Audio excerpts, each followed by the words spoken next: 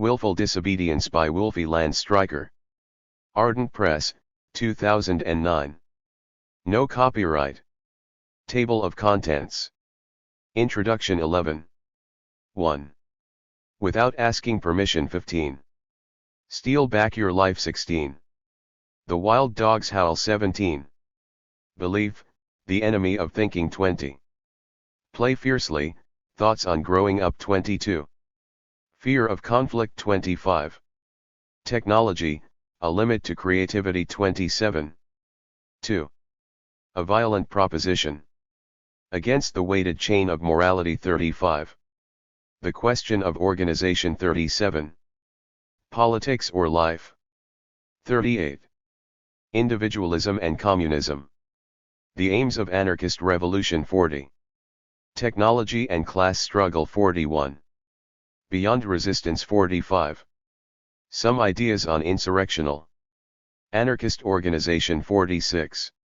Instrumental logic and anarchist principles 51. Biotechnology and the digitalization of life 54. The economy of disaster 58. On the necessity of social struggle 61. The fullness of life without measure 63. A question of privilege 65. Thoughts on alienation 68. Countering institutions 71. Against militarism, the state, exploitation, and war 77. Against binary thinking 79. On dispossession and individual responsibility 82. Developing relationships of affinity 86. Anti-militarism and social insurrection 89. Against the logic of submission 97. A projectual life 98. Free love 102. Passionate friendship 105. Hatred 108. Realism 111. Beyond feminism, beyond gender 114. Security culture and expansive living 118. Revolt, not therapy 123. Neither intellectualism nor stupidity 127. The subversion of existence 132. 3. Plundering the arsenal 141. The refusal of representation 143. Avoiding moral vanguardism 146. No act of revolt is futile 150. Against compromise 150. Revolutionary solidarity. An insurrectionary anarchist perspective 158. On the practice of theory 160. On the aims and methods of critique 164. On being who we say we are 169. Some notes on Marxist analysis, 173. For discussion and debate toward the development of a deeper anarchist social analysis. The power of the state 181. The cost of survival 187. From proletarian to individual, 190. Toward an anarchist understanding of class. Work, the theft of life 197. The machinery of control, 200. Property, the enclosing fences of capital 205. Religion, when the sacred imprisons the marvelous 208. A family affair 215. Why do we all live in prison?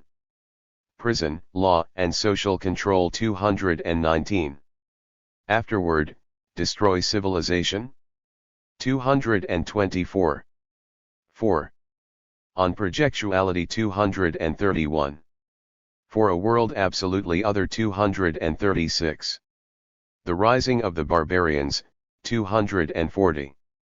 A non-primitivist revolt against civilization complicity, not dead. An anarchist basis for solidarity 242. Deciding for oneself, 251. Democracy, consensus, unanimity, and anarchist practice. Everything must go. Some thoughts on making a total critique 255. On the mystical basis of the neutrality 261. Of technology, different aims, different methods, 265. On the incompatibility of reform and revolution. On sexual poverty 265. Waiting for the apocalypse, 277 The ideology of collapse and the avoidance of revolutionary responsibility against renunciation, 284 The revolt against civilization will be expansive or it will not be at all. 5. On the world in which we live 292. Cultural appropriation, 296. A few points for discussion. The myth of progress 299 and the problem of civilization on the degradation of language 304 and the art of listening the revolutionary wager 311. 11. Introduction. The nature of this project. This book is a selection of short theoretical and agitational essays from the publication I published from 1996 until 2005, Willful Disobedience. I used this publication as a vehicle for expressing ideas that reflect how I have striven to project my life and my battle against the present social order, with the hope of provoking discussion and discovering new accomplices in rebellion. It was an explicitly anarchist project in opposing to every form of authority the self-determination of individuals who refuse all domination. It was insurrectionary in its recognition that authority must be attacked and destroyed as an essential part of the project of creating our lives for ourselves based upon our desires. That means that the project was not a forum for democratic dialogue in which all ideas are equal and therefore equally vapid. The understanding of anarchic insurgence on which I base this project is as follows. Within the present social context, our lives as individuals have been made alien to us. The interactions and activities that create this society are not based on the singularity of our unconstrained dreams and desires, but only serve the continuing reproduction of a dominating social order by channeling the energy of desire into that reproduction through a variety of institutions and systems which integrate to form civilized society, the state, capital, work, technology, religion, education, ideology, law. Opposition to this begins when we as individuals rise up in willful disobedience and begin attacking and destroying all institutions of domination, not as a cause, but for ourselves, because we want to create our own games. Wolfi Landstreicher. 1. 1996 to 1999. 15. Without asking permission. The social system that surrounds us is immense, a network of institutions and relationships of authority and control that encompasses the globe. It usurps the lives of individuals, forcing them into interactions and activities that serve only to reproduce society. Yet this vast social system only exists through the continuing habitual obedience of those whom it exploits. While some wait for the masses or the exploited class to rise up, I recognize that masses and classes are themselves social relationships against which I rise up. For it is my life as a unique individual with singular desires and dreams that has been usurped from me and made alien in interactions and activities not of my own creation. Everywhere there are laws and rules, rights and duties, documents, licenses and permits, then there are those of us who never again want to ask permission. Knowing that the reproduction of society depends upon our obedience, I choose a life of willful disobedience. By this, I do not mean that I will make sure that every action I take will break a rule or law that is as much enslavement to authority as obedience. Rather, I mean that with all the strength I have, I will create my life and my activities as my own without any regard for authority, or regarding it only as my enemy. I do all I can to prevent my life from being usurped by work, by the economy, by survival. Of course, as I go about making my living activities and interactions my own, all the structures of social control move to suppress this spark of life that is my singularity. And so I mercilessly attack this society that steals my life from me with the intent of destroying it. For those of us who will have our lives as our own without ever asking permission, willful disobedience must become an insurrection of unique individuals intent on razing society to the ground. 16. 1. Steal back your life. Economy. The domination of survival over life is essential for the maintenance of all other forms of domination. Without the threat of scarcity, it would be difficult to coerce people into obedience to the daily routine of work and pay. We were born into an economized world. The social institution of property has made scarcity a daily threat. Property, whether private or communal, separates the individual from the world, creating a situation in which, rather than simply taking what one wants or needs, one is supposed to ask permission, a permission generally only granted in the form of economic exchange. In this way, different levels of poverty are guaranteed to everyone, even the rich, because under the rule of social property what one is not permitted to have far exceeds what one is permitted to have. The domination of survival over life is maintained. Those of us who desire to create our lives as our own recognize that this domination, so essential to the maintenance of society, is an enemy we must attack and destroy. With this understanding, theft and squatting can take on significance as part of an insurgent life project. Welfare scamming, eating at charity feeds, dumpster diving, and begging may allow one to survive without a regular job, but they do not in any way attack the economy, they are within the economy. Theft and squatting are also often merely survival tactics. Squatters who demand the right to a home or try to legalize their squats, thieves who work their jobs like any other worker, only in order to accumulate more worthless commodities. These people have no interest in destroying the economy, they merely want a fair share of its goods. But those who squat and steal as part 17. Of an insurgent life do so in defiance of the logic of economic property.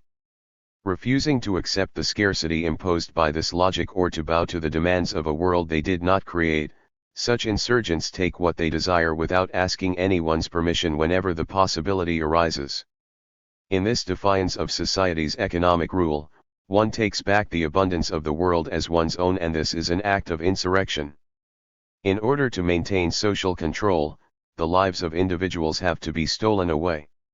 In their place, we received economic survival, the tedious existence of work and pay. We cannot buy our lives back, nor can we beg them back. Our lives will only be our own when we steal them back, and that means taking what we want without asking permission. The wild dogs howl. A story is told of Diogenes, probably the best known of the ancient Greek cynics. It is said that one day, as he was sunning himself in the bathtub he called home, Alexander the Great came to speak with him. This emperor of many nations said, "I am Alexander, Prince of Macedonia and the world. I have heard you are a great philosopher. Do you have any words of wisdom for me?" Annoyed at such a petty disturbance of his calm, Diogenes answered, "Yes, you're standing in my sun. Get out of the way." Though this story is most likely fictional, it reflects the scorn in which cynics held all authority and their boldness in expressing this scorn. These self-proclaimed dogs rejected hierarchy, social restraints, and the alleged need for laws, and greeted these with sarcastic mockery. How utterly different this ancient cynicism was from what now goes by that name. Several years ago, a radical group in England called the Pleasure Tendency published a pamphlet. 18.1. Entitled Theses Against Cynicism. In this pamphlet, they criticize an attitude of hip detachment, of shallow, sarcastic despair, and particularly the penetration of this attitude into anti-authoritarian and revolutionary circles. The proponents of this present-day cynicism are everywhere. The hip, sarcastic comedy of Saturday Night Live or the Comedy Channel presents no real challenge to the ruling powers. In fact, this smirking know-it-allism is the yuppie attitude par excellence. It has nothing to do with a real understanding of what's going on, but is rather a justification for conformity. Yes, we know what the politicians and corporate executives are up to. We know it's all a dirty game. But there's nothing we can do about it, so we're gonna get our piece of the action. There's nothing we can do about it. That is the message of this modern cynicism, not disdain for authority, but disdain for those who still dare to challenge it rather than joining in its game with a knowing smirk. This attitude has entered the circles of so-called revolutionaries and anarchists through the back door of postmodern philosophy, in which ironic hyperconformity is presented as a viable revolutionary strategy. With a straight face, the most radical of the postmodern philosophers tell us that we need only push the logic of capitalism to its own schizophrenic extreme and it will break down on its own. For these present-day radical cynics, attempts to attack and destroy this society are foolish and ineffective, and attempts to create one's own life in opposition to this society is attachment to an outdated individualism. Of course, these mostly French philosophers are rarely read. Like mainstream cynicism, postmodern cynicism needs its hip popularizers, and they certainly have appeared. Sarcastically tearing down every significant insurgent idea or activity of the past century while promoting pathetic liberal eclecticism and ridiculous art or mystical movements as revolutionary or 19. Iconoclastic, these alternative yuppies who often claim to reject individuality mainly just to promote themselves and their own pathetic projects. One needs only to notice Stuart Holmes' Mona Lisa's smirk to realize he is just Jay Leno with a shaved head and a pair of docks. Perhaps the worst effect of the postmodern penetration into anarchist circles is its reinforcement of a tendency to reject theory. Any attempts to understand society in its totality in order to fight it more effectively are either called dogmatic or are seen as proof that those who make such attempts are hopelessly naive with no understanding of the complexity of postmodern post-industrial society. Of course, the understanding these oh-so-wise anti-theorists have is simply their faith in the impossibility of analysis, a faith which allows them to continue their ritual of piecemeal activism, which has long since proven ineffective for anything other than occasionally pushing the social system into making changes necessary for its own continued reproduction. Those who continue to make insurgent theory are accused by the self-proclaimed activists of sitting in ivory towers, regardless of how much this insurgence is put into practice. When one considers the original Greek cynics, one is averse to using the same term for their modern namesakes. Yet the present-day cynics are much more like the dogs we are familiar with: pathetic, dependent, domesticated pets. Like well-trained puppies, they rarely make it past the front yard gate before they run back cowering to the safety of their master's house.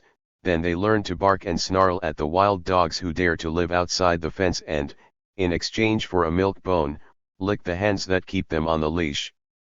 I would rather be among the wild dogs howling out my scorn for every master, prepared to bite any hand that tries to tame. I reject the sarcastic despair that passes as cynicism today, in order to grasp as a weapon the untamed cynicism which dares to tell authority, "You're standing in my sun. Get out of the way." 20. 1. Belief. The enemy of thinking. It is not uncommon in American anarchist circles to hear someone say, "I believe in fairies, I believe in magic, I believe in ghosts," or the like. Only rarely do these believers claim a direct experience of the phenomena they claim to believe in. Much more often it is a friend, a relative, or that standard favorite, someone I met who supposedly had the experience. When there is a direct experience, a little bit of questioning usually reveals that the actual experience has, at best, a very tenuous connection to the belief it is used to support. Yet if one dares to point this out, one may be accused of denying the believer's experience and of being a cold-hearted rationalist. Neo-paganism and mysticism have penetrated deeply into the American anarchist scene, undermining a healthy skepticism that seems so essential to the battle against authority. We were all well trained to believe, to accept various ideas as true without examination, and to interpret our experiences based on these beliefs. Since we were taught how to believe, not how to think, when we reject the beliefs of the mainstream, it is much easier to embrace an alternative belief system than to begin the struggle of learning to think for ourselves. When this rejection includes a critique of civilization, one can even justify the embrace of mystical beliefs as a return to the animism or earth religion attributed to non-civilized people. But some of us have no interest in belief systems. Since we want to think for ourselves, and such thinking has nothing in common with belief of any sort. Probably one of the reasons American anarchists shy away from skepticism, other than that belief is easier, is that 21. Scientific rationalists have claimed to be skeptics while pushing a plainly authoritarian belief system. Magazines such as The Skeptical Inquirer have done much of work in debunking New Age bullshit, mystical claims, and even such socially significant beliefs as the satanic abuse myth, but they have failed to turn the same mystical eye on the mainstream beliefs of established science. For a long time, science has been able to hide behind the fact that it uses some fairly reliable methods in its activities. Certainly. Observation and experimentation are essential tools in the development of ways of thinking that are one's own.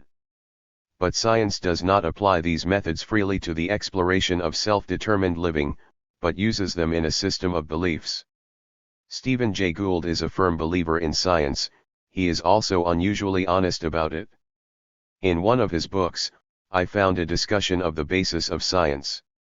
He states clearly that the basis of science is not, as is popularly thought, the so-called scientific method, but rather the belief that there are universal laws by which nature has consistently operated. Gould points out that the empirical method only becomes science when applied within the context of this belief. The scientific rationalists are glad to apply their skepticism to belief in fairies or magic, but won't even consider applying it to the belief in scientific laws. In this, they are acting like the Christian who scoffs at Hinduism. Anarchists are wise to reject this rigid and authoritarian worldview.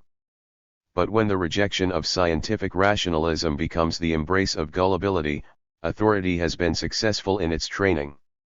The ruling order is far less interested in what we believe than in guaranteeing that we continue to believe rather than beginning to try to understand the world we encounter outside of any of the belief systems we've been given to view it through. As long as we are focused on muons or fairies, quasars or goddesses, thermodynamics or astral. 22. 1. Projection, we won't be asking any of the essential questions, because we'll already have answers that we've come to believe in, answers that transform nothing. The hard road of doubt, which cannot the easy answers of either the scientist or the mystic, is the only road that begins from the individual's desire for self-determination. Real thinking is based in hard and probing questions, the first of which are, why is my life so far from what I desire, and how do I transform it? When one leaps too quickly to an answer based upon belief, one has lost one's life and embraced slavery. Skepticism is an essential tool for all who want to destroy authority. In order to learn how to explore, experiment and probe, that is, to think for oneself, one must refuse to believe.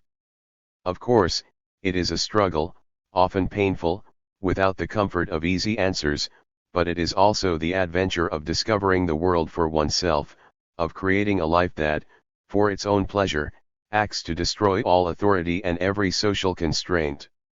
So if you speak to me of your beliefs, expect to be doubted, questioned, probed, and mocked, because that within you which still needs to believe is that within you that still needs a master.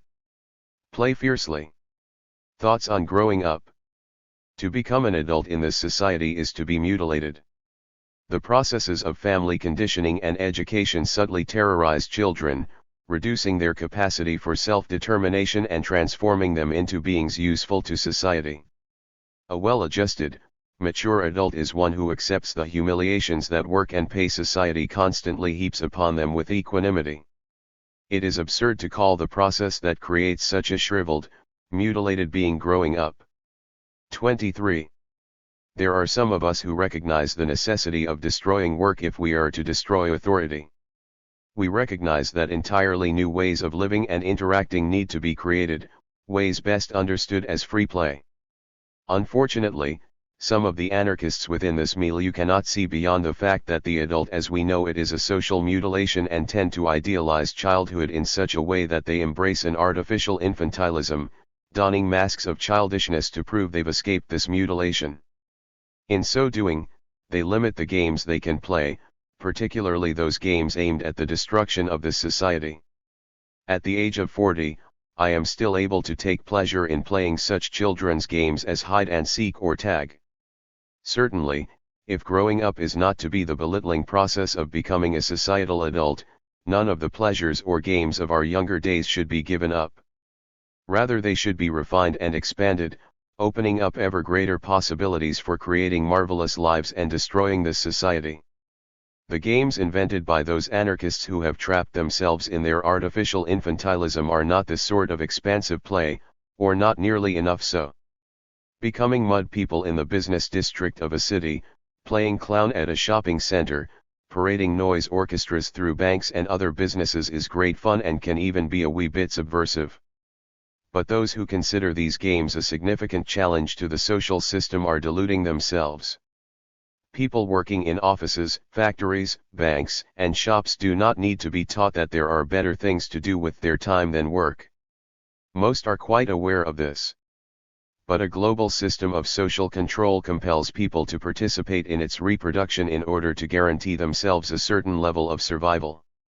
As long as the domination of the system seems to be inevitable and eternal, most people will adjust themselves and even feel a resigned contentment with their lot. So anarchist insurgents. 24. 1. Need to develop much fiercer, riskier games of violent attack against the system of control.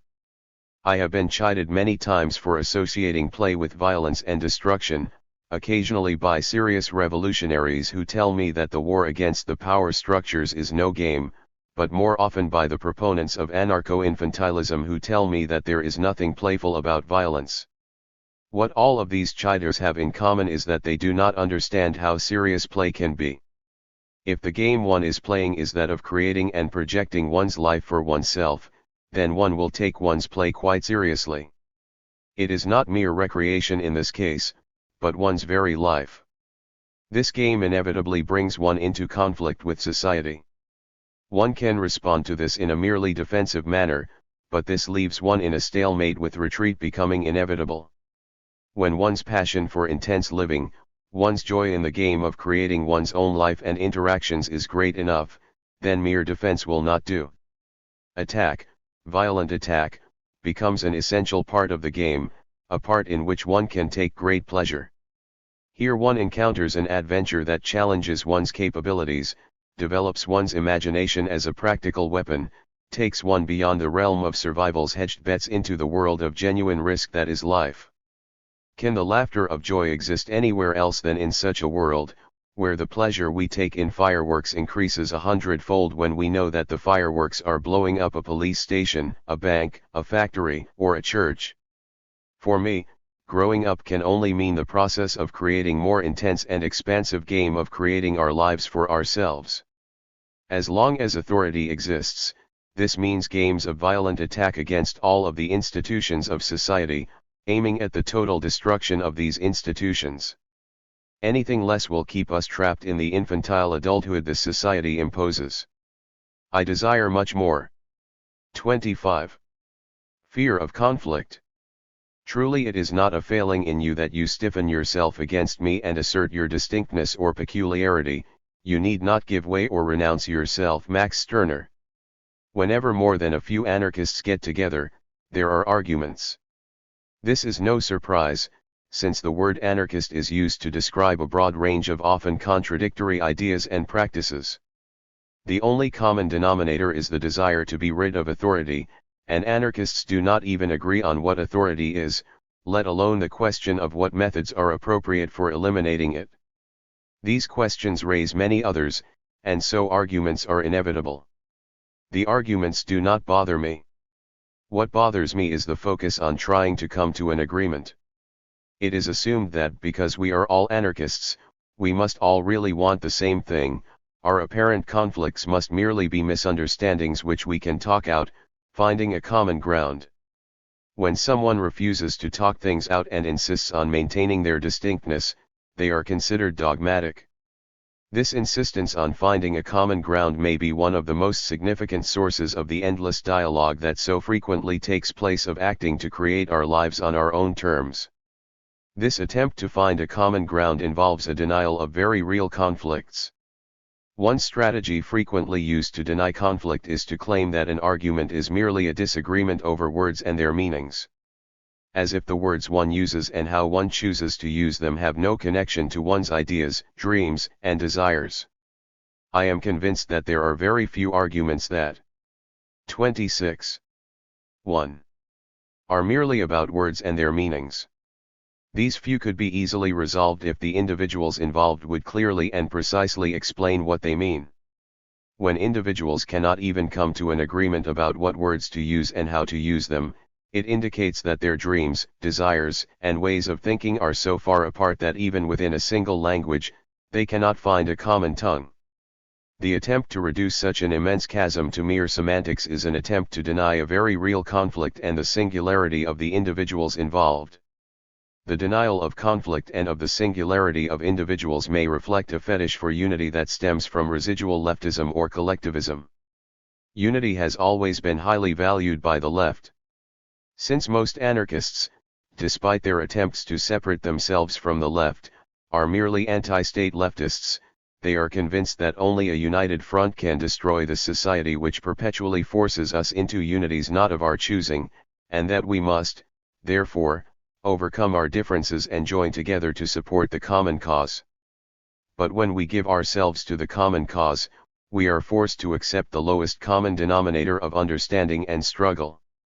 The unities that are created in this way are false unities which thrive only by suppressing the unique desires and passions of the individuals involved, transforming them into a mass.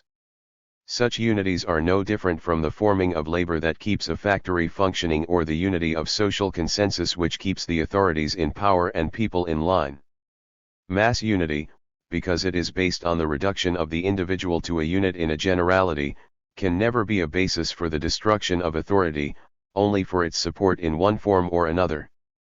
Since we want to destroy authority, we must start from a different basis. For me, that basis is myself, my life with all of its passions and dreams, its desires, projects, and encounters. From this 27. basis, I make common cause with no one, but may frequently encounter individuals with whom I have an affinity. It may well be that your desires and passions, your dreams and projects coincide with mine. Accompanied by an insistence upon realizing these in opposition to every form of authority, such affinity is a basis for a genuine unity between singular, insurgent individuals which lasts only as long as these individuals desire. Certainly, the desire for the destruction of authority and society can move us to strive for an insurrectional unity that becomes large-scale, but never as a mass movement. Instead, it would need to be a coinciding of affinities between individuals who insist on making their lives their own. This sort of insurrection cannot come about through a reduction of our ideas to a lowest common denominator with which everyone can agree, but only through the recognition of the singularity of each individual, a recognition which embraces the actual conflicts that exist between individuals, regardless of how ferocious they may be, as part of the amazing wealth of interactions that the world has to offer us once we rid ourselves of the social system which has stolen our lives and our interactions from us. Technology. A limit to creativity. Technology is a social system. In other words, it is a system of relationships that determines the interactions of human beings with each other and with their environment in such a way as to perpetuate the system. The development of agriculture is often equated with the rise of civilization because it is the first verifiable technological system to develop. Of course, it did not develop alone. At the same time, the state, property, religion, economic exchange, cities, laws, an entire network of integrated systems and institutions developed. Taken. 28. 1.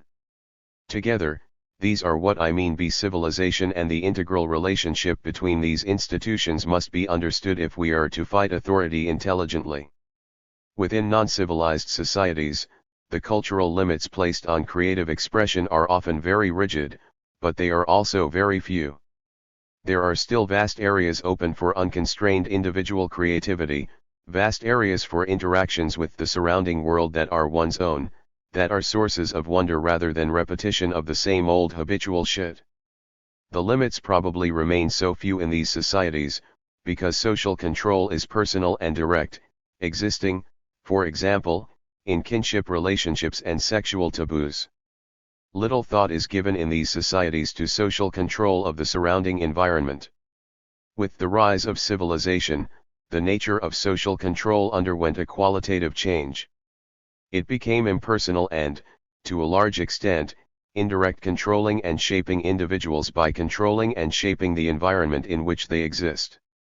While the more direct forms of this impersonal social control are the work of the state, religion, laws, and education, all openly authoritarian institutions, Indirect social control is the work of such subtle authorities as technology, economy, and the urban environment.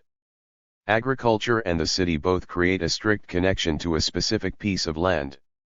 Agriculture requires a specific, scheduled and socially organized interaction with this piece of land. The city takes environmental control still further, creating an artificial environment for the social purposes of defense, commerce, religion, and government. Its structure enforces conformity to these purposes. The activities of individuals in such an environment are restricted to specific spaces and to specific sorts of motions and interactions. The origin of civilization remains a realm of speculation, but its spread is within the realm of recorded history. In light 29 of the restrictions it places on human interactions, it should come as no surprise that historical evidence indicates that it has always only spread by the use of force against the resistance of non-civilized people, and that it resorted to genocide when this resistance was too strong. Even in areas where civilization had already been established, there have always been individual resistors, vagabonds treated with distrust by both peasants and city dwellers, and often on the receiving end of the violence by which the law is in force. But against this resistance, civilization, nonetheless, spreads. In the fields and in the cities, technology developed and, with it, social control. Architecture developed to create the majestic, fear-inspiring temples to authority as well as the nondescript cubicles that house the lower classes. Economic exchange became too complex to go on without the lubricant of money, and with this development, the classes of the rich and the poor were established. The impoverished class provided people who could be coerced into laboring for the wealthy. And what is their labor? The further development of the technology that enforces social control. Technology cannot be separated from work, nor is it without reason that each step forward in the development of technology has meant an increase in the amount of work necessary for social survival. As Nietzsche said, work is the best police, and technology is this cop's muscle. Technology quite literally controls the activities of people in their daily lives. Any factory worker could tell the precise movements one is expected to make so many times each hour on the production line, and how nonconformity to these motions can fuck up production. Computers and other office machines also require very specific, restricted motions of the people they use.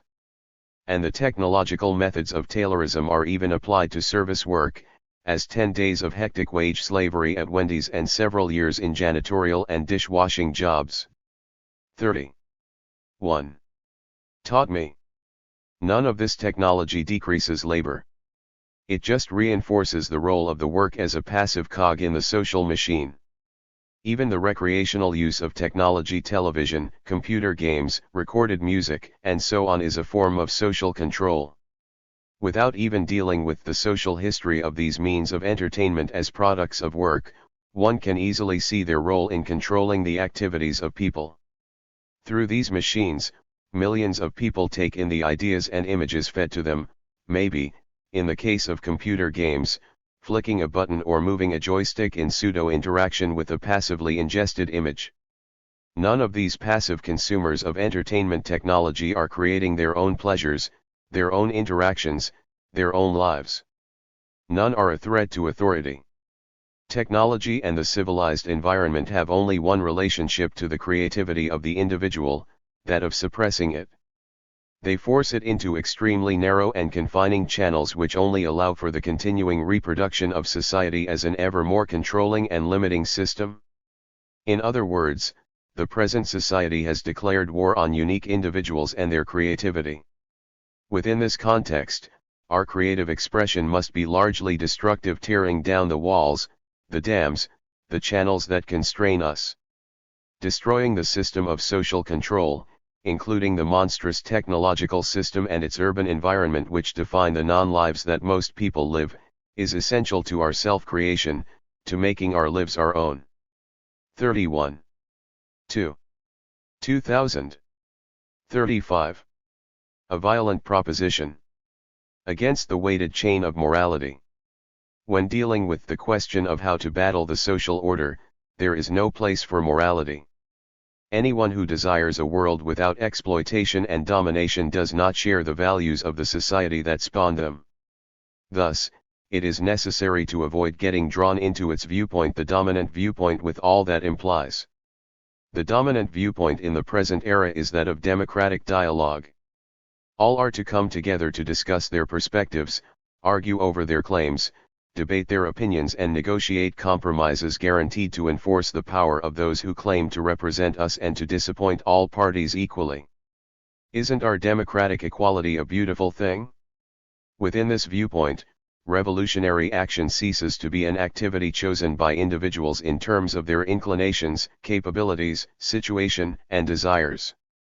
Instead, it must be reified into a dichotomous choice given moral connotations between violence and nonviolence. For anarchists, who in theory, at least determine their own actions on their own terms, this should be a false and meaningless dichotomy. The central aim of anarchist activity in the present world is the destruction of the state, of capital, and of every other institution of power and authority in order to create the possibility of freedom for every individual to fully realize herself as he sees fit. This is not a moral principle, but simply by definition putting anarchy into practice. And it is a violent proposition.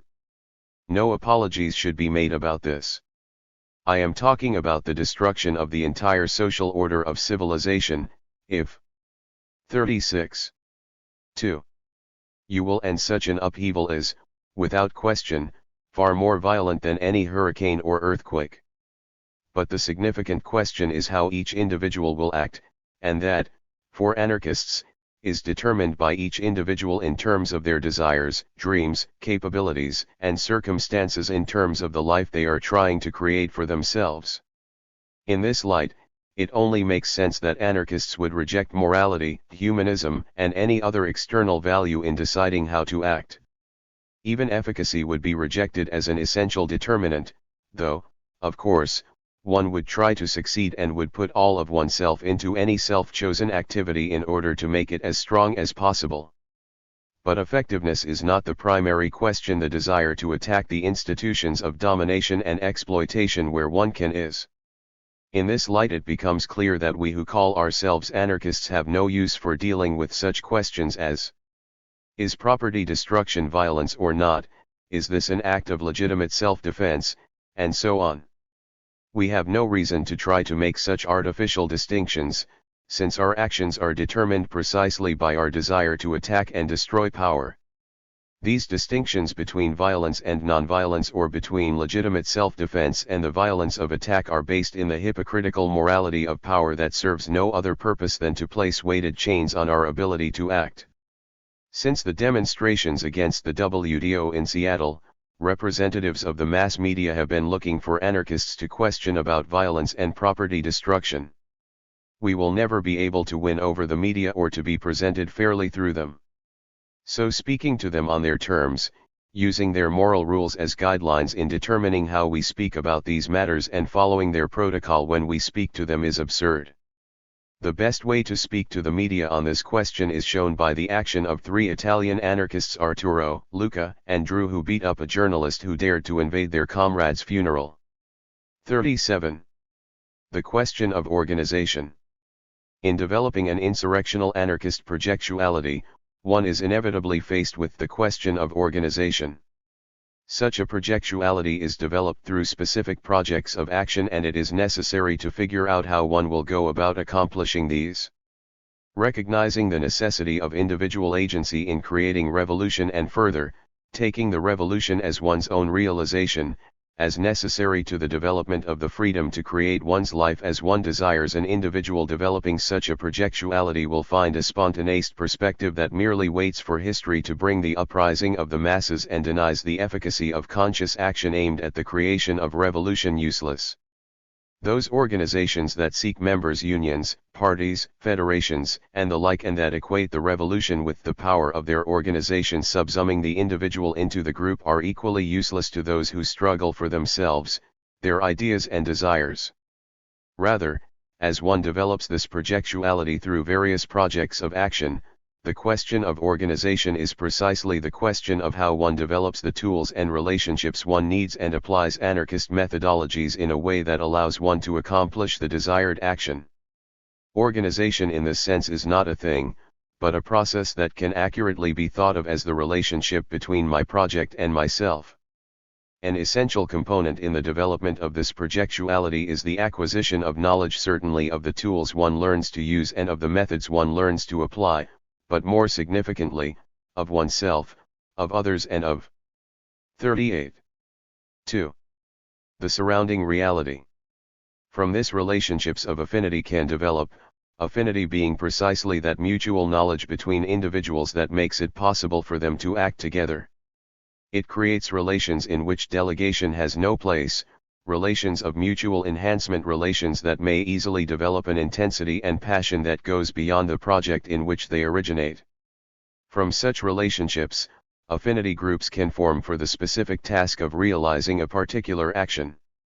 The group will be the gathering together of just those elements necessary for accomplishing the task and will consume itself in the realization of the action. Thus the problem of the organization that subsumes the individual does not develop. There are many other questions to be explored, discussed, and acted upon, questions of the projectual relationship of anarchists to riot situations, to mass uprisings and other situations of large-scale revolt. We are certainly not evangelists or marketers of ideological commodities, so we cannot act the same way in such situations as the various political groups seeking codders. Those of us who are seeking to create an insurrectional anarchist projectuality because the present world is too small for our desires and dreams, those of us who recognize that the destruction of the present reality is necessary to our self-realization, need to deal with these questions seriously, because for us revolution is not a cause outside ourselves. It is our life, our fierce desire to embrace the fullness of existence that has been denied to us. Politics or life? Activism is not rebellion. Activists are specialists in political action, which is to say, they are a type of politician. Their actions are something separated from their lives, either 39. A hobby or a career to which they dedicate a certain amount of time. The bases of these actions are causes and issues carefully separated from any total analysis or grand vision. In a very real sense, for the activist, whatever promotes the cause, regardless of its personal significance to the activist or its broader significance in terms of the social order, is legitimate. Thus, petitions, voting, delegations before whatever authority, lawsuits, civil disobedience, and the like are all equally acceptable as long as the aim of these actions remains the presentation of demands before the appropriate authority that then takes the decisive action on the matter, leaving the activists to continue their symbolic games. This makes it easy for some activists to embrace a nonviolent morality and turn their backs on those whose lives demand the fullness of struggle, if such a morality fits their limited political agenda. The decision to rebel against the social order is a decision about the totality of one's life, a decision to refuse precisely that separation which creates politics and activism. Central to this decision is the refusal to let one's life be delegated, the refusal to make demands, because one has chosen to take what one desires, to create what one wants for oneself. The actions one takes are not separate from one's life, but are its passionate outgrowth, springing from the desires and dreams of a free spirit. These actions are aimed at the utter destruction of the social order so that new possibilities of living can be explored by everyone. Thus, they also aim at the destruction of every form of politics, including that of the activist. Specialists have always been usurpers, taking an aspect of the fullness of life, draining it of vitality and turning it into a vocation separated from the flow of life. This is precisely what the rebel rejects, what the anarchist aims to destroy, favoring the fullness of life in revolt to the hollow, servile politics of activism. 40. 2. Individualism and communism. The aims of anarchist revolution. The anarchist insurrectional project is a revolutionary project, that is to say a project that aims at the destruction of the present society and the creation of new ways of living. The aim of this revolution is the removal of every social limit that prevents individuals from creating their own lives in terms of their own desires and dreams and determining what relations they want to create in order to accomplish this. But such an aim implies other aims as well. The social system of capital separates most people from the conditions of existence. This compels the vast majority to accept the mediations of work and commodity consumption in order to maintain a minimal existence at the expense of their lives, desires, and dreams, of their individuality. The artificial economic scarcity imposed by capital leads to a competition that is often promoted in the United States as the basis of individualism in spite of the fact that it creates nearly identical mediocre existences in which life is subsumed in survival. It is possible even within this social context to take back one's life, the conditions of one's existence, to a limited extent, by choosing to live on the margins as an outlaw. But such a decision can only be a first step if one does not want to isolate oneself. It puts one in the position of being at war with society as it exists. And one's enemies, the masters of this order, have far greater access to the means of existence than the marginalized outlaw. So if this individual revolt is not to fall into the realm of feudal gestures, it must move toward a revolutionary perspective. 41. This perspective develops when one recognizes the necessity of destroying the social order, of utterly demolishing the state and capital. If all individuals are indeed to be free to create their lives and relations as they desire, it is necessary to create a world in which equality of access to the means and conditions of existence is reality. This requires the total destruction of economy, the end of property, commodity exchange, and work. Thus we see that the generalized realization of individual freedom goes hand in hand with the best aspects of the anarcho-communist ideal and can only be achieved through a revolutionary transformation. But such a revolution is not a gift granted by abstract history. Here the full significance of individual rebellion shows itself. When we reject every deterministic view of revolution, it becomes clear that the actions of individuals in conscious revolt against the social order are essential for building a revolution.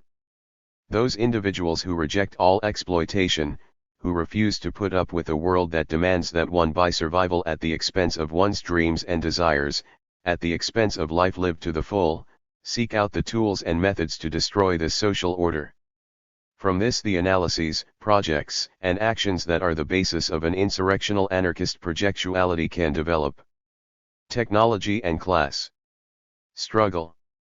The developments in technology over the past 60 years, the nuclear industry, cybernetics and related information techniques, biotechnology and genetic engineering have produced fundamental changes in the social terrain. The methods of exploitation and domination have changed, and for this reason old ideas about the nature of class and class struggle 42. 2. Are not adequate for understanding the present situation. The workerism of the Marxists and syndicalists can no longer even be imagined to offer anything useful in developing a revolutionary practice. But simply rejecting the concept of class is not a useful response to this situation either, because in so doing one loses an essential tool for understanding the present reality and how to attack it. Exploitation not only continues, but has intensified sharply in the wake of the new technology. Cybernetics has permitted the decentralization of production, spreading small units of production across the social terrain. Automation has drastically reduced the number of production workers necessary for any particular manufacturing process. Cybernetics further creates methods for making money without producing anything real, thus allowing capital to expand itself without the expense of labor. Furthermore, the new technology demands a specialized knowledge that is not available for most people. This knowledge has come to be the real wealth of the ruling class in the present era. Under the old industrial system, one could look at class struggle as the struggle between workers and owners over the means of production. This no longer makes sense. As the new technology advances, the exploited find themselves driven into increasingly precarious positions. The old lifelong skilled factory position has been replaced by day labor, service sector jobs, temporary work, unemployment, the black market, illegality, homelessness, and prison. This precariousness guarantees that the wall created by the new technology between the exploiters and the exploited remains unbreachable. But the nature of the technology itself places it beyond the reach of the exploited. Earlier industrial development had as its primary focus the invention of techniques for the mass manufacturing of standardized goods at low cost for high 43. Profit. These new technological developments are not so much aimed at the manufacturing of goods as at the development of means for increasingly thorough and widespread social control and for freeing profit from production. The nuclear industry requires not only specialized knowledge, but also high levels of security that place its development squarely under the control of the state and lead to a military structuring in keeping with its extreme usefulness to the military. Cybernetic technology's ability to process, record, gather and send information nearly instantaneously serves the needs of the state to document and monitor its subjects as well as its need to reduce the real knowledge of those it rules to bits of information data, hoping, thus, to reduce the real capabilities for understanding of the exploited. Biotechnology gives the state and capital control over the most fundamental processes of life itself, allowing them to decide what sort of plants, animals, and in time even human beings can exist. Because these technologies require specialized knowledge and are developed for the purpose of increasing the control of the masters over the rest of humanity even in our daily lives, the exploited class can now best be understood as those excluded from this specialized knowledge and thus from real participation in the functioning of power. The master class is, thus, made up of those included in participation in the functioning of power and the real use of the specialized technological knowledge. Of course, these are processes in course, and the borderlines between the included and excluded can, in some cases, be elusive as increasing numbers of people are proletarianized, losing whatever decision-making power over their own conditions of existence they may have had. It is important to point out that although these new technologies are intended to give the masters control over the excluded and over the material wealth of the earth, they are themselves beyond any human being's control. 44. 2. Their vastness and the specialization they require combine with the unpredictability of the materials they act upon, atomic and subatomic particles, light waves, genes, and chromosomes, etc., to guarantee that no single human being can actually understand completely how they work. This adds a technological aspect to the already existing economic precariousness that most of us suffer from. However, this threat of technological disaster beyond anyone's control also serves power in controlling the exploited. The fear of more Chernobyls, genetically engineered monsters or escaped laboratory-made diseases and the like move people to accept the rule of so-called experts who have proven their own limits over and over again. Furthermore, the state that is responsible for every one of these technological developments through its military is able to present itself as a check against rampant corporate abuse of this technology. So this monstrous, lumbering, uncontrollable juggernaut serves the exploiters very well in maintaining their control over the rest of the population. And what need have they to worry about the possible disasters when their wealth and power has most certainly provided them with contingency plans for their own protection? Thus, the new technology and the new conditions of exclusion and precariousness it imposes on the exploited undermine the old dream of expropriation of the means of production. This technology, controlling and out of control, cannot serve any truly human purpose and has no place in the development of a world of individuals free to create their lives as they desire. So the illusory utopias of the syndicalists and Marxists are of no use to us now. But were they ever?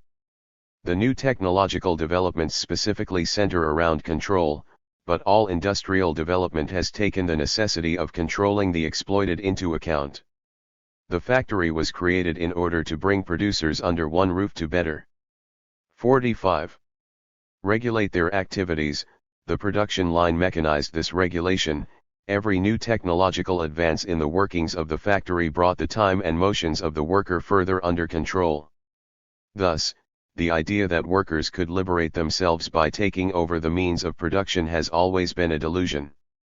It was an understandable delusion when technological processes had the manufacture of goods as their primary aim. Now that their primary aim is so clearly social control, the nature of our real struggle should be clear. the destruction of all systems of control, thus of the state, capital, and their technological system, the end of our proletarianized condition and the creation of ourselves as free individuals capable of determining how we will live ourselves. Against this technology, our best weapon is that which the exploited have used since the beginning of the industrial era: sabotage. Beyond resistance. While resistance to repression and the advance of capital is, indeed, necessary, it is not a sufficient response to the present situation. Resistance is merely an attempt to create friction in the path of the present order to impede its progress. As such, it is essentially a defensive stance, an attempt to merely hold one's ground. It ends focusing so completely on what one is resisting that one forgets the reason for one's struggle. From a position of relative material weakness as against the powers that be that are well armed and well positioned, resistance by itself is inherently a losing battle. Focusing on the worst aspects of capital and the state, we simply find ourselves perpetually up against an enemy who keeps shoving us back. Were we in a position where mere resistance could actually stop the progress of the present order, wouldn't it make more sense to use that strength to tear the system down? 46. 2. But even from a position of relative weakness, attack destructive action power in the places where it is most vulnerable is a much more intelligent road to take than that of resistance. Such attacks certainly require some knowledge of the enemy, but do not rise from a focus on the enemy. Rather, they rise from the desire to create one's life as one's own, to pursue one's own chosen direction in life without compromise or constraints. This leads one into conflict with the social order, clarifies the nature of the state and capital, and exposes its weak points. With this knowledge we can develop our projects of destructive action against the dominant reality. Freedom is best understood as the expansion of possibilities, the destruction of all limits imposed by this or any other social order. As such, freedom calls for destruction in the very practical sense we have been talking about.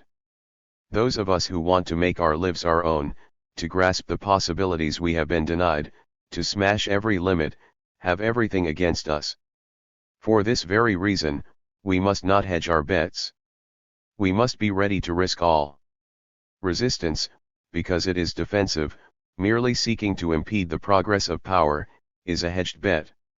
If we remain at that level, it means certain defeat in the face of the odds and, I might add, a most ignoble defeat, the defeat of those content with mere survival. Our revolt must be so fierce that it moves us beyond resistance, that it moves us to risk our all in order to truly live and destroy the social order. Some ideas on insurrectional anarchist organization. Once one has decided not to put up with being ruled or exploited and therefore to attack the social order based on domination and exploitation, the question of how to go about. 47. This arises. Since those of us who rise up in rebellion cannot let themselves be organized by others without falling under a new form of domination, we need to develop the capacity to organize our own projects and activities, to put the elements together that are necessary for acting projectually in a coherent manner. Thus, organization, as I'm using the term here, means bringing together the means and relations that allow us to act for ourselves in the world. This starts with the decision to act, the realization that our thirst to have all of our life as our own requires us to fight against the state, capital, and all of the structures and institutions through which they maintain control over the conditions of our existence. Such a decision puts one in the position of needing to develop the specific tools that make intelligent action possible. First, a thorough analysis of the present conditions of exploitation is necessary. Based on this analysis, we choose specific objectives to aim for and means for achieving these objectives based upon our desires and the ideas that move us. These means, these tools for action must first and foremost include ways of making our objectives, desires, and ideas known to others in order to find affinities, others with whom we can create projects of action. Thus, we look to create occasions for encounters and discussion in which similarities and differences are clarified, in which the refusal of false unities allow the real affinities real knowledge of whether and how we can work together to develop. These tools allow the projectuality of individuals in revolt to become a force in movement, an element propelling toward the insurrectional break. Since affinity is the basis for the relations we are aiming to use in action, informality is essential. Only here can its forms be expressions of real needs and desires. So our desire to create insurrection moves us to reject all formal organization, all structures based on membership. 48. 2. And the attempt to synthesize the various struggles under one formal leadership, that of the organization. These structures for synthesis share a few common traits. They have a formal theoretical basis, a series of doctrines to which all members are expected to adhere.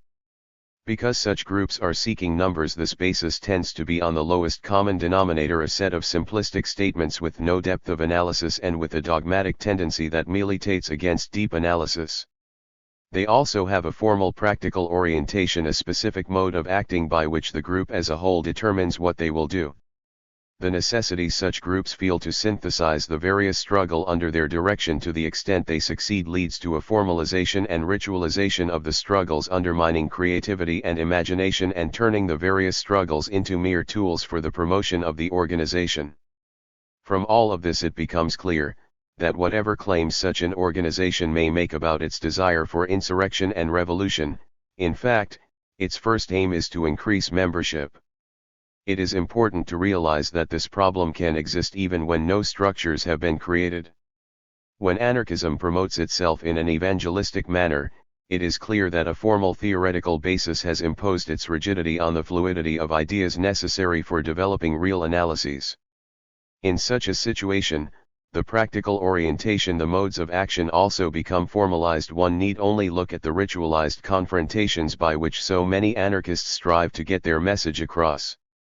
The only purpose that this apparently informal formalization serves is to try to convince the various people in struggle that they should call themselves anarchists, that is, to synthesize the struggles under the leadership of the Black Flag. In other words, to gain numbers of members for this formal non-organization. Dealing with the media to explain who anarchists are seems to enforce this way of interacting with the other exploited in struggle, because it reinforces the 49. Separation of anarchists from the rest of those exploited by this society, and leaves the impression that the anarchists have some special understanding of things that makes them the de facto vanguard of the revolution. So for the purpose of creating our insurrectional project we want to organize informally, without a formal theoretical basis, so that ideas and analyses can be developed fluidly in a way that allows us to understand the present and act against it, and without a formal practical orientation so that we can act with an intelligent projectual spontaneity and creativity. A significant aspect of this informal organization would be a network of like-minded people. This network would base itself on a reciprocal knowledge of each other, which requires honest, straightforward discussions of ideas, analyses, and aims. Complete agreement would not be necessary, but a real understanding of differences would. The aim of this network would not be the recruitment of members, it would not be a membership organization, but rather developing methods for intervening in various struggles in an insurrectional manner, and coordinating such interventions. The basis for participation would be affinity, meaning the capacity to act together. This capacity stems from knowing where to find each other and studying and analyzing the social situation together in order to move to action together. Since there is no formal organization to join, this network would only grow on the basis of a real affinity of ideas and practice. This informal network would consist of the tools we develop for the discussion of social analyses and the methods for intervening in struggles that we create. This network is basically a way for individuals and small groups to coordinate their struggles. The real point of action is the affinity group. An affinity group is an informal, temporary group based on affinity, that is, real knowledge of each other that comes together to accomplish a specific aim. Affinity 50. 2. Develops through a deepening knowledge of each other, knowledge of how the other thinks about social problems and of the methods of intervention they consider appropriate. Real affinity cannot be based on a lowest common denominator, but must include a real understanding of differences as well as similarities between those involved, because it is in the knowledge of our difference that we can discover how we can really act together. Since the affinity group comes together for a specific circumscribed aim, it is a temporary formation, one that ceases to exist once the aim is accomplished. Thus it remains informal, without membership. With this informal basis, once we recognize that our own freedom will remain impoverished as long as the masters continue to control the conditions under which most people exist, depriving us of the ability to freely determine our own lives, we recognize that our own liberation depends on intervention in the struggles of the exploited classes as a whole. Our involvement is not one of evangelism. The propagandistic method would place us on the same level as political movements, and we are not politicians or activists, but individuals who want our lives back and therefore take action for ourselves with others. Thus, we do not propose any specific anarchist organization for the exploited to join, nor a doctrine to put faith in.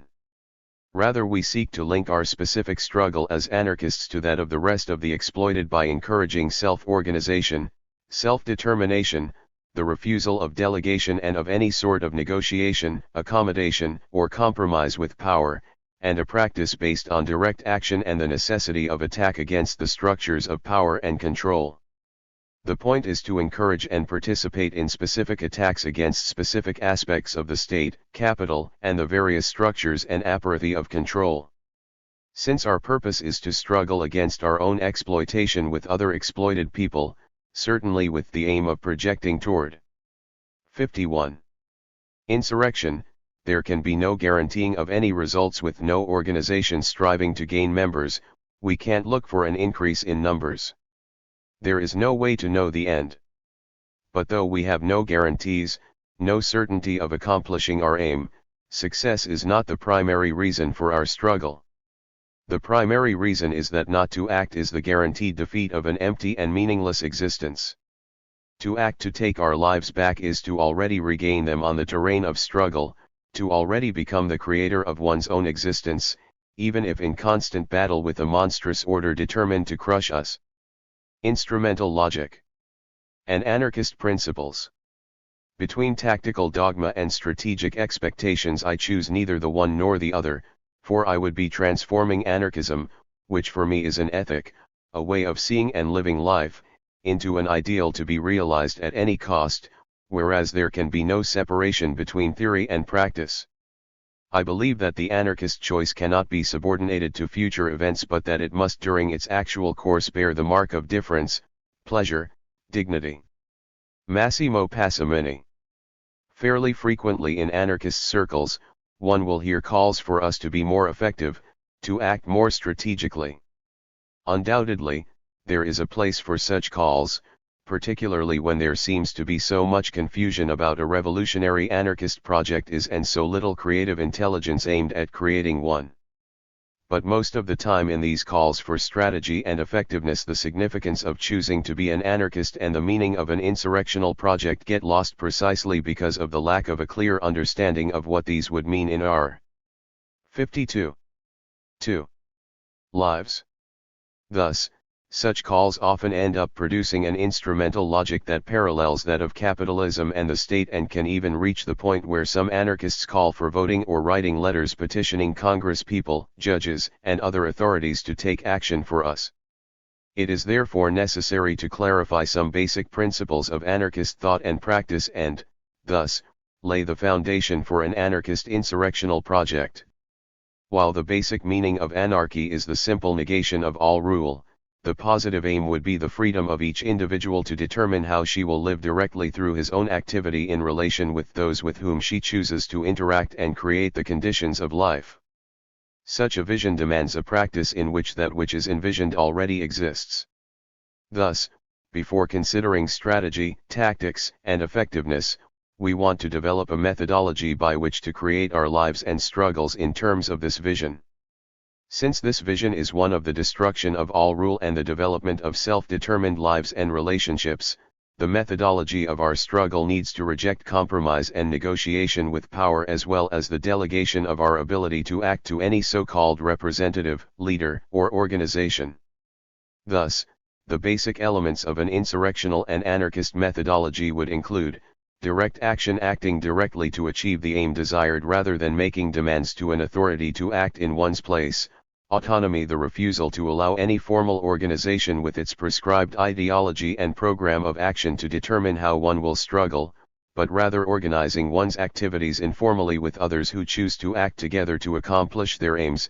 Attack, the refusal of any compromise, mediation, or accommodation with those in power, always recognizing them as the enemies of self-determination and their offers of negotiation as ploys to undermine revolt. This methodology offers no guarantees that large-scale insurrection will develop 53 or succeed, but it does guarantee that any struggle carried out this way is self-determined, the activity of those in struggle and not of their self-proclaimed leaders and representatives. Those who take this as a basis for their activity in the world will be creating their lives for themselves in struggle against the world as it is and against all odds. When this methodology is used in constant struggle against specific concrete aspects of power, it is the basis for developing a project aimed at building an anti-authoritarian, anti-capitalist insurrection. So it is only on the basis of such a clear anarchist vision and the development of a methodology that reflects this vision, that questions of tactics, strategy, and effectiveness have meaning. The various methods of petition and negotiation letters and phone calls to representatives, litigation, symbolic appeals to the conscience of the powerful, etc. may, indeed, be effective in freeing a particular prisoner, stopping a particular development, protecting a particular 100 acres of forest or gaining a particular civil right, but by delegating the actual decisions to the masters of this world, these methods undermine self-determination. Our aim is the destruction of a social order in which prisons exist and spread the atmosphere of imprisonment throughout the social terrain, in which the necessity for economic expansion has precedence over the health of the planet and joy in life, in which the only options offered to us are those which enhance power and capital at our expense, in which one can only find freedom in a struggle that defies all odds against the entire order of existence that has been imposed on us. Effective action toward this aim is action that defines itself in terms of our desire to determine our existence for ourselves here and now. Anything else will only reinforce power, and from the standpoint of insurrectional anarchist practice, that is not only ineffective and poor strategy, but immediately self-defeating in the strongest sense of that term. 54. 2. Biotechnology and the digitalization of life. I have contended for years that technology is not neutral, that it carries within itself the ideology of the ruling forms of domination and exploitation for which it is created. If this has not been obvious in earlier technological developments, the growth of biotechnology makes this clear. Following the methodology of modern science, which strives to break everything down into its smallest components in a supposed attempt to understand it, biotechnology undermines the integrity of the individual and the possibility of free interaction, instead enforcing a mechanized view of life and a dependence on experts to keep the mechanisms functioning. From its origin, modern science has viewed the universe as a vast machine. In such a mechanistic perspective, the method for achieving an understanding of how the universe functions is to break it down into its parts and study them in isolation. Thus, the scientific method has never been merely the empirical method, the method of observation. Empirical observation had to be confirmed in the isolation of the laboratory through controlled experimentation. The mechanistic view of the universe met the needs of capitalist development quite well. As capitalism developed along with the technological means through which it controlled the exploited classes and the materials of the earth, the scientific understanding of the universal machine changed as well, providing an ideological justification for the developing methods of exploitation and domination. While some have tried to pass off the new scientific perspectives of relativity and quantum physics as an end to 55. The mechanistic perspective and an opening to mysticism in science, it would be more accurate to say that Newtonian mechanicism has given way to a cybernetic mechanicism, the universe transformed into a mathematical construct made up of bits of information, of quanta. Here science completely discounts observation to the point of equating the alleged results of mental experiments with those of material experiments. The concrete world we experience is nothing. The world of data, of bits of information, is everything. It is reality. biotechnology fits perfectly into this cybernetic view of the universe. The science of genetics has done to life what atomic and subatomic physics did to the universe, broken it down into data, bits of interchangeable information. And just as in the new physics, the material universe as we experience it ceases to be of importance except as a vehicle for the interaction of quanta, so in the genetic perspective, the individual living being and its relation to its environment are of no importance in themselves. They are merely vehicles for genetic information, which comes to be seen as the essence of life, undermining individuality, vitality, free relationship, and holistic coherence. In fact, what this perspective does is digitalize life. Our being is no longer thought of as consisting of our body, our mind, our passions, our desires, our actions, our choices, our desires, and our relations in a unique dance through the world, but rather as a series of interchangeable bio-bits with the potential for being adjusted through manipulation by experts. The social framework for this perspective had already 56. 2. Been set in motion long before the discovery of DNA gave it the defined material for the information bits. Capitalist development, particularly in the last half of the 20th century, turned the citizen into a producer-consumer, basically interchangeable with all others, form the point of view of the social order. The integrity of the individual had already been severely undermined to serve the needs of the social machine. Is it then such a great step to transforming the individual into nothing more than a sum of genetic parts that are interchangeable with the part of any other living tool? The earliest modern scientists were mainly devout Christians. When they imagined the machine of the universe, it was as a machine manufactured by God with a purpose beyond itself. Scientists have long since left the conception of higher purpose behind. The cybernetic universe serves no other purpose than that of maintaining itself in order to maintain the flow of bits of information. What this means on a practical social level is that each and every entity exists for the sole purpose of maintaining the present social order. Each individual is a tool for this purpose, and these tools can be adjusted as necessary to maintain a flow of information, which is to say profits that allow the society to continue. Of course, however degraded, individuals still exist. The promoters of biotechnology are forced to convince us of its benefits. If the idea of biotechnology as a means for fighting world hunger has lost all credibility in the face of such horrors as the Terminator technology and the patenting of genetic materials, in the realm of medicine, biotechnology has managed to present a much more benign face. Genetic hypotheses of the origins of cancer, alcoholism, schizophrenia, drug addiction, and increasing numbers of other diseases, disorders and behaviors are now accepted as commonplaces in spite of the fact that real evidence for this nearly non-existence. 57. Most of it based on conjecture. Yet the media propaganda works, producing a willingness on the part of many to accept good medical use of biotechnology, that is, a willingness to be treated as a cybernetic machine that can be made to function more precisely through the manipulation of bits of information. The potential horrors of biotechnology: genetic pollution, the escape of genetically engineered organisms into the environment, the totalitarian use of cloning only call for regulation of this technological system, to prevent its bad use. But if it is the fundamental ideology behind this technology that we question, its degradation of individual living beings into mechanisms for the flow of bits of information, then reform becomes useless. If we are to save the dignity of the individual, the beauty of life, the wonder of the universe, then we must act to destroy this technology and the social system that produces it. And we cannot forget that biotechnology is simply the latest, most sophisticated version of this degrading ideology, which has been inherent in industrial technological systems and in domestication itself from the beginning.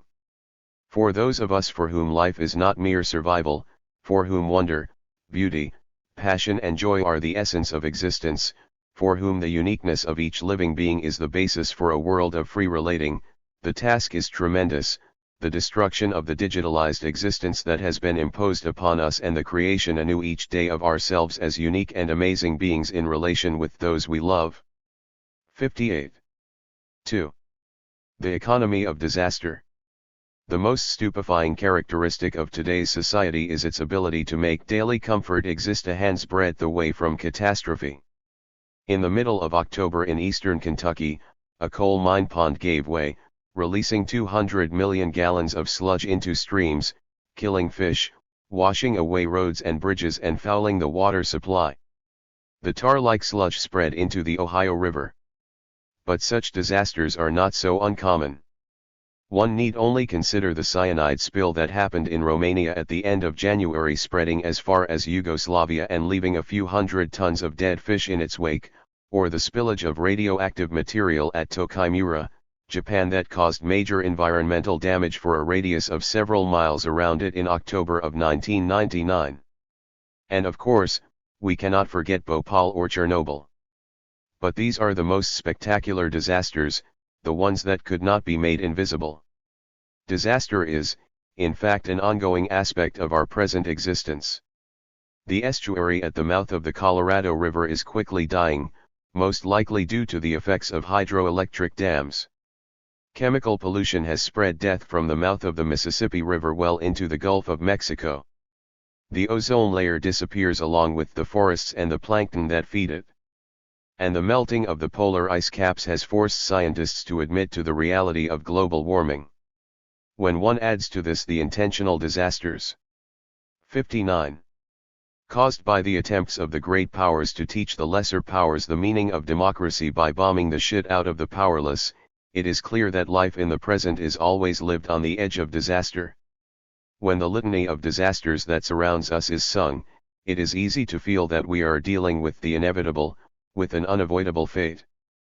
But this is not the case. Every one of the disasters described above can be traced to the functioning of specific social institutions and the decisions of the people who hold power in them.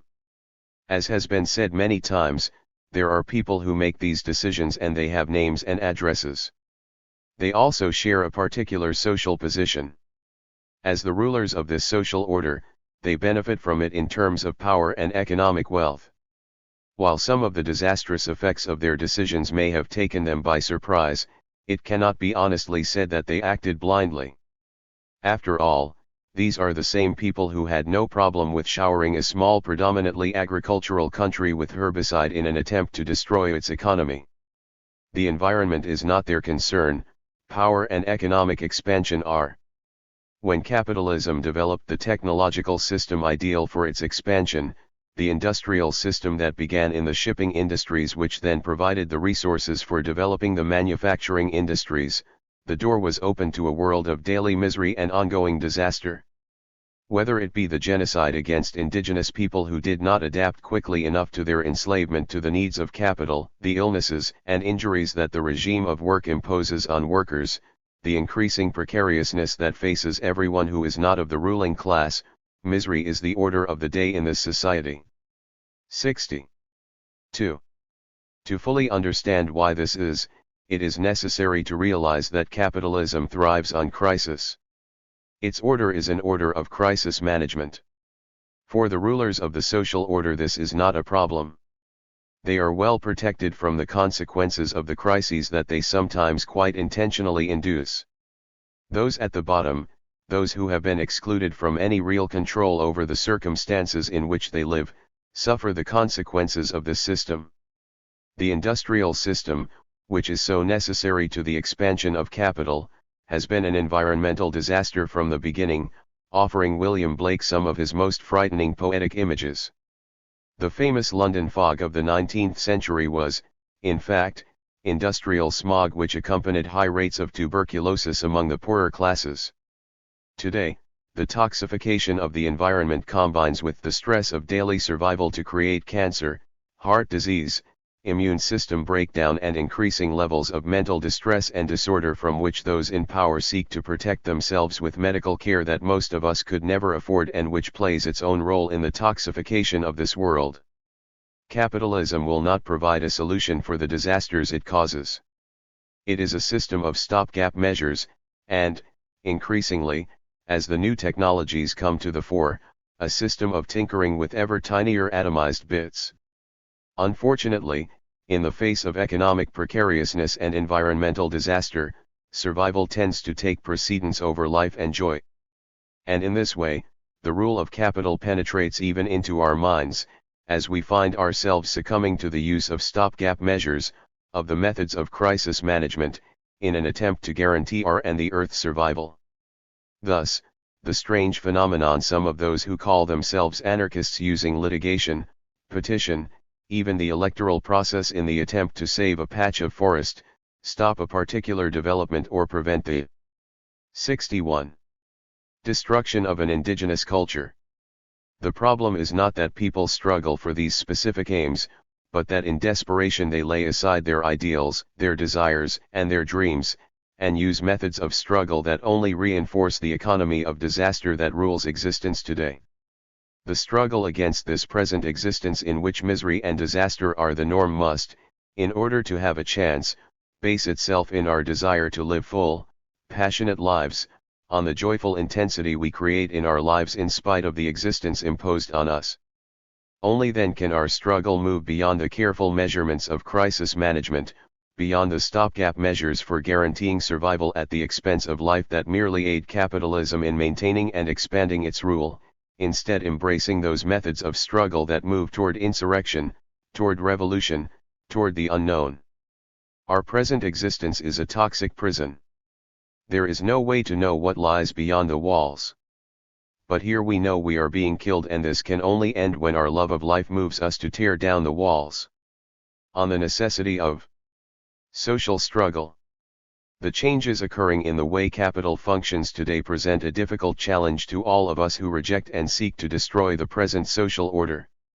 We are living in a world in which existence is increasingly precarious, in which possibilities for a relatively autonomous existence are narrowing, in which our physical and mental beings are increasingly attacked by the poisons the system spews out, and in which the democratic state no longer feels the need to disguise what a state is but rather complacently garners citizen support for the most repressive measures through 62. 2. Propaganda about violent crime and terrorism. To dream of finding individual freedom outside of the terrain of social struggle of class conflict is not adequate. Capital has permeated all but the tiniest crevasses of the globe, and its poisons pollute even these. Our so-called autonomous zones are nothing more than marginal projects for survival within the present order, possibly necessary in the present precarious situation, but by no means a sufficient means for confronting the reality that surrounds us with the rebellious spirit that springs from our desire for a full and vibrant existence. Now individual freedom can only exist in the struggle to destroy the present social order, a struggle that is social, that involves the violent confrontation between those who are exploited and ruled and those control the conditions of our existence, because only in this context of struggle do our decisions and actions become one, ceasing to be a choice among the options offered by the society and becoming rather our own self-determined projects. In this light, all easy answers must be held suspect. Whether it be so-called revolutionary gardening or anarchist free food distribution, the uncritical veneration of the EZLN or of the recent mass demonstrations against global capitalism, the acceptance of the official dogmas about AIDS or about mental illness, the simplistic generalizations about gender and sexuality put forth in so much feminist ideology, and the equally unanalyzed conceptions of race many anti-racists embrace. Every easy answer silences the questioning essential to revolutionary struggle and individual freedom and leaves us impotent before the present horrors. If those of us who want to bring the state, capital, and the entirety of the civilization down are to be strong in our attack, we will have to turn a pitiless and savage eye of critique on all the givens and commonplaces not 63. Only of the world of power, but also of the so-called radical movements that have failed to give us the powerful weapons we essential to our project of destroying this order. We can expect no saviors to come save us, no miracles to drop our revolution from the sky, no panaceas or wonder drugs to cure our ailing world. It is up to us to develop our tools, to hone our weapons, to create a revolt that is strong, intelligent, and fierce. In the face of the present reality, anything less becomes a prop for the present toxic reality. The fullness of life. Without measure. The reasons for eradicating every form of rule can be enumerated repeatedly to infinity without inspiring a single act of revolt. The fact that this civilization, built on domination and exploitation, is really just a clockwork march toward death could just easily move one to give up or fall into the logic of emergency that so easily leads to the acceptance of band-aid measures and dependence on the experts of the ruling order.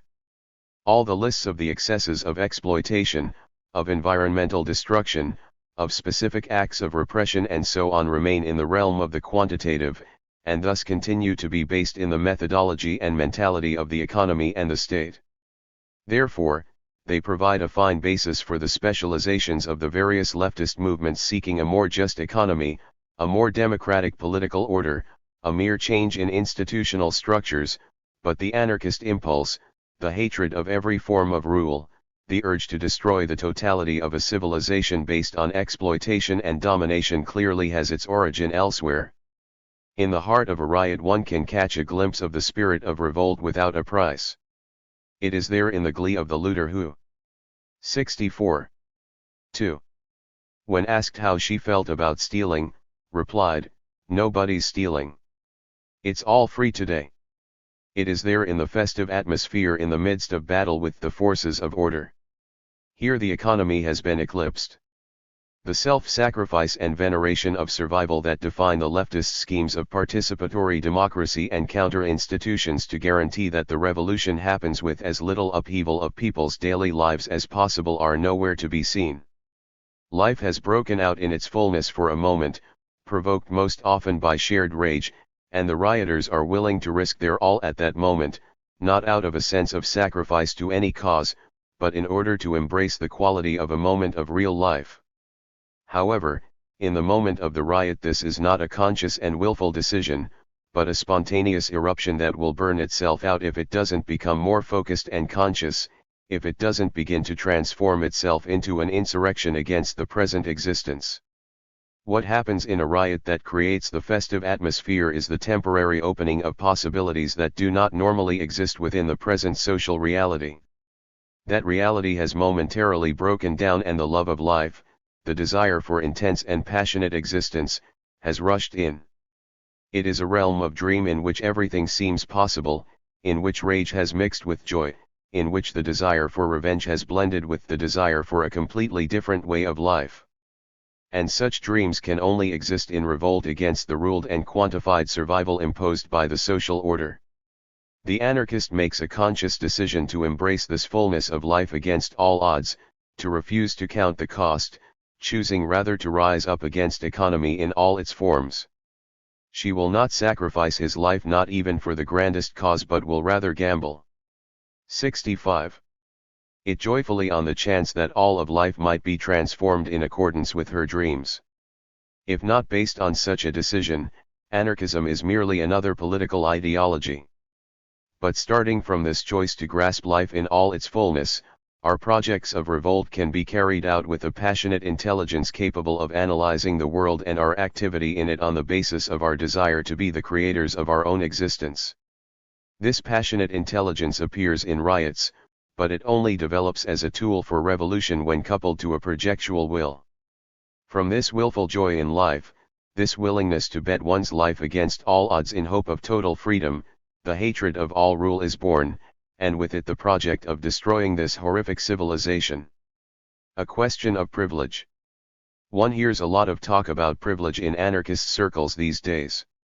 Male privilege, white skin privilege, first world privilege and similar phrases come up regularly in discussion, but with no real analysis to back them up, as if everyone should understand exactly what is meant. And, indeed, it is not so difficult to figure out what is meant by these phrases. Their clear implication is that if the oppression and exploitation one suffers in this society is not as intense as that which another suffers, then one is privileged relative to that other person. But such a conception of privilege is useless from an anarchist and revolutionary perspective. It only has meaning in relation to the reformist concept of equality before the law, which is always equality of exploitation and oppression. For those of us who have no interest in rights, but rather want the freedom to determine our own lives and so find the only equality worth pursuing to be equality of access to all that is necessary for determining the conditions of our existence, that is, 4. 66. 2. Those of us for whom the destruction of the social order and the revolutionary transformation of reality are the essential first steps toward making our lives our own, a very different concept of privilege must be developed. We live in a class society. This has been true since the accumulation of wealth and power into a few hands gave rise to the state and capital.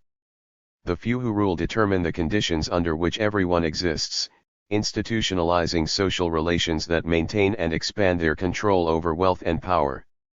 The ruling class structures these relations in such a way that the survival of the exploited classes depends upon their continued participation in the reproduction of these relationships, thus guaranteeing the continuation of class society.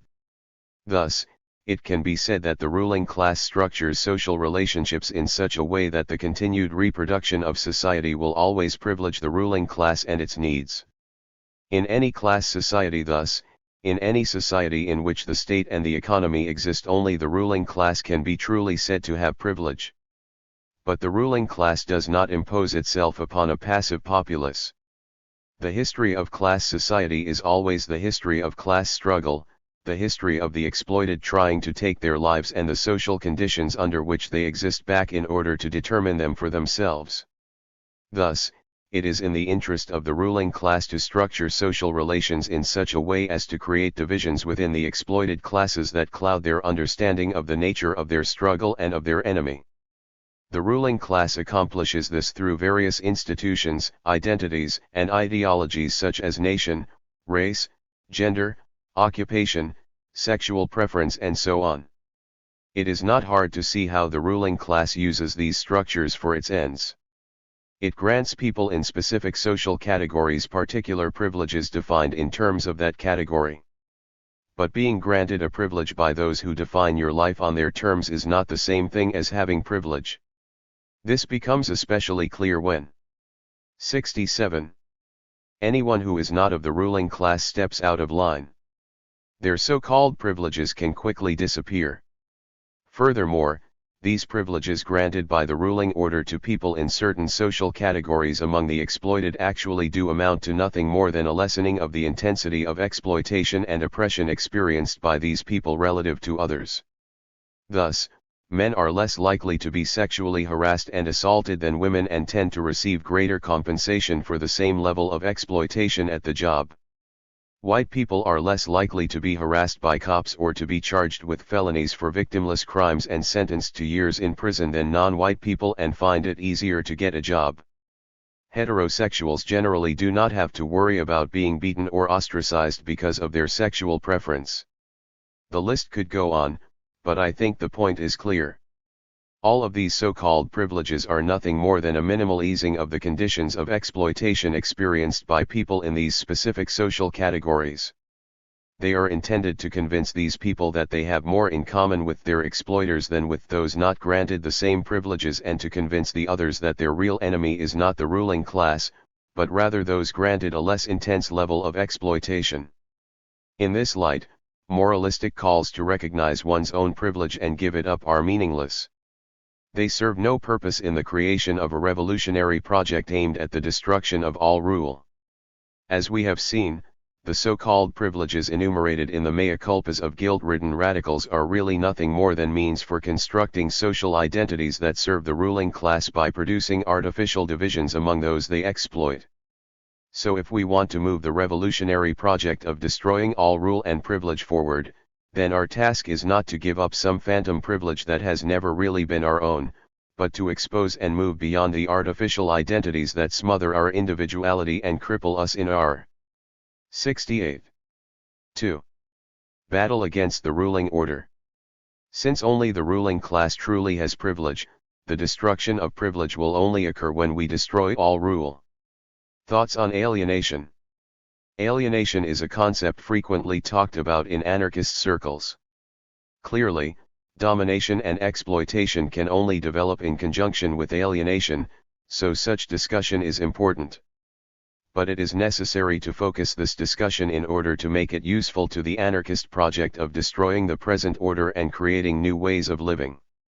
I have always said that the revolt against the present order of things originates in the individual desire to create one's life as one sees fit.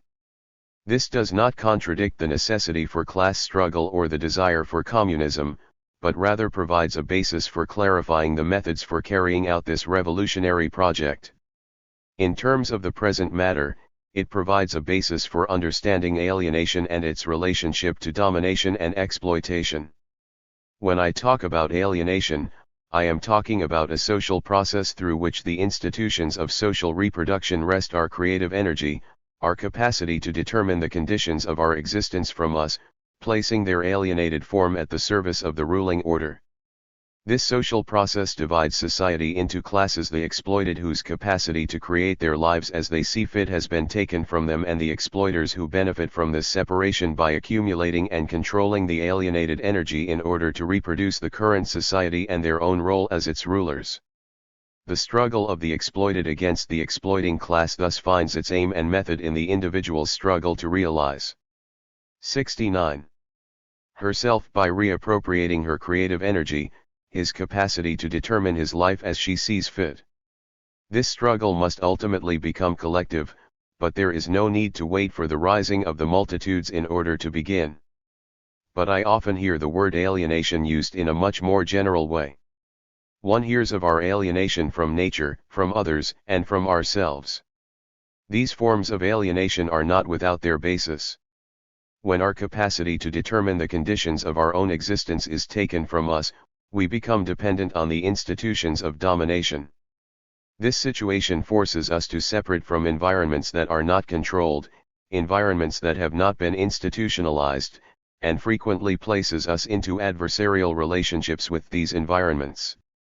It also forces us to carry out activities that have no immediate relationship to our needs, desires, and passions, and to enter into relationships the content of which has been determined beforehand by the requirements of the social order.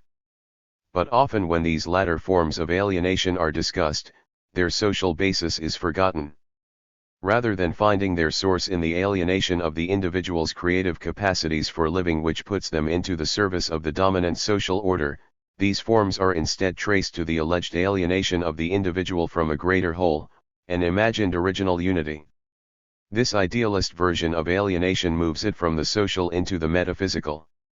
In this form, it may be interesting on a philosophical level, but offers little or nothing for the development of an insurrectional anarchist theory and practice. In fact, it could prove detrimental, making concepts so murky that clarity gets lost. Consider, for example, the way some primitivists use the word civilization.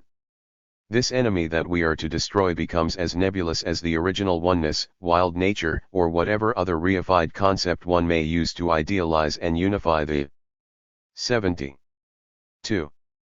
uncivilized state. The struggle then ceases to be social in nature and begins to take on mystical and psychological connotations. One must free oneself of the civilized mindset in order to reconnect with the oneness of wild nature. Revolution is seen as a return to a past Eden rather than a rupture with the present, aimed at the liberation from all constraints and the opening of possibilities. But civilization is not essentially a mindset, a particular ideological system, or a fall from Eden. It is something far more concrete, an ensemble of intertwined institutions: the state, the economy, technological systems, religion, the family, the city, etc., that work together to predetermine the conditions under which we exist, thus alienating our capacity to determine our own lives, producing and reproducing social relations of domination and exploitation. Thus, the revolutionary destruction of civilization would simply be the revolutionary destruction of the institutions through which domination and exploitation are maintained. It would not be a return to a supposed Eden or some alleged original oneness of being. In fact, it would offer no guarantees. It would simply put the capacity to determine our lives back into our own hands. From there, it would be up to us to decide what we would do with it. Naturalizing alienation, casting it in a metaphysical form as the disintegration of an original oneness, with the consequent vision of a return to an Eden that never was, offers nothing to the insurrectional project. When we recognize that the fundamental form of alienation with which we have to contend is the theft of our capacity to create our life as we desire, It becomes clear that our struggle itself must be where we begin to steal it back by refusing every attempt to institutionalize the struggle, by acting directly and autonomously to destroy the present social order. 71. Countering institutions.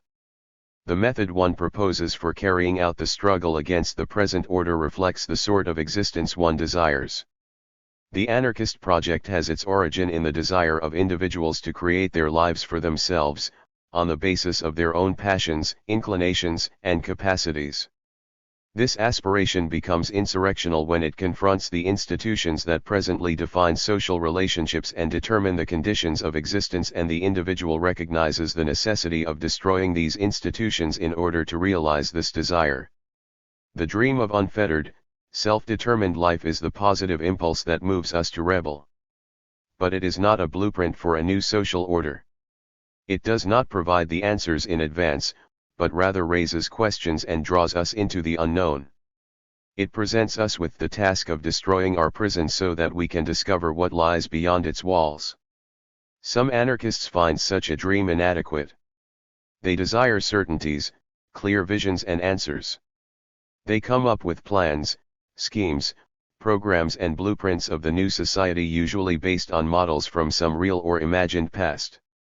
But perhaps the proposal that I find the strangest is the one that calls us to start creating counter-institutions now to replace the institutions of domination.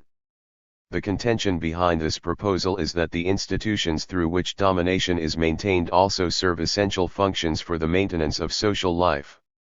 Since the mechanisms of social life must not be interrupted, it is necessary to put new non-hierarchical, non-authoritarian institutions in place to take over these functions. Should we fail to do so, we would be leaving the field open for a new form of domination to 72. 2. Arise, one that may be even worse than the present form. This is what we are told.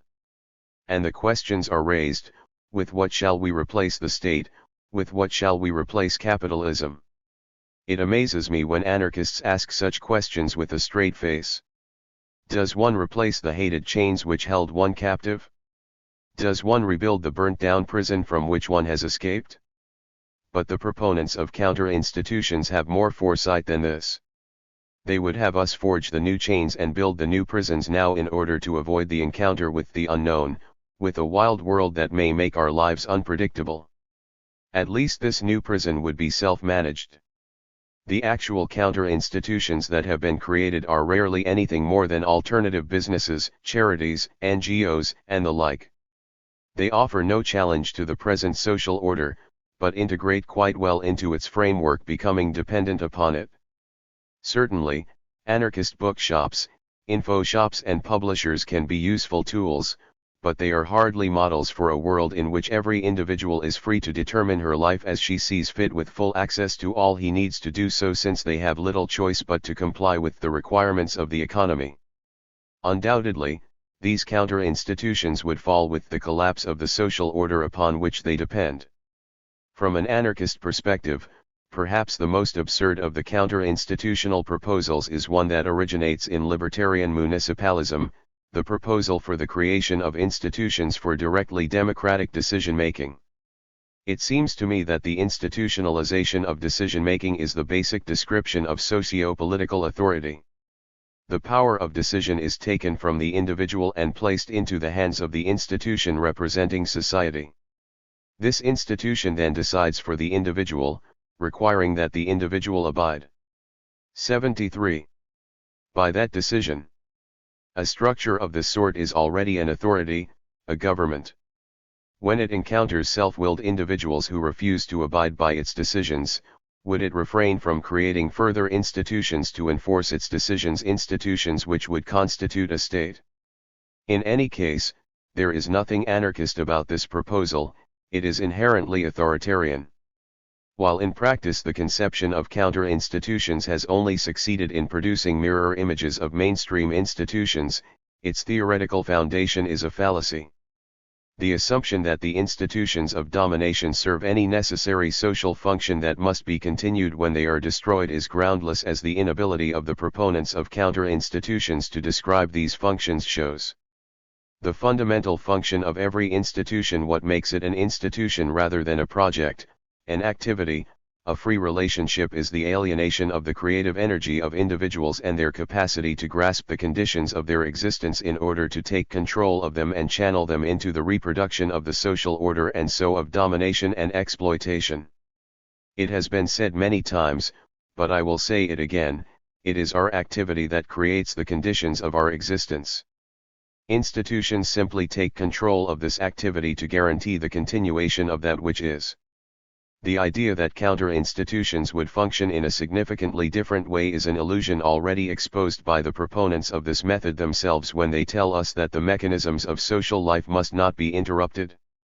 The very existence of a social life that can be considered as mechanistic originates in the alienation of our creative energy and our capacities. If each of us is to become the creator of his own existence in association with whom she chooses, then social life must cease to be a mechanism into which we are fitted like gears or cogs. It is necessary that we reappropriate our creative energy and the conditions of our existence so that 74. 2. We can carry out essential social functions in terms of our desires, not in terms of social reproduction. Society is only useful as a tool for the full realization of our lives. In itself, it has no value. In this light, it should be clear that the revolution toward which we anarchists make our efforts would be far more than a mere interruption of the mechanisms of social life. It would aim to destroy these mechanisms in order to free social life from a mechanistic, instrumentalist framework, to transform it into a tool for individual realization. Such a project not only has no need for institutions, it is by its nature anti-institutional. It requires a fluidity that corresponds to our passions and desires, to our individuality. There could not be a blueprint for such a world, there couldn't even be an outline. Any institution would be its enemy, the potential framework in which a new authority could arise. So the argument for counter-institutions has gotten it backwards. Certainly, a disruption of the social order that opens every possibility is a gamble. No one would claim otherwise. Among the possibilities opened by an insurrectionary break is that of the return of domination. But providing such a potential power with the tools it would need to establish itself, institutional structures for defining and controlling social relationships, would only make their task easier. Institutions do not prevent domination, indomitable individuals do. So the question is not that of what structures to create to replace those we destroy, but of how to go about destroying the present social order in such a way that we transform ourselves into indomitable individuals capable of creating and transforming fluid relationships reflective of our dreams and aspirations. We all have a great capacity for self-organization. It is expressed every day as we go about our life, though in a form that is constrained to follow the limiting channels of the 75 institutions that surround us.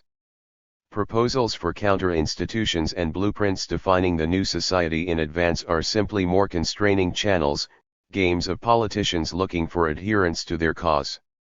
Such programs could only produce a society as alienated as the present one, where the lives of individuals have already been defined for them before they even start living.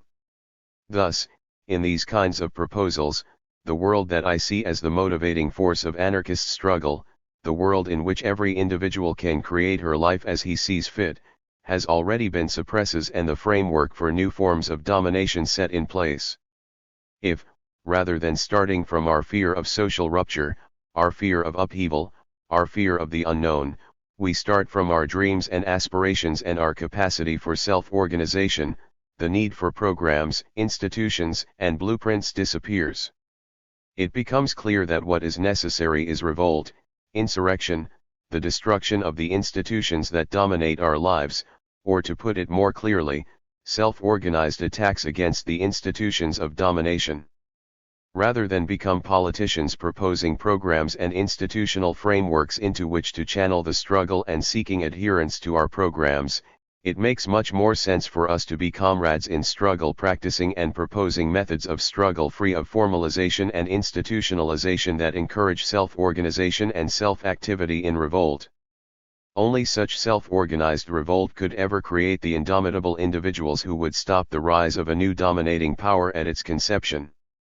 Only in such a practice do we begin to see the glimmer of the new world we seek. Nothing is guaranteed by this, but if we hedge our bets in order to guarantee everything in advance, we have already lost. Against militarism. 76. 2. 77. The state, exploitation, and war. War is the health of the state. The truth of this statement stems from a deeper reality. War is, in fact, the basic functioning of the state. But to understand this, one must have clarity of the nature of war and peace. During the times when most people considered war in terms of the threat of nuclear annihilation, fear clouded understanding. Although this threat hasn't actually disappeared, it no longer seems to loom on the horizon with the immediacy that it had in the 80s and before. The military actions we have seen in recent years could remove the cloud that prevents a clear understanding of the nature of war if we examine them well. In recent decades there have been very few declared wars in spite of the fact that military actions have constant. As early as the 60s, the U.S. war against Vietnam was never directly declared, but rather started as advising and then evolved into a police action. Since then military actions have been known by such names as peacekeeping mission, humanitarian mission, surgical strike, etc. This apparently Orwellian language is in fact very revealing to those who examine it carefully.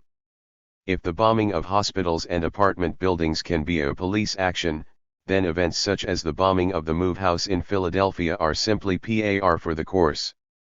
It should also come as no surprise that increasingly big city police forces are receiving military training and that the Marines have been training in American cities for dealing with urban unrest.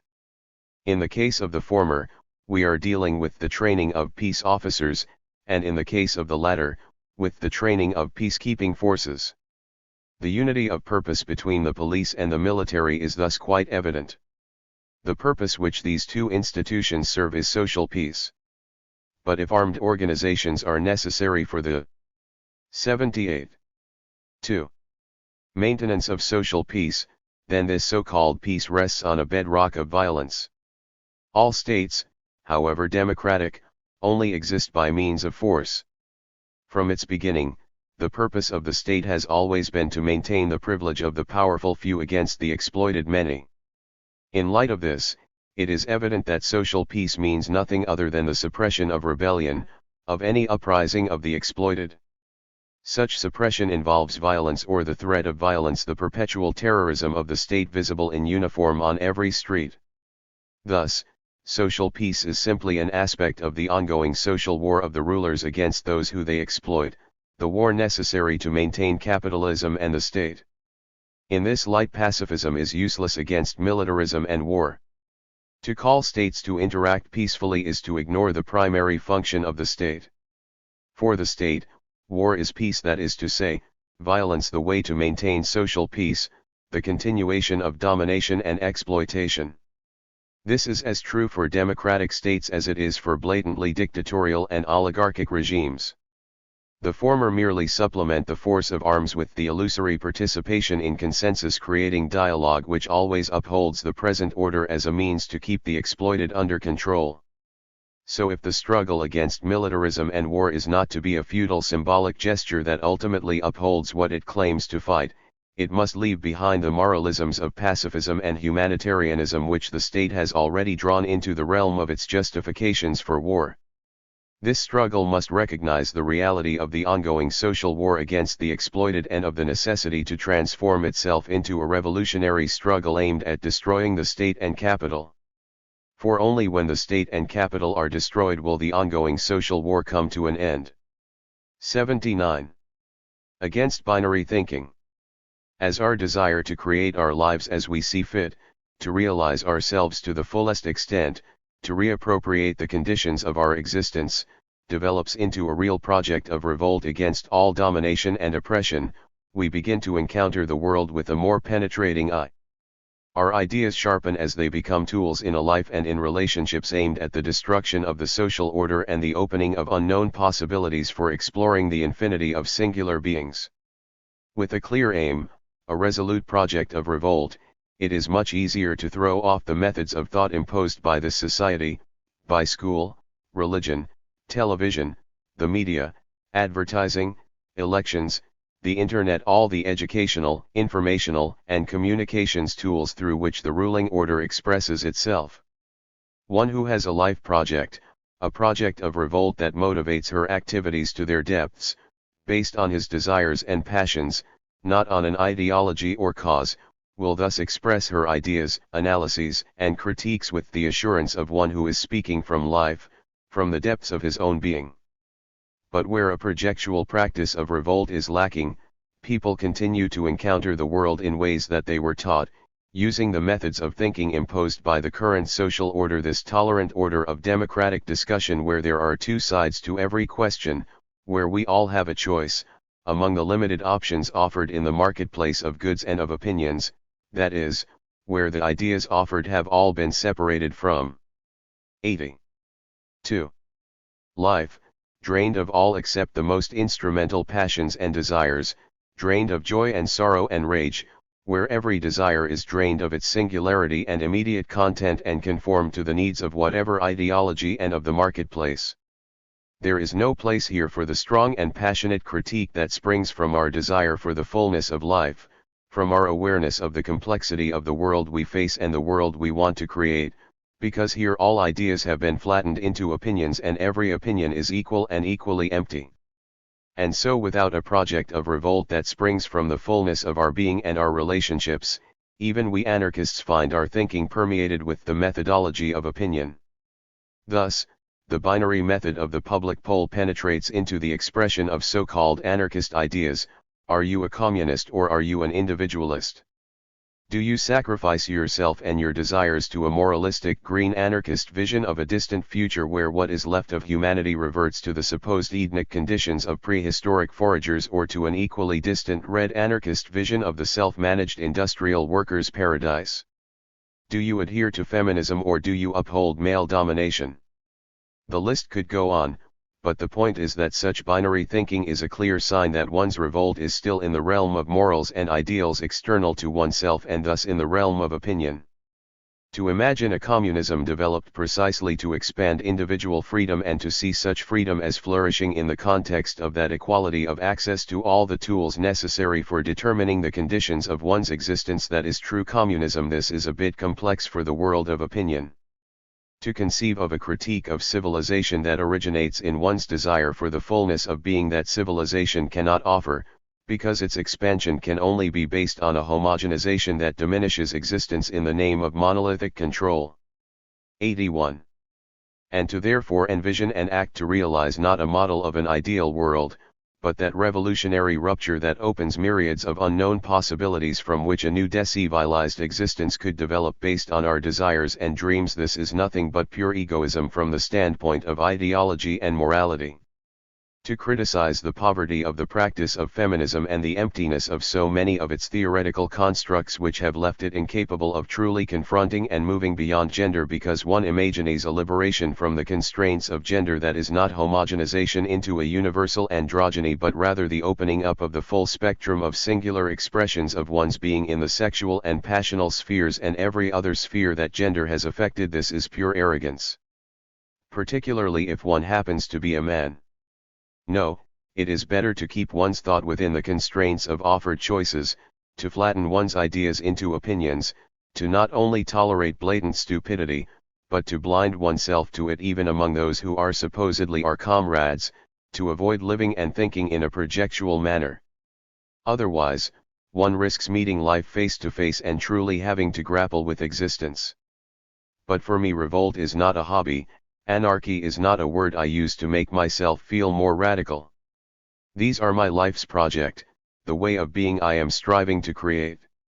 The ideas I develop are not mere opinions, but the outgrowth of the passionate reason of my project, based on my life, my desires, and my dreams as they encounter the world.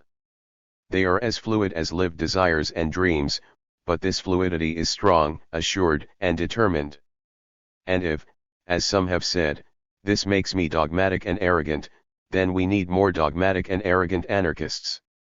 Because it is not the ceaseless negotiation of opinions, of democratic discourse, that will bring down the ruling order, but the revolt of indomitable individuals who refuse to compromise themselves, coming together to destroy.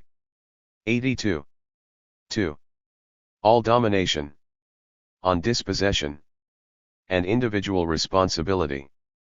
Due to the immensity of the current social order and the facelessness of the bureaucratic and technological systems through which it maintains its power, one can easily come to see it as inevitable, as a predetermined system of relationships in which we have no choice but to play our role. The aim of the state and the ruling class is total domination over all of existence, and here in the heart of this monster it can seem as though they have, indeed, achieved this aim. Aren't we forced, day after day, to engage in activities and relationships not of our choosing? This is what defines us as proletarians. We have been dispossessed of our capacity to determine the conditions of our own existence. But this dispossession is not an inevitable and predetermined historical development. Right now, at the fringes of the capitalist order, in places like Bougainville and West Papua, one can see how this dispossession takes place. Individuals with names and face, the institutions they establish in order to exercise their power, and those who choose to obey them due to the extortion of survival, act with violence to dispossess those who still have some freedom to create their lives on their own terms. And in the face of these violent intrusions, those who have not yet been proletarianized often take up arms against those who are trying to steal their lives from them. It is not an inevitable historical process that is often literally bulldozing their lives into the ground, but the force of arms of those in power. Real individuals are responsible for the social conditions that exist. Real individuals benefit from them and, thus, do everything in their power to 83. Expand them. But it is not just the activities of those who rule that reproduce the current order of domination and exploitation, but also and more essentially the activity of those who obey them. Here, in the heart of the beast, our dispossession seems to be complete. Unlike West Papuans and the people of Bougainville, we have no social life of our own creating. Every choice we make is made under duress, the extortion of survival's domination over life hanging over our heads like a sword. Nonetheless, obedience is a choice. The mutinous activities in the American military that played a major role in forcing U.S. withdrawal from Vietnam is proof enough of this, as are the little acts of insubordination carried out every day by the exploited to make their lives a little bit more bearable, a little bit more dignified. And it is in such acts that one begins to take responsibility for one's life. The social order of the state and capital leaves us very few options. One can understand when some, like Daniel Quinn, suggest that we just walk away, but against a system that requires expansion this is no solution. If the mountain people of West Papua have been forced to take up arms against the intrusion of the civilized order, we who live in its heart can't pretend that we can simply run away. If we do not want to accept our exploitation and choose obedience with the occasional petty transgression, then we are forced to live outside the law, quite literally to try to steal our lives back as best we can against all odds. Increasingly, a similar life is being forced upon more and more of people. The multitudes of tribal and peasant peoples being forced off the lands where they made their lives do not find jobs waiting for them in the cities to which they are forced to migrate. And even in the affluent nations of the North, many people find themselves falling out the bottom. The only place for these people is the realm of the illegal economy, the so-called 84. 2. Black market. But this is still the market, these people are still exploited, and here survival still reigns over life. For anarchists and revolutionaries, the issue is not mere survival, but the reappropriation of life, the overturning of the conditions of existence that have been imposed on us. This project ultimately requires the active revolt of the multitudes of exploited and excluded people, as well as those on the margins resisting the efforts of capitalist institutions to steal their lives from them. But unless one has faith in some form of historical determinism or spontaneism, there is no sense in simply sitting back and waiting until the time is ripe and the multitudes rise. Our activity creates the circumstances in which insurrection can flower, our refusal to obey, our insistence upon creating our lives as our own against all odds here and now, and attacking the institutions of domination and exploitation as we confront them in our lives are the seeds of revolution. If revolution is the collective struggle for individual realization and, thus, against proletarianization, then it develops with the solidarity that grows between individuals in revolt as they recognize their struggle in the struggles of others. For this reason, and for the joy it gives me here and now, I will not wait until the time is ripe, but will begin to take my life back here and now. Developing relationships. 85. 86. 2. Of affinity. Today the spirit drowns in a mass of chance encounters. We are looking for those who are still alive enough to support each other beyond this, those fleeing normal life. Against sleep and nightmare. We live in a society in which most of our encounters have already been defined in terms of predetermined roles and relationships in which we have no say. A randomness devoid of surprise surrounds the scheduled torment of work, with a free time lacking in joy, wonder, or any real freedom to act on one's own terms, a free time not so very different from the job from which it is supposed to be a respite. Exploitation permeates the whole of existence as each of our interactions is channeled into a form of relating that has already been determined in terms of the needs of the ruling order, in order to guarantee the continued reproduction of a society in which a few control the conditions of everyone's existence and so own all of our lives. So the revolt against our exploitation is not essentially a political or even an economic struggle, but a struggle against the totality of our current existence, against the daily activities and interactions imposed on us by the economy, the state, and all the institutions and apparatus of domination and control that make up this civilization. Such a struggle cannot be carried out by any means. It requires a method of acting in and encountering the world in which new relations, those of free individuals who refuse to be exploited and dominated and equally refuse to dominate or exploit, manifest here and now. In other words, our struggle must be the immediate reappropriation of our lives, in conflict with the present society. 87. Starting from this basis, the refusal of formality and the development of relations of affinity cannot be seen in merely tactical or strategic terms. Rather, they are reflections in practice of what we are fighting for if we are, indeed, fighting to take back our lives, to reappropriate the capacity to determine the conditions of our own existence, i.e., the capacity for self-organization. The development of relationships of affinity is specifically the development of a deep knowledge of one another in a complex manner, a profound understanding of each other's ideas, dreams, desires, passions, aspirations, capacities, conceptions of the struggle and of life. It is, indeed, a discovery of what is shared in common, but more significantly it is a discovery of differences, of what is unique to each individual, because it is at the point of difference that one can truly discover the projects one can carry out with another. Since the development of relationships of affinity is itself a reflection of our aims as anarchists, and since it is intended to create a deep and ever-expanding knowledge of one another, it cannot simply be left to chance. We need to intentionally create the opportunity for encounters, discussions and debates in which our ideas, aspirations, and visions of the revolutionary struggle can come into contention, where real affinities and real conflicts can come out and be developed, not with the aim of finding a unifying middle ground in which everyone is equally compromised, but to clarify distinctions and so discover a real basis for creating projects of action that aren't simply playing the role of radical activist or militant, but that are real reflections of the desires, passions, and ideas of those involved.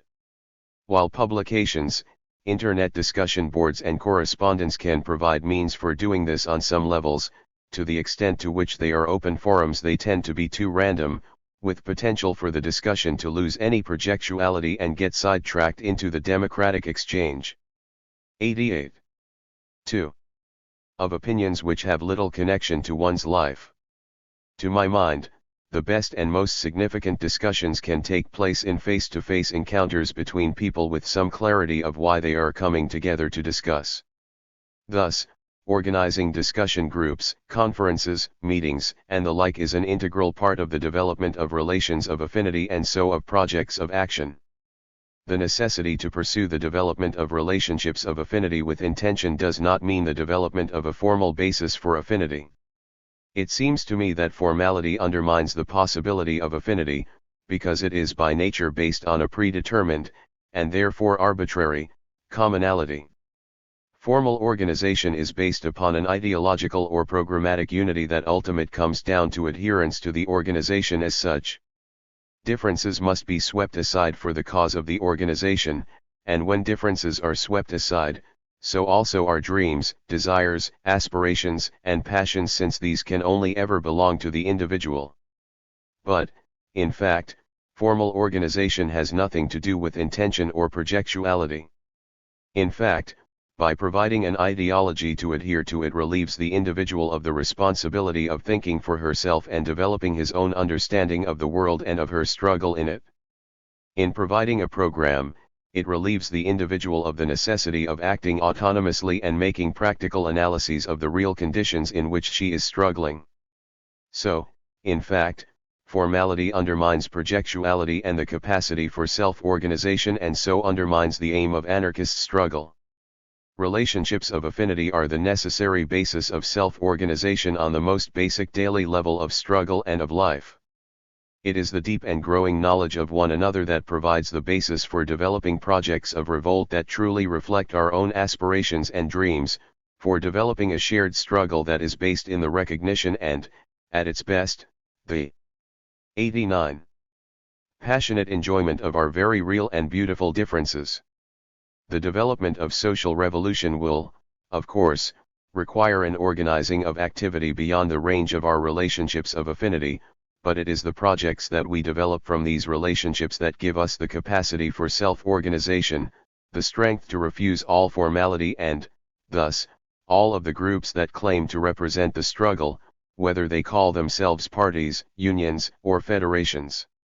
In the relationship of affinity, a new way of relating free from all roles and every hackneyed social relationship already begins to develop, and with it an apparent unpredictability that the authorities will never understand. Here and now, we grasp a world of wonder and joy that is a powerful weapon for destroying the world of domination. Anti-militarism. N. Social insurrection. Of course, as an anarchist, I am opposed to all of the state's wars.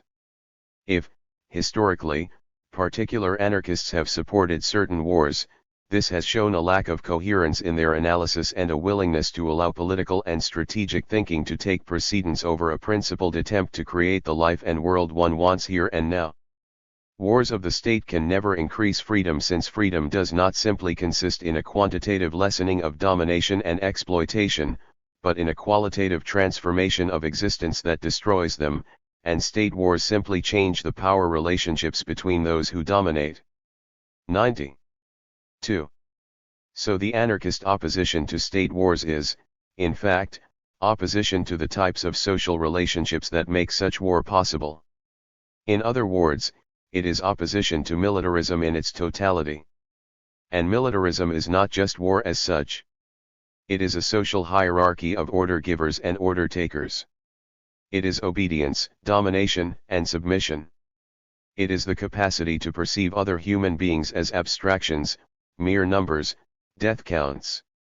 It is, at the same time, the domination of strategic considerations and efficiency for its own sake over life, and the willingness to sacrifice oneself for a great cause that one has been taught to believe in. Considered in this way, anti-militarism carries within it, not just the opposition to the state's wars, but also a conception of how we wish to carry out our revolutionary struggle against the state and capital. We are not pacifists. A qualitative transformation of life and relationships capable of destroying the institutions of domination and exploitation will involve a violent upheaval of conditions, a rupture with the present, that is to say, a social insurrection. And here and now, as well, as we confront these institutions in our lives, destructive attack is a legitimate and necessary response. But to militarize this struggle, to transform it essentially into a question of strategies and tactics, of opposing forces and numbers, is to begin to create within our struggle that which we are trying to destroy.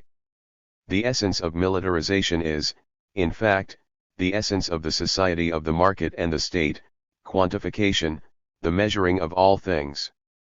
The anarchist ideal of the freedom of every individual to fully realize herself in free association with those of his choosing without interference from ruling social institutions or lack of access to all that is necessary to achieve this aim is, in fact, the very opposite of such a measured existence. Armed struggle is likely to be part of any social insurrection, but this does not require the creation of a military force. 91. Such a formation could even be considered as a sign that the far more significant movement of social subversion is weakening, that the transformation of social relationships has begun to stagnate. From an anarchist perspective, the specialization inherent in the formation of a revolutionary army has to be considered as a contradiction to anarchist principles. If, in the midst of social insurrection, the insurgent people as a whole arm themselves with all they need for their struggle, this would undermine the tendency toward militarization. When we remember that our primary aim is social subversion, the transformation of social relationships, that this is the real strength of the movement because it is in the process of this practice of subversion that we discover our indomitable singularity and that arms are simply a tool among many that we use in this project, then the importance of rejecting militarization should become quite clear.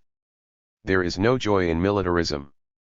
Armed joy is found in the collective project of individual self-realization finding its means to destroy all domination with every tool at hand, transforming life arm in hand. Neither pacifism, nor militarism, but social insurrection. Against the logic of submission.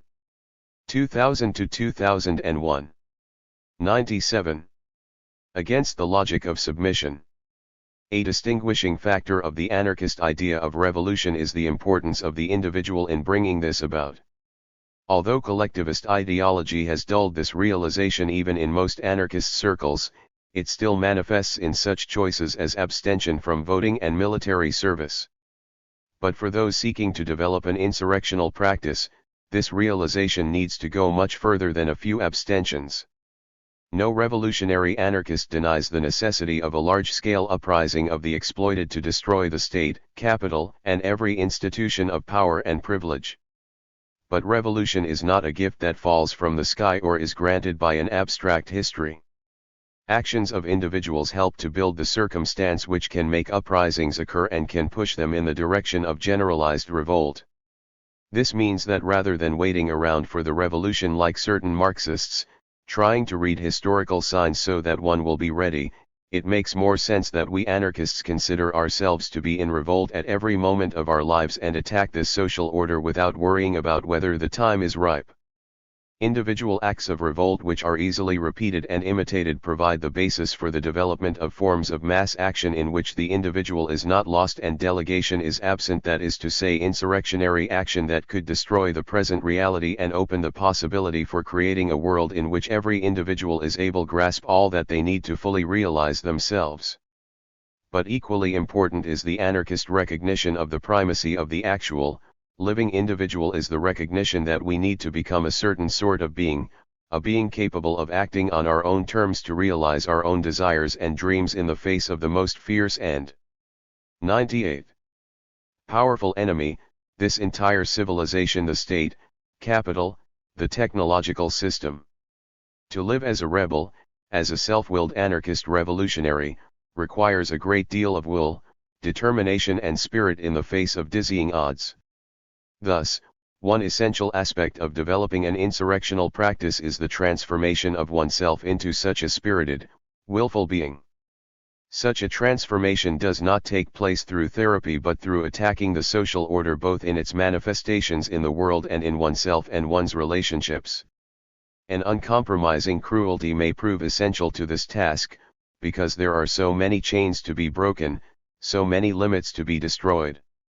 As one comrade has said, the individual quest is the appropriation of everything that has been subtracted from him through family, school, institutions, roles, in order to find his specificity, totality, universality, lost, in the process of domestication and the construction of symbolic culture.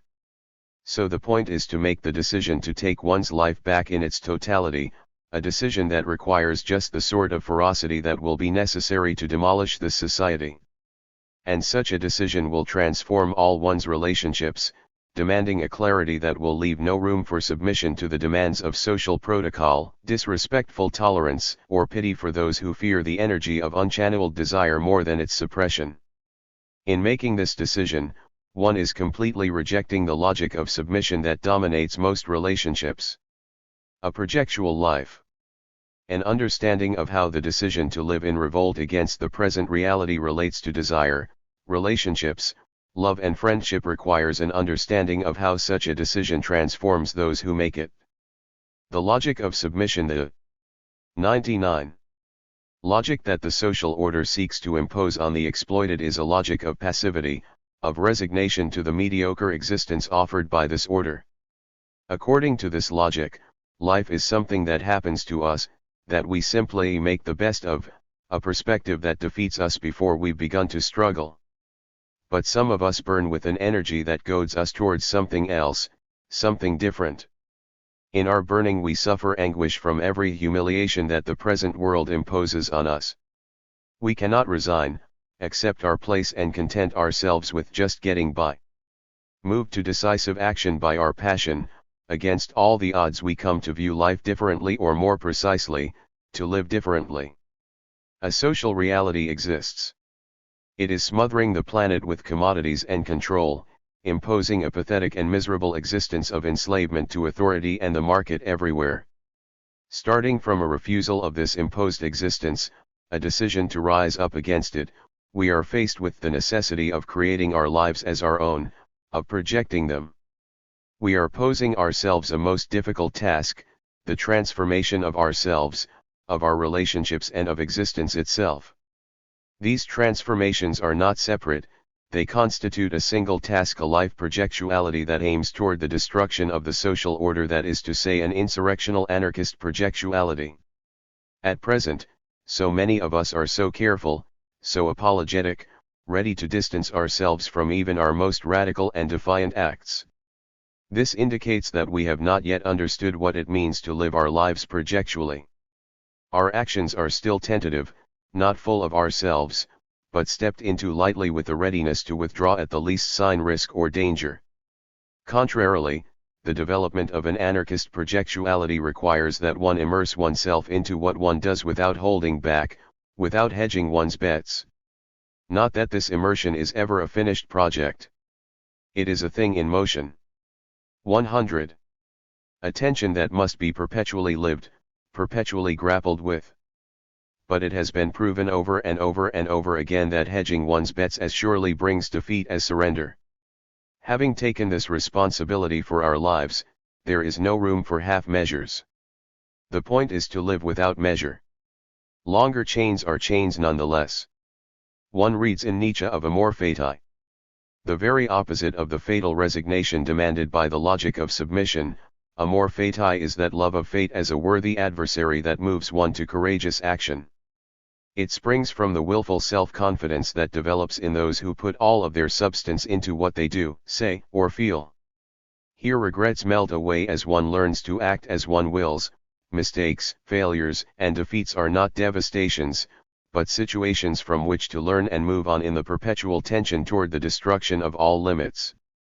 In society's eyes, any refusal of its order is a crime, but this immersion into life moves insurgents beyond the level of crime. At this point, the insurgent has ceased to merely react to the codes, rules, and laws of society and has come to determine her actions on his own terms without regard for the social order. Beyond tolerance and everyday politeness, finished with tact and diplomacy, she is not given to speaking abstractly about anything that relates to his life and interactions, but rather gives weight to every word. This comes from a refusal to skim the surface of things, a desire rather to immerse oneself into the projects and relations one has chooses to create or involve oneself in, to draw them fully into oneself, because these are the things with which one creates one's life. Like revolution, love, friendship, and the wide variety of other possible relationships are not events one waits for, things that merely happen. When one recognizes herself as having agency, as being an individual capable of acting and creating, These cease to be wishes, ghostly longings aching in the depth of one's gut, they become possibilities toward 101. Which one moves consciously, projectually, with one's will. That burning energy that goads one to revolt is desire that has broken free from the channel that reduced it to mere longing. This same desire that moves one to create her life as a projectuality toward insurrection, anarchy, freedom, and joy also provokes the realization that such a projectuality is best built on shared projects. Liberated desire is an expansive energy and opening of possibilities and wants to share projects and actions, joys and pleasures, love and revolt. An insurrection of one may indeed be possible. I would even argue that it is the necessary first step toward a shared insurrectional project. But an insurrection of 2, 3, many increases courage and enjoyment and opens a myriad of passional possibilities. Obviously, the various modes of relating that this society puts into place for us to fall into cannot fulfill this desire. Tepid love partnerships, friendships based on the camaraderie of mutual humiliation and disrespectful tolerance and the daily encounters of no substance that maintain the banality of survival, these are all based on the logic of submission, on merely accepting the mediocrity this reality we must destroy offers. They have nothing to do with projectual desire for the other. The relations that the decision to live projectually as a revolutionary and an anarchist moves one to seek are relations of affinity, of passion, of intensity, varieties of living relations that help one to build life as desire moves her. They are relations with clearly defined others who have affinity with one's way of living and being. Such relations must be created in a fluid and vital way, as dynamic, changeable, and expansive as affinity and passion themselves are. Such an expansive opening of possibilities has no place within the logic of submission, and that in itself makes it a worthy project for anarchists to pursue. 102. Free love. Because revolutionary anarchists of all types have recognized the freedom of every individual to determine how they will live on their own terms to be a central aim of anti-authoritarian revolution, we have spoken more often and with more courage of the transformation of personal life that must be part of any real revolution. Thus, questions of love and erotic desire have been openly discussed in anarchist circles from very early on. Anarchists were among the first advocates of free love, recognizing in marriage and the absurd sexual restrictions imposed by religious morality ways in which submission to authority was imposed. Women such as Emma Goldman and Voltairine de Cleyre recognized in puritanical morality one of the greatest enemies to the liberation of women in particular as well as humanity in general. But the free love advocated by anarchists should not be confused with the tawdry hedonism advocated by Playboy and other promoters of commodified sexual liberation. This latter is merely a reaction to Puritanism from within the present social context. Its continued adherence to the logic of submission is evident in its commodification and objectification of sex, its dismissive attitude toward passionate love because it can't be quantified and priced, and its tendency to judge people based on sexual willingness, performance, and conquest. Love and erotic desire freed from the logic of submission clearly lies elsewhere.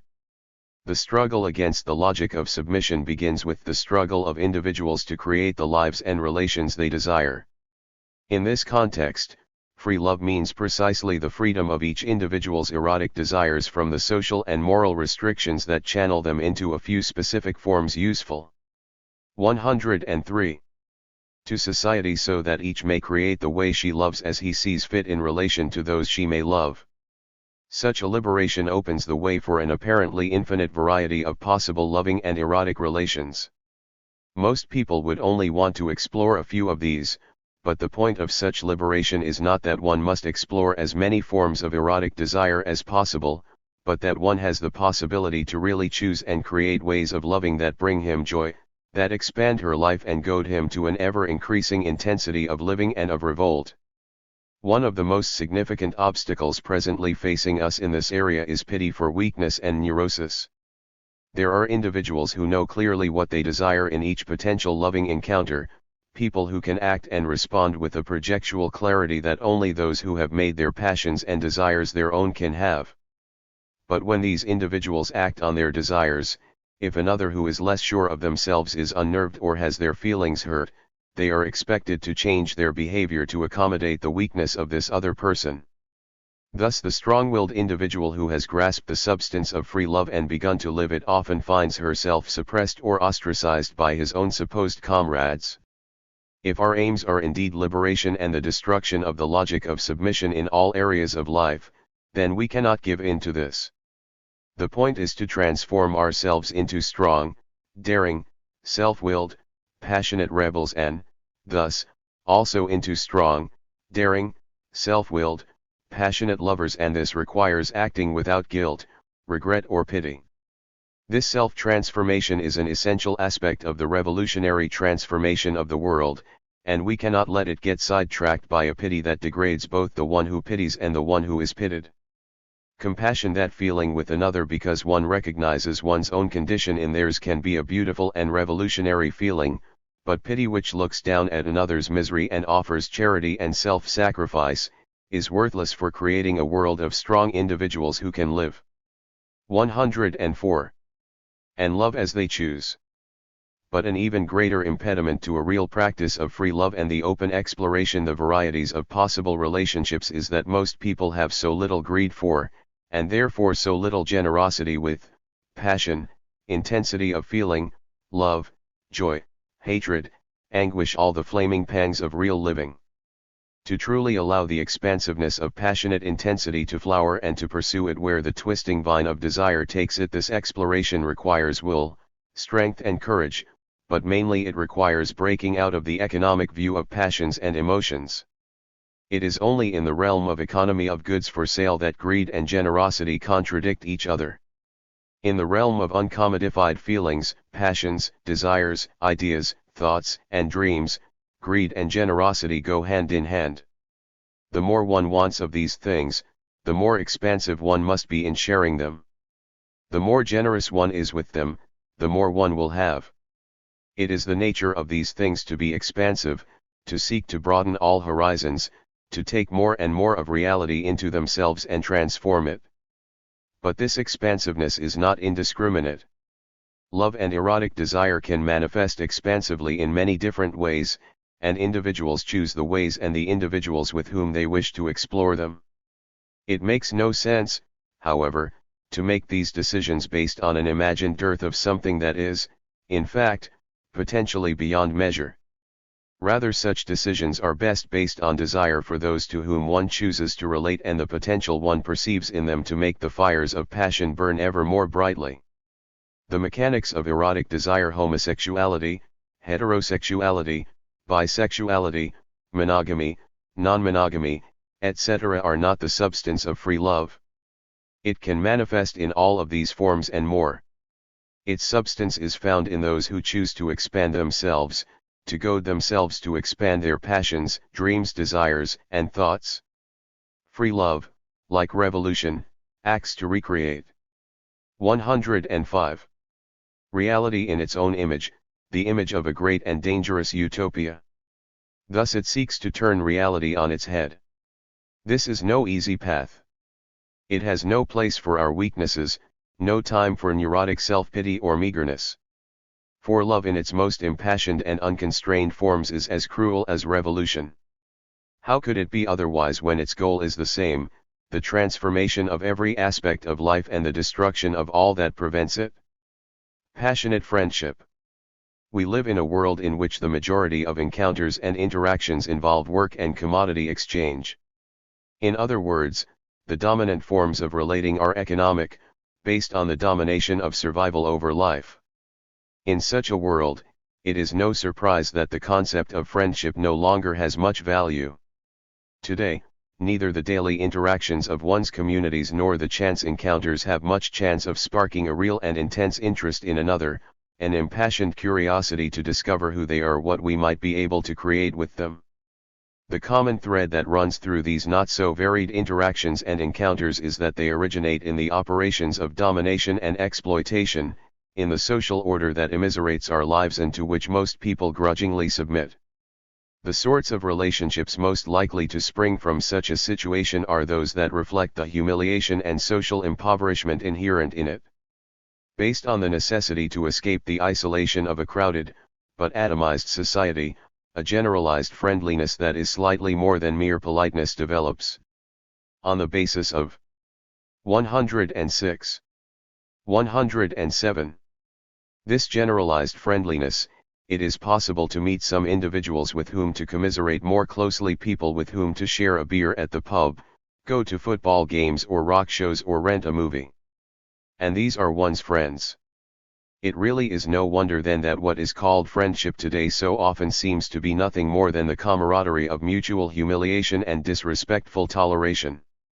When all we really have in common is our shared exploitation and enslavement to commodity consumption, and our differences mainly lie in our social identities, themselves largely defined by our jobs, the commodities we buy, and our uses to those who rule us, there is really very little to spark pride, joy, wonder and passion in our so-called friendships. If the deep loneliness of massified, commodified society draws us to others, what little our impoverished beings have to offer each other soon leads to resentment. Thus, interactions between friends at this time seem to be mostly dominated by comic mockery and various forms of one-upmanship. While such forms of play may indeed be amusing as part of a strong relationship based on real mutual pleasure, when it becomes the main way of relating, surely something is lacking. Some of us refuse to accept the impositions of exploitation and domination. We strive to create our own lives, and in the process of create our live, and in the process create relationships that escape the logic of submission to proletarianization and commodity consumption. By our own will, we redefine our commonalities and our differences, clarifying them through the alchemy of struggle and revolt, basing them on our own passions and desires. This makes the form that friendship tends to take in this society completely unpalatable. To simply tolerate another out of loneliness and call this one friend, how pathetic. Starting from that sense of pride that moved us to rebel, that point of selfish dignity that will not tolerate further humiliation, we seek to build our friendships upon. 108. The greatness we discover in each other, joy, passion, wonder sparked both by what we share in common and by how we differ. Why should we expect less of friendship than we do of erotic love? Why do we expect so little of both? Rebellion sparks fire in the hearts of those who rise up, and this fire calls for relationships that burn, loves, friendships, and, yes, even hatreds that reflect the intensity of rebellion. The greatest insult we can give another human being is to merely tolerate them, so let us pursue friendships with the same intensity with which we pursue love, blurring the boundaries between them, creating our own fierce and beautiful ways of relating free of that logic of submission to mediocrity imposed by the state and capital. Hatred. Having made the decision to refuse to simply live as the society demands, to submit to the existence it imposes on us, we have put ourselves into a position of being in permanent conflict with the social order. This conflict will manifest in many different situations, evoking the intense passions of the strong-willed. Just as we demand of our loves and our friendships a fullness and intensity that this society seeks to suppress, we want to bring all of ourselves to our conflicts as well, particularly our conflict with this society aimed at its destruction, so that we struggle with all the strength necessary to accomplishing our aim. It is in this light, as anarchists, that we would best understand the place of hatred. The present social order seeks to rationalize everything. It finds passion dangerous and destructive, since such intensity of feeling is, after all, opposed to the cold logic of power and profit. There is no place in this society for passionate reason or the reasonable focusing of passion. When the efficient 109. Functioning of the machine is the highest social value, both passion and living, human reason are detrimental to society. Cold rationality based on a mechanistic view of reality is necessary for upholding such a value. In this light, the campaigns against hate promoted not only by every progressive and reformist, but also by the institutions of power which are the basis of the social inequalities that incorporate bigotry into the very structure of this society, make sense on several levels. By focusing the attempts to battle bigotry onto the passions of individuals, the structures of domination blind many well-meaning people to the bigotry that has been built into the institutions of this society, that is a necessary aspect of its method of exploitation. Thus, the method for fighting bigotry takes a twofold path, trying to change the hearts of racist, sexist, and homophobic individuals and promoting legislation against an undesirable passion. Not only is the necessity for a revolution to destroy a social order founded on institutional bigotry and structural inequality forgotten, the state and the various institutions through which it exercises power are strengthened so that they can suppress hate. Furthermore, though bigotry in a rationalized form is useful to the efficient functioning of the social machine, an individual passion of too much intensity, even when funneled into the channels of bigotry, presents a threat to the efficient functioning of the social order. It is unpredictable, a potential point for the breakdown of control. Thus, it must necessarily be suppressed and only permitted to express itself in the channels that have been carefully constructed by the rulers of this society. But one of the aspects of this emphasis on hate and individual passion rather than on institutional inequalities that is most useful to the state is that it permits those 110 in power and their media lapdogs to equate the irrational and bigoted hatred of white supremacists and gay bashers with the reasonable hatred that the exploited who have risen in revolt feel for the masters of this society and their lackeys. Thus, the suppression of hatred serves the interest of social control and upholds the institutions of power and, hence, the institutional inequality necessary to its functioning. Those of us who desire the destruction of power, the end of exploitation and domination, cannot let ourselves succumb to the rationalizations of the progressives, which only serve the interests of the rulers of the present. Having chosen to refuse our exploitation and domination, to take our lives as our own in struggle against the miserable reality that has been imposed on us, we inevitably confront an array of individuals, institutions, and structures that stand in our way, actively opposing us: the state, capital, the rulers of this order and their loyal guard dogs, the various systems and institutions of control and exploitation. These are our enemies, and it is only reasonable that we would hate them. It is the hatred of the slave for the master, or, more accurately, the hatred of the escaped slave for the laws, the cops, the good citizens, the courts and the institutions that seek to hunt her down and return him to the master. And as with the passions of our loves and friendships, this passionate hatred is also to be cultivated and made our own, its energy focused and directed into the development of our projects of revolt and destruction. Desiring to be the creators of our own lives and relations, to live in a world in which all that imprisons our desires and suppresses our dreams has disappeared, we have an immense task before us: the destruction of the present social order. Hatred of the enemy of the ruling order and all who willfully uphold it is a tempestuous passion that can provide an energy for this task that we would do well to embrace. Anarchist insurrectionaries have a way of viewing life and a revolutionary project through 111, which to focus this energy, so as to aim it with intelligence and strength. The logic of submission demands the suppression of all passions and their channeling into sentimentalized consumerism or rationalized ideologies of bigotry. The intelligence of revolt embraces all passions, finding in them not only mighty weapons for the battle against this order, but also the wonder and joy of a life lived to the full. Realism. Be realistic, demand the impossible. This famous slogan, which graced the walls of Paris in May 1968, was truly revolutionary in its time, turning every common-sense conception of realism on its head. Now artificial, virtual realities have come to dominate social relations. Life is not so much lived as watched, and anything can be seen with the new technologies. Considering this, it is no surprise that a slogan once so challenging to an entire social order has now become an advertising slogan. In the realm of the virtual, everything is possible for a price. Everything, that is, except a world without prices, a world of actual, self-determined, face-to-face relationships in which one chooses one's activities for oneself and concretely acts upon reality within the world. The circuses that we are offered with our bread present us with spectacles like none ever seen before.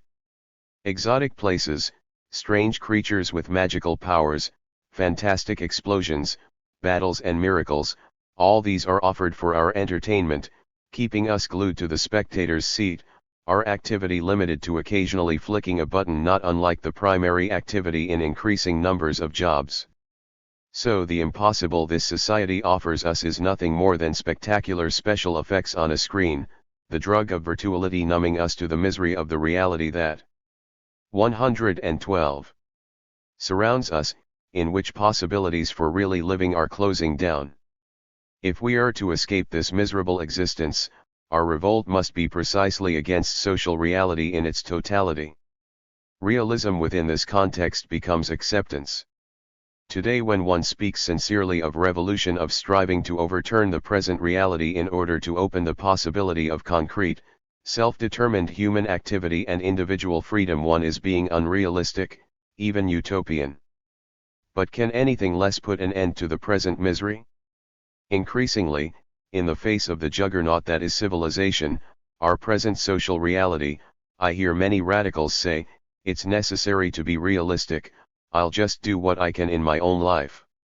This is not the declaration of a strong individuality making itself the center of a revolt against the world of domination and alienation, but rather an admission of resignation, a retreat into merely tending one's own garden as the monster lumbers on. The positive projects developed in the name of this sort of realism are nothing more than alternative ways of surviving within the present society. They not only fail to threaten the world of capital and the state, they actually ease the pressure on those in power by providing voluntary social services under the guise of creating counter-institutions. Using the present reality as the place from which they view the world, those who cannot help but see the revolutionary destruction of this reality in which we live as impossible and, therefore, a dangerous goal, so they resign themselves to maintaining an alternative within the present reality. A more activist form of realism also exists. It is found in a perspective that ignores the totality of the present reality, choosing instead to see only its parts. Thus, the reality of alienation, domination, and exploitation is broken down into categories of oppression which are viewed separately, such as racism, sexism, environmental destruction, and so on. Although 113. Such categorization can indeed be useful for understanding the specifics of how the present social order functions, it usually tends instead to keep people from observing the whole, allowing the leftist project of developing specializations in specific forms of oppression to move forward, developing ideological methods for explaining these oppressions. This ideological approach separates theory from practice, leading to a further breakdown into issues upon which to act: equal wages for women, acceptance of gays into the military or the Boy Scouts, protection of a particular wetlands or patch of forest, on and on goes the endless round of demands. Once things are broken down to this level, where any analysis of this society as a whole has disappeared, one is once again viewing things from a place within the present reality. For the activist realist, also known as the leftist, efficacy is the primary value. Whatever works is good. Thus emphasis is placed on litigation, legislation, petition to the authorities, negotiation with those who rule us, because these get results, at least if the result one wants is merely the amelioration of one particular problem or the assimilation of a particular group or cause into the present order. But such methods are not effective at all from a revolutionary anarchist perspective, because they are grounded in acceptance of the present reality, in the perspective that this is what is and so we must use it. And that is the perspective of the logic of submission. A reversal of perspective is necessary to free ourselves from this logic. Such a reversal of perspective requires finding a different place from which to perceive the world, a different position from which to act. Rather than starting from the world as it is, one may choose to start from the will to grasp her life as his own. This decision immediately places one into conflict with the present reality, because here the conditions of existence and, thus, the choices of how one can live have already been determined by the ruling order. This has come about because a few people manage 114. To take control of the conditions of everybody's existence precisely, in exchange for bread and circuses, survival graced with a bit of entertainment. Thus, individual revolt needs to arm itself with an analysis of class that expands its critique, awakening a revolutionary perspective. When one also begins to understand the institutional and technological means through which the ruling class maintains, enforces, and expands this control, this perspective takes on a social and Luddite dimension. The logic of submission tells us to be realistic, to limit ourselves to the ever-narrowing possibilities that the present reality offers. But when this reality is, in fact, marching toward death, toward the permanent eclipse of the human spirit and the destruction of the living environment, is it truly realistic to be realistic? If one loves life, if one wants to expand and flourish, it is absolutely necessary to free desire from the channels to constrain it, to let it flood our minds and hearts with passion that sparks the wildest dreams. Then one must grasp these dreams and from them hone a weapon with which to attack this reality, a passionate rebellious reason capable of formulating projects aimed at the destruction of that which exists and the realization of our most marvelous desires. For those of us who want to make our lives our own, anything less would be unrealistic. Beyond feminism. Beyond gender. In order to create a revolution that can put an end to all domination, it is necessary to put an end to the tendency we all have to submit. This requires that we view the roles that this society imposes on us with a cruel and penetrating eye, seeking out their weak points with the aim of breaking through their 115 limits and moving beyond them. Sexuality is an essential expression of individual desire and passion, of the flame that can ignite both love and revolt. Thus, it can be an important force of the individual's will that can raise her beyond the mass as a unique and indomitable being. Gender, on the other hand, is a conduit built by the social order to constrain this sexual energy, to confine and limit it, directing toward the reproduction of this order of domination and submission.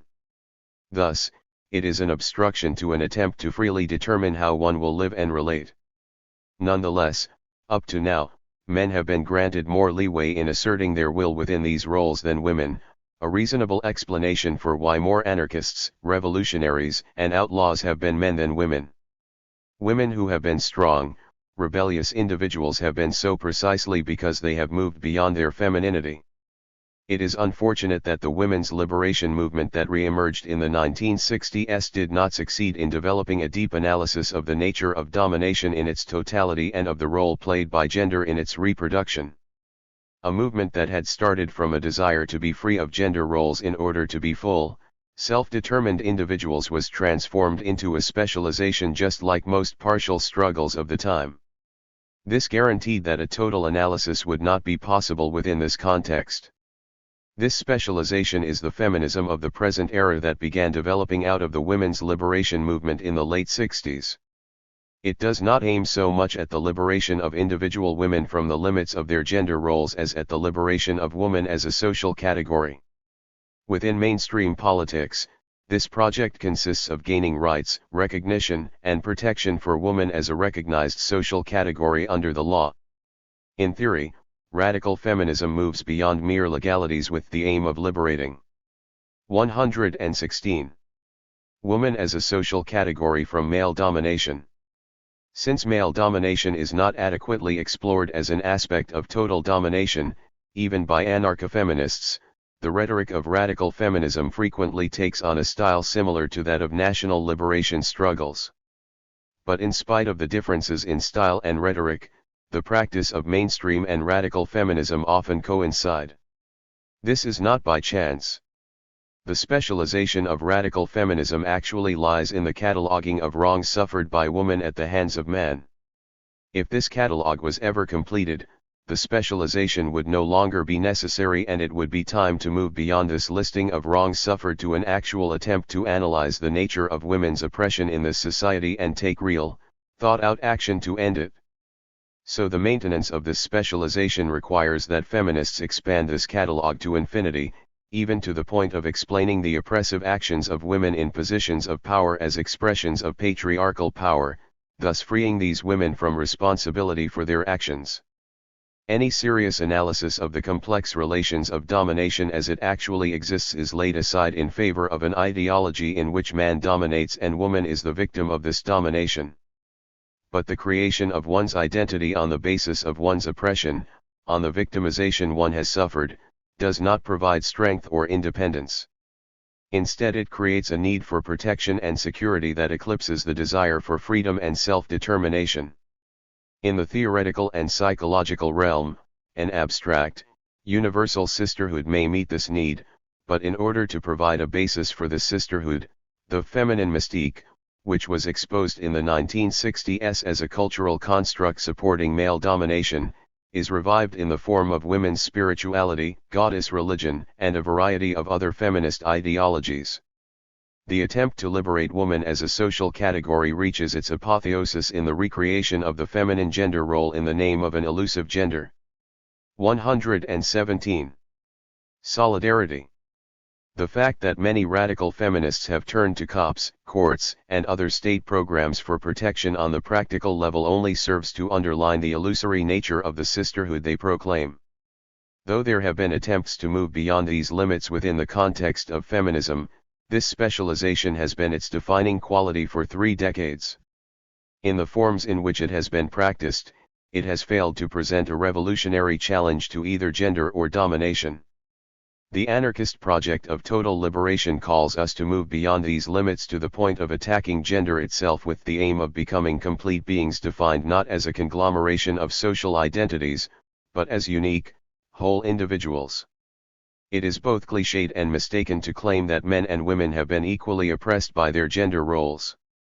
The male gender role does allow a greater leeway for the assertion of one's will. So just as the liberation of women from their gender role is not a matter of becoming more masculine but rather of moving beyond their femininity, so for men the point is not to be more feminine but to move beyond their masculinity. The point is to discover that core of uniqueness that is in each of us that is beyond all social roles and to make that the point from which we act, live, and think in the world, in the sexual realm as in all others. Gender separates sexuality from the wholeness of our being, attaching specific traits to it that serve the maintenance of the present social order. Thus sexual energy, which could have amazing revolutionary potential, is channeled into the reproduction of relations of domination and submission, of dependence and desperation. The sexual misery that this has produced and its commercial exploitation surround us. The inadequacy of calling for people to embrace both their masculinity and femininity lies in the lack of analysis of the extent to which both of these concepts are social inventions. 118. Serving the purposes of power. Thus, to change the nature of gender roles, to increase their number or modify their form, is useless from a revolutionary perspective, being nothing more than mechanically adjusting the form of the conduits that channel our sexual energy. Instead, we need to reappropriate our sexual energy in order to reintegrate into the totality of our being in order to become so expansive and powerful as to burst every conduit and flood the plane of existence with our indomitable being. This is not a therapeutic task, but rather one of defiant revolt, one that springs from a strong will and a refusal to back down. If our desire is to destroy all domination, then it is necessary that we move beyond everything that holds us back, beyond feminism, yes, and beyond gender, because this is where we find the ability to create our indomitable individuality that rises up against all domination without hesitation. If we wish to destroy the logic of submission, this must be our minimum goal. Security culture and expansive living. Life today is far too small. Forced into roles and relationships that reproduce the current social order, it focuses on the petty, on that which can be measured, priced, bought, and sold. The meager existence of shopkeepers and security guards has been imposed everywhere, and real life, expansive life, life with no limits other than our own capacities exists. 119. 120. Only in revolt against this society. So those of us who want an expansive existence, life lived to the full, are moved to take action, to attack the institutions that compel us to live such petty lives. Moved to take back our lives and make them well springs of the marvelous, we inevitably encounter repression. Every day, hidden mechanisms of repression operate to prevent revolt, to guarantee the submission that maintains the social order. The necessities of survival, the underlying awareness of always being watched, the barrage of prohibitions that meet the eyes on signs or in the person of a cop, the very structure of the social environments in which we move, These are enough to keep most people in line, eyes to the ground, minds empty of all except the petty worries of the day. But when one has had enough of this impoverished existence and decides that there must be more, that she cannot tolerate another day in which life is diminished even more, the repression ceases to be so subtle. The spark of revolt has to be suppressed, the maintenance of the social order requires it. The expansion of life cannot occur in hiding, that would simply be a change of cells within the social prison.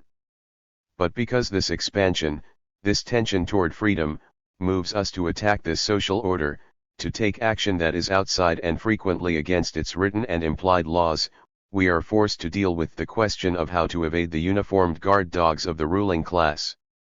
So we cannot ignore the question of security. I have always considered the question of security a simple one, a matter of practical intelligence that anyone should be capable of figuring out. By developing relations of affinity, one decides with whom one can act. There is no need to say a word about an action to anyone who is not involved in it. This is basic and should go without saying for anyone who decides to action against domination. But such practical 121. Intelligence has no need to enshroud itself in an atmosphere of suspicion and secretiveness where every word and every thought must be watched, in which even the words of defiance are considered too great a risk. If our practice takes us there, we have already lost. In the context of illegal activity, security is essential. But even in this context, it is not the top priority. Our top priority is always the creation of the lives and relationships we desire, the opening of the possibility for the fullness of existence that the system of domination and exploitation cannot allow. Those of us who truly desire such an expansive existence want to express it in all of our actions. In this light, the call for the development of a security culture seems strange to me. When I first heard the term, my immediate thought was, that is precisely the sort of culture we live in. The cops and cameras on every corner and in every shop, the increasing numbers of identification cards and of interactions requiring their use, the various weapons systems put in place for national security, and on the culture of security surrounds us, and it is the same as the culture of repression. Certainly, as anarchists, this is not what we want. Many of the practical suggestions made by the proponents of security culture are basic good sense for one who is taking action against the institutions of domination. It is obvious that one shouldn't leave evidence or speak to the police, that one should take the due precautions to avoid arrest, a situation that would certainly not enhance one's struggle for a full free life. But it makes no sense to speak of a security culture. The caution necessary to avoid arrest does not reflect the sort of life and relationships we want to build. At least I hope not. When anarchists begin to see security as their top 122 priority as a culture that they must develop, paranoia comes to dominate relationships. Anarchist conferences are set up with levels of bureaucracy and policing that too closely parallels what we are trying to destroy. Suspicion replaces comradeship and solidarity. If someone doesn't look or dress right, he finds herself ostracized, excluded from involvement. Something vital has been lost here, the reason for our struggle. It has vanished behind the hard armor of militancy, and we have come to be the mirror image of our enemy. The anarchist struggle slips into this joyless, paranoid rigidity when it is not carried out as an attempt to create life differently, joyfully, intensely, but is rather treated as a cause to which one is to sacrifice oneself. One's struggle then becomes moral, not a question of desire, but of right and wrong, good and evil, conceived as absolute and knowable. Here is the source of much of the rigidity, much of the paranoia, and much of the unwarranted sense of self-importance that one finds much too often in anarchist circles. We are the righteous warriors surrounded on all sides by the forces of evil. We must protect ourselves from any possibility of contamination. And the character armor hardens, undermining the joyful spirit that provides the courage necessary for the destruction of the world of domination. This destruction, this demolition of the social prison that surrounds us, would bring us face to face with the unknown. If we confront it with fear and suspicion, we will build the new prisons ourselves. Some already are, in their minds and in their projects. This is why our projects of attack must originate in and be carried out with joy and an expansive generosity of spirit. The logic of paranoia and fear, the logic of suspicion with its measured words and deeds, is the logic of submission if not to the present order of domination, then to a morality that diminishes our lives and guarantees. 123. That we will not have the courage to face the unknown, to face the world in which we would find ourselves if the present order were destroyed. Instead, let's embrace the passionate reason of desire that defies all domination. This reason is absolutely serious in its desire to destroy all that diminishes life, confining it to that which can be measured. And because it is so serious, it laughs. Revolt, not therapy. When the situationist idea that revolution would be therapeutic found its way into the English language, it opened a Pandora's box of misunderstanding. It seems clear to me that the situationists were pointing out that a real revolutionary rupture would break down the social constraints which underlie so much of what is considered mental illness and emotional disturbance, freeing people to discover their own meanings and methods of thinking and feeling. But many have understood this concept differently, taking it to mean that revolution is to be something like an encounter group, a counseling session or psychological self-help activity. Ceaseless self-examination, embarrassing confessionalism, the gamut of support groups, safe spaces, and the like come to be understood as revolutionary activity. And many so-called revolutionaries, in conformity to such a practice, tend to become the emotionally crippled neurotics that they assume they are, searching for a revolutionary healing that will never come, because this assumed role is inherently self-perpetuating and, thus perpetuates the society that produces it. What is missing from this therapeutic conception of revolution is revolt. The destruction of the social order with the aim of liberating. 124. Ourselves from all domination and exploitation, from every constraint on the full development of our singularity, certainly requires an analysis of how our lives, our passions, our desires, and dreams have been alienated from us, how our minds have been constrained to reason in certain ways, how we have been trained to follow the logic of submission. But such an analysis must be a social analysis, not a psychoanalysis. It must be an examination of the social institutions, roles, and relationships that shape the conditions under which we are forced to exist. Consider this analogy. If a person has broken her leg, of course, she must try to set it, get a cast or splint and find a crutch. But if the reason why he is having trouble walking is that someone has put a ball and chain on his leg, then her first priority is to cut off that chain and then to guarantee that it won't happen again by destroying the source of the chain.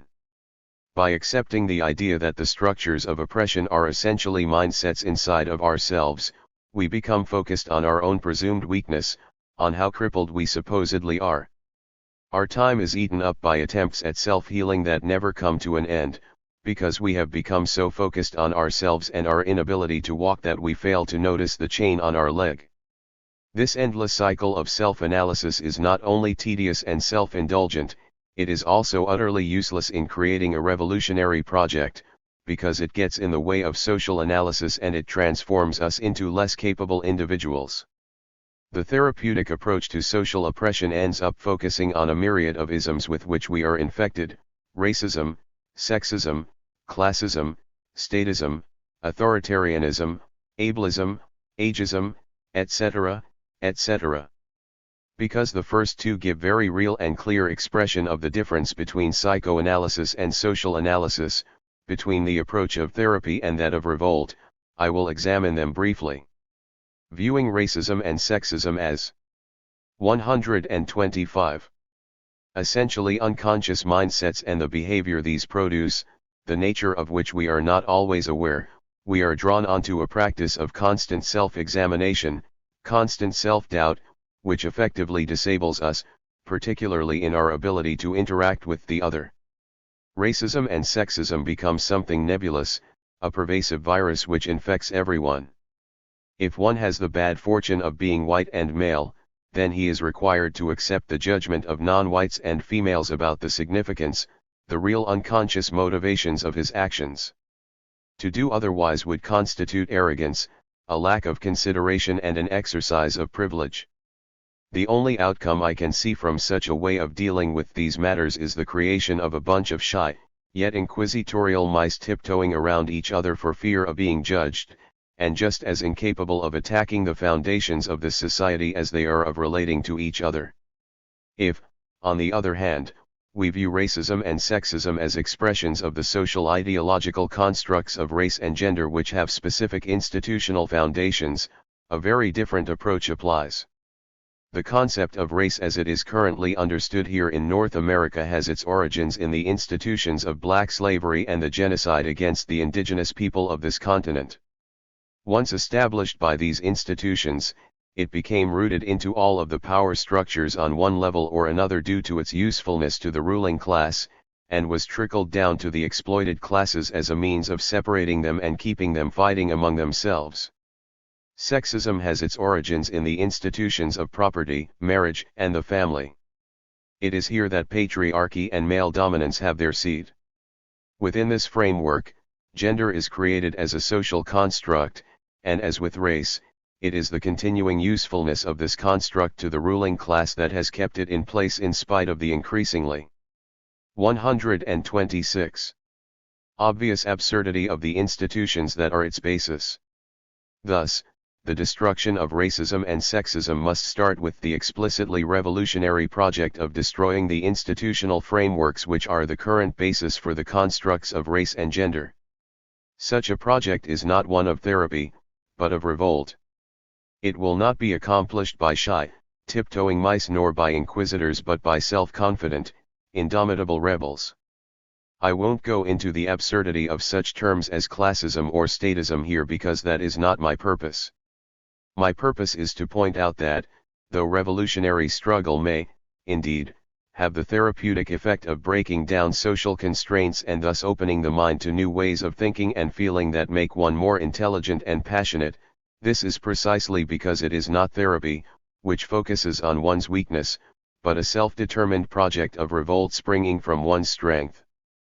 Freedom belongs to the individual. This is a basic anarchist principle and as such resides in individual responsibility to oneself and in free association with others.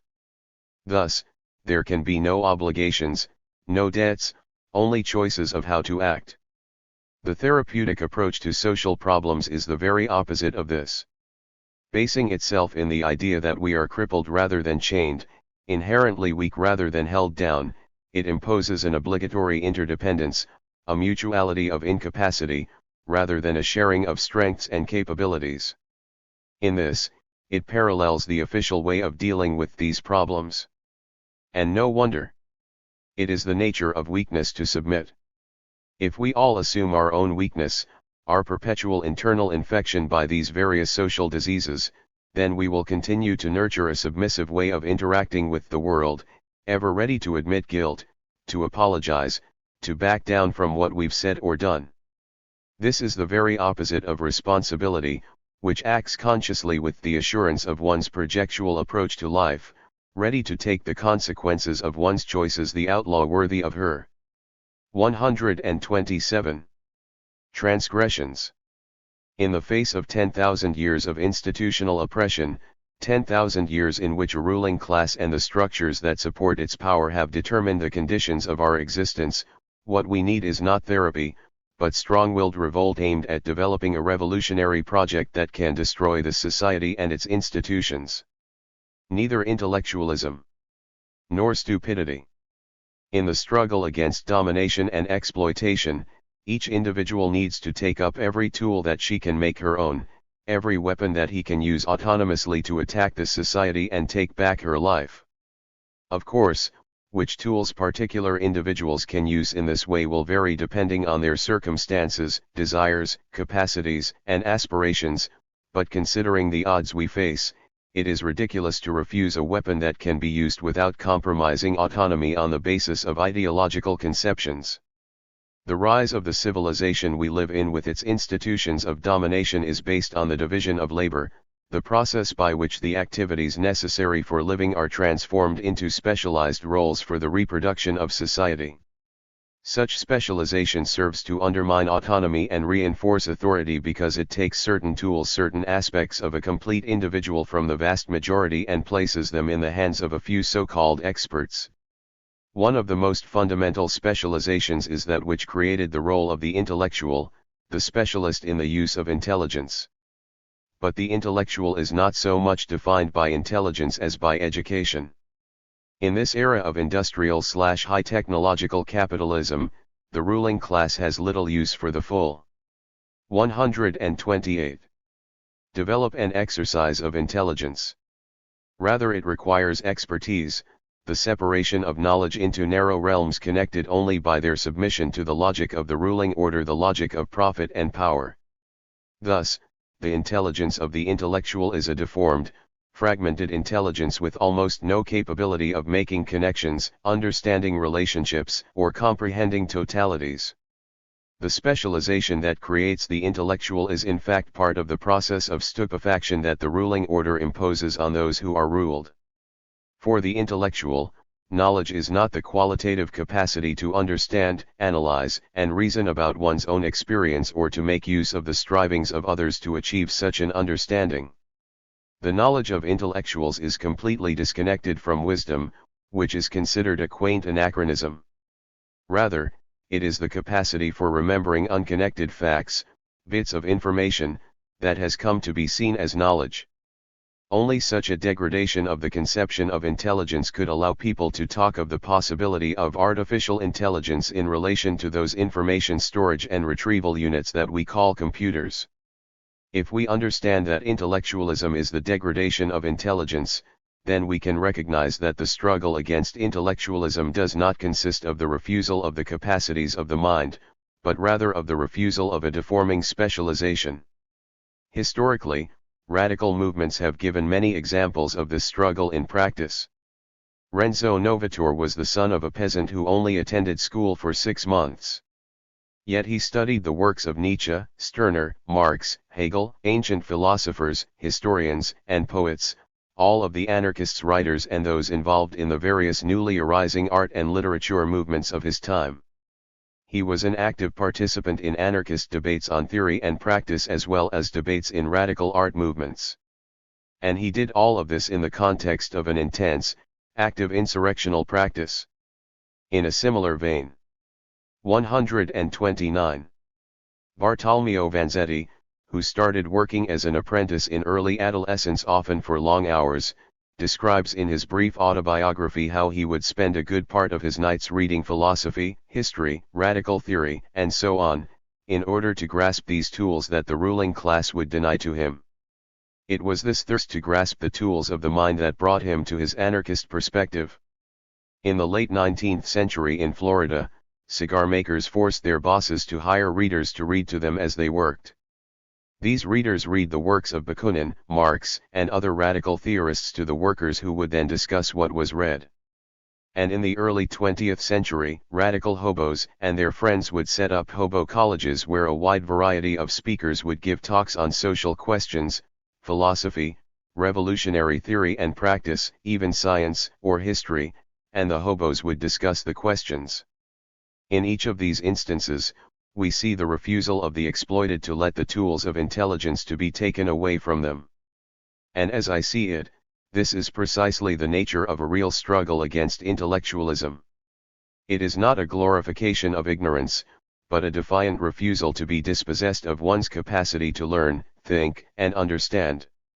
The degradation of intelligence that creates intellectualism corresponds to a degradation of the capacity to reason which manifests in the development of rationalism.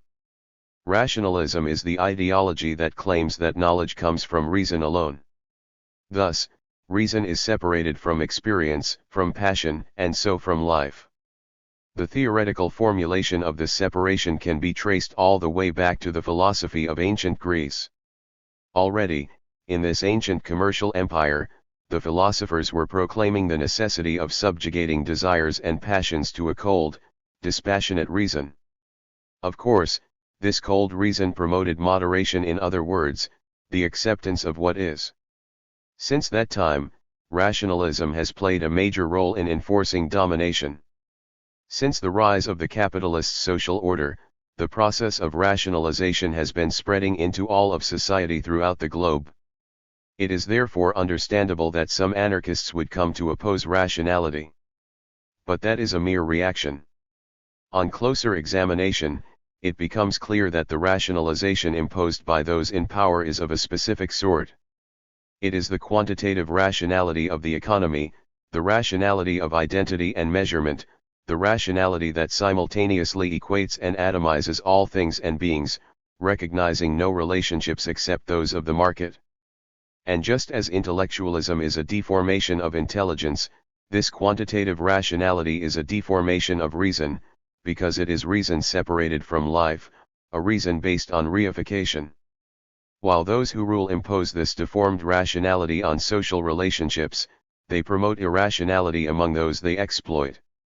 In the newspapers and tabloids, on television, in video and computer games, in the movies, throughout the mass media, we can see religion, superstition, belief in the unprovable and hope in or fear of the so-called supernatural being enforced and skepticism being treated as a cold and passionless refusal of wonder.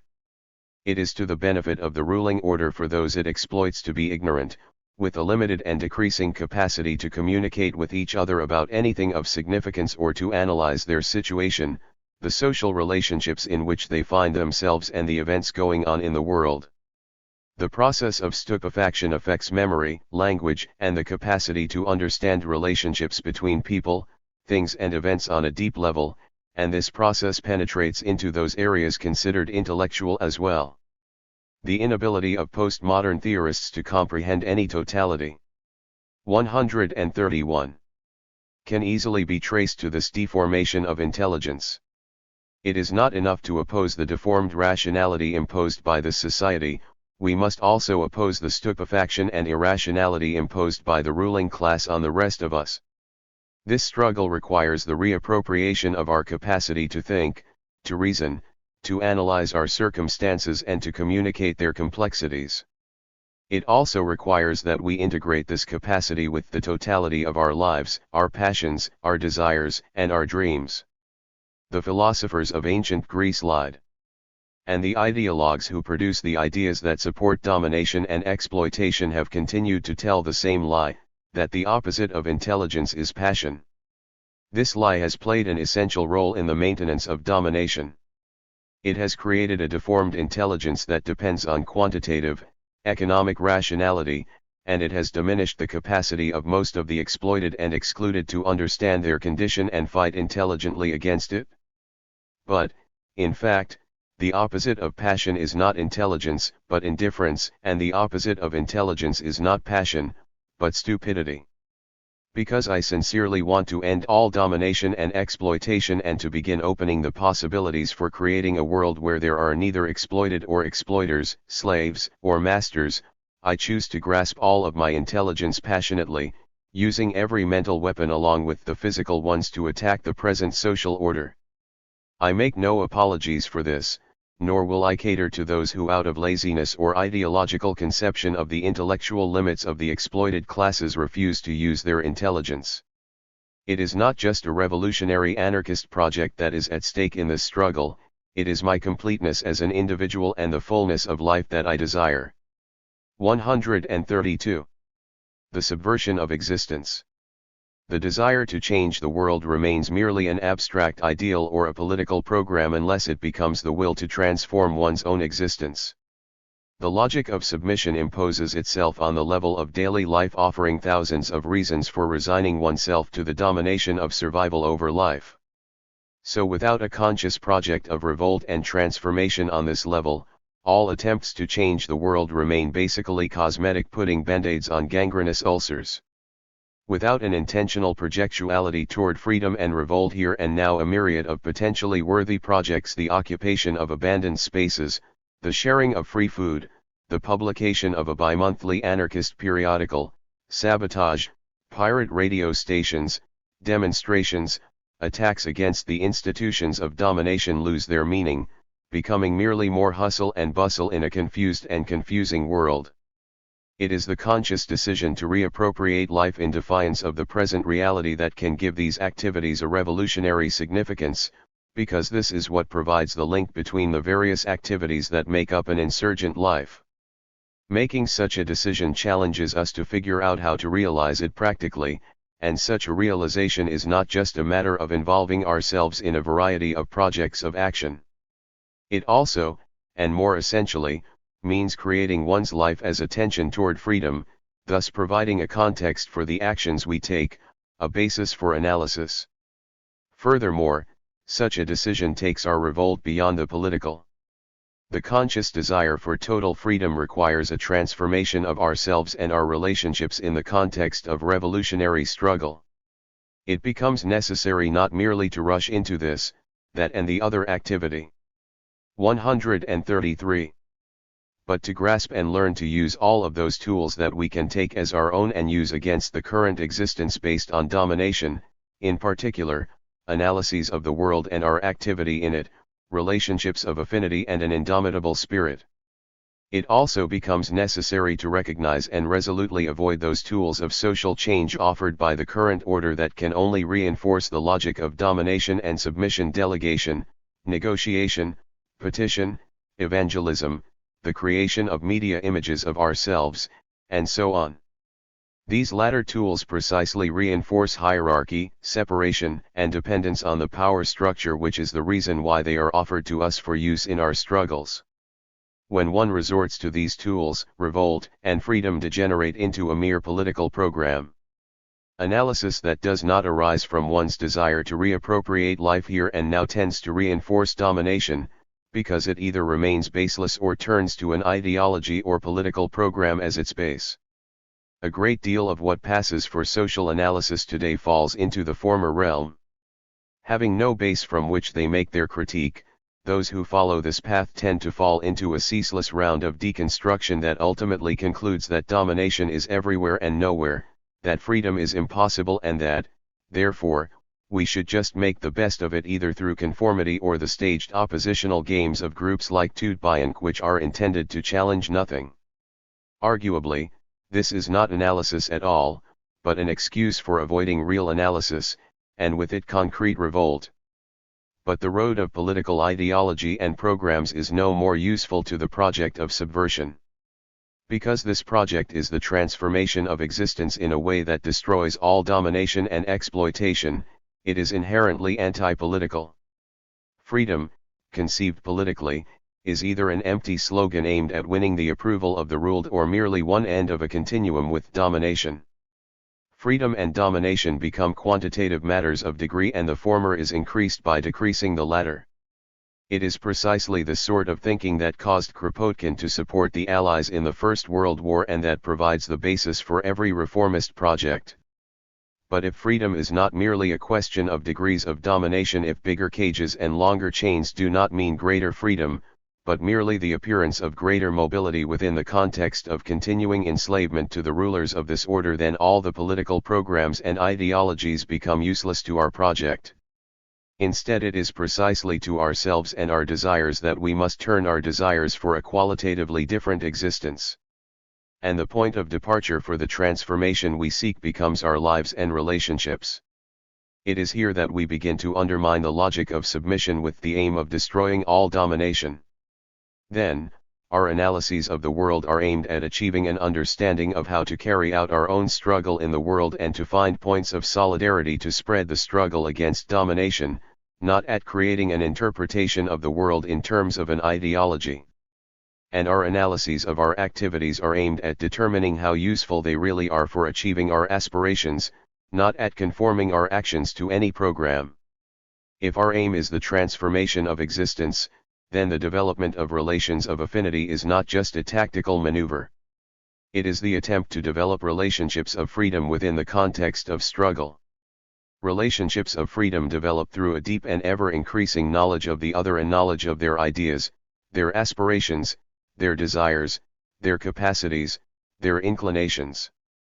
It is a knowledge of similarities, yes, but more significantly, it is a knowledge of differences, because it is at the point of difference that real practical knowledge begins, the knowledge of whether and how.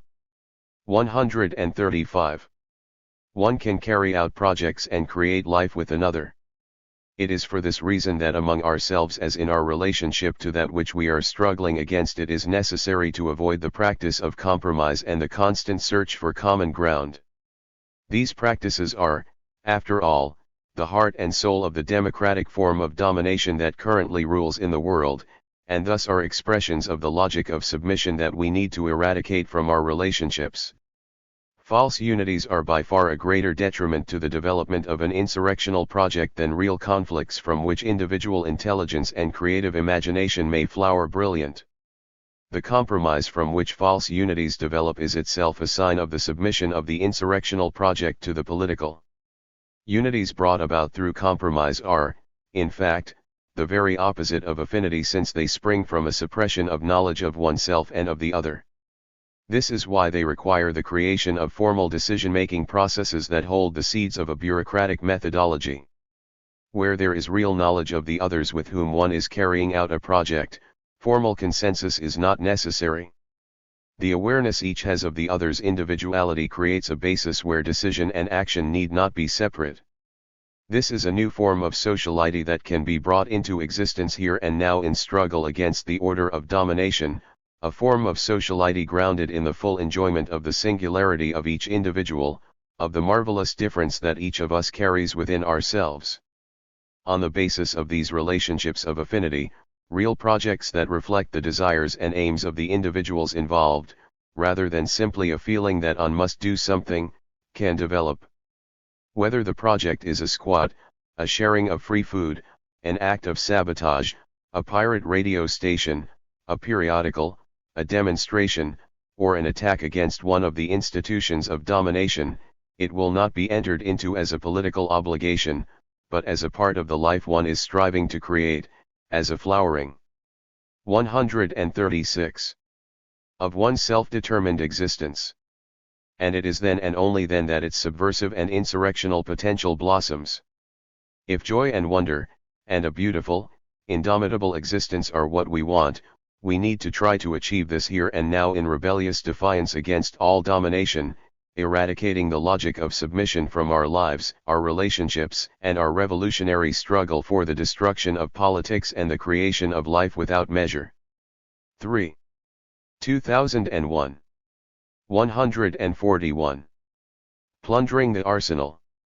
The heritage of revolutionary movements can no longer form a tradition to safeguard, or a program to realize, but must become an arsenal to plunder for the ongoing use of new revolutionaries. The history of revolt is probably as long as the history of domination and exploitation. There have always been those who will not submit, who will defy God and master even against the greatest odds. And this history of revolt includes significant social struggles, uprisings of the multitudes of the exploited to throw off their chains in social revolution. Over the past few hundred years, these social upheavals have helped to create a revolutionary awareness that has manifested particularly in anarchist and communist theory, social analysis, and practice. This same period saw the rise of capitalism, the bourgeois revolutions that transformed the state, giving rise to democratic domination, industrialism, and wage labor.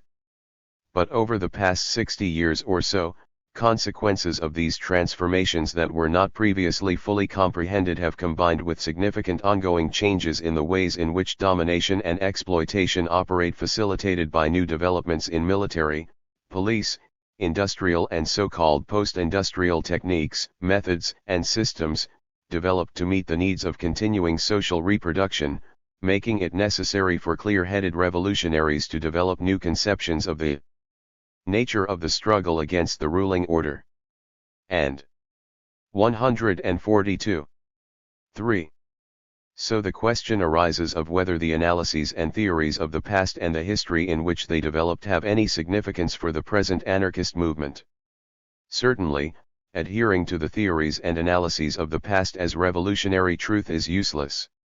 The veneration of Kropotkin or Bakunin, Goldman, or Malatesta can only transform anarchist theory and practice into a museum piece, and museums are generally showcases for that which has died. In the same way, an uncritical approach to past uprisings does us no good. The Paris Commune, Spain in the 1930s, Hungary in 56, Paris in 68 and so on become meaningless from a projectual revolutionary perspective when they are mythologized. The ongoing struggle from which they arose disappears, and they become relics, a string of glorious defeats. I have no interest in participating in the creation of a museum of anarchy and insurrection. I want to create anarchy and insurrection as lived realities. But the refusal to venerate and mythologize the revolutionary past is not the same as simply rejecting it out of hand. Just as the order of domination has a history that we can examine in order to gain a greater understanding of how to fight against it, so too the struggle against this order has a history, and to simply claim that it is irrelevant to us today is to sacrifice significant weapons that we could use in our struggle here and now. It has been said that in order to relaunch the wager of revolution, it is necessary to put the past back into play. But when placed in a museum to be venerated or buried in a graveyard to be ignored, the past cannot be put into play, because it has been transformed from an activity, a movement of struggle, into a dead thing. The anarchists and revolutionaries of the past developed their analyses, theories, and visions not as doctrines in which to believe, but as weapons to be used against the ruling order. Certainly, much of it is irrelevant now, but if our intent is not merely to promote a new ideology, a new revolutionary faith, if our struggle is for the reappropriation of our lives here and now and the destruction of all that stands in the way of that project, if our aim is indeed the transformation of social relationships, the creation of a world without domination, exploitation, hierarchy, then we will see the revolutionary past as an arsenal to be plundered, joyfully grasping whatever is useful to our present struggle. If we cannot grapple critically with the past, we will not be able to grapple critically with the present, and our current struggle will be a museum piece, a mere showcase of ideology, another game of spectacular roles that may be appealing to the media, but are of no relevance to the real struggle to destroy this society. The refusal of representation. To represent or be represented is a degradation, a reduction, both in the sense of symbolic culture and in terms of power. John Zerzan. Of course, it is inevitable in contemporary society that the mass media will broadcast its representations of anarchists and anarchy. And it is equally inevitable that these representations will be distorted and inaccurate, serving the interests of the ruling regime. After all, mass media is part of the power structure.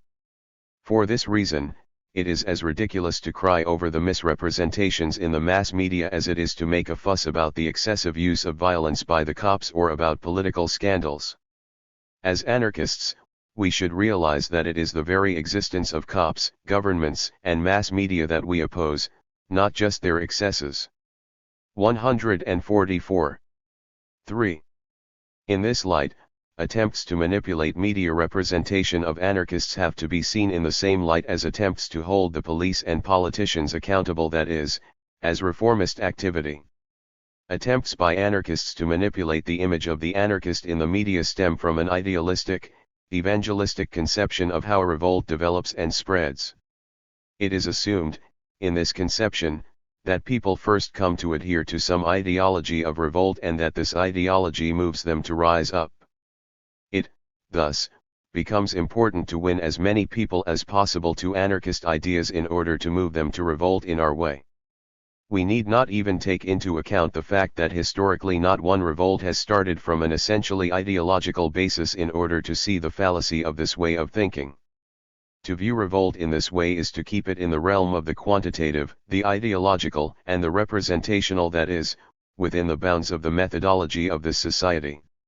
It is not only impossible for us to accomplish the anarchist project in this way, but when we use these sorts of methods, we have already defeated ourselves by transforming our lives and projects into images, into mere representations that are, indeed, degradations. The fact that millions of people may see the New York Times or network television does not mean that we should seek to get an accurate representation in these media. An accurate representation of a living struggle against domination or of anything truly living and passionate is impossible. Inevitably what will be seen will be a deformation in the interests of domination. Even when we turn our own means of communication, our publications, pirate radio stations, etc. into tools for propaganda, ways of winning people over, this degradation starts to creep in, because instead of being ourselves and acting on our own terms, we begin to represent ourselves and act to win the hearts and minds of others. This is indeed degradation, as revolution and anarchy cease to be our life struggle and instead become a political. 145. 146. 3. Program in search of adherents.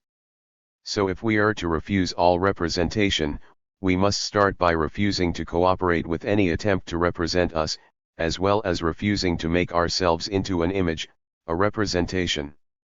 Though we can't prevent the media from representing anarchists and anarchy, we can refuse to play along with their game, just as we can refuse to vote or to join the military. These abstentions are all refusals to cooperate with the power structure, refusals to let our lives and activities be defined on their terms, to look at the matter from another direction. Striving for self-management of the current social order is both ridiculous and counter-revolutionary, since real, full self-determination of our lives requires the destruction of this order. In the same way, the attempt to self-manage one's media image also runs counter to any truly revolutionary project, because it places one's struggle squarely within the framework of representation in its most flagrant and degraded form. As with the state, the cops, capital, as with all institutions of domination, the only revolutionary relationship an anarchist can have with the mass media is a conflictual one, clearly aimed at its destruction and brooking no compromise. In relation to the media, this is the minimum meaning of the refusal of representation. Avoiding moral vanguardism.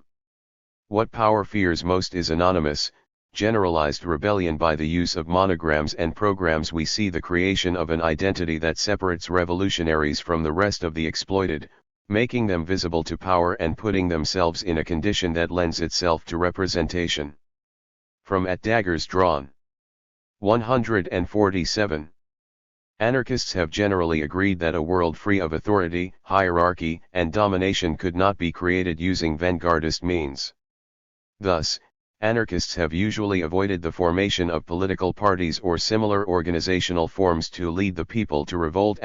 But other subtle forms of vanguardism can easily creep into our methods and practice if care is not taken to avoid them.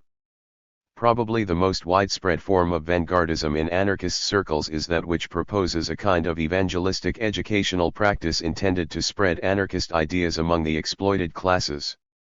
But I have discussed the problems with this approach before and want to examine another form of subtle vanguardism, moral vanguardism. In the struggle against the institutions of domination, attack is essential. The social relationships that enforce this social order must be overturned, and this requires the destruction of the projects and structures of the ruling order. While it is true that in order to move towards social insurrection and revolution, such attacks must expand and become generalized, it is absurd to use this necessity as an excuse for doing nothing now. Facing this social reality that is impoverishing our lives and poisoning this world, every act of revolt is justified. But where widespread social insurrection does not exist, it is of great importance not to create a role or image of what one comrade called specialists in destruction and specialists in revolution for ourselves. There are a number of factors that can play into creating this specialist role. Since acts of vandalism, sabotage, and destructive attack are, in fact, relatively common responses to alienation, frustration with the realities of social existence, and boredom with a life where most relationships are commodified and most adventures outlawed, it is clearly not the fact that conscious revolutionaries and anarchists carry out such acts that leads to this specialization. Rather, the problem lies in the way in which social, political, or moral agenda behind the attacks are dealt with. Exploited individuals without a conscious revolutionary perspective who attack something that diminishes their existence are acting only for themselves in the immediate present and so feel no need to communicate the reasons for their actions. Anarchists and revolutionaries, though hopefully also acting for themselves, carry out their actions in the context of an ongoing project of revolt, and so they often have reasons for wanting to communicate why they took a particular action.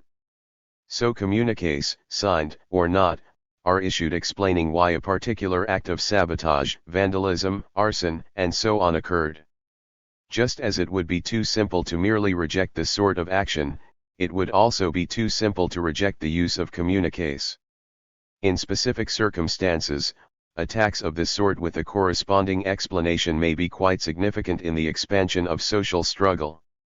But if such communications create and/or reinforce a separation between conscious anarchists and the exploited, they become an obstruction in the path of generalized revolt and self-organization.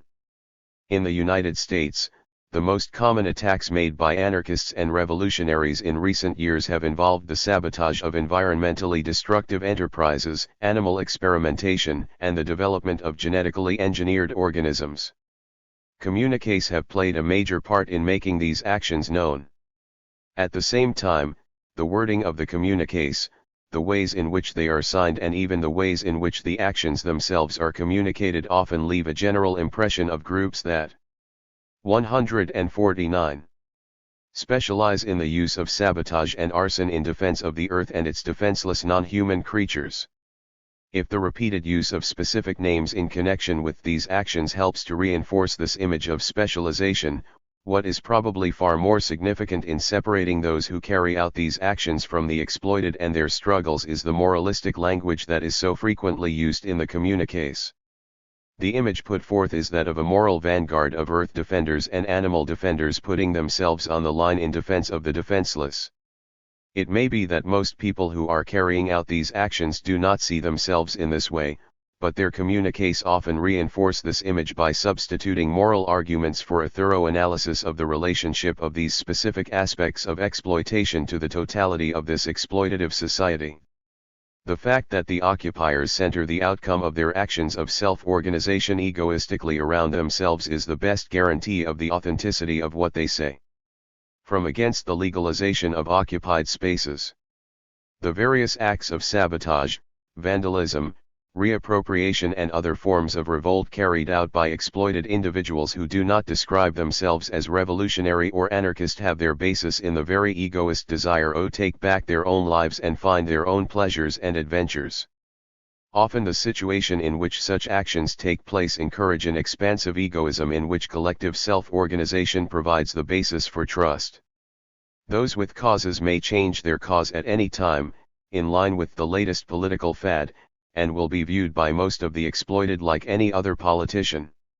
If we anarchists would also act above all for ourselves against our own domination and exploitation, this would provide us with an authentic basis for expressing the reasons. 150. 3. Behind our actions. If our analyses provide us with a clearer understanding of how and why to act against domination, our actions will, nonetheless, not be those of a vanguard, but of expansive egoists seeking others with whom we can create that insurrection that will be the collective self-organization of the individual struggle for freedom. No act of revolt is futile.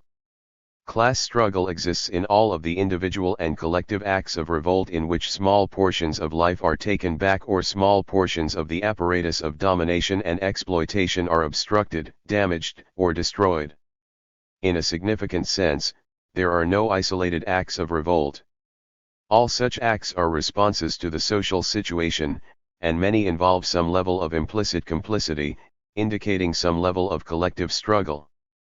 Consider, for example, the spontaneous, mostly unspoken organization of the reappropriation of goods and sabotage of the work process that goes on at many workplaces.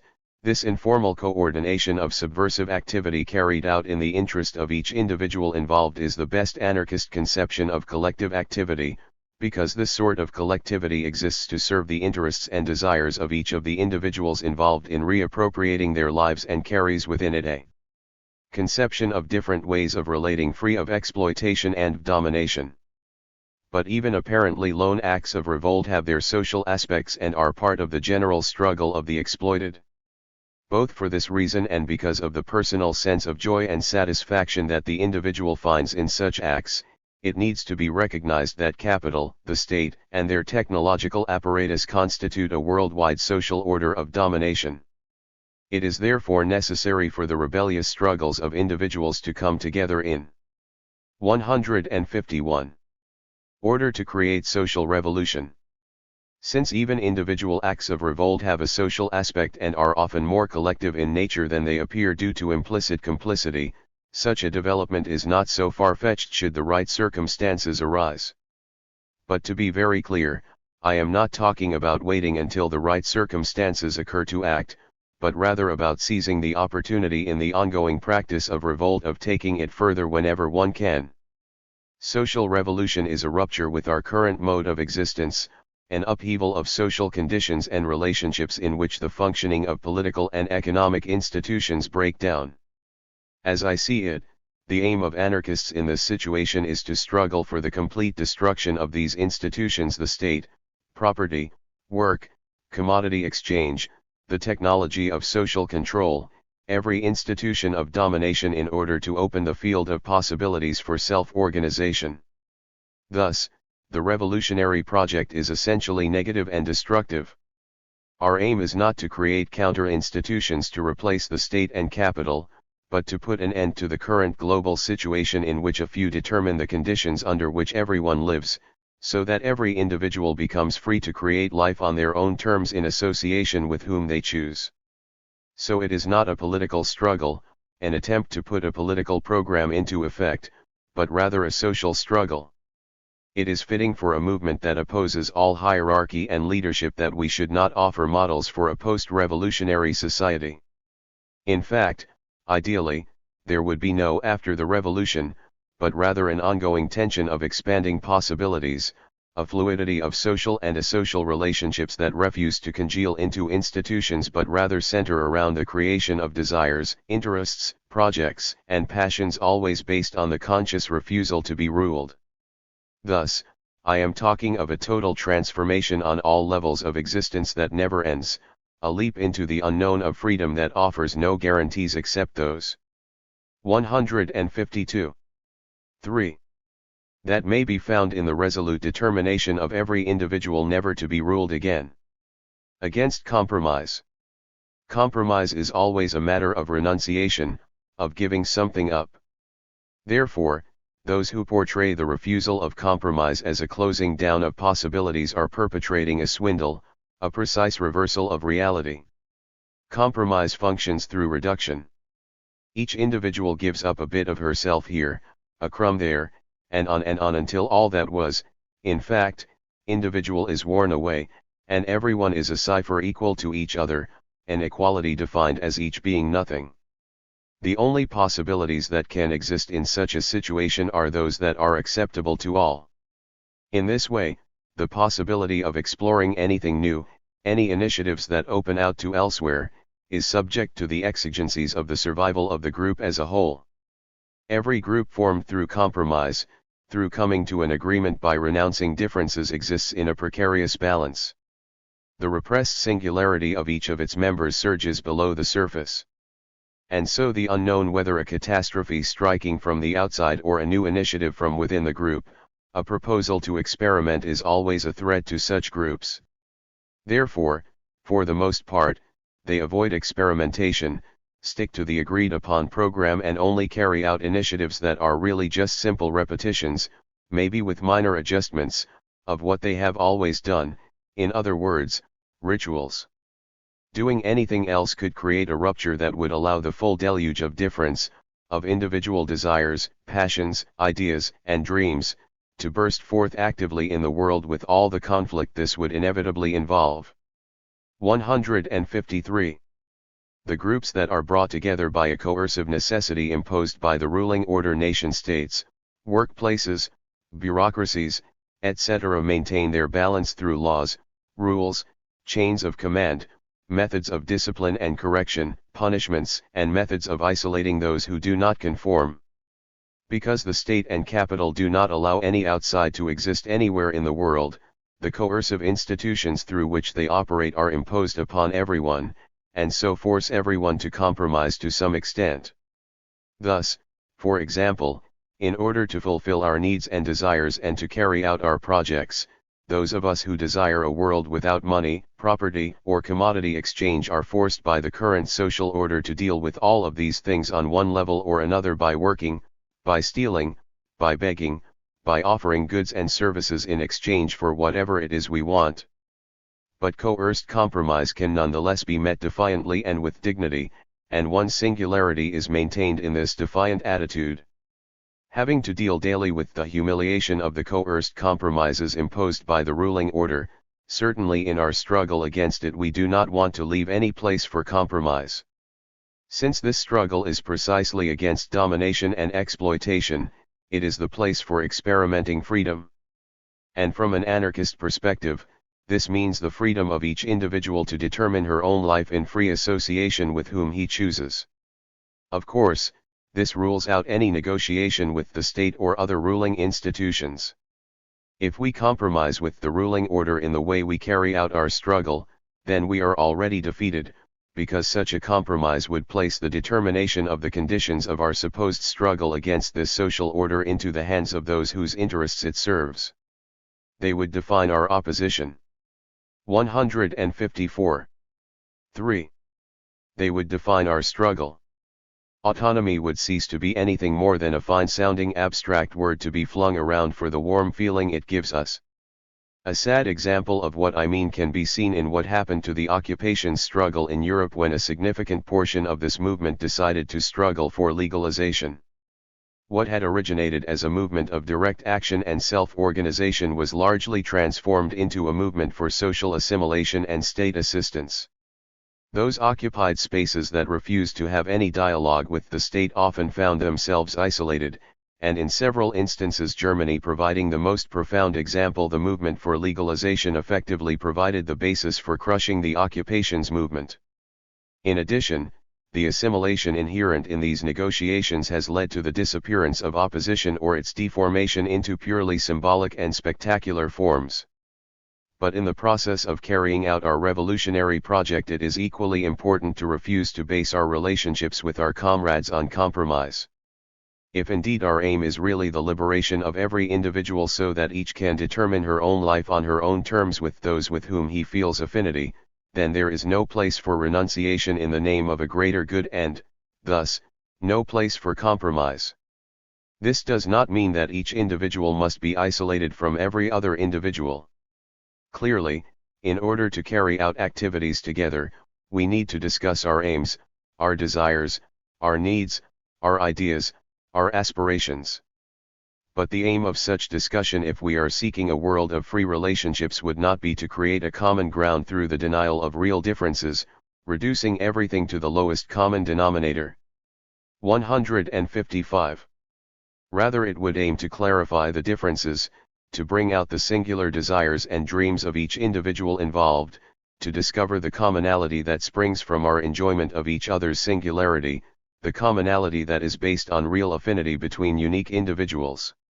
Such affinity can only be discovered through developing a real deep knowledge of each other, a task which requires that our discussions have the precise aim of discovering our differences, what is unique in each of us, not of suppressing them in the name of a unity that will leave everyone dissatisfied.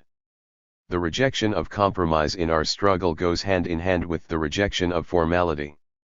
In order to create a formal organization, it is necessary to create both an ideological framework and a practical program on which the organization is based.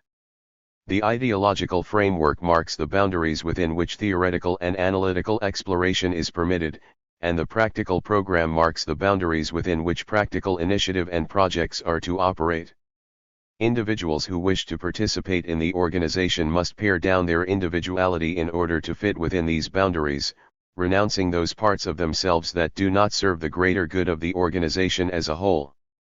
Thus, by its nature, the formal group comes to dominate the individuals who participate in it.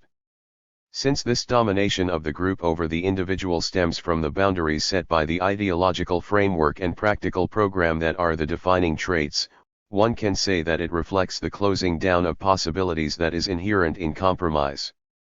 While we anarchists are quick to discuss which methods of decision-making are most suited to our aims, we seem far less willing to talk about the contexts in which these methods are to be used.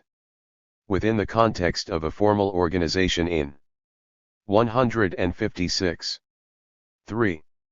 which the theoretical and practical parameters of discussion are already set and the individuals involved in the decision-making process are members of the organization, i.e., parts of a greater whole. Both unanimity and majority decision can only operate as a power over individuals in the group, since every decision must be made in terms of the needs of the organization as a whole. Thus, whatever decision may be reached through whatever method, it will always involve the submission of the individual and her desires and aspirations to the group as a whole. In the realm of informality, where organization is temporary, with the aim of accomplishing a specific task, discussion does not have such parameters, the only parameters being the task at hand. Individuals can bring the whole of themselves, their dreams and passions, their ideas and desires, the whole of their imaginations into it. Since there is no formal structure the survival of which must be guaranteed, there is nothing to fetter the exploration of possibilities. Discussion can center around how to carry out whatever project is being explored in such a way as to realize the desires of each of the individuals involved in carrying it out. In this informal context, at least if it is to realize the singularity of each individual, there is obviously no place for a majority-based method of decision-making. Unanimity is necessary simply because it is the only way to guarantee that the decisions made fully reflect each individual involved. In this case, wholeness is not seen as the trait of a group, but rather of each individual involved in the project at hand, who have come together on the basis of affinity, not unity in the name of a higher cause. So when significant differences arise, there is no need to resolve them through negotiation and compromise. Rather, those involved can recognize that they have reached the limits of their affinity and can therefore choose to go their separate ways, continuing their struggles as they see fit. So though it is true that within a formal context even unanimity is guaranteed to be a power over individuals, within the context of informality it can be a tool for creating collective projects in which the interests of each individual involved have priority. As an anarchist, I desire social revolution precisely because it opens the possibility for creating a world in which each individual is able to create her life as his own in free association with those with whom she feels affinity. Social revolution is, in fact, a rupture of existing social relationships, a breakdown of the functioning of social control, and so opens out into the unknown, where possibilities for freedom and self-organization may be found. Formal revolutionary organizations and alternative institutions are formed precisely to avoid this opening into the unknown. How often have I heard some anarchist proclaim the necessity to find something to replace the state and capitalist institutions, as if these have ever served any truly human purpose. But the built-in limitations of these revolutionary institutions guarantee not too much will change. They are brakes on the upheaval that is bringing the collapse of the old world. And so they close down possibilities, enclosing them within their own framework, and the world of compromise returns, often with the added brutality of the moral judgments of true believers against those who go too far. The expansion of the possibilities opened up by the insurrectionary break, the full exploration of the panorama of self-determination and of the collective movement of individual realization, requires, above all, indomitable individuals who associate on the basis of affinity and the pleasure they find in each other's singularity, refusing every compromise. 158. 3. Revolutionary solidarity. An insurrectionary anarchist perspective. Solidarity lies in action. Action that sinks its roots in one's own project that above all makes us free ourselves. Daniela Carminini. Revolutionary solidarity is not essentially a question of moral, financial, or physical support, but something far deeper, because it is essentially egoistically centered.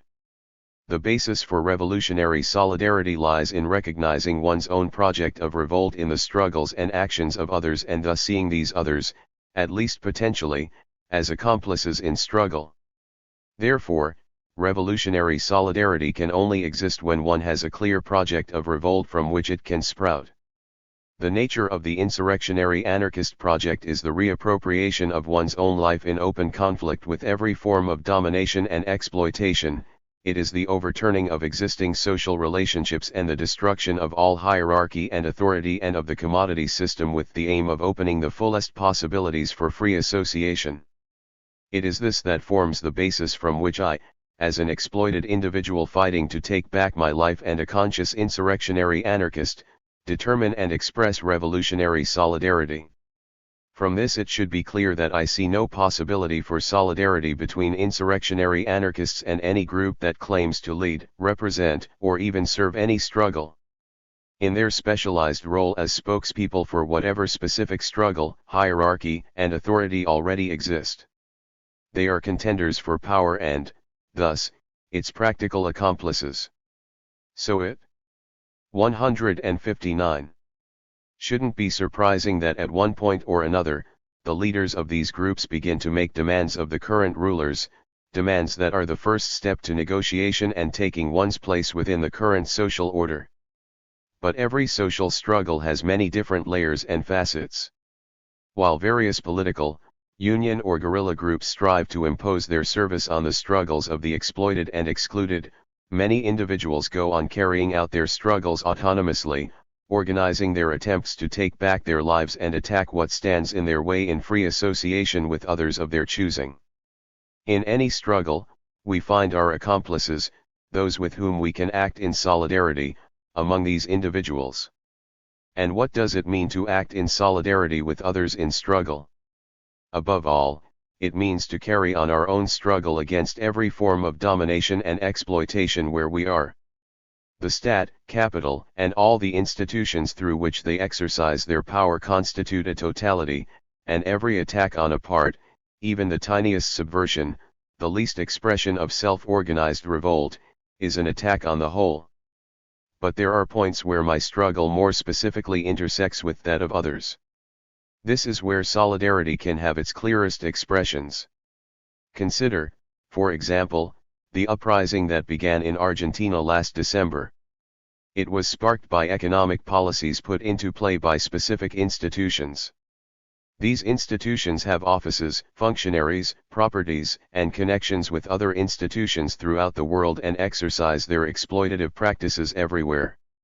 Specifically target actions against these institutions and their connections anywhere in the world could provide a clear expression of solidarity with those in revolt in Argentina.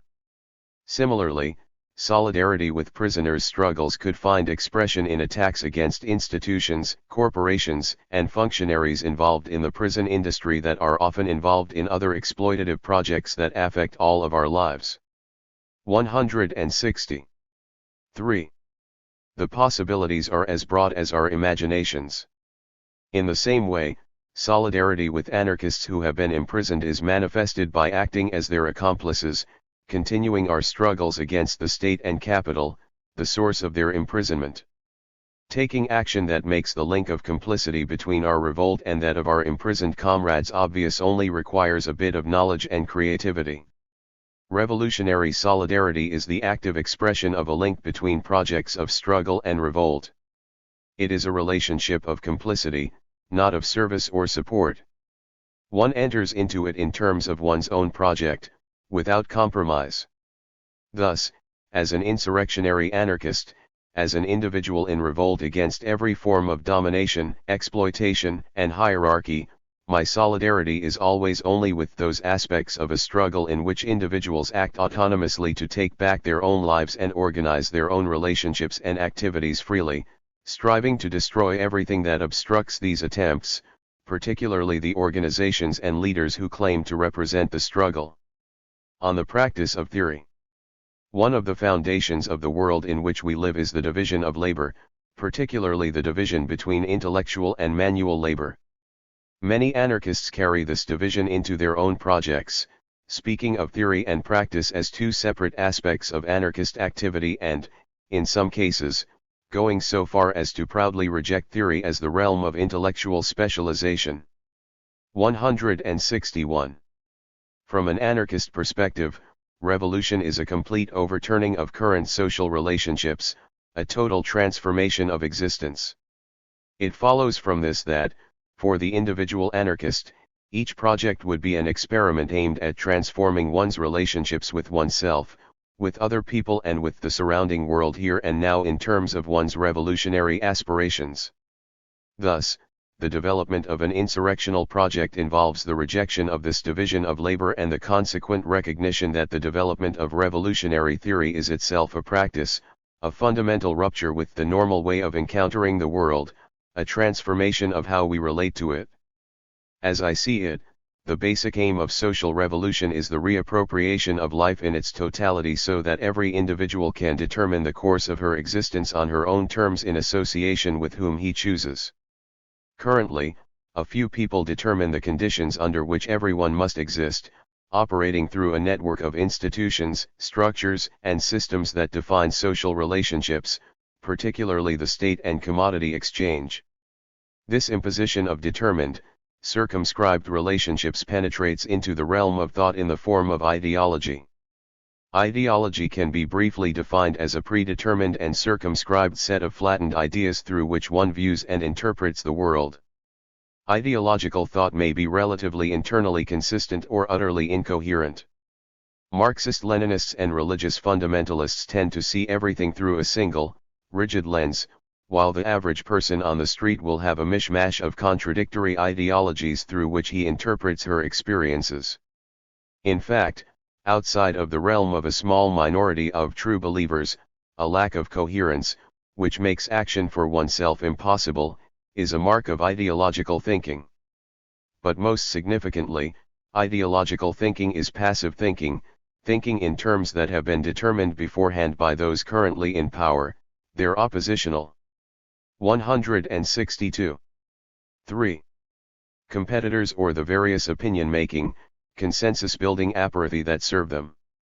In this predetermined social relationship, one does not really think, but merely passively consumes the thoughts that one is offered.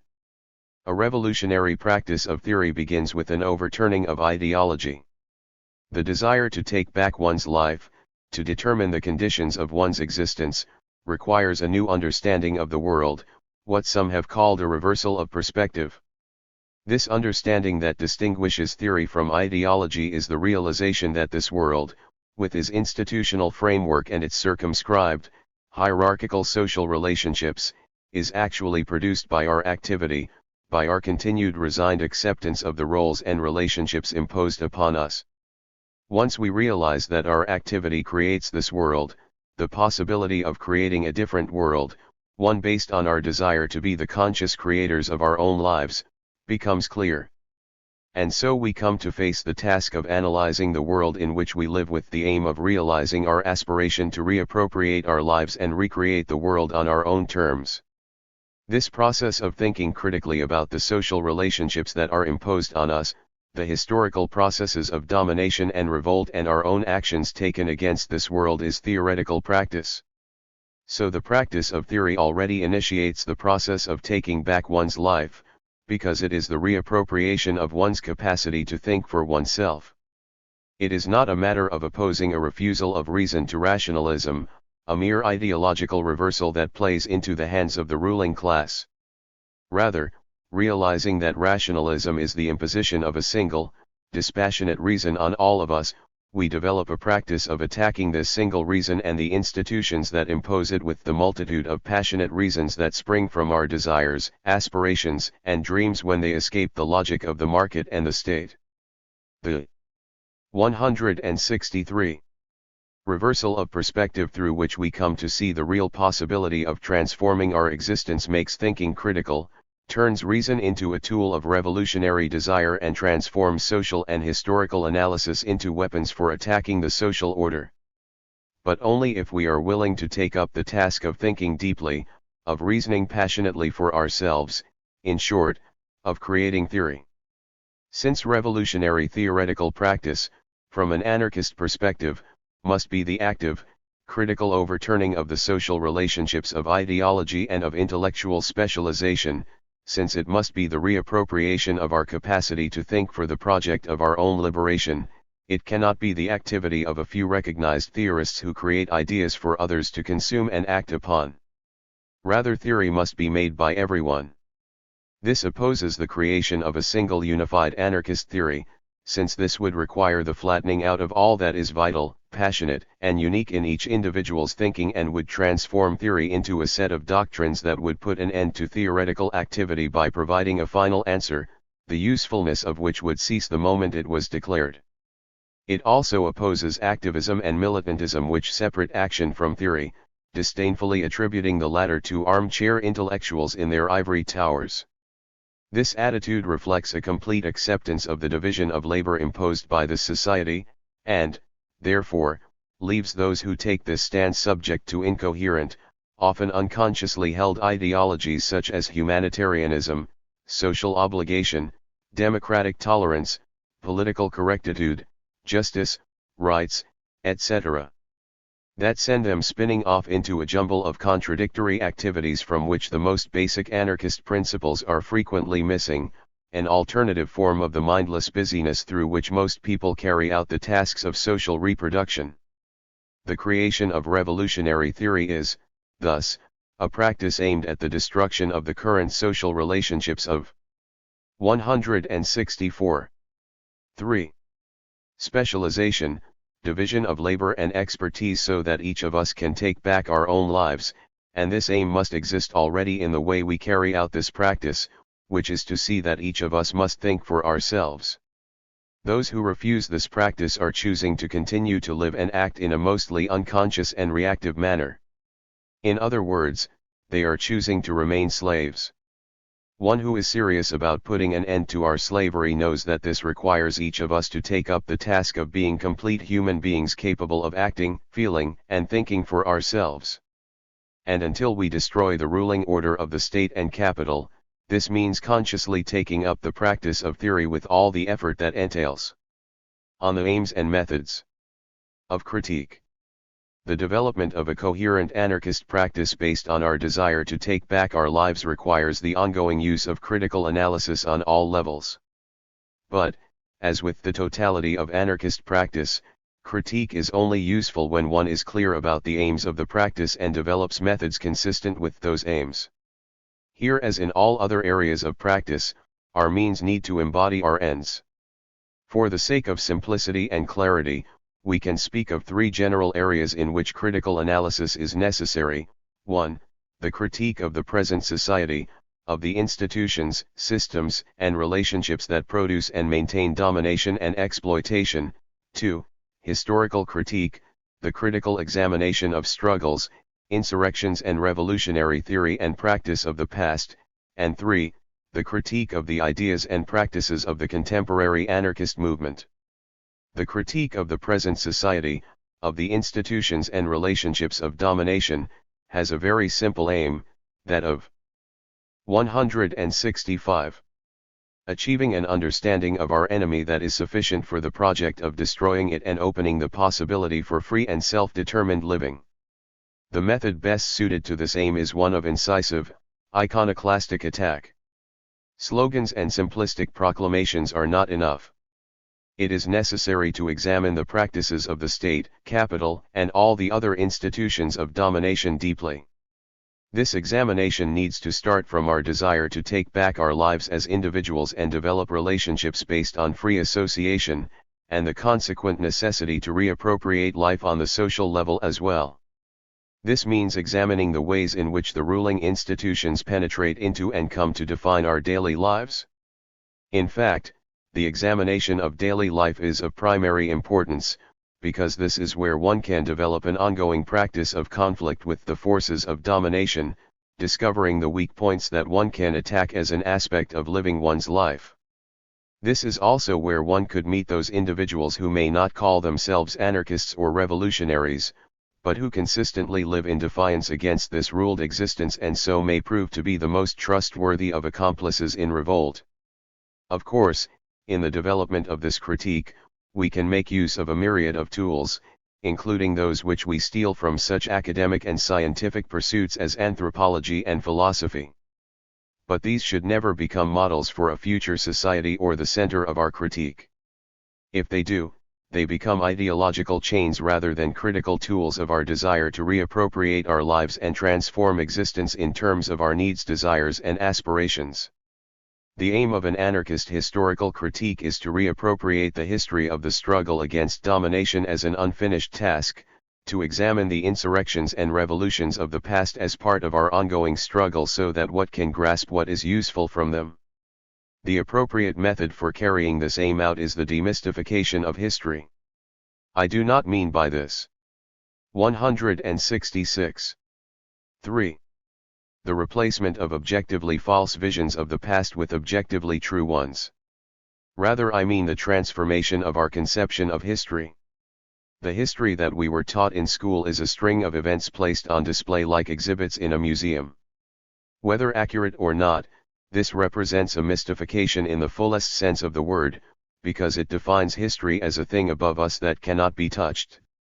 The most common radical response to this view is that developed by certain Marxists and Hegelians, in which the hand of history is not the dead past, but a determined and inevitable future.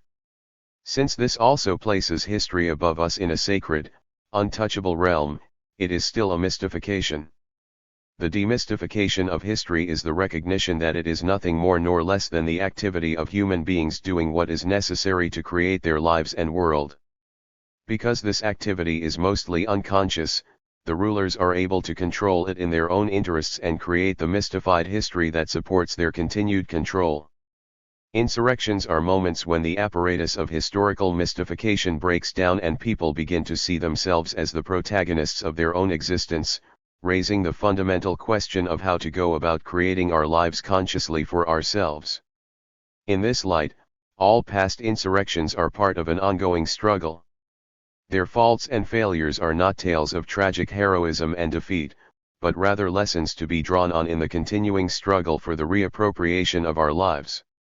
So historical critique in an anarchist and revolutionary sense is the examination of those moments when historical mystifications break down and the fundamental questions of how to create our lives for ourselves begin to be raised, with the explicit aim of reopening these questions now in our own lives in order to be better prepared when the next insurrectional rupture occurs.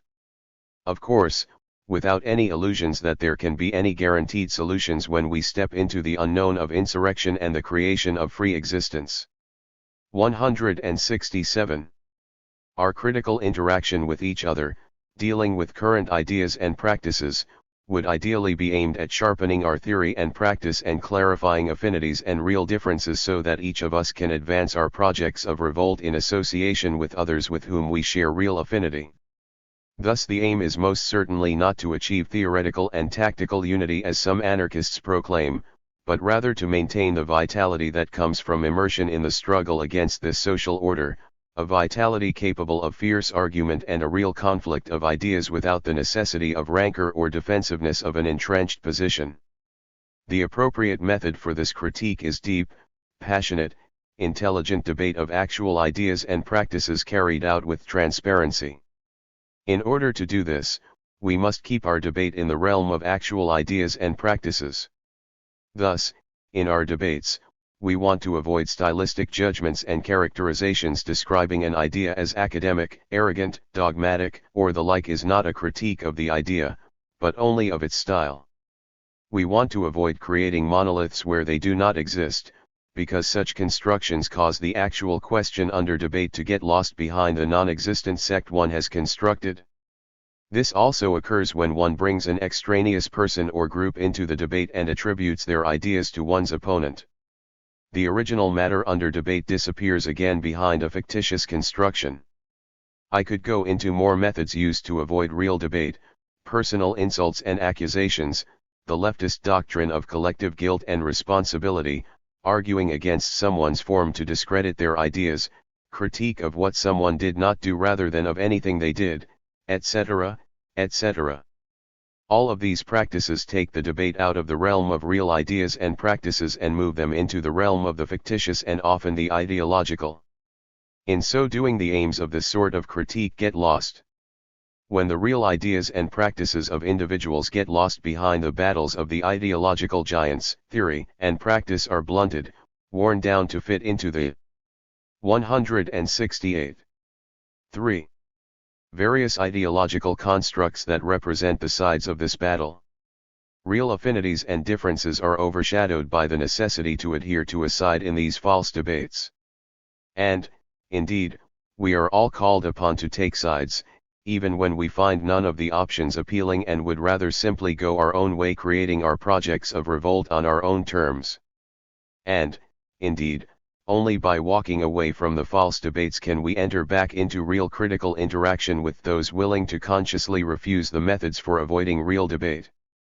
Of course, this division of critical activity into three areas was simply done for simplicity's sake. In fact, these aspects of critique are intimately united, each flowing into the other as part of the transformative activity of the struggle against this society. To maintain the vitality of our critical activity, of our analyses, our debates and our creation of theory, we must carefully avoid every tendency toward the reification of these activities. We must avoid the idea that we have found the answer, that we need no longer explore or question, but need only convince others that we are right and that they should follow our perspective. I am not suggesting that we should lack confidence in our ideas, but rather that we should continue to explore and question everything, including our own ideas and practice, with a cruel and incisive eye. Because it is our life and our freedom that is at stake. 169. On being who we say we are. I call myself an anarchist not because the word sounds good, nor because it will make me appear more radical, nor even merely because I desire the disappearance of the state. I call myself an anarchist because I have chosen to go about my struggle against the world of domination in a particular way.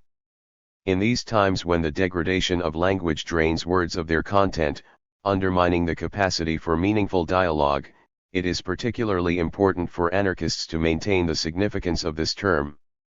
It has been rightly said that anarchism is not a concept that can be locked up in a word like a gravestone.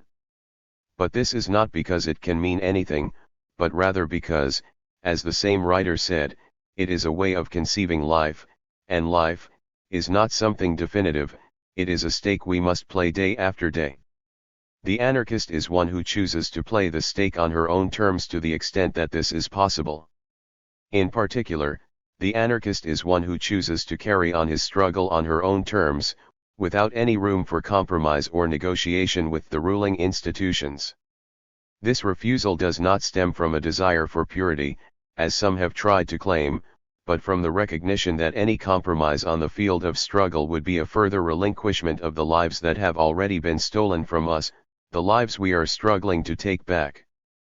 Perhaps the most basic anarchist principle, the one from which all the others spring, is the recognition that freedom can only be realized in freedom, that self-determination, that is to say, the creation of lives that are truly our own, can only 170. 3. Be won through a struggle that is truly our own. This is what is meant when we say that our ends must exist in the means we use to achieve them. This principle is not merely a fine, ethical stance. Above all, it is a hard lesson that has been brought home over and over again in every revolutionary experience. Compromise with the ruling institutions, with the so-called oppositional institutions that claim to represent the people in struggle, or with any form of hierarchy or representation, is always the death of the struggle against all domination. Such compromises are the points where either the old power begins to establish itself or the new power begins to take hold. So this principle, in fact, has a solid foundation. But this principle is also the primary distinction between an anarchist revolutionary perspective and any other revolutionary perspective. All forms of communism call for the eventual withering away of the state. But an anarchist perspective recognizes that the state and every other institution must be rejected from the start, because institutions usurp the capacity of people for self-organization. And it is here that the anarchist wager, the staking of one's life spoken of above, comes into play.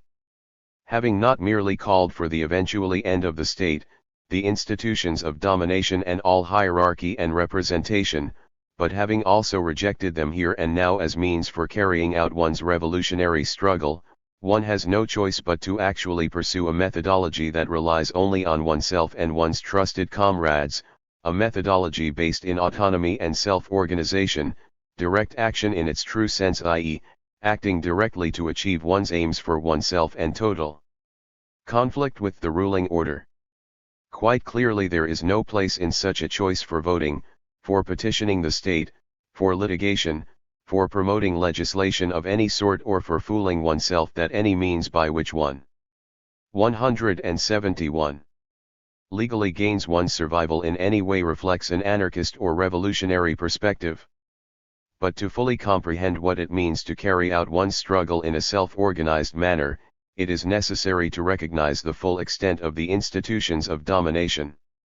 If one refuses to vote because one rejects the idea of being represented, then logically one would also refuse to talk to New York Times journalists or television reporters for precisely the same reason. The image they paint of the anarchist is also a representation, and the argument that we should talk to them in order to put out a more accurate representation follows the same logic as that which calls us to vote in order to get better representation in the halls of government. The anarchists in Greece who smash television cameras and attack journalists have a much better idea of how to deal with the misrepresentations of the media. The economic blackmail of capitalist society will force us to make some compromises in terms of how we get the things we need to live. There is not currently a strong enough movement of social subversion to counteract this, one in which the taking and sharing of goods is a widespread, festive practice. But in terms of our various social and personal struggles against this society, no such coercion exists, and one can choose to struggle as an anarchist refusing to turn to any of the institutions of domination to accomplish the tasks we consider necessary to accomplish the social transformation we desire.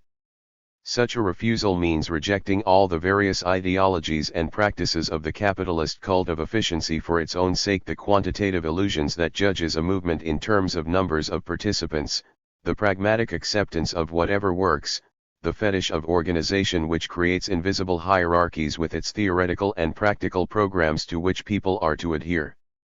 Thus, from an anarchist perspective, the phrase by 172. 3. Any means necessary becomes counter-revolutionary. It is the opening of the door to the reign of terror or the slaughter at Kronstadt.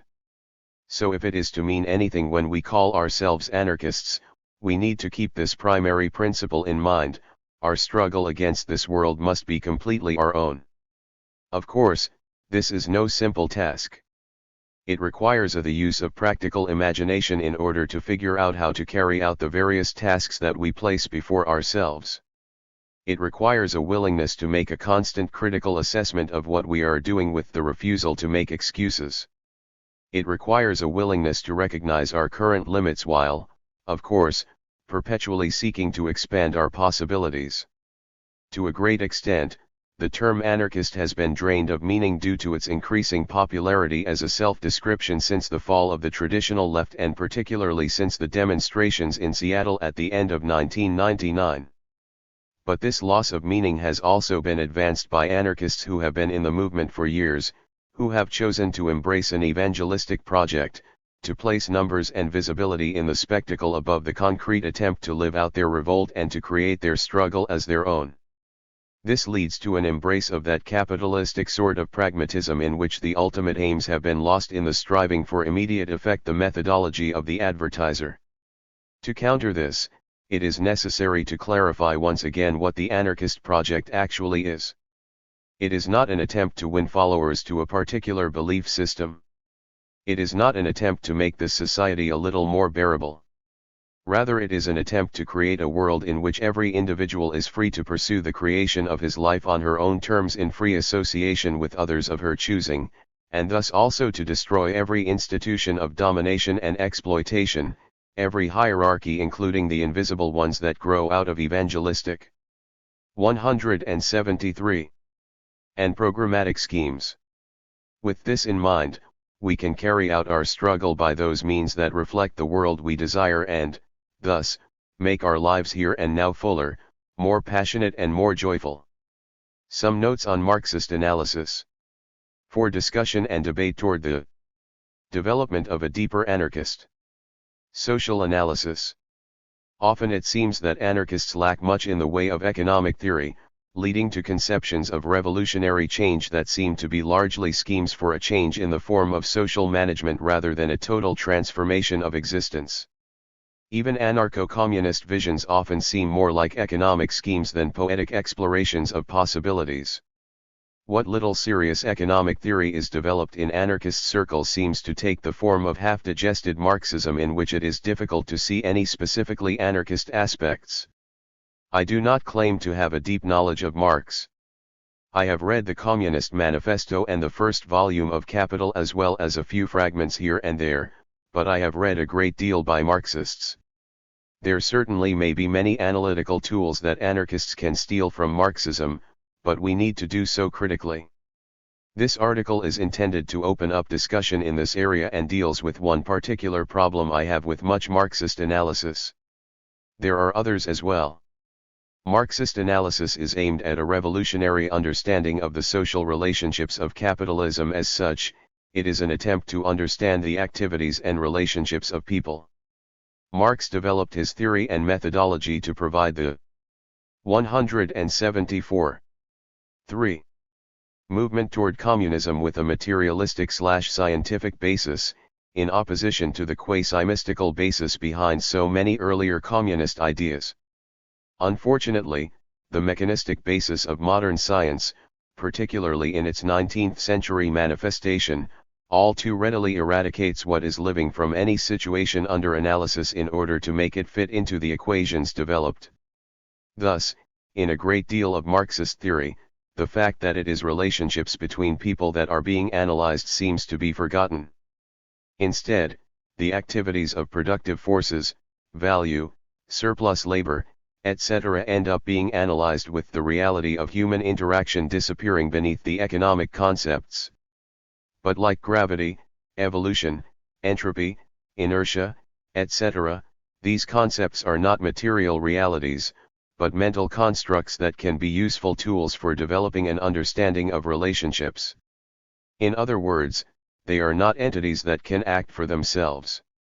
Since laws of physics general refer to relationships between entities that, as far as we can tell, have no volition, these laws can be applied to the extent to which they are useful without taking individuality into account. But in dealing with social relationships, the activities and relationships between individuals with dreams, desires, passions, and wills, the volitional aspect cannot be ignored without losing one of the most significant aspects of our situation, one of the most important tools for understanding social reality. Taking the volitional aspect of social relationships into account removes some assumptions that often appear in Marxist analyses. First of all, one can no longer speak of situations that are objectively revolutionary or objectively non-revolutionary situations. Rather, one can only speak in terms of situations in which uprisings are more likely to occur and those in which they are less likely to occur, situations in which uprisings are more likely to flower into revolutionary transformation and those in which they are less likely to. 175. Do so. But in recognizing the reality of the human will, the capacity to defy circumstances, not only individually, but also collectively, is always there. Thus, as well, one of the more disgusting conceptions of vulgar Marxism, the idea that capitalism, industrialism, and the consequent immiseration of the vast majority of creatures on this planet are a necessary development in order to realize communism, is exposed for the determinist ideology that it is. Once we recognize that all social relationships are the activities of individuals in association with each other, it becomes clear that the continuation of the present social order relies on the willingness of individuals to continue to act and relate in ways that reproduce it. Of course, in order to destroy this order, the choice to refuse the current existence must necessarily become collective, ultimately on a global scale. But from what would this collective refusal arise? The economic and productive forces have developed to the point that they are tearing the planet apart. In fact, any further development of these forces seems to guarantee the absolute destruction of the possibility of a free human existence. The old Marxist idea that development of the forces of production would bring about the objective necessity for communism no longer makes sense, unless one means by this, that the havoc wreaked by the industrial/cybernetic juggernaut will make it necessary to destroy the civilization of capital and the state in order for us avoid the parade of ever more devastating catastrophes and the destruction of life. But in this latter sense, it is not a determined inevitability, but a necessity to break out of the habits of acceptance and obedience that one is speaking about. Thus, it is a question of choice, of volition. As one comrade put it, it is not so much revolutionary consciousness, but revolutionary will that the exploited need to develop. The current social order continues not because conditions are not ripe for its destruction, but because refusal remains isolated and limited, because most people prefer the security of their misery to the unknown of insurrection and freedom. An anarchist economic analysis would have to include, along with a serious analysis of the relationship of power and wealth, an analysis of the volitional in the continued reproduction of the economy. It is here that the role of desire, of aspirations, of utopian dreams in the development of an insurrectional practice can become an integral part of our analysis, where the poetry of revolt encounters the theory of revolution. The network of domination. 2001 to 2002. The power of the state. It is not uncommon today, even in anarchist circles, to hear the state described as a mere servant of the multinationals, the IMF, the World Bank and other international economic institutions. According to this perspective, the state is not so much the holder and arbiter of power as merely a coordinator of the institutions of social control through which corporate economic rulers maintain their power. From this it is possible to draw conclusions that are quite detrimental to the development of an anarchist revolutionary project. If the state is merely a political structure for maintaining stability that is currently in the service of the great economic powers rather than a power in its own right with its own interests maintaining itself through domination and repression, then it could be reformed democratically made into an institutional opposition to the power of the multinationals. It would simply be a matter of the people becoming a counterpower and taking control of the state. Such an idea seems to lie behind the absurd notion of certain contemporary anti-capitalists that we should support the interests of nation-states against the international economic institutions. A clearer understanding of the state is necessary to counteract this trend. The state could not exist if our capacity to determine the conditions of our own existence as individuals in free association with each other had not been taken from us. This dispossession is the fundamental social alienation which provides the basis for all domination and exploitation. This alienation can rightly be traced to the rise of property. Property. 182. 183. Can be defined as the exclusive claim by certain individuals and institutions over tools, spaces, and materials necessary for existence, making them inaccessible to others. This claim is enforced through explicit or implicit violence. No longer free to grasp whatever is necessary for creating their lives, the dispossessed are forced to conform to conditions determined by the self-proclaimed owners of property in order to maintain their existence, which thus becomes an existence in servitude. The state is the institutionalization of this process which transforms the alienation of the capacity of individuals to determine the conditions of their own existence into the accumulation of power into the hands of a few. It is futile and unnecessary to try to determine whether the accumulation of power or the accumulation of wealth had priority when property and the state first arose. Certainly now they are thoroughly integrated. It does seem likely that the state was the first institution to accumulate property in order to create a surplus under its control, a surplus that gave it real power over the social conditions under which its subjects had to exist. This surplus allowed it to develop the various institutions through which it enforced its power, military institutions, religious/ideological institutions, bureaucratic institutions, police institutions, and so on. Thus, the state, from its origins, can be thought of as a capitalist in its own right, with its own specific economic interests that serve precisely to maintain its power over the conditions of social existence. Like any capitalist, the state provides a specific service at a price. Or more accurately, the state provides two integrally related services, protection of property and social peace.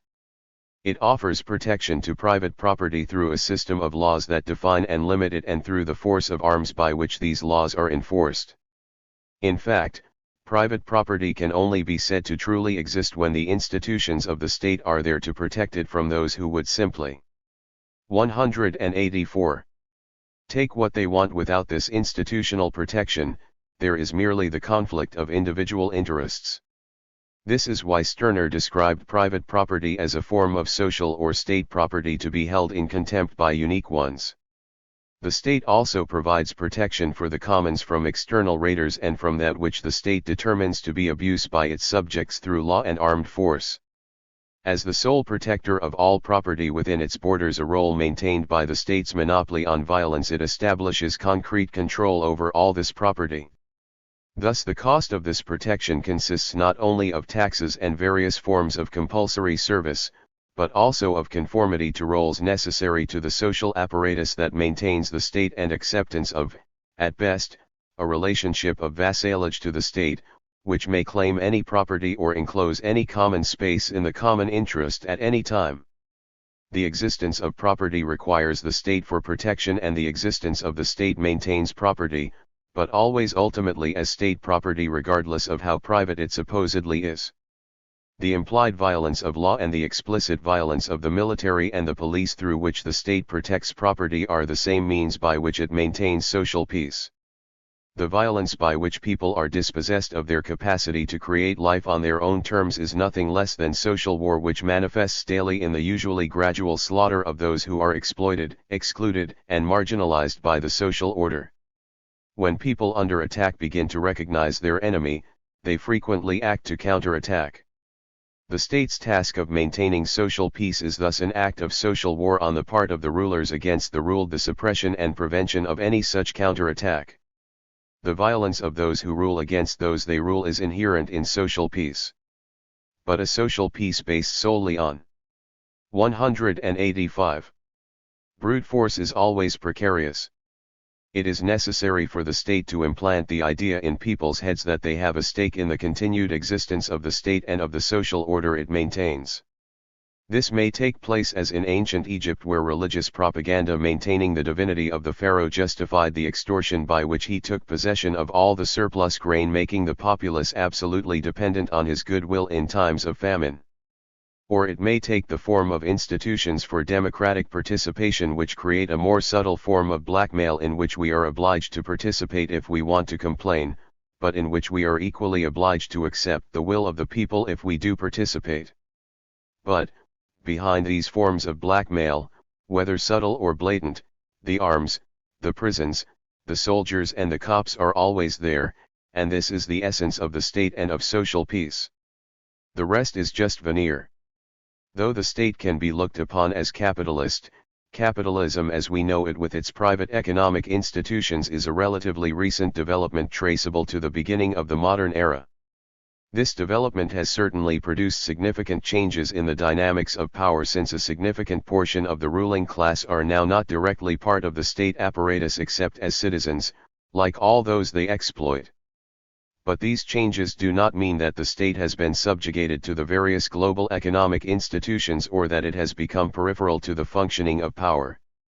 If the state is itself a capitalist, with its own economic interests to pursue and maintain, then the reason that it works to maintain capitalism is not that it has been subordinated to other capitalist institutions, but because in order to maintain its power it must maintain its economic strength as a capitalist among capitalists.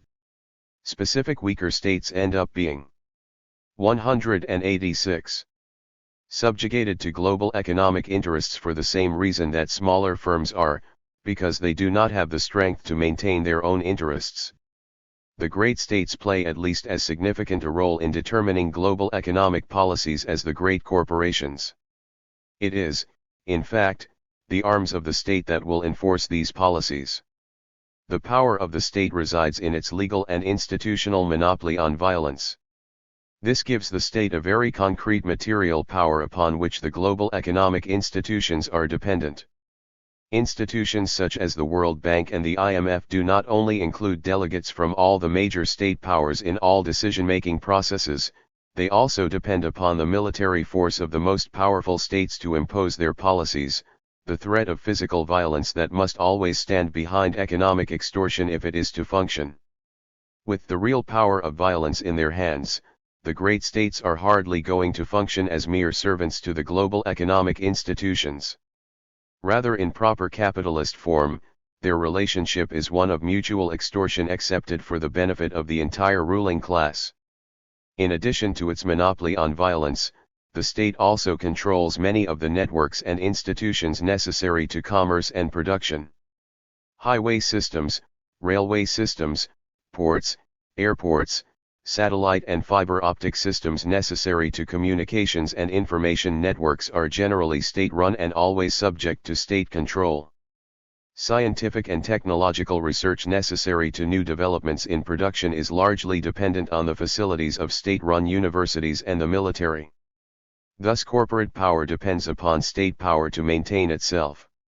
It is not a matter of the subjugation of one sort of power to another, but the development of an integral system of power that manifests itself as the two-headed hydra of capital and the state, a system that functions as a whole to maintain. 187. Domination and exploitation, the conditions imposed by the ruling class for the maintenance of our existence. Within this context, institutions such as the IMF and the World Bank are best understood as means by which the various state and corporate powers coordinate their activities in order to maintain unity of domination over the exploited classes in the midst of the competition of economic and political interests. Thus, the state does not serve these institutions, but rather these institutions serve the interests of the most powerful states and capitalists. It is, thus, not possible for those of us who seek the destruction of the social order to play the nation-state against the capitalists and gain anything by it. Their greatest interest is the same, to maintain the current order of things.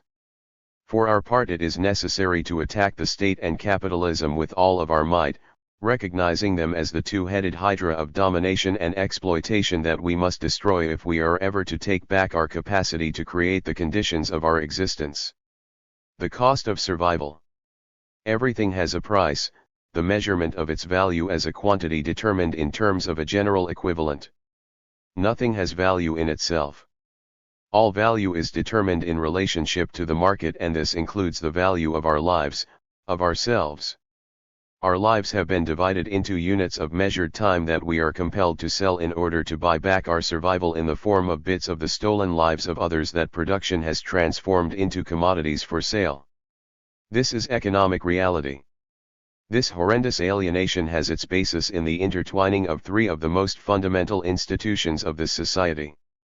188. Property, commodity exchange, and work.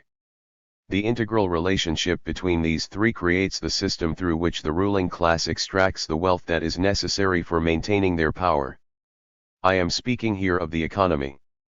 The social order of domination and exploitation has its origins in a fundamental social alienation, the origins of which are a matter for intriguing speculation, but the nature of which is quite clear.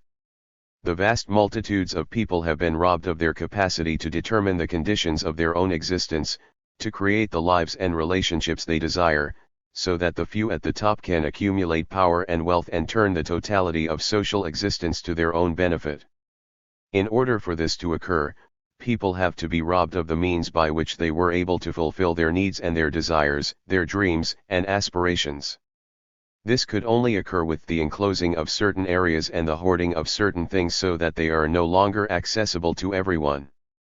But such enclosures and hoards would be meaningless unless someone had the means to prevent them from being raided, a force to keep others from taking what they want without asking permission. Thus, with such accumulation, it becomes necessary to create an apparatus to protect it. Once established, this system leaves the majority in a position of dependence on the few who have carried out this appropriation of wealth and power. To access any of the accumulated wealth, the multitudes are forced to exchange a major portion of the goods they produce. Thus, part of the activity they originally carried out for themselves must now be carried out for their rulers, simply in order to guarantee their survival. As the power of the few increases, they come to control more and more of the resources and the products of labor until finally the activity of the exploited is nothing but labor to create commodities in exchange for a wage which they then spend to buy back that commodity. Of course, the full development of this process 189 is slow in part because it is met with resistance at every turn. There are still parts of the earth and parts of life that have not been enclosed by the state and the economy, but most of our existence has been stamped with a price tag, and its cost has been increasing geometrically for 10,000 years. So the state and the economy arose together as aspects of the alienation described above. They constitute a two-headed monster imposing an impoverished existence upon us, in which our lives are transformed into a struggle for survival. This is as true in the affluent countries as in those which have been impoverished by capitalist expropriation. What defines life as mere survival is neither the dearth of goods available at a price nor the lack of the means to buy those goods. Rather, when one is forced to sell one's life away, to give one's energy to a project that is not of one's choosing, but that serves to benefit another who tells one what to do, for a meager compensation that allows one to buy a few necessities and pleasures, this is merely surviving, no matter how many things one may be able to buy. Life is not an accumulation of things, it is a qualitative relationship to the world. This coerced selling of one's life, this wage slavery, reduces life to a commodity, an existence divided into measured pieces which are sold for so much apiece. Of course, to the worker, who has been blackmailed into selling her life in this way, the wage will never seem to be enough. How could it be when what has really been lost is not so much the allotted units of time as the quality of life itself? In a world where lives are bought and sold in exchange for survival, where the beings and things that make up the natural world are simply goods for sale to be exploited in the production of other goods for sale, the value of things and the value of life becomes a number, a measurement, and that measurement is always in dollars or pesos or euros or yen, that is to say in money. But no amount of money and no amount of the goods money buys can compensate for the emptiness of 190. Such an existence, for the fact that this sort of valuation can only exist by draining the quality, the energy, the wonder from life. The struggle against the rule of the economy, which must go hand in hand with the struggle against the state, must begin with a refusal of this quantification of existence that can only occur when our lives are stolen away from us. It is the struggle to destroy the institutions of property, commodity exchange, and work, not in order to make people dependent on new institutions in which the rule of survival takes a more charitable face, but so that we may all reappropriate our lives as our own and pursue our needs, desires, dreams, and aspirations in all their immeasurable singularity. From proletarian to individual. Toward an anarchist understanding of class. The social relationships of class and exploitation are not simple. Workerist conceptions, which are based on the idea of an objectively revolutionary class that is defined in terms of its relationship to the means of production, ignore the mass of those worldwide whose lives are stolen from them by the current social order but who can find no place within its productive apparatus. Thus these conceptions end up presenting a narrow and simplistic understanding of exploitation and revolutionary transformation. In order to carry out a revolutionary struggle against exploitation, we need to develop an understanding of class as it actually exists in the world without seeking any guarantees. At its most basic, class society is one in which there are those who rule and those who are ruled, those who exploit and those who are exploited. Such a social order can only arise when people lose their capacity to determine the conditions of 191. Their own existence. Thus, the essential quality shared by the exploited is their dispossession, their loss of the capacity to make and carry out the basic decisions about how they live. The ruling class is defined in terms of its own project of accumulating power and wealth.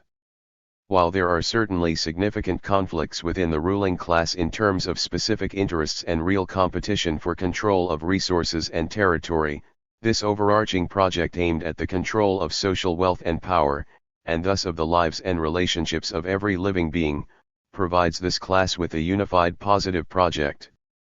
The exploited class has no such positive project to define it. Rather, it is defined in terms of what is done to it, what is taken away from it. Being uprooted from the ways of life that they had known and created with their peers, the only community that is left to the people who make up this heterogeneous class is that provided by capital and the state, the community of work and commodity exchange decorated with whatever nationalist, religious, ethnic, racial, or subcultural ideological constructions through which the ruling order creates identities into which to channel individuality and revolt. The concept of a positive proletarian identity, of a single, unified, positive proletarian project, has no basis in reality, since what defines one as proletarian is precisely that her life has been stolen from her, that he has been transformed into a pawn in the projects of the rulers. The workerist conception of the proletarian project has its origins in the revolutionary theories of Europe and the United States. By the late 19th century, both Western Europe and the Eastern United States were well on their way to being thoroughly industrialized, and the dominant ideology of progress equated technological development with social liberation. This ideology manifested in revolutionary theory as the idea that the 192 industrial working class was objectively revolutionary because it was in the position to take over the means of production developed under capitalism and turn them to the service of the human community. By ignoring most of the world, revolutionary theorists were thus able to invent a positive project for the proletariat, an objective historical mission. That it was founded on the bourgeois ideology of progress was ignored. In my opinion, the Luddites had a much clearer perspective, recognizing that industrialism was another one of the master's tools for dispossessing them. With good reason, they attacked the machines of mass production. The process of dispossession has long since been accomplished in the West, but in much of the south of the world it is still in its early stages. Since the process started in the West, though, there have been some significant changes in the functioning of the productive apparatus.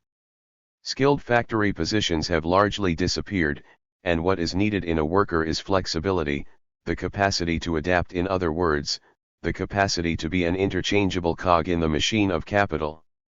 In addition, factories tend to require far fewer workers to carry on the productive process, both because of developments in technology and management techniques that have allowed a more decentralized productive process, and because increasingly the type of work necessary in factories is largely just monitoring and maintaining machines. On a practical level, this means that we are all, as individuals, expendable to the production process, because we are all replaceable, that lovely capitalist egalitarianism in which we are all equal to zero. In the first world, this has had the effect of pushing increasing numbers of the exploited into increasingly 193 precarious positions, day labor, temporary work, service sector jobs, chronic unemployment, the black market and other forms of illegality, homelessness, and prison. The steady job with its guarantee of a somewhat stable life, even if one's life is not one's own, is giving way to a lack of guarantees where the illusions provided by a moderately comfortable consumerism can no longer hide that life under capitalism is always lived on the edge of catastrophe. In the Third World, people who have been able to create their own existence, if sometimes a difficult one, are finding their land and their other means for doing so being pulled out from under them as the machines of capital quite literal invade their homes and eat away any possibility to continue living directly off their own activity. Torn from their lives and lands, they are forced to move to the cities where there is little employment for them. Shanty towns develop around the cities, often with populations higher than the city proper. Without any possibility of steady employment, the inhabitants of these shanty towns are compelled to form a black market economy to survive, but this also still serves the interests of capital. Others, in desperation, choose immigration, risking imprisonment in refugee camps and centers for undocumented foreigners in the hope of improving their condition. So, along with dispossession, precariousness, and expendability are increasingly the shared traits of those who make up the exploited class worldwide. If, on the one hand, this means that this commodity civilization is creating in its midst a class of barbarians who truly have nothing to lose in bringing it down, on the other hand, these traits do not in themselves provide any basis for a positive project of the transformation of life. The rage provoked by the miserable conditions of life that this society imposes can easily be channeled into projects that serve the ruling order or at least the specific interest of 194. One or another of the rulers. The examples of situations in the past few decades in which the rage of the exploited has been harnessed to fuel nationalist, racialist, or religious projects that serve only to reinforce domination are too many to count. The possibility of the end of the current social order is as great as it ever was, but the faith in its inevitability can no longer pretend to have an objective basis. But in order to truly understand the revolutionary project and begin the project of figuring out how to carry it out, it is necessary to realize that exploitation does not merely occur in terms of the production of wealth, but also in terms of the reproduction of social relationships. Regardless of the position of any particular proletarian in the productive apparatus, it is in the interests of the ruling class that everyone would have a role, a social identity, that serves in the reproduction of social relationships.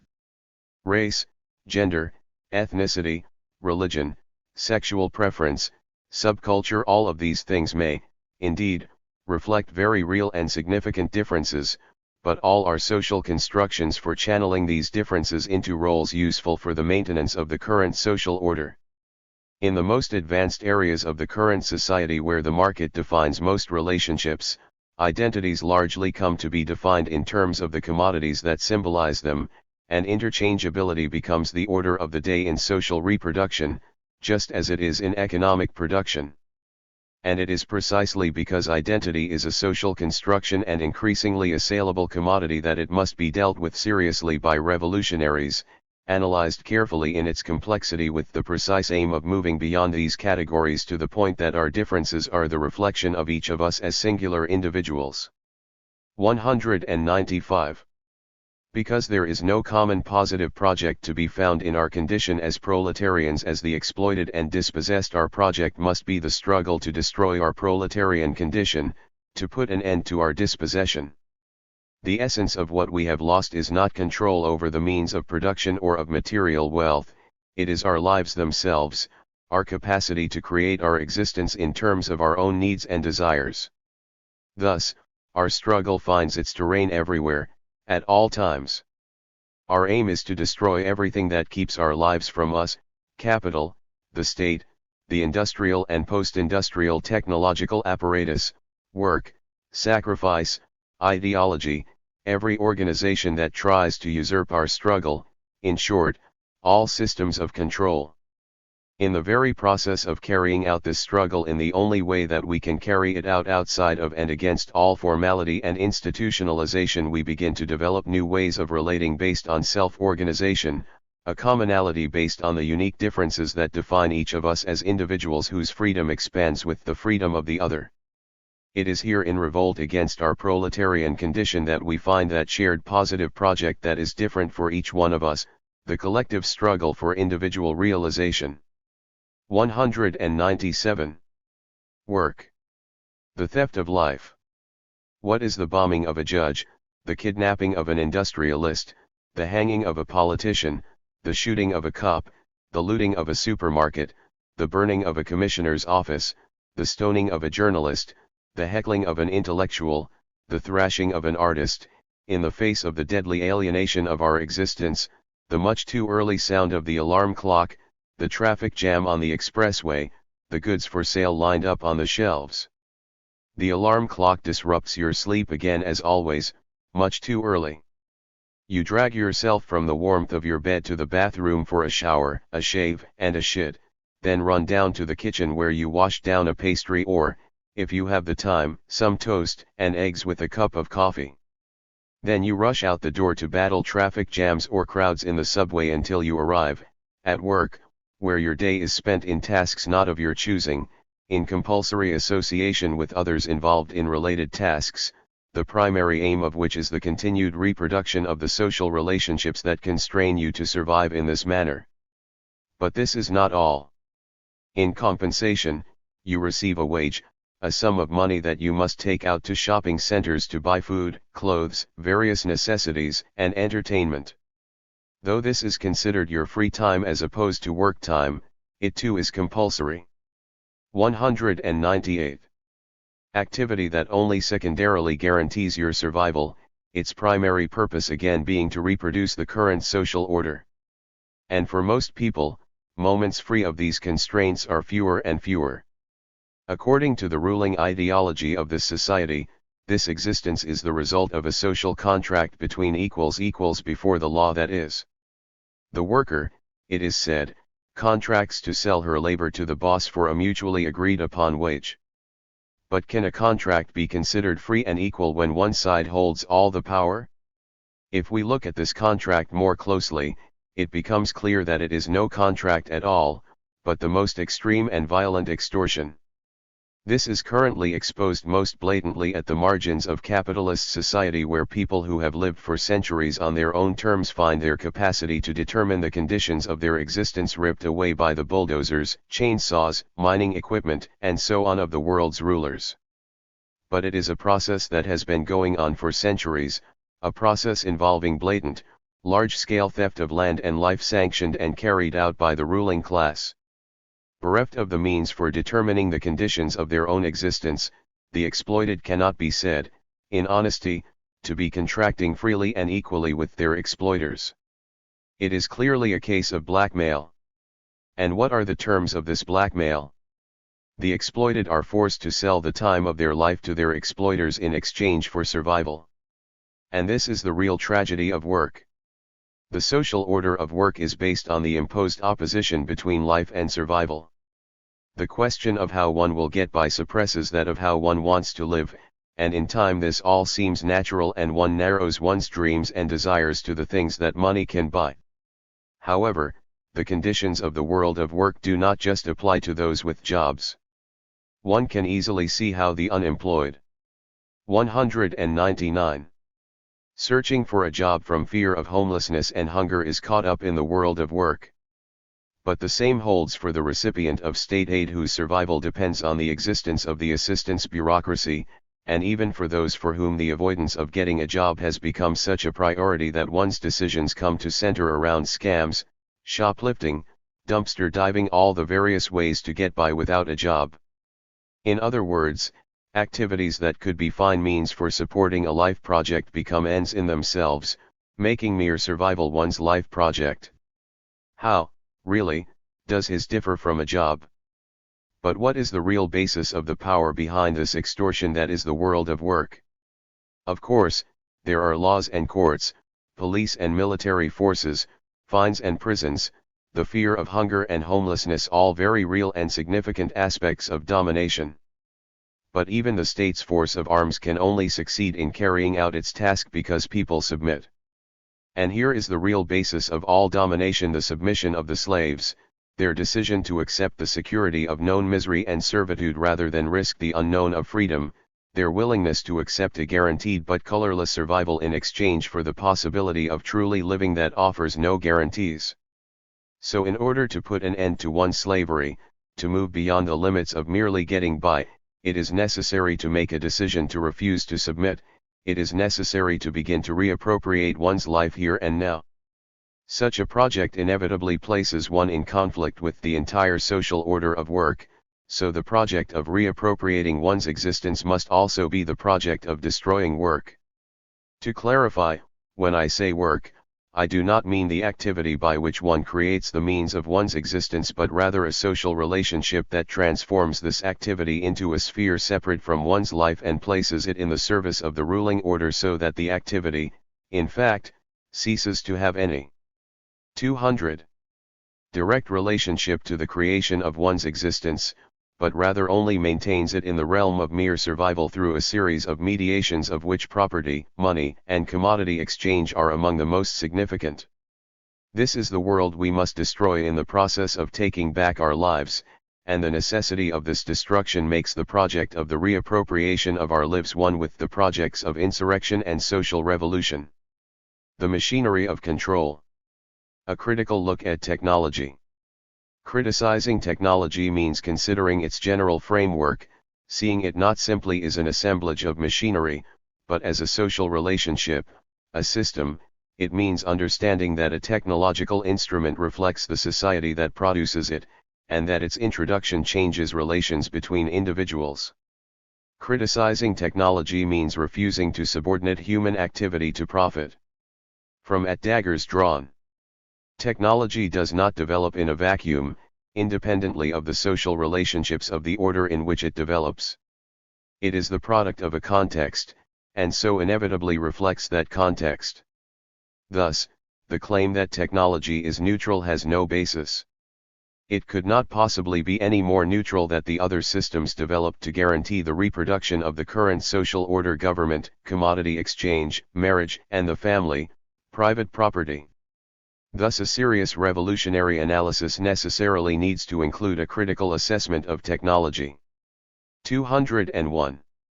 By technology, I do not mean simply tools, machines, or even an assemblage of machinery as individual entities, but rather an integrated system of techniques, machinery, people, and materials designed to reproduce the social relationships that prolong and advance its existence. In order to be clear from the start, I am not saying that technology produces social relationships, but rather that it is designed to reproduce them in accordance with the needs of the ruling system. Before capitalism came to dominate social relationships, tools, techniques, and even a number of machines had been created and applied to specific tasks. There were even some systematic applications of techniques and machinery that could be considered technological in the fullest sense of the word. It is interesting to note that these latter were applied most fully precisely where power required strict order: in monasteries, in the torture chambers of the Inquisition, in galleys, in the creation of monuments to power, in the bureaucratic, military and police structures of powerful empires like dynastic China. But they remained largely peripheral to the daily life of the vast majority of people who tended to use tools and techniques that they created themselves as individuals or within their small community. With the rise of capitalism, the necessity for the large-scale extraction and development of resources led to the bloody and ruthless expropriation of all that had been shared communally by the newly developing capitalist ruling class and the development of an increasingly integrated technological system that allowed the maximum efficiency in the use of resources including labor power.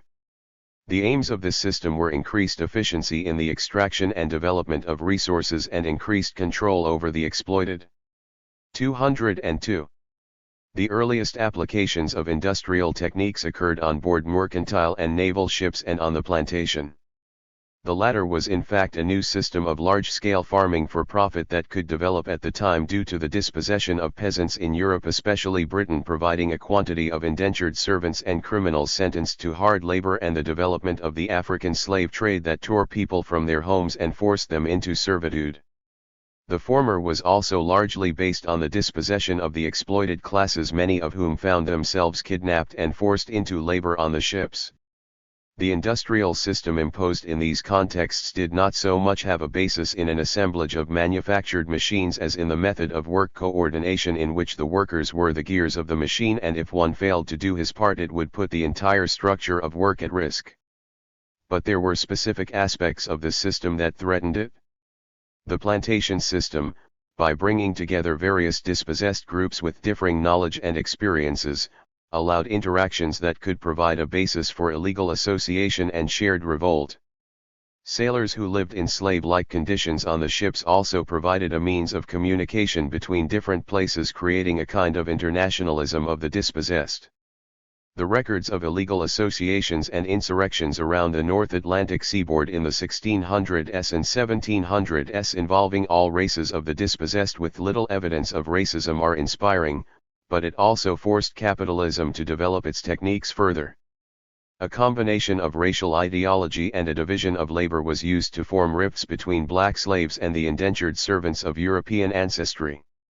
In addition, though capital would never be able to do without the transportation of goods and resources, for economic as well as social reasons it began to shift emphasis to the manufacturing of resources into goods for sale on a large scale. 203. The reliance on small-scale artisans to manufacture goods was dangerous to capital in several ways. Economically, it was slow and inefficient and did not place enough of the profit into the hands of the ruling class. But more significantly, the relative independence of the artisans made them difficult to control. They determined their own hours, their own work speed and so on. Thus, the factory system that had already proven fairly efficient on ships and plantations was applied as well to the manufacturing of goods. So the industrial system was not simply developed because it was a more efficient way for manufacturing goods. Capitalists are not particularly interested in the manufacturing of goods as such. Rather, they manufacture goods simply as a necessary part of the process of expanding capital, creating profit, and maintaining their control over wealth and power. Thus, the factory system, this integration of techniques, machines, tools, people, and resources, that is technology as we know it, was developed as a means for controlling the most volatile part of the production process, the human worker. The factory is in fact set up like a huge machine with each part, including the human parts, integrally interconnected with each other part. Although the perfecting of this process took place over time as class struggle showed the weaknesses in the system, this central aim was inherent in industrial technology from the beginning, because it was the reason behind it. The Luddites recognized as much, and this was the source of their struggle. If we recognize that the technology developed under capitalism was developed precisely to maintain and increase the control of the capitalist ruling class over our lives, there is nothing surprising about the fact that those technical advances that weren't specific responses to class struggle at the workplace have occurred most often in the area of military and policing techniques. Cybernetics and electronics provide 204 means of gathering and storing information on levels never known before, allowing for far greater surveillance over an increasingly impoverished and potentially rebellious world population. They also allow the decentralization of power without any loss of control to the rulers. The control resides precisely in the technological systems developed. Of course, this stretching of the web of control over the entire social sphere also means that it is very fragile. Weak links are everywhere, and creative rebels find them. But the necessity for control that is as total as possible moves the rulers of this order to accept these risks, hoping that they will be able to fix the weak links quickly enough. So technology as we know it, this industrial system of integrated techniques, machinery, people, and resources, is not neutral. It is a specific tool, created in the interests of the ruling class, that was never intended to serve to meet our needs and desires, but rather to maintain and extend the control of the ruling order. Most anarchists recognize that the state, private property, the commodity system, the patriarchal family and organized religion are inherently dominating institutions and systems that need to be destroyed if we are to create a world in which we are all free to determine our lives as we see fit. Thus, it is strange that the same understanding is not applied to the industrial technological system. Even in this age when factories provide no space for any sort of individual initiative, when communications are dominated by huge systems and networks accessible to every police agency and which determine how one can use them, when the technological system as a whole requires humans as little more than hands and eyes, maintenance workers, and quality control inspectors, there are still anarchists who call for taking over the means of production. But the technological system that we know is itself part of the structures of domination. It was created to more efficiently control those exploited by capital. Like 205. The state, like capital itself, this technological system will need to be destroyed in order for us to take back our lives. What this means with regards to specific tools and techniques will be determined in the course of our struggle against the world of domination. But precisely in order to open the way to possibilities for creating what we desire in freedom, the machinery of control will have to be destroyed. Property. The enclosing fences of capital. Among the many great lies that maintains the rule of capital is the idea that property is freedom. The rising bourgeoisie made this claim as they partitioned the earth with fences of all sorts: physical fences, legal fences, moral fences, social fences, military fences, whatever they found necessary to enclose the murdered wealth of the earth and to exclude the multitudes who were undesirable except as labor power. Like so many lies of power, this one manages to deceive through sleight of hand. The multitudes unchained from their land were free to choose between starving or selling the time of their lives to whatever master would buy them. free laborers their masters called them, since unlike chattel slaves, the masters had no need to take responsibility for their lives. It was merely their labor power that the masters bought. Their lives were their own, they were told, though in fact these had been stolen away when the capitalist masters enclosed the land and drove these free laborers off to search for survival. This process of expropriation, which allowed capitalism to develop, continues at its margins today, but another sleight of hand maintains the bourgeois illusion at the center. Property, we are told, is a thing and we purchase it with money. Thus, according to the lie, freedom resides in the things that we 206 can buy and increases with their accumulation. In pursuit of this freedom that is never quite attained, people chain themselves to activities not of their choosing, giving up every vestige of real choice, in order to earn the money that is supposed to buy them freedom. And as their lives are consumed in the service of projects that have never been their own, they spend their wages on toys and entertainment, on therapy and drugs, these anesthetics that guarantee they won't see through the lie. Property, in fact, is not the thing that is owned. It is the fences that keep us in, the fences that keep us out, all the enclosures through which our lives are stolen from us. Thus, property is, above all, a restriction, a limit of such magnitude that it guarantees that no individual will be able to realize herself completely for as long as it exists. To fully understand this, we must look at property as a social relationship between things and people mediated by the state and the market.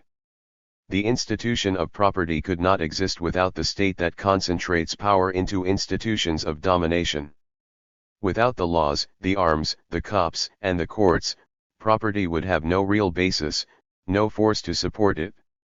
In fact, it could be said that the state is itself the instituting of property.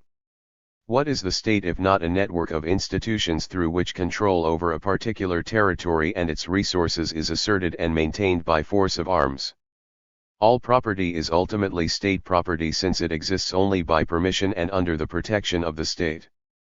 Dependent on the levels of real power, this permission and protection can be revoked at any time for any reason, and the property will revert back to the state. This is not to say the state is more powerful than capital, but rather that the two are so thoroughly entwined as to constitute a single social order of domination and exploitation. And property is the institution through which this order asserts its power in our daily lives, compelling us to work and pay in order to reproduce it. 207. So property is actually the razor wire, the no trespassing sign, the price tag, the cop, and the security camera. The message that these all carry is the same: one cannot use or enjoy anything without permission, and permission must be granted by the state and paid for in money somewhere along the line. It comes as no surprise then that the world of property, ruled by the market and the state, is an impoverished world where lack, not satisfaction, permeates existence. The pursuit of individual realization, blocked at every turn by yet another fence, is replaced by the homogenizing, atomizing competition to accumulate more things, because in this world the individual is measured only in terms of the things that he owns.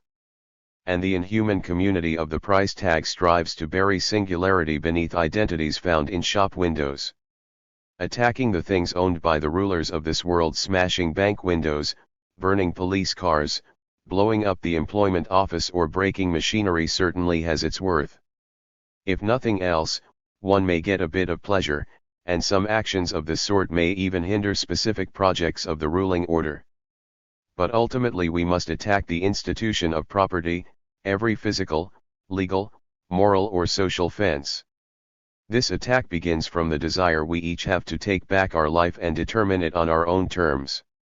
Every moment and every space we steal back from this society of production and consumption provides us with a weapon for expanding this struggle. But, as one comrade wrote, this struggle is widespread or it is nothing. Only when looting becomes a large-scale practice, when the gift arms itself against exchange value, when relationships are no longer mediated by commodities and individuals give their own value to things, only then does the destruction of the market and of money, that's all one with the demolition of the state and every hierarchy, become a real possibility, and with it? 208. The destruction of property. The individual revolt against the world of property must expand into a social revolution that will break down every fence and open every possibility for individual realization. Religion. When the sacred imprisons the marvelous. It is likely that human beings have always had encounters with the world around them and flights of their own imaginations that have evoked an expansive sense of wonder, an experience of the marvelous. Making love to the ocean, devouring the icy, spearmint moon, leaping toward the stars in a mad, delightful dance, such are the wicked imaginings that make the mechanistic conceptions of the world appear so dreary. But sadly in this age the blight of industrialism with its shallow mechanistic logic that springs from the bookkeeper's worldview of capital has damaged many minds, draining reason of passion and passion of the capacity to create its own reasons and find its own meanings in the experience and creation of the marvelous. So many turn to the sacred in search of the sense of joy and wonder, forgetting that the sacred itself is the prison of the marvelous. The history of religion is really the history of property and of the state. These institutions are all founded on expropriations that together make up social alienation, the alienation of individuals from their capacity for creating their lives on their own terms. Property expropriates access to the material abundance of the world from individuals, placing it into the hands of a few who fence it in and place a price upon it. The state expropriates capacity of individuals to create their lives and relationships on their own terms, placing it into the hands of a few in the form of power to control the lives of others. 209. Transforming their activity into the labor power necessary to reproduce the social order. In the same way, religion is the institution that expropriates the capacity of individuals to interpret their interactions with the worlds around and within them, placing into the hands of a few specialists who create interpretations that serve the interests of power.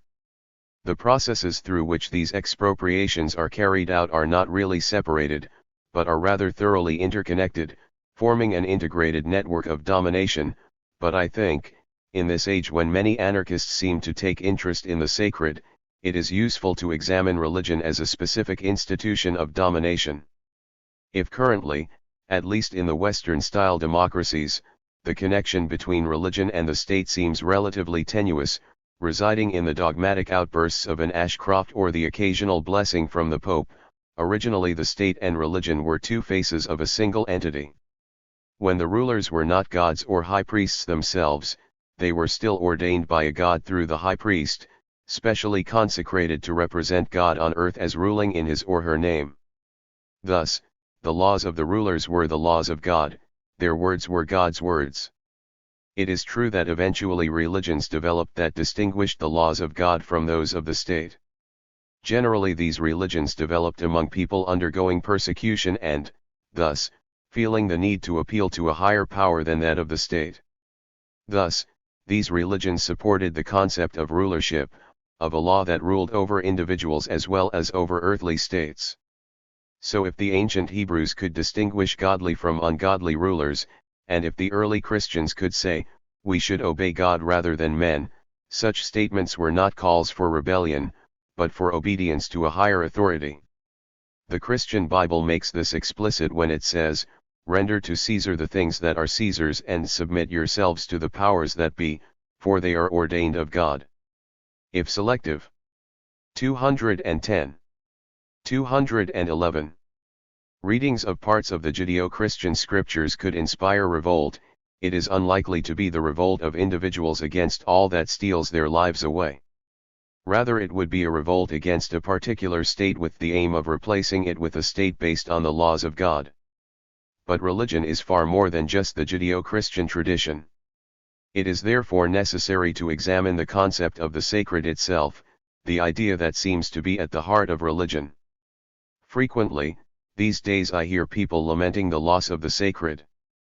I can't help but laugh. In this world where borders, boundaries, fences, razor wire, laws and restrictions of all kinds abound, what is there that is not sacred? What is there that we can touch, interact with and enjoy freely? But, of course, I misunderstand. People are actually lamenting the loss of wonder, of joy, of that expansive feeling of consuming and being consumed by a vibrant living universe. But if this is what they are lamenting, then why speak of the loss of the sacred, when the concept of the sacred is itself the thing that separated wonder and joy from the world and placed in a separate realm? The sacred has never actually meant that which is wonderful, awe-inspiring, or joyful. It has meant that which is consecrated. Consecration is precisely the process of separating something from normal life, from free and equal availability to everyone to use as they see fit, in order to set it aside for a specialized task. This process begins with the rise of specialists in interpreting the meaning of reality. These specialists are themselves consecrated, separated from the tasks of normal life and fed by the sacrifices and offerings of those for whom they interpret reality. Of course, the concept that there can be those with a special connection to the meaning of reality implies that there is only one meaning that is universal and that thus requires special attention and capacities to be understood.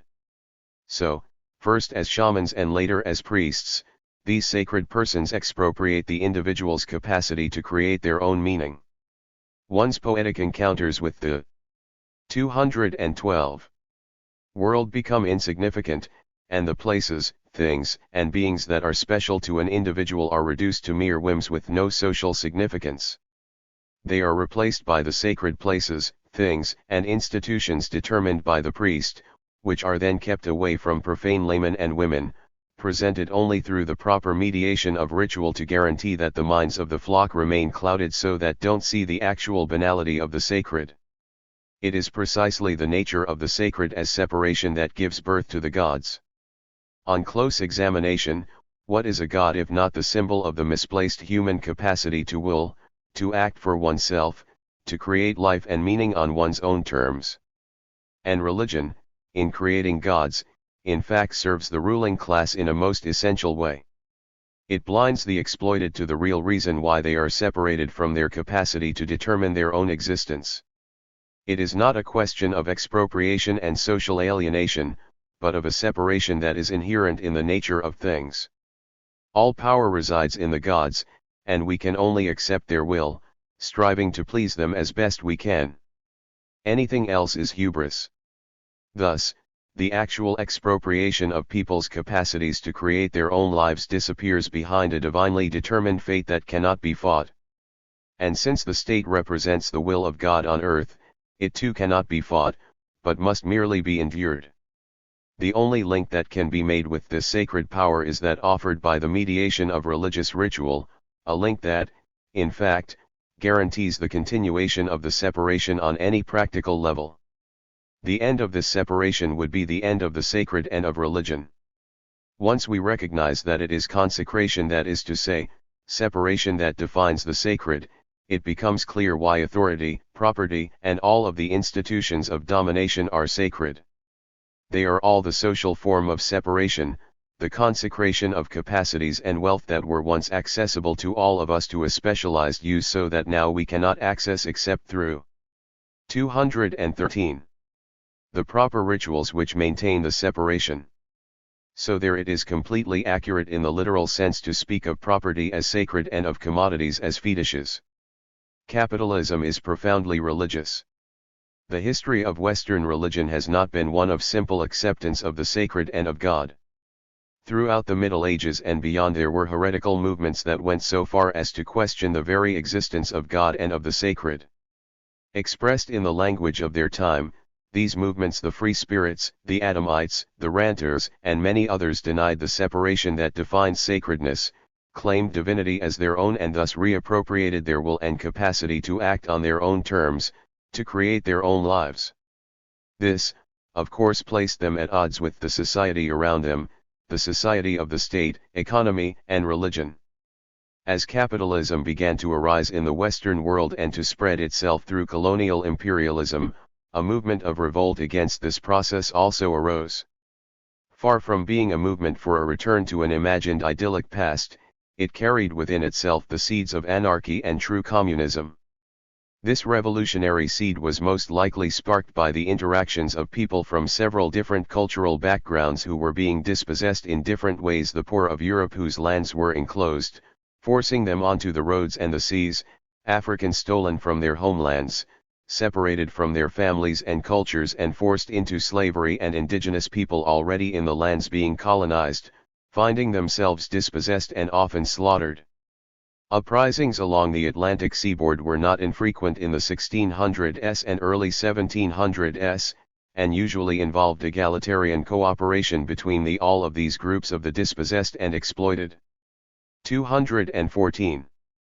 But to my mind, one of the main weaknesses of this movement of revolt is that it never seemed to completely free itself from the religious perception of the world. While the capitalist class expropriated more and more aspects of the world and of life from the hands of individuals, setting them aside for its in-uses and making them accessible only through the appropriate mediation of the rituals of wage labor and commodity exchange, the rebels, for the most part, could not make the final step of rebelling absolutely against the sacred. So they merely opposed one conception of the sacred against another, one morality against another, thus leaving in place social alienation. This is what made it possible to recuperate this revolt for democracy and humanitarian capitalism or socialism, in which the people, society, or the human race play the role of God. Religion, property, the state, and all the other institutions of dominations are based on the fundamental separations that cause social alienation. As such, they constitute the sacred. If we are to again be able to grasp the marvelous as our own, to experience wonder and joy directly on our own terms, to make love with oceans or dance with stars with no gods or priests intervening to tell us what it must mean, or, to put it more simply, if we are to grasp our lives as our own, creating them as we will, then we must attack the sacred in all its forms. We must desecrate the sacredness of property and authority, of ideologies and institutions, of all the gods, temples, and fetishes whatever their basis. Only in this way can we experience all of the inner and outer worlds as our own, on the basis of the only equality that can interest us, the equal recognition of what is wonderful in the singularity of each one of us. Only in this way can we experience and create the marvelous in all of its beauty and wonder. 215. A family affair. In the struggle to take back our lives, it is necessary to call every institution into question, even those that reach into the most intimate aspects of our lives. In fact, it is particularly important to challenge these institutions, because their closeness to us, their intimacy, can make them appear not to be institutions at all, but rather the most natural of relationships. And then they can work their insidious ploys and make domination itself appear natural. Family relationships are taken for granted, even by most anarchists. It is precisely the intimacy of these relationships that makes them appear so natural. And yet the family as we know it, the nuclear family, that ideal unit for commodity consumption, is just a little more than a half a century old, and is already in a state of disintegration. And earlier forms of family relationships seem to reflect the requirements of economic necessity or social cohesion rather than any natural inclination. The institution of the family goes hand in hand with the institution of marriage. If in non-state societies marriage has tended to be a very loose bond which was aimed primarily at maintaining certain sorts of kinship relationships, with the rise of the state and of property, it became a much tighter relationship, in fact a relationship of ownership. More specifically, marriage became that institution in which the father, recognized as the owner of his family, gave his daughter to another man who then, as her husband, became her new owner. Thus, the family is the seat of the domination of women that spreads from there to all of society. 216. Within the family, though, there is a further hierarchy.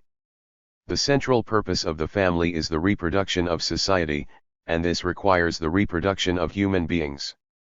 Thus, the wife is expected to bear children, and the children, though still ultimately owned by the man, are under the direct authority of their mother. This is why many of us who grow up in families in which the so-called traditional gender roles were accepted, in fact, experienced our mothers as the first authority to dominate us. Dad was a distant figure, working his 60 to 70 hours a week to provide his family with all the things that this society claims are necessary for the good life. Mom scolded us, spanked us, set our limits, strove to define our lives like the manager at the workplace, who is the daily face of the boss, while the owner remains mostly invisible. So the real social purpose of the family is the reproduction of human beings. This does not merely mean giving birth to children, but also transforming this human raw material into a being useful to society, a loyal subject, a good citizen, an industrious worker, an avid consumer. So from the moment of birth, it is necessary that mother and father begin to train the child. It is on this level that we can understand the immediate exclamation, "It's a boy. It's a girl." Gender is the one social role that can be assessed from biology at birth, and so it is the first to be imposed through a variety of symbols, colors of nursery walls and blankets, clothing styles, toys offered for play, the kinds of games encouraged, and so on. But this happens in conjunction with an emphasis on childishness as well.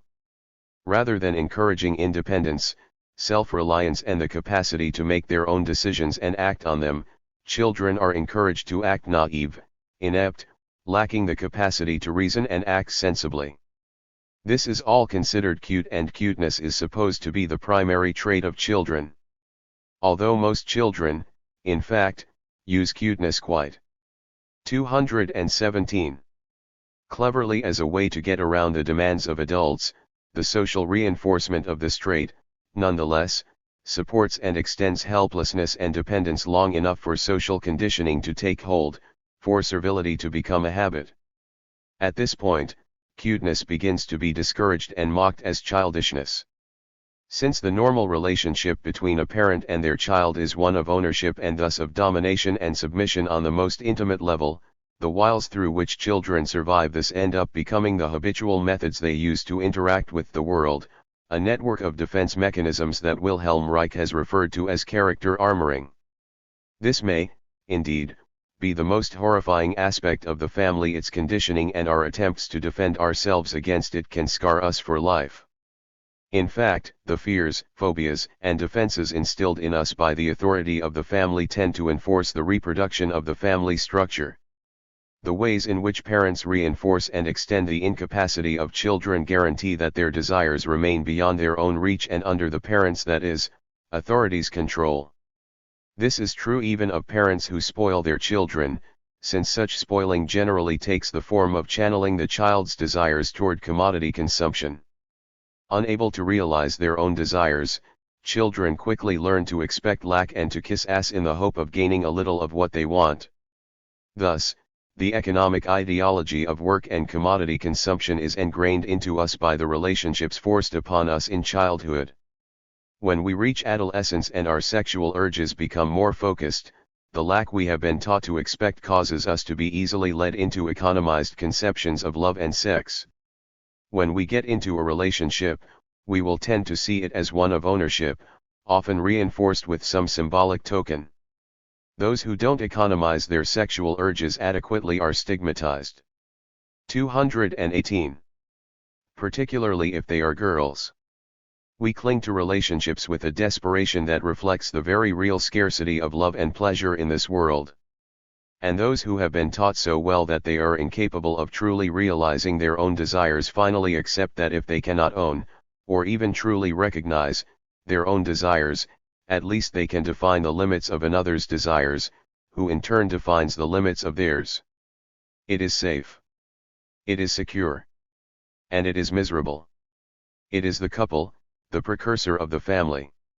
The desperate fear of the scarcity of love, thus, reproduces the conditions that maintain this scarcity. The attempt to explore and experiment with ways of loving that escape the institutionalization of love and desire in the couple, in the family, in marriage perpetually runs up against economized love. This should come as no surprise, since certainly this is the appropriate form for love to take in a society dominated by the economy. Yet the economic usefulness of the family also exposes its poverty. In pre-industrial societies, the economic reality of the family resided largely in the usefulness of each family member in carrying out essential tasks for the survival of the family.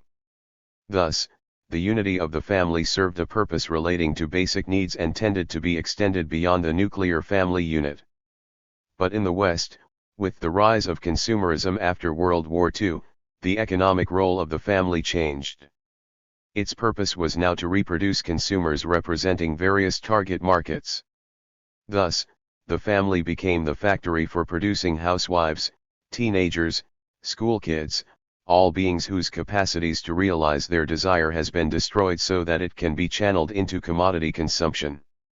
The family remains necessary as the means for reproducing these roles within individual human beings, but since the family itself is no longer the defining limit of 219. Impoverished desire, that role now played by the commodity, there is no real basis left for family cohesion. Thus, we see the current horror of the breakdown of the family without its destruction. And few people are able to conceive of a full life involving intimacy and love without it. If we are to truly take back our lives in their totality, if we are to truly liberate our desires from the chains of fear and of the commodity, we must strive to understand all that has chained us, and we must take action to attack and destroy it all. Thus, in attacking the institutions that enslave us, we cannot forget to attack that most intimate source of our slavery, the family. Why do we all live in prison? Prison, law, and social control.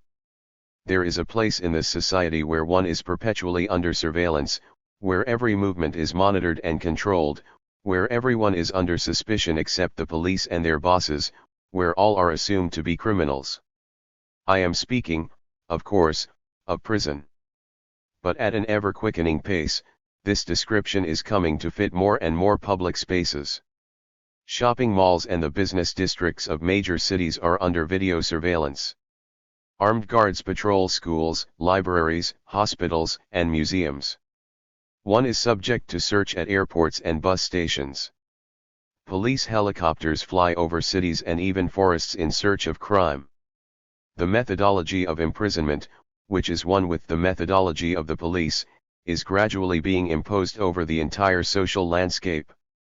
This process is being imposed through fear, and the authorities justify it to us in terms of our need for protection, from criminals, from terrorists, from drugs and violence. But who? 220. Are these criminals and terrorists? Who are these monsters that threaten us every moment of our fear-filled lives? A moment's careful consideration is enough to answer this question. In the eyes of the rulers of this world, we are the criminals and terrorists, we are the monsters, at least potentially. After all, we are the ones they are policing and monitoring. We are the ones who are watched on the video cameras and searched at the bus stations. One can only wonder if it is the fact that this is so glaringly obvious that makes people blind to it. The rule of fear is such that the social order even solicits our aid in our own policing. Parents register their toddlers' fingerprints with police agencies connected with the FBI. A Florida-based company called Applied Digital Solutions has created the very chip that can hold personal, medical, and other information and is intended to be implanted under the skin. Their idea is to promote its voluntary use by people, of course, for their own protection. It may soon be connected to the network of the Global Positioning System satellite so that anyone with the implant could be monitored constantly. In addition, there are dozens of programs that encourage snitching, a factor that is also reminiscent of prisons where the authorities seek out and reward snitches. Of course, other prisoners have a rather different attitude toward these scum. But all of this is purely descriptive, a picture of the social prison that is being built around us. A real understanding of the situation that we can use to fight against this process requires a deeper analysis. In fact, prison and policing rest on the idea that there are crimes, and this idea rests on the law. Law is portrayed as an objective reality by which the actions of the citizens of a state can be judged. Law, in fact, creates a kind of equality. Anatole France expressed this ironically by pointing out that before the law, beggars and kings alike were forbidden from stealing bread and sleeping under bridges. From this, it is clear that before the law we all become equal, simply because we all become ciphers, non-entities without individual feelings, relationships, desires, and needs. The objective of law is to regulate society. The necessity for the regulation of a society implies that it is not meeting the needs or fulfilling the desires of everyone within it. It rather exists as an imposition on a greater part of those who make it up. Of course, such a situation could only come to exist where inequality of the most significant kind exists, the inequality of access to the means for creating one's life on one's own terms. For those with the upper hand, this state of social inequality has the dual name of property and power. For those on the bottom, its name is poverty and subjection. Law is the lie that transforms this inequality into an equality that serves the masters of society.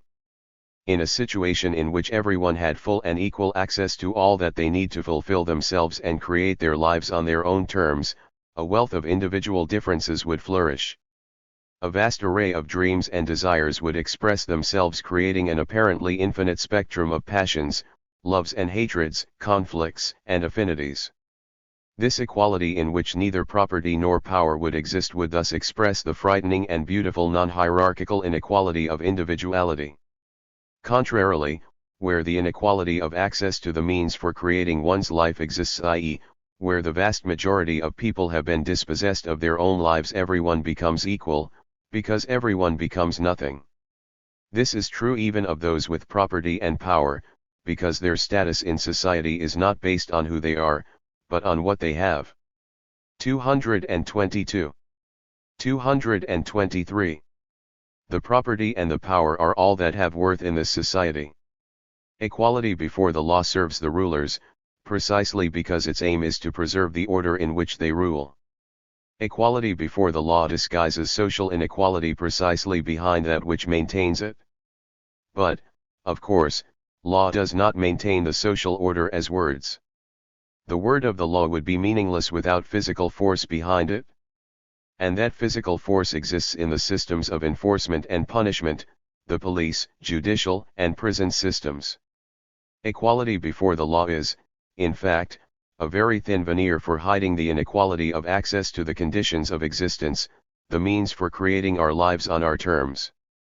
Reality breaks through this veneer constantly, and its control can only be maintained by force and through fear. From the perspective of the rulers of this world, we are, indeed, all criminals, all monsters threatening their tranquil sleep, because we are all potentially capable of seeing through the veil of the law and choosing to ignore it and take back the moments of our lives whenever we can on our own terms. Thus, law, itself, makes us equal precisely by criminalizing us. It is, therefore, the logical outcome of law and the social order that produces it that imprisonment and policing would become universal, hand in hand with the development of the global supermarket. In this light, it should be clear that there is no use in making laws more just. There is no use in seeking to monitor the police. There is no use in trying to reform this system, because every reform will inevitably play back into the system, increasing the number of laws, increasing the level of monitoring and policing, making the world even more like a prison. There is only one way to respond to this situation, if we would have our lives as our own. To attack this society in order to destroy it. 224. Afterward. Destroy civilization? I assume that all anarchists would agree that we want to put an end to every institution, structure, and system of domination and exploitation. The rejection of these things is, after all, the basic meaning of anarchism. Most would also agree that among these institutions, structures, and systems are the state, private property, religion, law, the patriarchal family, class rule. In recent years, some anarchists have begun to talk in what appears to be broader terms of the need to destroy civilization. This has, of course, led to a reaction in defense of civilization. Unfortunately, this debate has been mainly acrimonious, consisting of name-calling, mutual misrepresentation and territorial disputes over the ownership of the label anarchist, rather than real argumentation. One of the problems behind this incapacity to really debate the question is that very few individuals on either side of it have tried to explain precisely what they mean by civilization. Instead, it remains a nebulous term that represents all that is bad for one side and all that is good for the other. In order to develop a more precise definition of civilization, it is worthwhile to examine when and where civilization is said to have arisen and what differences actually exist between societies currently defined as civilized and those not considered. Such an examination shows that the existence of animal husbandry, agriculture, a sedentary way of life, a refinement of arts, crafts, and techniques, or even the simply forms of metal smelting are not enough to define a society as civilized. Rather, what arose about 10,000 years ago in the cradle of civilization and what is shared by all civilized societies but lacking in all those that are defined as uncivilized is a network of institutions, structures, and systems that impose social relationships of dominations and exploitation. In other words, a civilized society is one comprised of the state, property, religion, law, the patriarchal family, commodity exchange, class rule, everything we, as anarchists, oppose. To put it another way, what all civilized societies have in common is the systematic expropriation of the lives of those who live within them. The critique of domestication provides a useful tool for understanding this. What is domestication, if not the expropriation of the life of a being by another who then exploits that life for her or his own purposes? Civilization is thus the systematic and institutionalized domestication of the vast majority of people in a society by the few who are served by the network of domination. Thus the revolutionary process of reappropriating our lives is a process of decivilizing ourselves, of throwing off our domestication. This does not mean becoming passive slaves to our instincts or dissolving ourselves in the alleged oneness of nature. It means becoming uncontrollable individuals capable of making and carrying out the decisions that affect our lives in free association with others. It should be obvious from this that I reject any models for an ideal world. Since the essence of a revolutionary struggle fitting with anarchist ideals is the reappropriation of life by individuals who have been exploited, dispossessed, and dominated, it would be in the process of this struggle that people would decide. 226. How they want to create their lives, what in this world they feel they can appropriate to increase their freedom, open possibilities, and add to their enjoyment, and what would only be a burden stealing from the joy of life and undermining possibilities for expanding freedom. I don't see how such a process could possibly create any single, universal social model. Rather, innumerable experiments varying drastically from place to place and changing over time would reflect the singular needs, desires, dreams, and aspirations of each and every individual.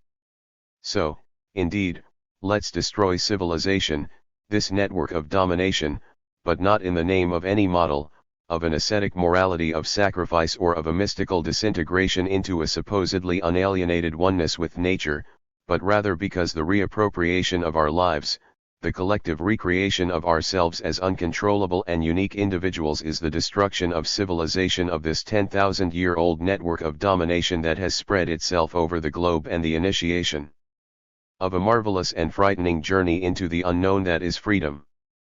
4. 2002 to 2003. 231. On projectuality. Anarchism is a way of conceiving life, and life is not something definitive, it is a stake we must play day after day. When we wake up in the morning and put our feet on the ground, we must have a good reason for getting up. If we don't, it makes no difference whether we are anarchists or not. And to have a good reason we must know what we want to do. Alfredo M. Bonanno. Perhaps one of the most difficult concepts that I have tried to express in Willful Disobedience is that of anarchist projectuality. The difficulty in expressing this concept does not merely stem from the fact that the word is unusual. Far more significant is the fact that the concept itself stands in total opposition to the way in which this social order trains us to exist. In this society, we are taught to view life as something that happens to us, something that exists outside of us, into which we are thrown. We are not, however, told that this is the result of a process of dispossession, and so this alienation appears to be natural, an inevitable consequence of being alive.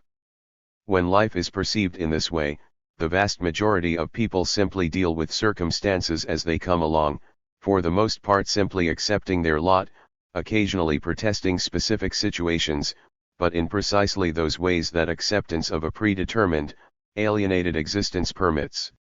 A few people take a more managerial approach to this alienated existence. Rather than simply dealing with circumstances as they come, they seek to reform alienated existence along programmatic lines, creating blueprints for a modified existence, but one that 232. 4. Is still determined in advance, into which individuals must be fitted. One can find examples of both of these tendencies within the anarchist movement. The first tendency can be seen in those anarchists who conceive of revolution as an event that will hopefully eventually happen to them when the masses arise, and who in the meantime face their life with a kind of pragmatic, circumstantial immediatism. A principled anarchist practice is considered impossible and is sacrificed to the amelioration of immediate conditions by any means necessary, including litigation, petition to the authorities, the promotion of legislation, and so on. The second tendency manifests in such programmatic perspectives as platformism, libertarian municipalism, and anarcho-syndicalism. These perspectives tend to reduce revolution to a question of how the economic, political, and social institutions that control our lives are to be managed. Reflecting the methods by which people cope with alienated existence, neither of these methods actually challenges such an existence. Anarchist projectuality starts with the decision to reappropriate life here and now. It, therefore, immediately and forcefully exposes and challenges the process of dispossession that this society imposes and acts to destroy all the institutions of domination and exploitation. This decision is not based on whether this reappropriation is presently possible or not, but on the recognition that it is the absolutely necessary first step for opening possibilities for the total transformation of existence. Thus, when I speak of anarchist projectuality, I am speaking of a way of facing life and struggle in which the active refusal of alienated existence and the reappropriation of life are not future aims, but are one's present method for acting in the world. Anarchist projectuality cannot exist as a program. Programs are based on the idea of social life as a thing separated from the individuals that make it up. They define how life is to be and 233. Strive to make individuals fit into this definition. For this reason, programs have little capacity for dealing with the realities of everyday life and tend to confront the circumstances of living in a ritualized and formalized manner. Anarchist projectuality exists instead as a consciously lived tension toward freedom, as an ongoing daily struggle to discover and create the ways to determine one's existence with others in uncompromising opposition to all domination and exploitation. So anarchist projectuality does confront the immediate circumstances of an alienated daily existence, but refuses the circumstantial pragmatism of by any means necessary, instead creating means that already carry the ends within themselves. To clarify what I mean, I will give a hypothetical example. Let's take the problem of the police. We all know that the police intrude upon the lives of all of the exploited. It is not a problem that can be ignored. And, of course, as anarchists, we want the destruction of the police system in its totality. A programmatic approach to this would tend to start from the idea that we must determine the essential useful tasks that police supposedly carry out. Then we must try to create self-managed methods for carrying out these tasks without the police, rendering them unnecessary.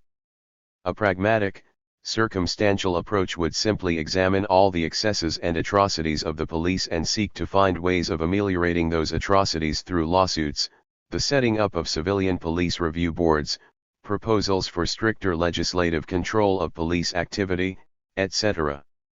Neither of these methodologies, in fact, questions policing as such. The programmatic methodology simply calls for policing to become the activity of society as a whole carried out in a self-managed manner, rather than the task of a specialized group.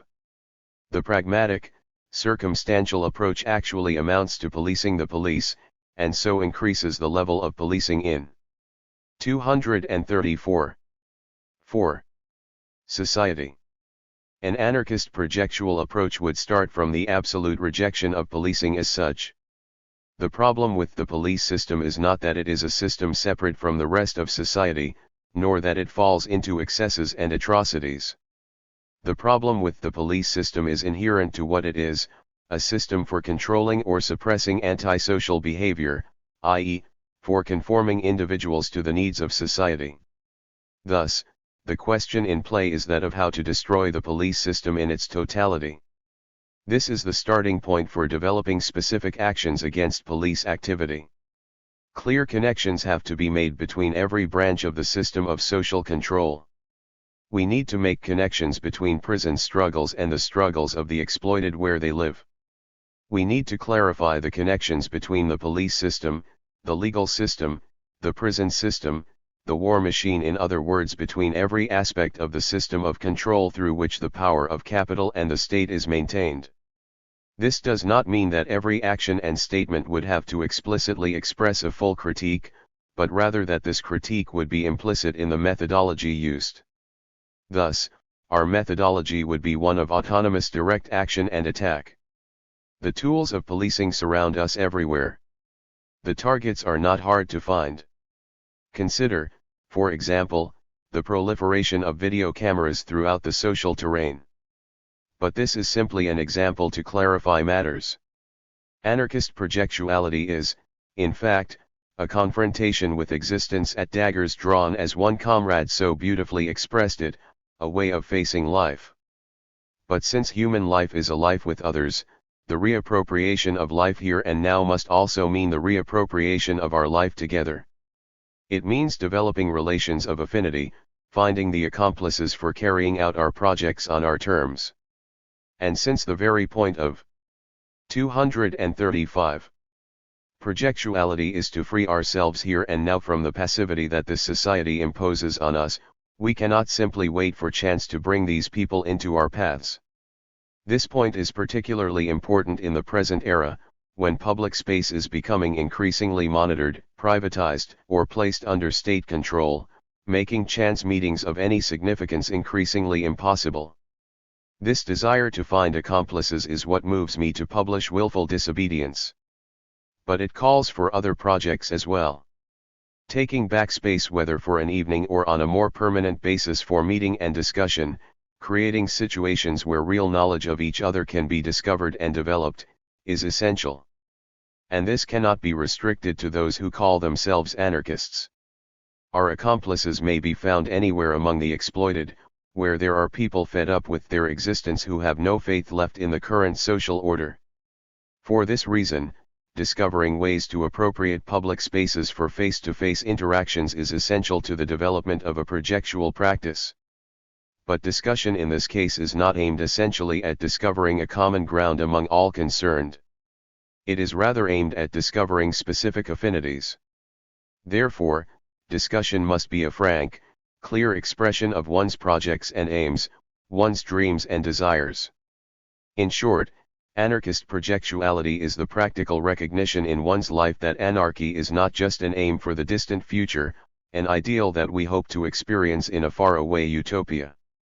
Much more essentially, it is a way of confronting life and struggle, a way that puts us at odds with the world as it is.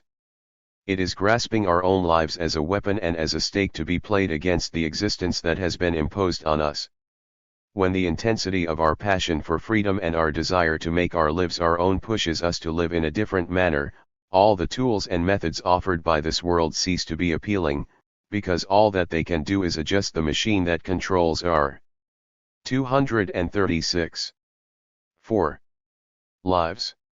When we make the choice to cease to be a cog, when we make the choice to break the machine rather than continuing to adjust it, passivity ceases and projectuality begins.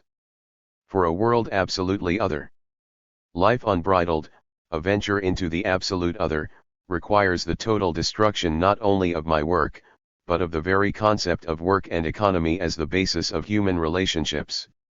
Gene Weir. If the anarchist project can seem incomprehensible to those who have learned to accept the necessity of being ruled, who have learned to prefer security to freedom, that project understood in its totality, as the complete overturning of all social relations based on obligation and compulsion, can even be incomprehensible to many anarchists. The idea of the destruction of work is frequently met with incomprehension. And this comes in more than one form. The most frequent form of incomprehension I have encountered when I have spoken of the destruction of work is that which simply exclaims, "But we have to eat."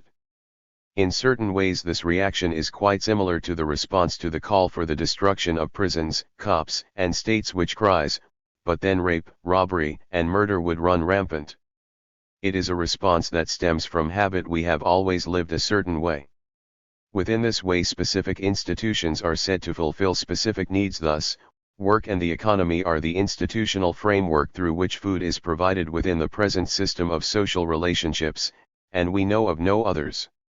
So the thought of a world without work evokes visions of starvation precisely at the point where the capacity to dream stops. 237. Another form of incomprehension involves confusion over what work is. This stems in part from the fact that the word can be used in ambiguous ways. I may, indeed, say that I am working on an article for WD or on a translation. But when I am doing these things, it is, in fact, not work, because there is nothing compelling me to do them. I have no obligation to do them, I do them solely for my own pleasure. And here is where the basic meaning of work and its destruction becomes clear. Work is an economic social relationship based upon compulsion. The institutions of property and commodity exchange place a price tag upon survival. This forces each of us to find ways to buy our survival or to accept the utter precariousness of a life of constant theft. In the former case, we can only buy our survival precisely by selling large portions of our lives away. This is why we refer to work as wage slavery. A slave is one whose life is owned by another, and when we work, capital owns our lives. And with the world domination of capital, increasingly the totality of existence is permeated by the world of work. There is no moment that is our own unless we ferociously rip it from the grip of this world. Though it is true that wage slavery cannot be equated with chattel slavery, it is also true that the masters of this world, in referring to us as human resources, make it very clear how they view us. So survival with a price tag is always opposed to life, and work is the form this opposition takes. But theft does not in itself free us from work. Even robbing banks or reappropriating goods remains within the logic of capital if the individual perpetrator of the deed does not already have their own project in motion. And here is one of the most common misunderstandings of an anti-work perspective, confusing the avoidance of having a job with the attack on the world of work. This confusion manifests in a practical emphasis on methods for surviving without a job. Thus, survival continues. 238. 4. To take precedence over life. One encounters so many people now within certain anarchist-influenced subcultures, who know where all the dumpsters, all the free feeds, all the easy shoplifting stores, etc. are, but who have no concept of what to do with their lives beyond surviving on the streets. The individual with a clear idea of her project who, for example, chooses to take a job temporarily at a printer's in order to learn the skills and steal as much material as she needs to start her own anarchist publishing projecting, quitting the job as soon as his projectual tasks are accomplished, is acting far more pointedly against the world of work than the individual who spends his days wandering from dumpster to dumpster, thinking only of how he's avoided a job. Work is a social relationship, or, more precisely, part of a network of social relationships based upon domination and exploitation. The destruction of work, therefore, cannot be accomplished by a single individual. One who tried would still find herself trapped within the world of work, forced to deal with its realities and the choices it imposes. Nor can work be destroyed separately from the complete destruction of the system of social relationships of which it is a part. Thus, the attack against work starts from our struggle to reappropriate our lives. But this struggle encounters the walls of the prison that surrounds us everywhere, and so must become the struggle to destroy an entire social world, because only in a world that is absolutely other, what some have called a world turned upside down, will our lives ever truly be our own. Now we can snatch moments and spaces, and indeed this is necessary in order to give us the time to reflect upon what we, as individuals, really want to do with our lives. But the task remains before us of breaking down the prison walls. In fact, the anarchist insurrectionary project, whether thought of in terms of work, the state, the family, the economy. 239. Property, technology, religion, law, or any other institutions of domination, remains the same. The world of domination is one. The institutions form a network, and one cannot escape through the cracks. We must destroy the net and adventure into the unknown, having made the decision to find ways to relate and create or exist that are absolutely other, ways that we can experiment now, but only in our struggle to destroy this world, because only in this struggle can we snatch the time and space we need for such experiments. And in speaking of a world that is absolutely other, there is little one can say. When asked, but if we destroy work, how will we eat? All one can say is, we will figure that out as we go along. And, of course, that is not satisfying for those who want easy answers. But if our desire is to make our lives our own, and if this requires a world that is absolutely other than the social world in which we live, we cannot expect to have the words for that world. Where would we find them here, where even the primitivists must resort to economic comparisons and an accounting of hours of work to valorize their utopia? As we destroy the old world and experiment with new ways to live, the words will come, if they are desired. Their shadows are sometimes visible in poetry, but if we realize our lives poetically, will we even still desire the words? 240. 4. The rising of the barbarians. A non-primitivist revolt against civilization. If we examine much of the current debate in anarchist circles surrounding civilization, technology, progress, green anarchy versus red anarchy and so on, we are left with the impression that criticism of civilization has only recently arisen within anarchist and revolutionary thinking. But this impression is false, and harmful for those of us with a revolutionary anti-civilization perspective. In fact, a revolutionary questioning of civilization, of technology, and of progress can be found throughout the history of modern revolutionary thinking. Charles Fourier posed his utopian socialist harmony against the disharmony of civilization. A number of the most radical of the Romantics were distinctly distrustful of industrialism and its utilitarian reason. But we can bring things closer to home by looking at anarchists of the 19th century. Certainly Bakunin had no problem with industrial technology. Though he didn't share Marx's almost mystical faith in the capacity of industrial development to create the technical basis for global communism, he also did not see anything inherently dominating in the structure of industrial systems. In fact, his concept of workers taking over the organization of society through their own economic and industrial organizations was to eventually become the basis of anarcho-syndicalism. Nonetheless, Bakunin's appeals to the unleashing of the wicked passions of the oppressed and exploited were seen by many of the more reasonable revolutionaries of the time as a barbaric call for the destruction of civilization. And Bakunin himself did call for the annihilation of bourgeois civilization along with the destruction of all states and the free and spontaneous organization from below upward, by means of free associations. But Bakunin's French contemporary, Ernest Cordier, was less conditional in his rejection of civilization. He says simply, in civilization, I vegetate, I am neither happy, nor free, why then should I desire this homicidal order to be conserved? There is no longer anything to conserve of that which the earth suffers. And he, along with Dijak and other anarchist revolutionaries of that time, appeals to the barbaric spirit of destruction to bring an end to the civilization of domination. Of course, the majority of anarchists at that time, as in our own, did not question civilization, technology, or progress. Kropotkin's vision of communized factories, fields, and workshops or Josiah Warren's true civilization inevitably have more appeal to those who are not prepared to face the unknown than the anarchist critiques of industrialism and civilization that often offer no clear vision of what will be after the revolutionary destruction of the civilization that they hate. The early 20th century, and particularly the Great Massacre known as World War I, brought a major overturning of values. Faith in the bourgeois ideal of progress was thoroughly eroded, and the questioning of civilization itself was a significant aspect of a number of radical movements including Dadaism, Russian anarcho-futurism and early surrealism. If most of the better-known anarchists continued to see the possibility of a 242. 4. Liberated industrial civilization, other lesser-known anarchists saw a different vision.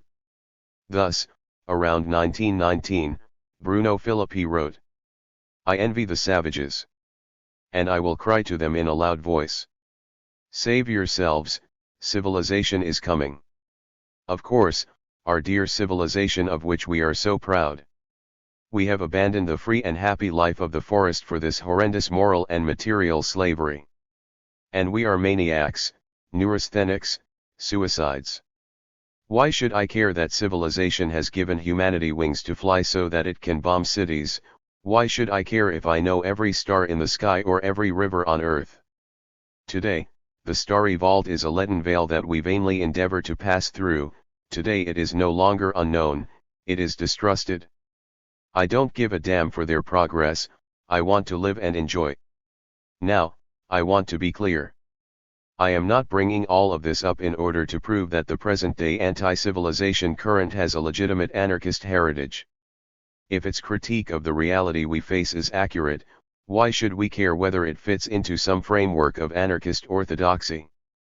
But Bakunin and Kurdiroi, Malatesta and Filippi, all of the anarchists of the past who lived in struggle against domination, as they understood it, were not trying to create any ideological orthodoxy. They were participating in the process of creating a revolutionary anarchist theory and practice that would be an ongoing process. This process has included critiques of civilization, critiques of progress and critiques of technology. We are living in different times. The words of Bakunin or Kurdiroi, of Malatesta or Renzo Novatore, or of any of the anarchist writers of the past cannot be taken as a program or a doctrine to be followed. Rather, they form an arsenal to be looted.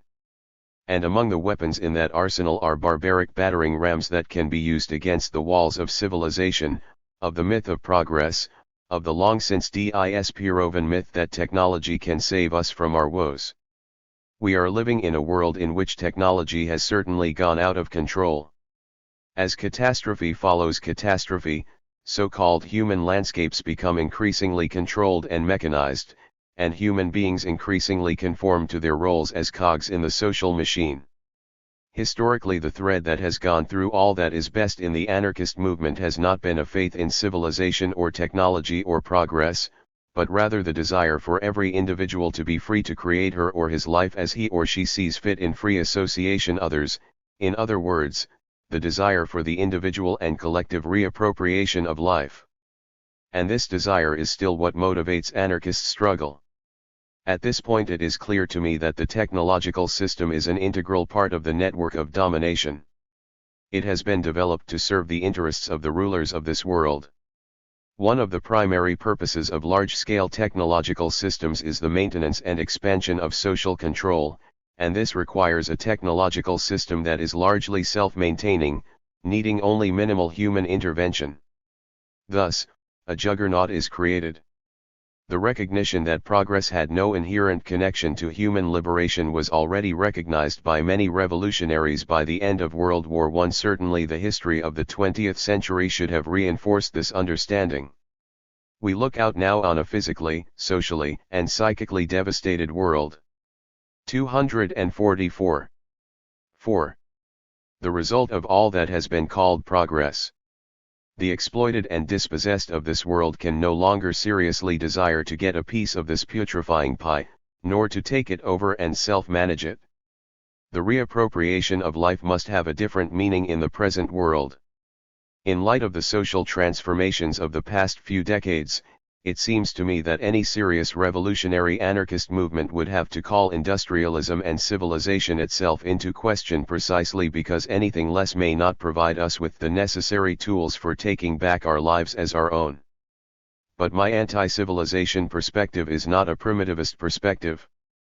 While it may indeed be inspiring to look at the apparently anarchic and communistic aspects of some primitive cultures, I do not base my critique on a comparison between these cultures and the current reality, but rather on the way in which all of the various institutions that comprise civilization act together to take my life from me and turn it into a tool for social reproduction, and how they transform social life into a productive process serving only to maintain the rulers and their social order. Thus, it is essentially a revolutionary perspective, and this is why I will always make use of anything in that arsenal which is the history of revolutionary theory and practice that can enhance my struggle. Primitive people have often lived in anarchic and communistic ways, but they do not have a history of revolutionary struggle from which we can loot weapons for our current struggle. Having said this, however, I do recognize those anarcho-primitivists who continue to recognize the necessity of revolution and class struggle as my comrades and potential accomplices. Revolutionary struggle against the civilization of control and profit that surrounds us will not be the reasonable attempt to take over means of production. The dispossessed of this world seem to understand that this is no longer an option for 245. Liberation. If most are not clear about precisely who or what is the enemy, most do understand that they have nothing to say to those in power, because they no longer share a common language. We who have been dispossessed by this world now know that we can expect nothing from it. If we dream of another world, we cannot express that dream, because this world does not provide the words for it. And most likely many no longer dream. They just feel rage at the continuing degradation of their existence. So this revolution will, indeed, be the release of the wicked passions of which Bakunin spoke, the destructive passions that are the only door to a free existence. It will be the coming of the barbarians predicted by Dijak and Kurdiroy. But it is precisely when people know that they no longer have anything to say to their rulers, that they may learn how to talk with each other. It is precisely when people know that the possibilities of this world can offer them nothing that they may learn how to dream the impossible. This network of institutions that dominate our life, this civilization, has turned our world into a toxic prison. There is so much to be destroyed so that a free existence may be created. The time of the barbarians is at hand. May the barbarians break loose. May they sharpen their swords, may they brandish their battle axes, may they strike their enemies without pity. May hatred take the place of tolerance, may fury take the place of resignation, may outrage take the place of respect. May the barbarian hordes go to the assault, autonomously, in the way that they determine. And may no parliament, no credit institution, no supermarket, no barracks, no factory ever grow again after their passage. In the face of the concrete that rises to strike the sky and the pollution that fouls it, one can well say with Dijak that it is not the darkness that the barbarians will bring to the world this time, it is the light. Chryso/Odidio. 246. 4. Complicity, not debt. An anarchist basis for solidarity. We owe each other nothing, for what I seem to owe to you, I owe at most to myself. Max Stirner. None of us owes anyone anything. This should be a guiding principle behind all anarchist practice. All systems of power, all hierarchies, and all economic relationships are justified by the idea that each of us as individuals owes her existence to the collectivity that is the social order. This is a debt without end, an eternal obligation that can never be fulfilled, which keeps us chained to a cycle of activity that maintains the society. Our aim as anarchists and insurrectionaries is the complete overturning precisely of the cycle of activity, of the social relationships that rule over our lives. What better place to start than the absolute refusal of the most basic of economic and political principles, debt? Unfortunately, much of the social struggle that is currently going on bases itself on economic/political assumptions, and particularly that of debt. People speak of reparations, of getting what is owed, what is one's by right. This even extends into the way we talk of class struggle when the idea of taking back what is truly ours is taken to mean that which we have a right to because we have earned it, i.e., the idea that the product should belong to the producer. This way of conceiving class struggle keeps it firmly within the economy, which it is in our interest to destroy. The economic/political methodology of struggle opposes privilege with rights. In doing so, it assumes that the individual is dependent upon a higher power, the power that grants rights and privileges. In fact, rights and privileges are really the same thing, limited freedoms that. 247. 248. 4. A higher power grants to one due to some inherent or earned value that this power recognizes in one. Thus, the opposition of rights to privilege is a false opposition. It is nothing more than a disagreement over how the higher power should value us and an appeal to it to recognize our value. As such, the struggle for rights is nothing more than a struggle to sell oneself at a higher price. At its most radical, it becomes the attempt to sell everyone at the same price. But some of us do not want to be sold at all.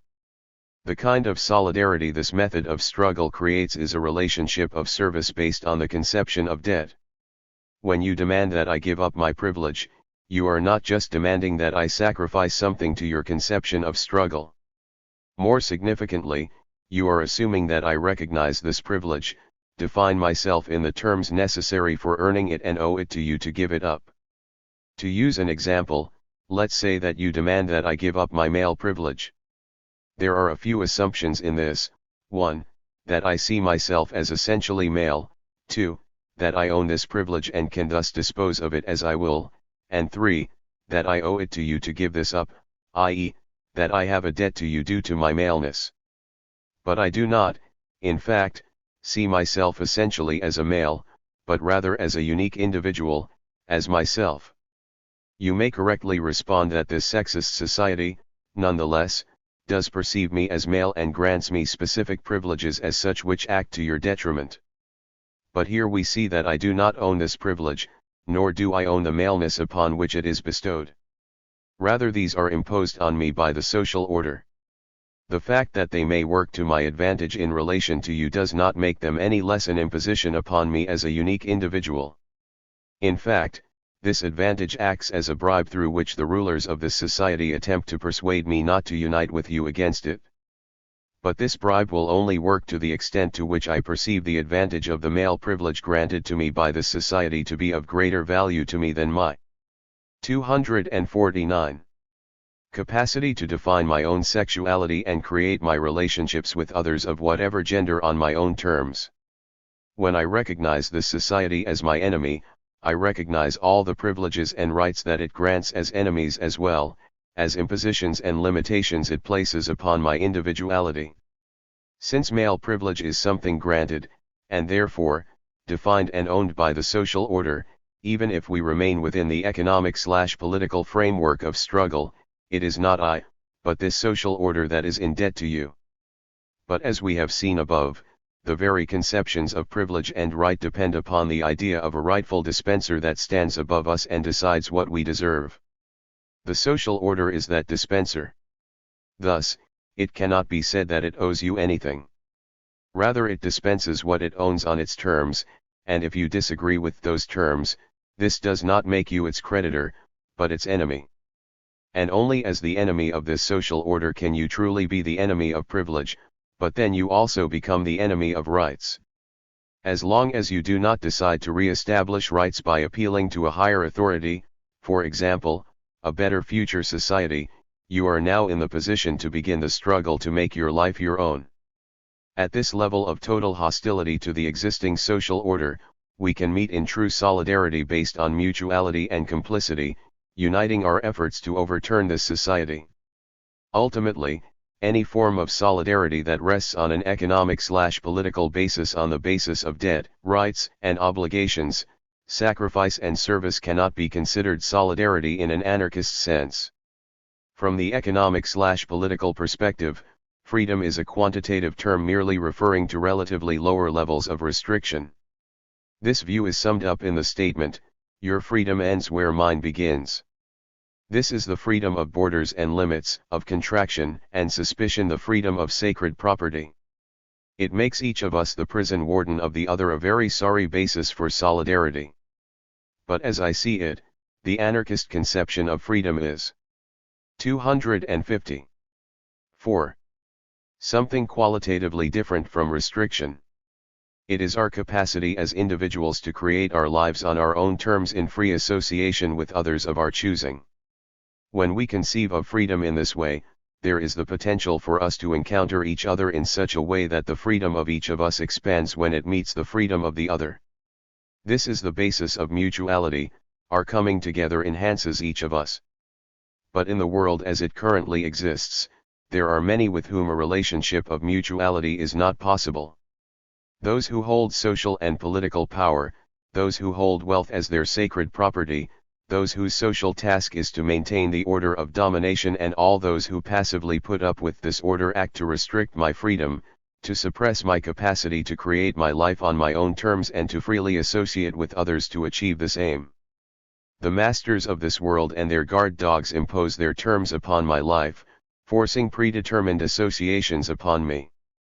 The only possible relationship I can have with them and the social order they uphold is that of enmity, of complete hostility.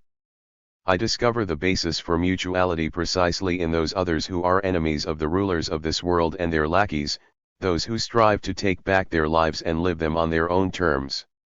And this is where mutuality, the recognition that one's freedom can expand where it meets the other's freedom, becomes complicity. Complicity is the uniting of efforts in order to expand the capacity for individual self-determination against the world of domination. It is the active recognition that the rebellion of specific others expands one's freedom and, thus, it finds ways to act together with these others against the forces of domination and social control. It is not necessary to know these others personally. They may be carrying on their struggle half a globe away. It is only necessary to recognize our own struggle in their struggle and to take appropriate action where we are. Not out of charity or a sense of duty, but for ourselves. 251. Deciding for oneself. Democracy, consensus, unanimity, and anarchist practice. One of the distinguishing principles of anarchist practice is that if we are to achieve our aims, they must already exist in the methods we use to attain them. The most basic aim of all anarchist revolutionary activity is the destruction of every structure of authority, every hierarchy, domination in all its forms. But to understand what this means in the immediate practice of struggle, it is necessary to have some idea of what this means beyond the negations. I am not speaking here about utopian blueprints or political programs, but rather about how we can relate to each other in a way that is truly free of hierarchy and domination in our projects aimed at the destruction of this society and the creation of different ways of living and being together. It is important to keep in mind that the anarchist project is not to be a political program among political programs, another ideology in the marketplace of opinion, but rather to develop a practice of social subversion here and now that is in perpetual conflict with the social order that surrounds us. The absence of any sort of domination, of any sort of hierarchy, of any imposed order would manifest in practice as the practical capacity for every individual to decide for herself how she is going to live his life and to freely choose with whom he is going to share it and how. This is the meaning of self-organization, that most fundamental of anarchist principles. If instead we were to interpret the self that is organizing as a collective entity, then we would have to recognize that every 252. 4. State, every corporation, every institution is technically self-organized. Self-organization in the anarchist sense starts from individual self-determination and develops itself from there. The application of this idea to our practice of revolt has significant implications in terms of the way we organize our projects and decide how to carry them out. Perhaps the first principle to be drawn from this is that organization in itself has no value. The value of organization lies in the use that each of us can make of it in carrying out the tasks necessary for creating her life and struggles in solidarity with others. Thus, the point is not to create massive organizations that seek members and that represent a particular perspective, but rather to bring together the time, the space, the tools, and the accomplices for carrying out the projects and activities we desire, the projects that can combine to form that collective movement of individual realization that is revolution in its fullest sense. Unfortunately, many anarchists, even some who may claim to reject formal organization, organize their projects on a collectivist model. The desire to carry out a project together and the need to organize that project is transformed into the creation of a collective entity that represents that project. This collective entity and the project it represents come to have priority over the individuals who first had the desire to do the project. The contradiction between this model and the anarchist principle of self-organization as described above becomes most evident in the way decisions are made in these collectives. As soon as a collective entity formalizes, it becomes necessary for decisions to be made as a collective, and this requires a decision-making process. Thus, in joining the collective, the individual must sacrifice her capacity to decide for himself to the need of the collective for a decision-making process that is incumbent on all. The two processes most commonly used in collectives. 253. Formed by anarchists are direct democracy and consensus. Consensus has been described quite well as a method for obtaining people's support without allowing them to express themselves autonomously. Starting from the idea that the needs of the collective take priority over the individuals involved, it seeks a decision that no one in the group will actively oppose, and once such a decision is reached, everyone is expected to abide by it. Achieving consensus among any more than a few people is necessarily a matter of finding the lowest common denominator between all involved and accepting this lowest common denominator as the highest level of action. Thus, if we are talking specifically of anarchist revolutionary projects, the consensus process operates by lowering the level of critique that can be actively expressed. It is easy to get people to accept and rally around superficial critiques, but deep, radical critiques and the kind of activity they call for tend to frighten people and cause division. Thus, consensus best corresponds to a gradualist, piecemeal approach, to a reformist approach that does not require one to be able to act on one's own and to make decisions quickly in the moment of action. One of the critiques some anarchists have made of the consensus process, a critique that is correct as far as it goes, is that if complete consensus were always required in order to act, nothing would ever get done, because it requires only one person to block it. But if those who make this critique don't also reject the collectivist model, then they have to turn to another decision-making process, that of direct democracy, i.e., majority rule. From an anarchist perspective, the problem with this should be obvious. We are opposed to all rule, that of the majority as well as that of a minority. Even when it is the desires of the majority that prevail over the rest, even if that. 254. 4. Majority comprises 99% of those involved. If this decision is mandatory over those who do not agree, it is an imposition, a form of rule. The real problem with the processes of consensus and direct democracy is that they are based on the assumption that the collective will, however it is determined, is to prevail over the will of the individual. But this has always been the basis of every form of rule, of every institution of authority.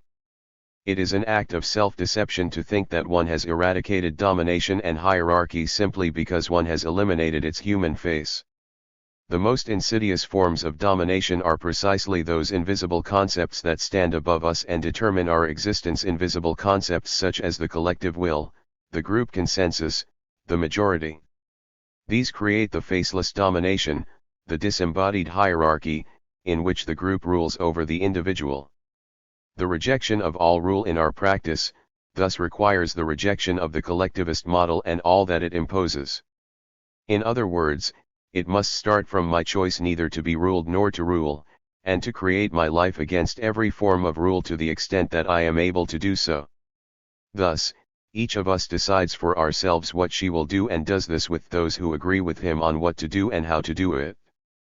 In this way, those who act together do so in full unanimity, and the project is not tainted by reservations or resignation to a decision that was not one's own. In practice, this inevitably means that we will come together in small, temporary groups based on affinity. These groups will be fluid, constantly changing, coming together and breaking apart.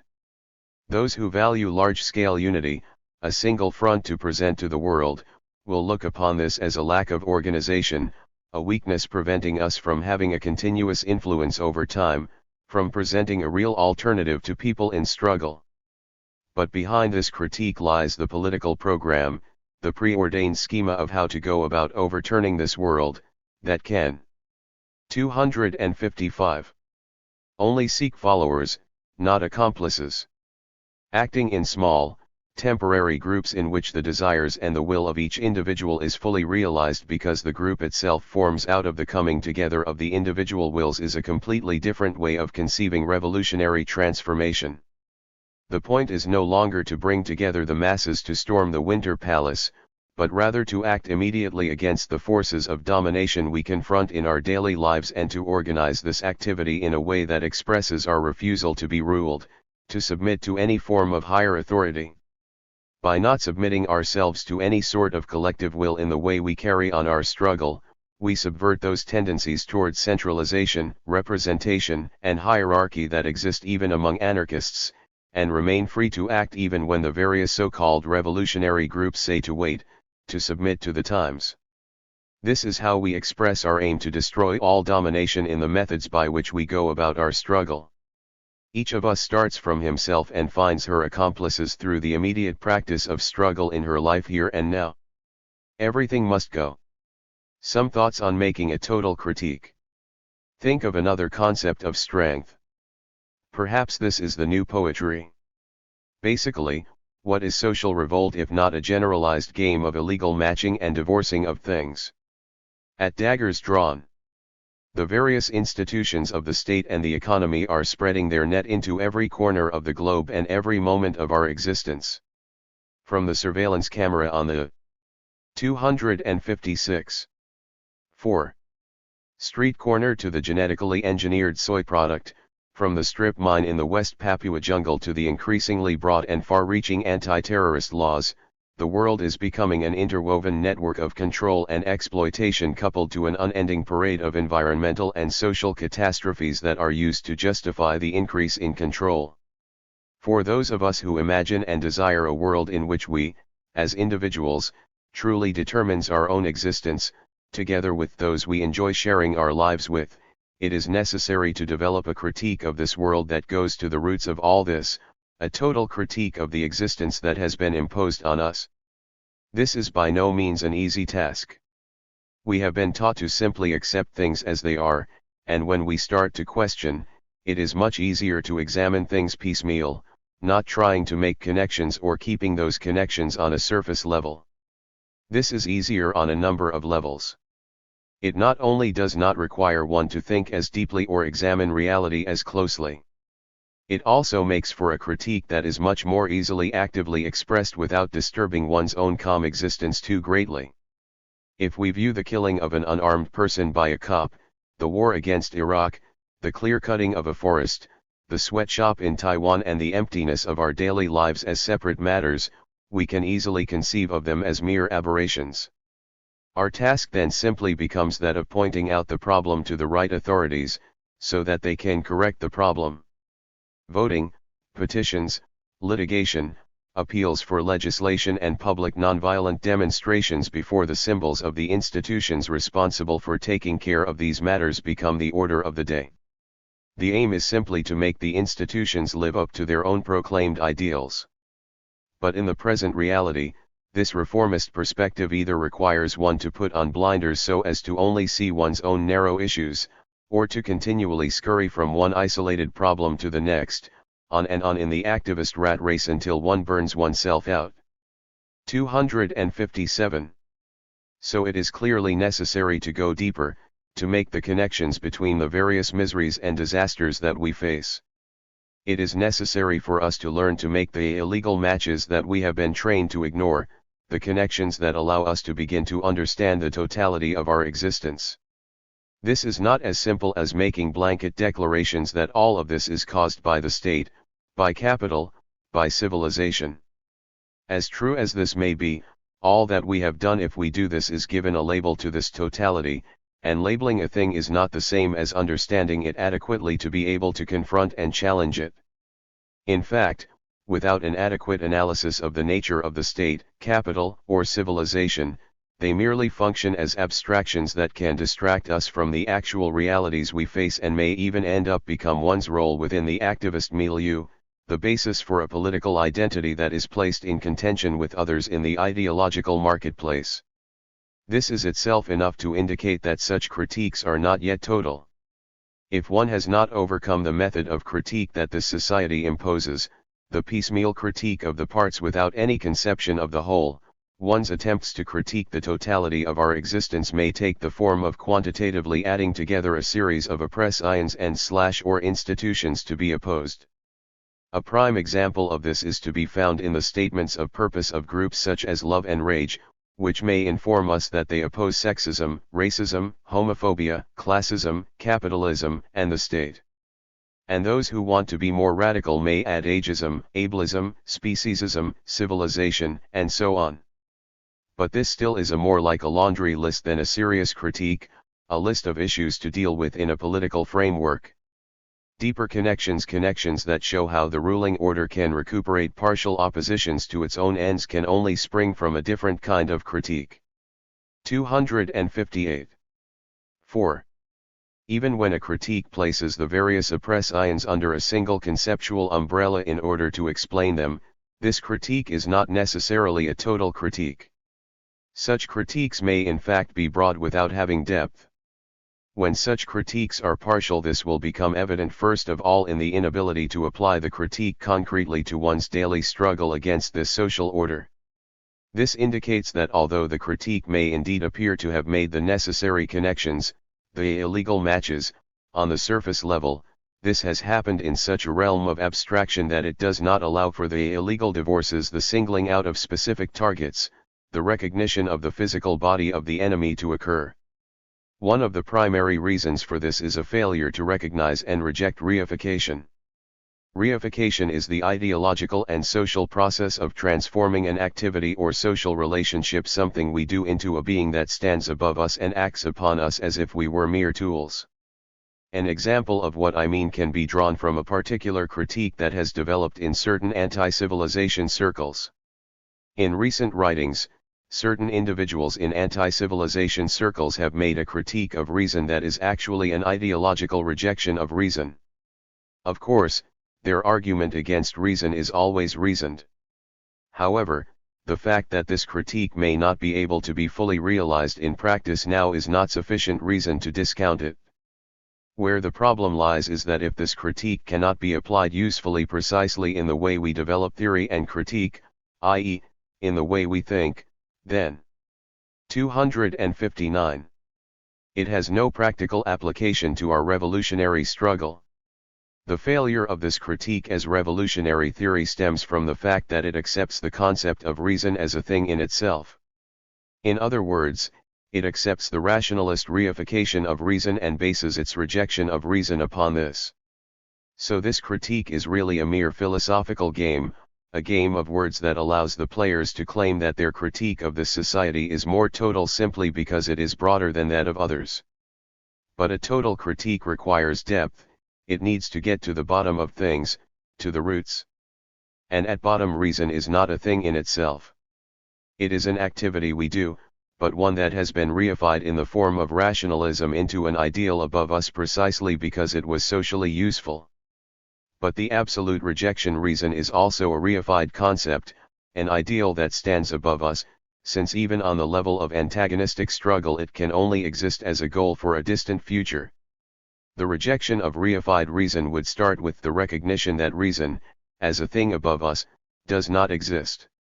Rather, each of us reasons, and has his own reasons, and certain tools for critical thinking can help us hone our capacity to reason into a weapon we can use in our lives and struggles. In fact, a total critique is qualitatively different from a partial critique. All partial critiques, regardless of how extreme they may be, start from the perspective of this society. The more extreme and broader partial critiques simply lead to an ideological rejection of major aspects of this society, or even of all of it considered abstractly, because this society is deemed to have failed on its own terms. Such ideological rejections offer little of practical use to the immediate struggle against this society, since they are based on the same reifications through which this society seeks to justify itself. In developing a total critique, one starts from herself, from 260. 4. her desire to determine his existence on his own terms. This critique is thus the act, or better, the ongoing practice of confronting this society with oneself and one's hostility to its intrusion into one's existence. It is from this basis that one can indeed plumb the depths of this society and begin to recognize the intertwining networks of control through which it defines every moment of our existence. This is also the practical basis from which to make those illegal matches and divorces, the capacity to put together and break apart in order to know how and why, when, and where to attack.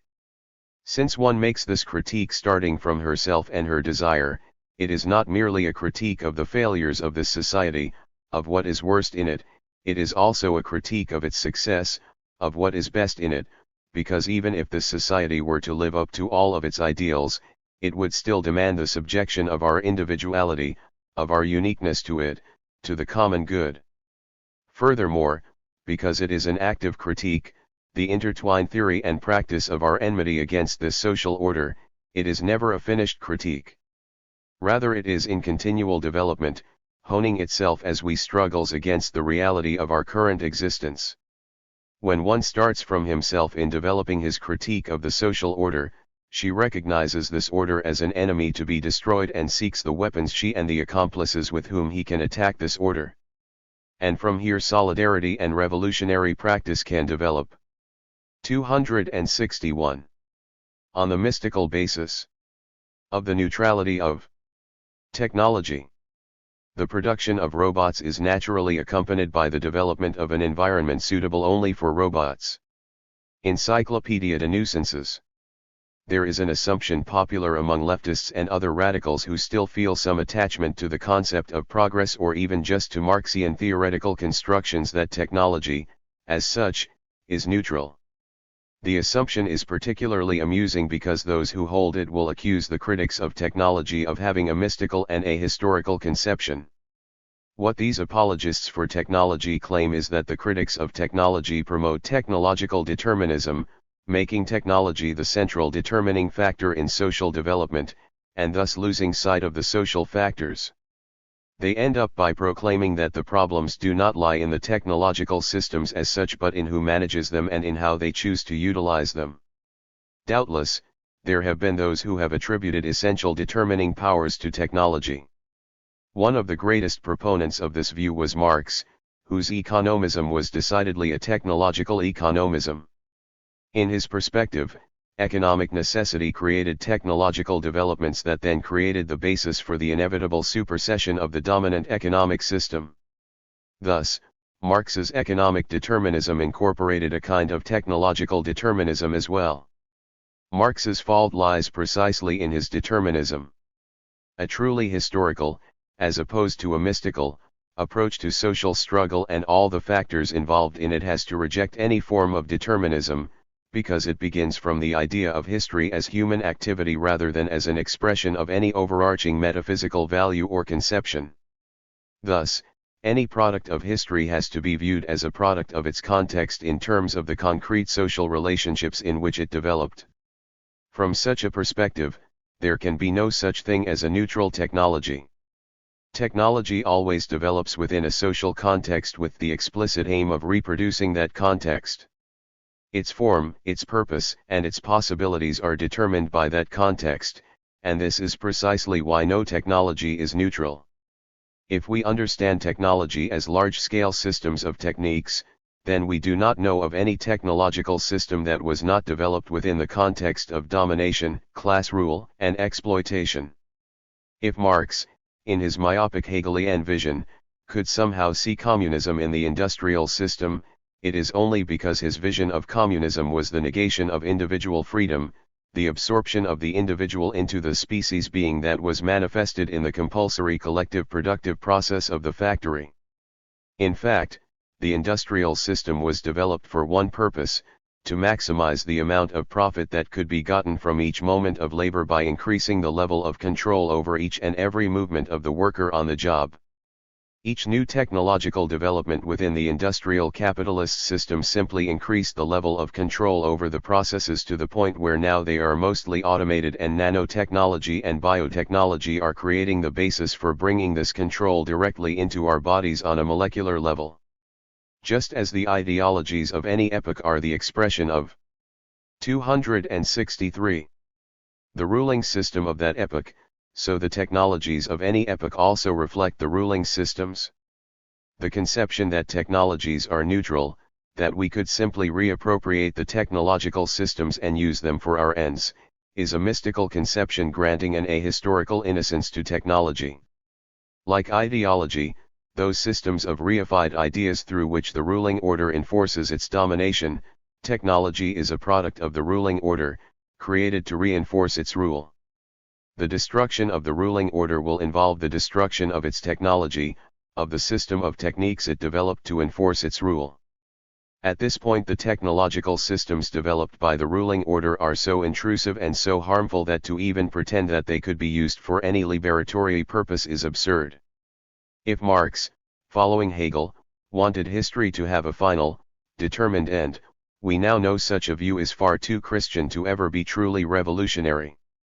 Revolution is a wager, and that wager is precisely that the unknown, which offers the possibility of the end of domination and exploitation, is worth risking, and that taking this risk involves the destruction of the totality of the civilization of domination and exploitation, including its technological systems, that has been all we have ever known.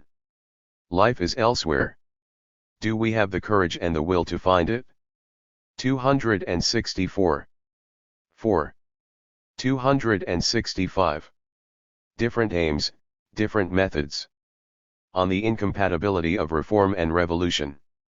Reformist consciousness is always expressed in the form of justification. Contrarily, the behavior of the rebels seemed unjustifiable. Evedel. I have always contended that reform and revolution are incompatible. But the full significance of this statement requires a deep examination of what one means by these terms.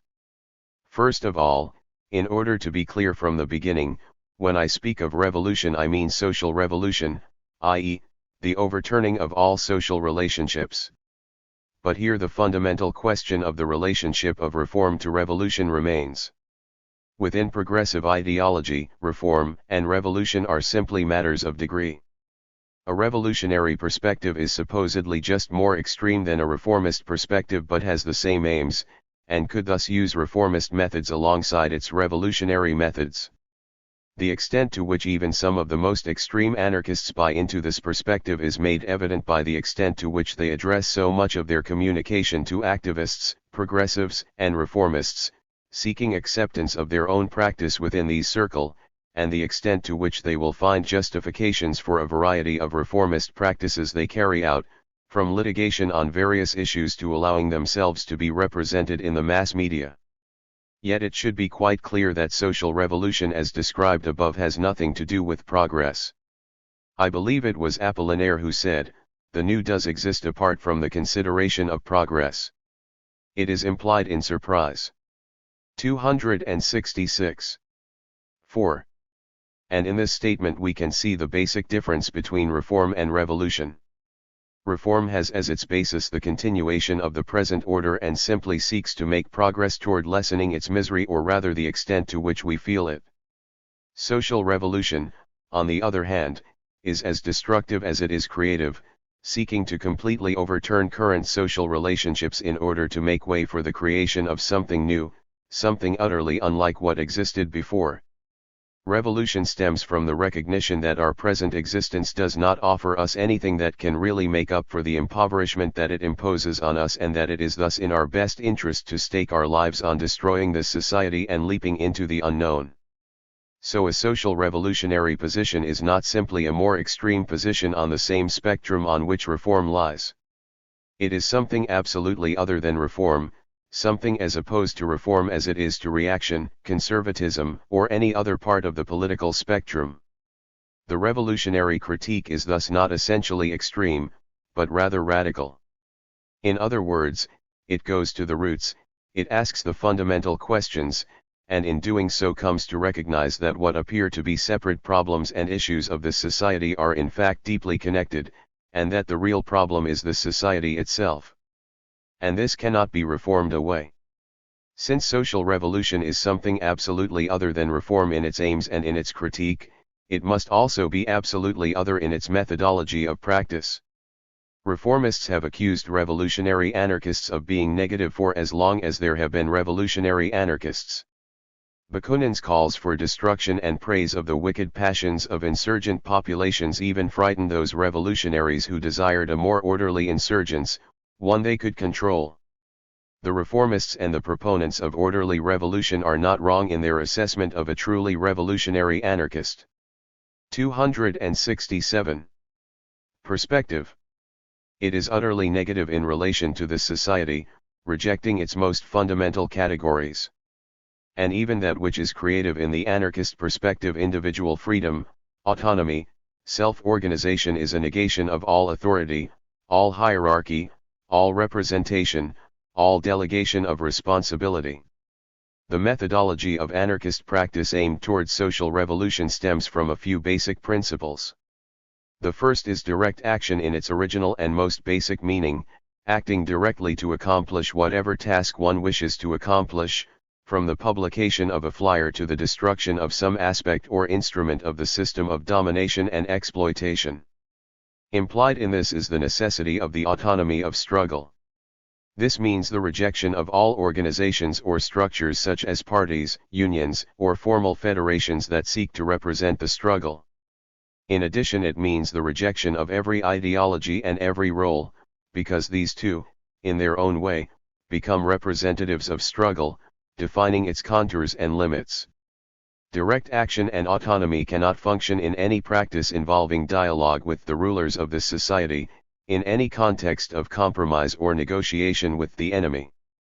Thus, to maintain autonomous direct action in practice requires that we remain in permanent conflict with the ruling order as we go about our struggle, and that we express this in active ongoing attack against every facet of that order as we encounter it in our daily lives. Behind these basic principles of practice is the most basic principle, that if we, as anarchists and revolutionaries, are ever to have any chance of accomplishing our aims, our ends must exist already in our means. What is perhaps most interesting though about the methodology of autonomous direct action attacking the institutions that comprise this order and refusing to back down or negotiate is that it is a methodology that can be used in intermediate struggles as well. Any careful look at the history of uprisings and revolutions will show that no uprising 268. 4. Began with a fully worked out total critique of the social order. Rather, they were born in frustration over specific conditions combining with a loss of faith in the capacity of the ruling order to deal with those conditions. Often in these situations, people will organize themselves in order to deal with the specific struggle at hand, and in the process put into practice a methodology very much like that described. Thus, there is no reason why anarchists should not pursue the application of these methods to specific struggles where they are at, in this way practically undermining the methodologies of reform that so frequently recuperate the anger of people over the conditions of their daily existence. But the very basic principle, that the end must exist already in the means used to achieve it, has further implications. Even in the most revolutionary anarchist circles, reformism raises its head in relation to specific forms of oppression such as racism, sexism, heterosexism and the like, though in a mostly negative form as rejection of the implications of a fully revolutionary anarchist perspective. As I said earlier, social revolution is the complete overturning of existing social relationships. Just as in the struggle against domination and exploitation, it is necessary to reject all hierarchical, authoritarian, and representative relationships, so in the struggles against racism, sexism, heterosexism and the like, it is necessary to reject the social constructs of race, gender, sexual identity, along with every form of nationalism. I understand that these categories and identities can be useful for improving one's conditions within this society. But this is precisely why clinging to these identities is a reformist practice. What many people fear in the revolutionary rejection of these categories is that this rejection will lead to the refusal to recognize the reality of racism, sexism, etc.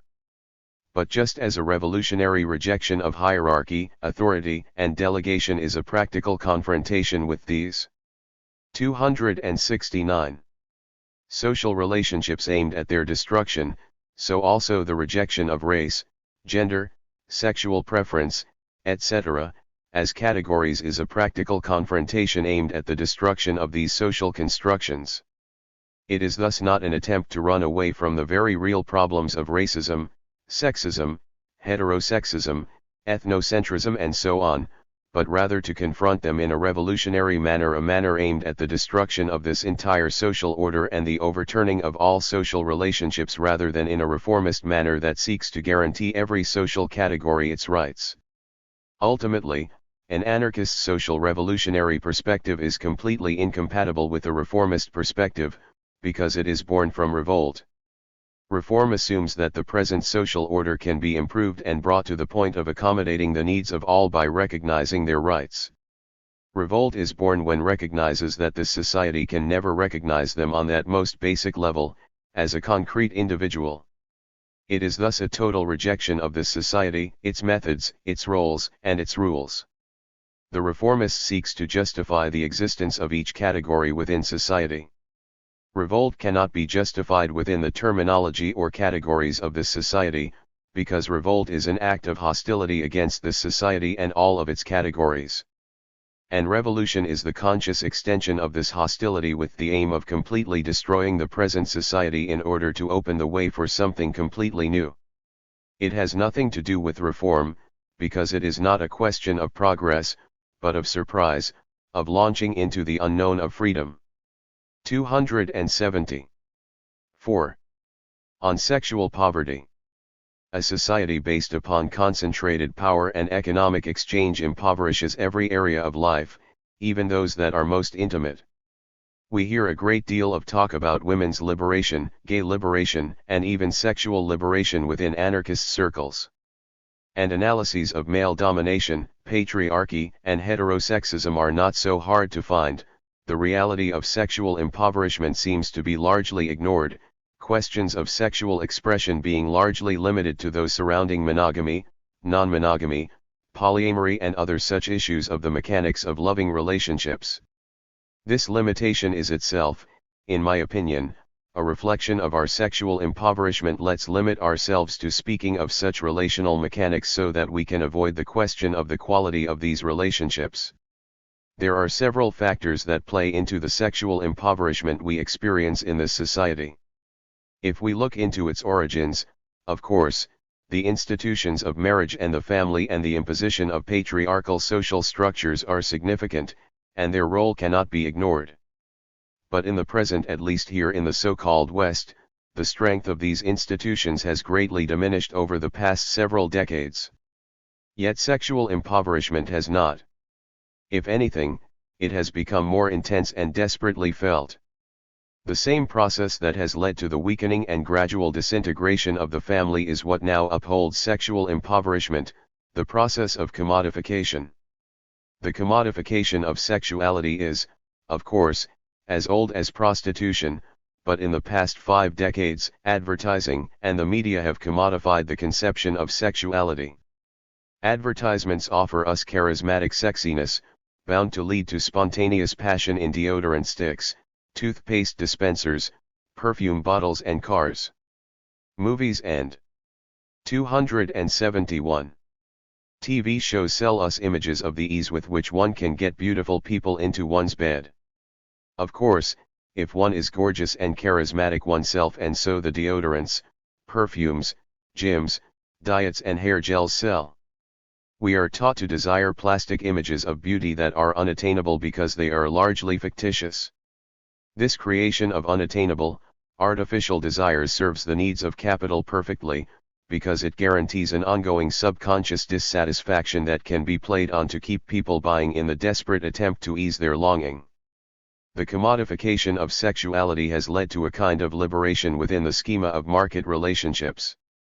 Not only does one frequently see sexual relations between unmarried people on the big screen, but increasingly homosexuality, bisexuality, and even a bit of kinkiness are achieving some level of acceptability in society.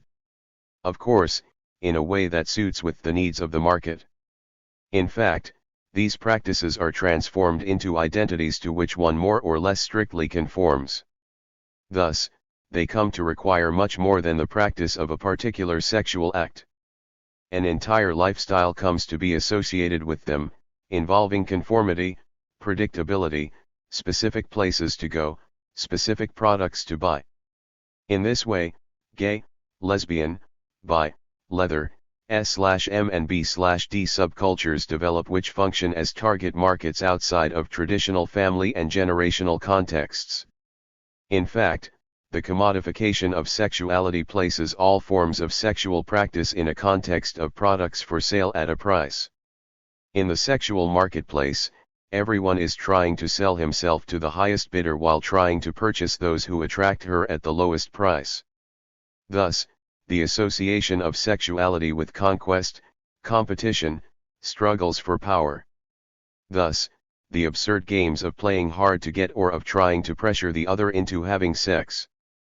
And thus, the possessiveness that so often develops in ongoing love relationships. After all, in the 272. 4.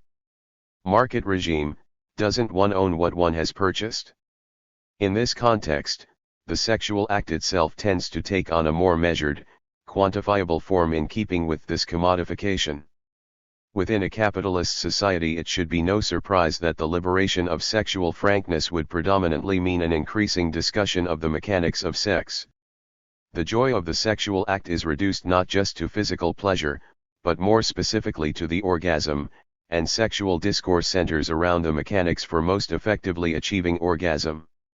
I do not want to be misunderstood.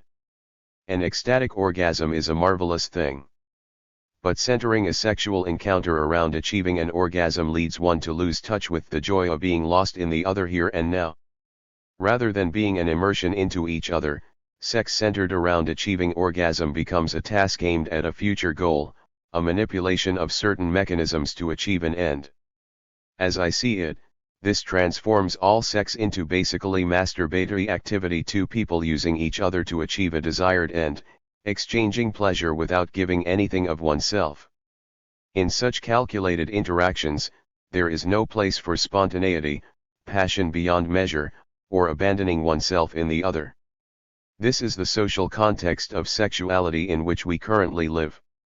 Within this context, there are several other factors that further reinforce the impoverishment of sexuality. Capitalism needs partial liberation movements of all sorts, both to recuperate revolt and to spread the stultifying rule of the market into more and more aspects of life. Thus, capitalism needs feminism, racial and national liberation movements, gay liberation and, yes, sexual liberation. But capitalism never immediately sheds the old ways of domination and exploitation, and not just because it is a slow and cumbersome system. Partial liberation struggles retain their recuperative use precisely by continuing to have the old oppressions as a counterpart to prevent those. 274. 4. Involved in the liberation struggles from seeing the poverty of their liberation within the present social order. Thus, if Puritanism and sexual oppression were truly eradicated within capitalism, the poverty of the supposedly more feminist conscious sex shops would be obvious. And so Puritanism continues, and not just as an outdated holdover from earlier times. This is manifested in the obvious ways, such as the continued pressure to get married and have a family. But it manifests in ways most people would not notice, because they have never considered other possibilities.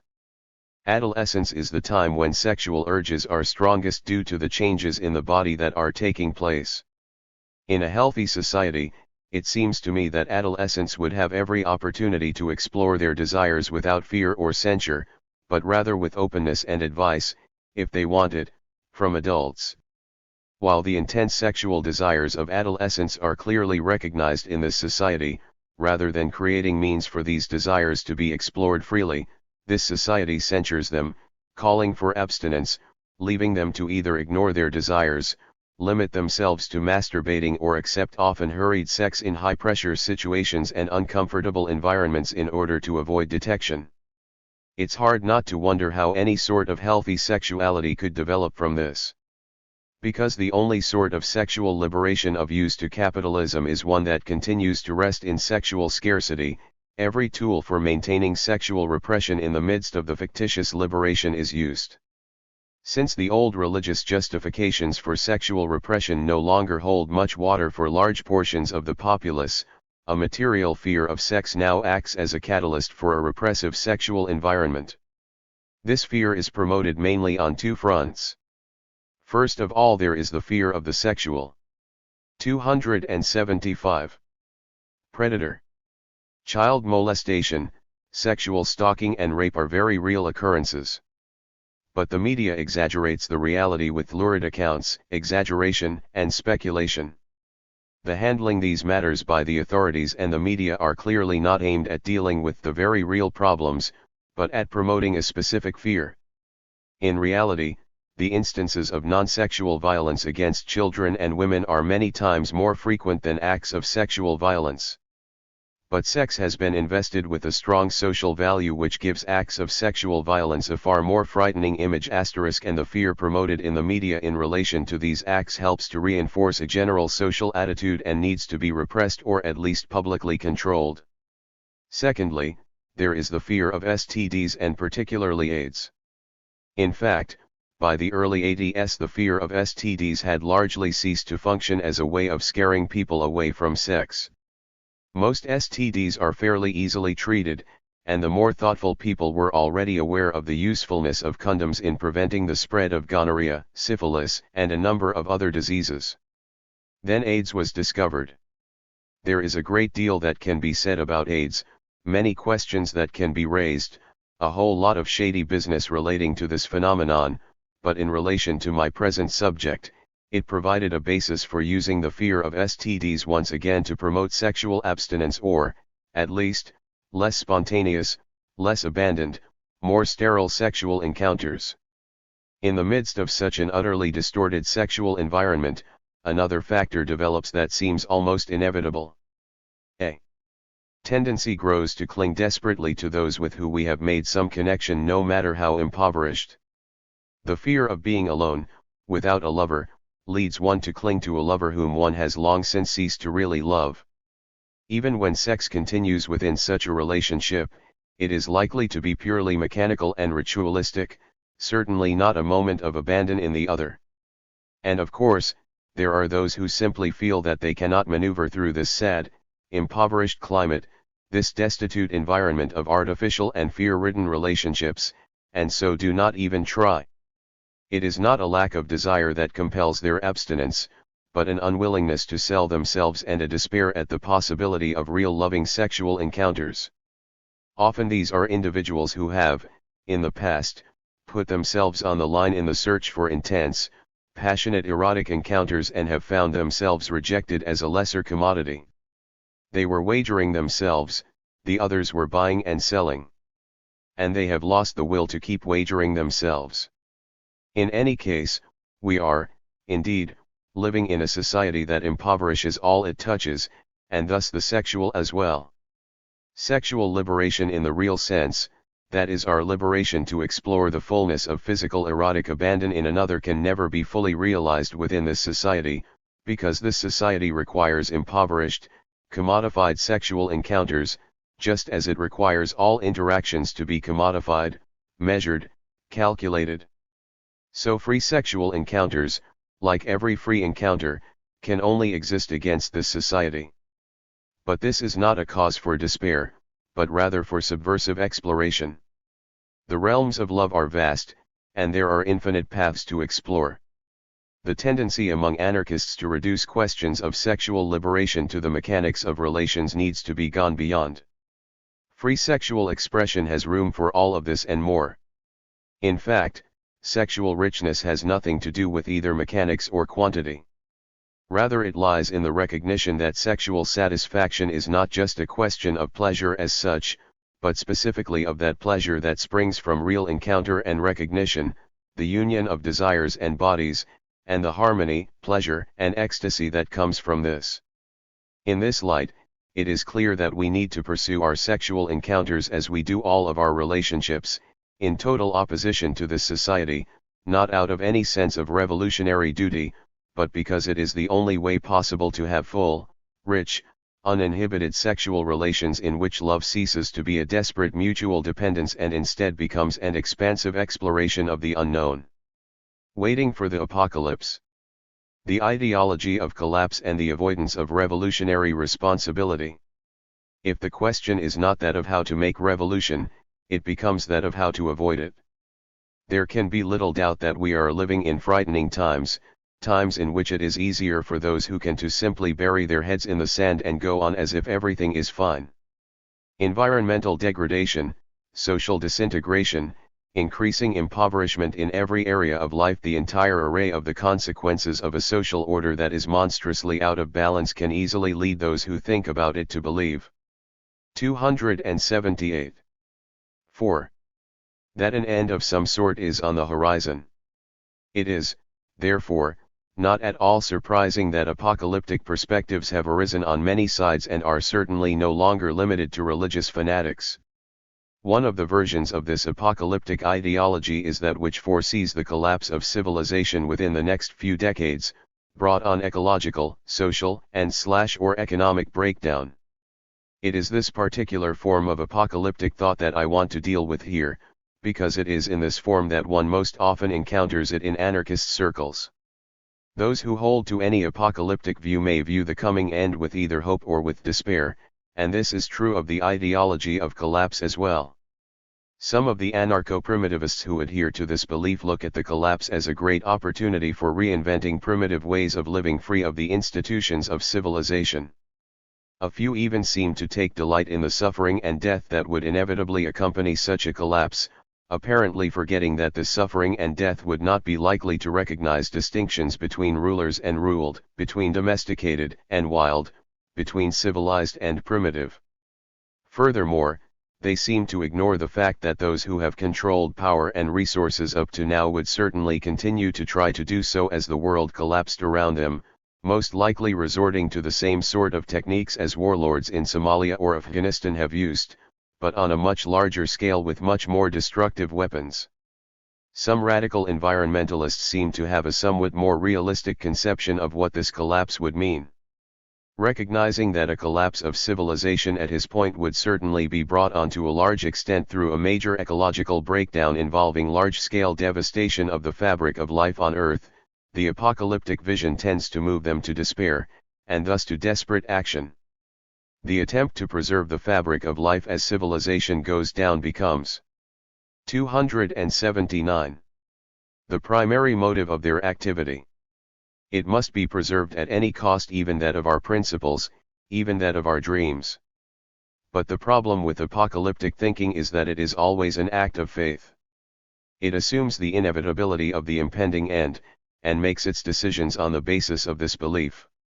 In making a prediction about the future, the basis for action rather than the present reality one confronts and one's own desires about how one wants to live, it gives the struggle against this world an ideological basis. Of course, such a basis has one advantage: it makes it much easier to make decisions regarding how to go about one's struggle, because this ideological limiting of possibilities to one to some extent already makes these decisions for us. But this deserves a little more examination.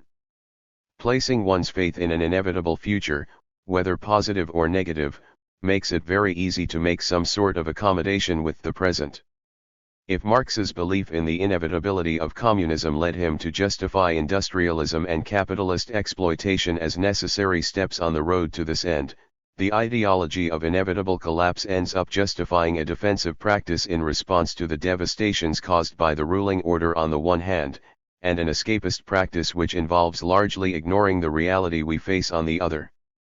The defensive practice that develops from this perspective springs from the recognition that if the trajectory of industrial civilization is left unchecked, its collapse would probably lead to such environmental devastation that life itself would be threatened. So the sort of action to be pursued is that which will protect the few remaining wild places and non-civilized people that currently exist, and to limit the damages that the operation of the industrial/post-industrial technological systems can cause in order to lessen the devastation of the collapse. Such a logic of defense. 280. 4. 281. Tends to push toward a reformist practice involving litigation, negotiation with the masters of this world, proposals for legislation and the acceptance of representation in the mass media in order to appeal to the masses. This tendency can be seen both in the radical environmental movement and in indigenous * movements. Of course, the defensive nature of the struggles of indigenous people is quite understandable, considering that as cultures, they really are facing their end. Nonetheless, the tendency of defensive struggle to fall into reformism is very clearly manifested here, as indigenous struggles so often fall into the demand for rights, official recognition, property, and the like. And for anarchists who claim to want a revolutionary break with the present, uncritical support for these struggles is itself a compromise, an embrace of what is merely the latest, most fashionable version of third worldism. The escapist tendency sees in the predicted collapse liberation from civilization. Since this collapse is inevitable, there is no need to take specific action against the institutions of domination and exploitation that form this civilization. There is no need to strive for a break with the present world, for insurrection and revolution. Instead, one can simply go off into the wilds and give oneself over to developing primitive skills in order to prepare oneself for the coming collapse and let the rest take care of itself. Of course, I support people learning any sort of skill that can enhance their capacities for self-determination and self-enjoyment. The problem with this perspective is not in choosing to learn the skills, but giving up a practice aimed toward the revolutionary destruction of the present social order based on a faith in its inevitable collapse. It should go without saying, the apocalypse is a matter of faith, not a proven fact. The collapse of civilization is merely a prediction, one possibility among many, not a certainty. What we are facing now is an ongoing train of disasters that impoverish and devastate our lives and the earth. Assuming the inevitability of collapse is an easy way out. It permits one not to face the present reality, not to place oneself in conflict with the existence we are living here and now. If one sees civilization as the enemy, as the source of all of our problems, by assuming its inevitable collapse in the near future, one relieves oneself of any responsibility for attacking it and attempting to create a revolutionary rupture to bring about its destruction, while opening new possibilities for living, a responsibility that would require one to hone one's critique so as to know where, when, why, and how to effectively attack it. A belief in an inevitable collapse not only legitimates defensive reformism and survivalist escapism, it actually makes them the most logical practice. But since this collapse is not present reality, but a mere prediction, which is to say nothing, or at least nothing more than a thought in some people's heads, then we have to ask ourselves if we want to base our practice on this nothing, if we want place our wager on this. If we recognize history as the activity of people in the world, rather than as the use of the past or the future to justify the present, then it becomes clear that every break with the present, every new beginning, transforms all time. Thus our struggle happens now, and it is a struggle against the present. It is, in fact, a game in which we place our lives on the line, putting ourselves at stake, and this is the essence of revolutionary responsibility, taking responsibility for one's life here and now in open conflict with this society. In this perspective, the potential for an economic, social, or ecological collapse is part of the challenge we face, part of what we are staking ourselves against. But since it is our lives, ourselves, that we are staking, the way we choose to face life, our desires, our passions, our principles, our personal ethic, all that makes. 283. Each of us unique cannot simply be laid aside in order to save the world from a predicted collapse. The wager is precisely that we will overturn this social order that may be heading for collapse by living and fighting on against it on our own terms, refusing to compromise. The moment we turn to petition, negotiation, litigation, legislation, or even mediation, we have already lost the bet, because we have ceased to act on our own terms. We have allowed a higher value, a moral valorization of humanity, of life, or of the earth, take precedence over our own lives, our own humanity that resides precisely in our individuality.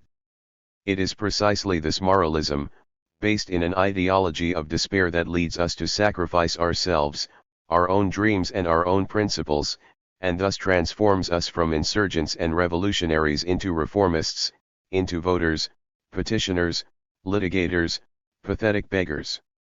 In speaking of revolutionary responsibility, I am speaking precisely of this willingness to place oneself on the line, to stake one's life on the possibility of a revolutionary rupture that we create. This perspective stands in absolute opposition to any form of apocalyptic faith, including the ideology of collapse. It means that our practice of revolt starts from our own dream of the world we desire and our own understanding of how the present world stands in our way, an understanding that we sharpen through analysis and critique in order to better attack this world. Because if we start in this way, from ourselves and our most revolutionary desires, we will see the need to stretch out our hand, grasp every weapon that we can truly make our own and go to the attack against this civilization based on domination and exploitation. Because there is no guarantee that this monster will collapse on its own. Because even if it eventually does, in the meantime we would be living in mediocrity and misery. Because only by 284. 4. Learning to actively create our lives for ourselves, developing ways of living that are absolutely different from those that we have experienced up to now, something that can only be learned in revolt, will we be able to guarantee that the end of this civilization will not lead to even worse horrors. Because this is the meaning of taking responsibility for one's own life here and now, this is the meaning of revolutionary responsibility. Against renunciation. The revolt against civilization will be expansive or it will not be at all. Despite nearly 2 centuries of theoretical and practical experience and several decades of critique specifically aimed against them, Christianity and its pallid offspring, bourgeois morality, continue to rear their ugly heads in revolutionary anarchist circles. New ideologies continue to arise calling for self-sacrifice and renunciation. Whether they wrap themselves in the cloak of anti-racism, anti-sexism, anti-speciesism, the refusal of privilege, radical environmentalism, or any of the myriad of disguises available to them, these calls to limit oneself in the name of social transformation must be recognized as counter-revolutionary, because they are chains placed upon revolt. Calls for self-limitation are always presented in the fine-sounding rhetoric of compassion or in the stronger language of obligation. In either case, it is the language of morality, and as revolutionaries, we need to recognize that the limits imposed by morality are always limits placed upon our capacity to fight against this society. This may be more fully understood if we 285. Remember that the society in which we live, the society of domination and exploitation, of property and social control, of domestication and measurement, is based precisely upon limitation and its acceptance. Power and property have gone hand in hand since the beginning of civilization and exist through the imposition of limits.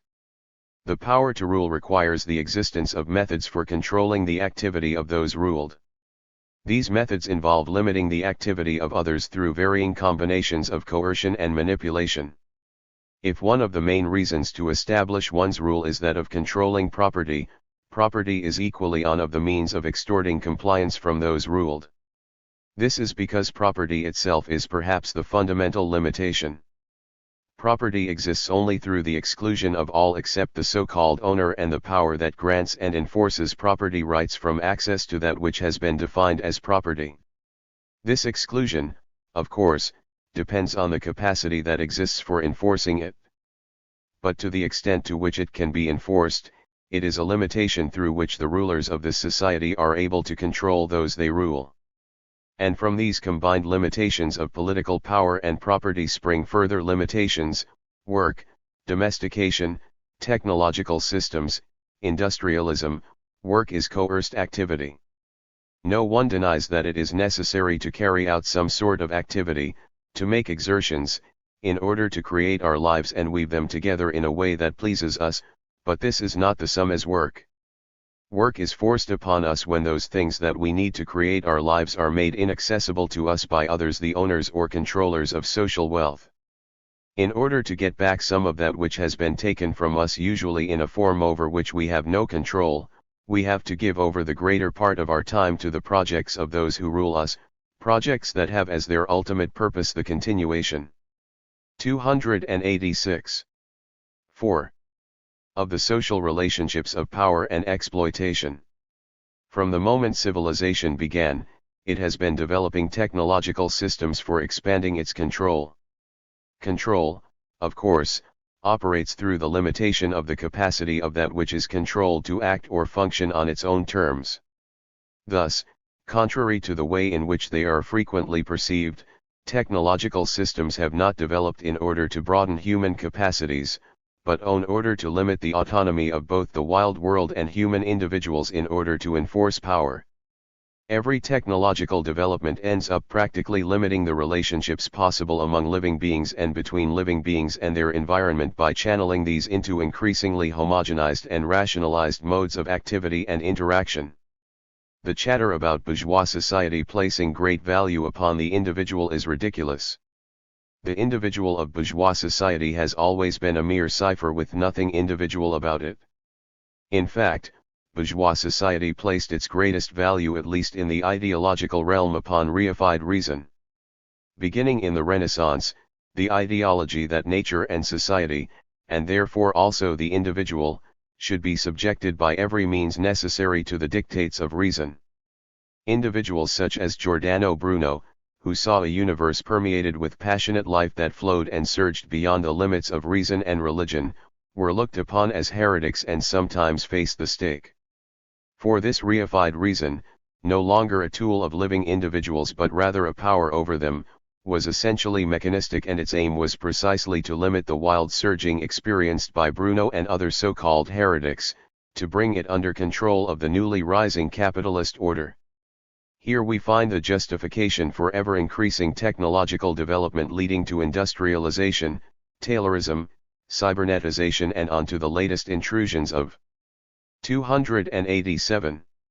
Technology directly into our bodies.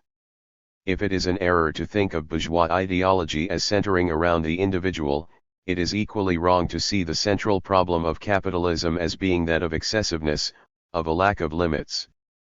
This is an example of a very common error in analysis, mistaking a symptom for the source. It is certainly true that capital expands itself into every corner of the world, but it is necessary to recognize what the system is in order to understand the significance of this expansion and recognize what needs to be attacked. Capital, and in fact civilization in its totality, is an ever-expanding system of limitations, an attempt to bring everything that exists under control. Thus, the revolt against this system is a refusal of all limitations.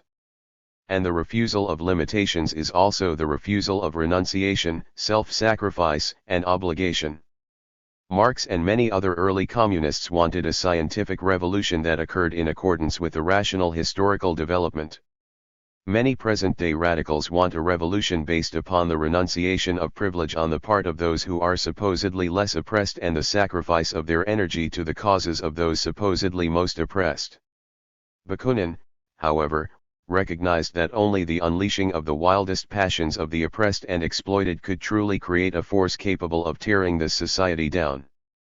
But the unleashing of our wildest passions requires the rejection of every vestige of Christian and bourgeois morality, of every limitation imposed upon us by external and internal ideological police.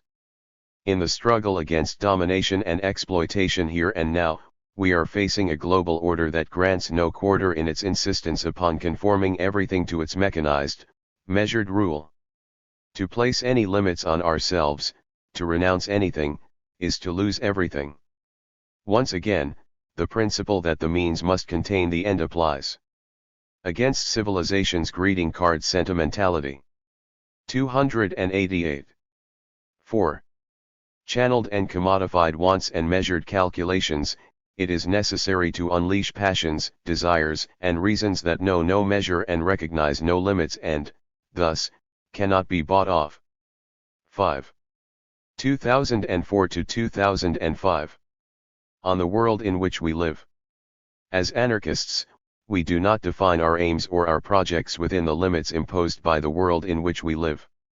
Revolution aims to overturn these limits, to destroy all that stands in the way of realizing our desire to make our life together our own. But this puts us in conflict with the world in which we live, and it is here that we live out that struggle. So it is necessary for us to examine this world, to analyze the social relationships that are in operation and to come to an understanding of what is at play on the field in the ongoing social war. So let's take a look at this world. What we are facing can seem overwhelming. The war against Iraq, the vicious conflicts in Africa, the ongoing Israeli attack against Palestinians are just a few of the more blatant horrors of this world. But it is necessary to try to see a larger picture in order to put these situations in context. The world in which we live is dominated by a single social order, the current face of Western civilization, the order of the state and capital. This social order aims toward total domination, but it would be a mistake to think it has achieved this. Although it has spread its network of control across the entire globe, it is spread thin. At its margins and beneath its vision other ways of being and relating continue to exist, at times in open conflict with this order. Its spread across the globe has forced it to develop decentralized methods of social reproduction and control that form a bureaucratic and technological network, with the technological aspect becoming increasingly dominant. The relationships of domination and exploitation are built directly into this network, and so it is not really under anyone's control, not even that of the rulers of this world. Its control is not only based on the technological monitoring of our activity, but more significantly lies in the 293 fact that the technological system makes us dependent upon it while defining the parameters of our interactions with it within very narrow limits. In short, it makes us cogs in the social machine. But this network is stretched very thin. It is fragile and full of holes. Malfunction and disaster are basic norms of daily existence within this world. As long as they and their power are not threatened, the rulers of this world don't really care. Their social and environmental reforms merely ways to try to extend the natural and human resources available for them to exploit. In the meantime, the impoverishment of the exploited is advancing on all levels. As always, we take the brunt of every economic catastrophe. And for us, the current advance of capital across the globe is itself a catastrophe. As it spreads to the less developed areas of the globe, millions are being forced to leave the land on which they made their lives and head for the cities. Gigantic shanty towns develop around the growing metropolises of the world, filled with people forced to scrape by, selling themselves cheap to anyone willing to pay and engaging in whatever illegal activities are necessary in order to survive. Many decide to immigrate in hope of find something better. Instead they just find more exploitation and poverty, along with harassment by the cops and potential imprisonment for the lack of a slip of paper.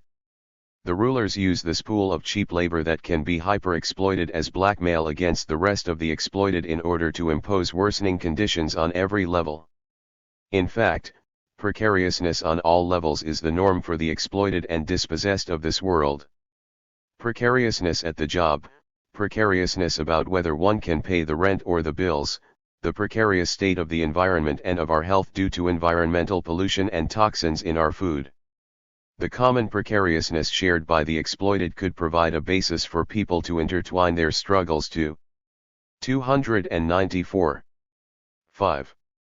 Transform their existence.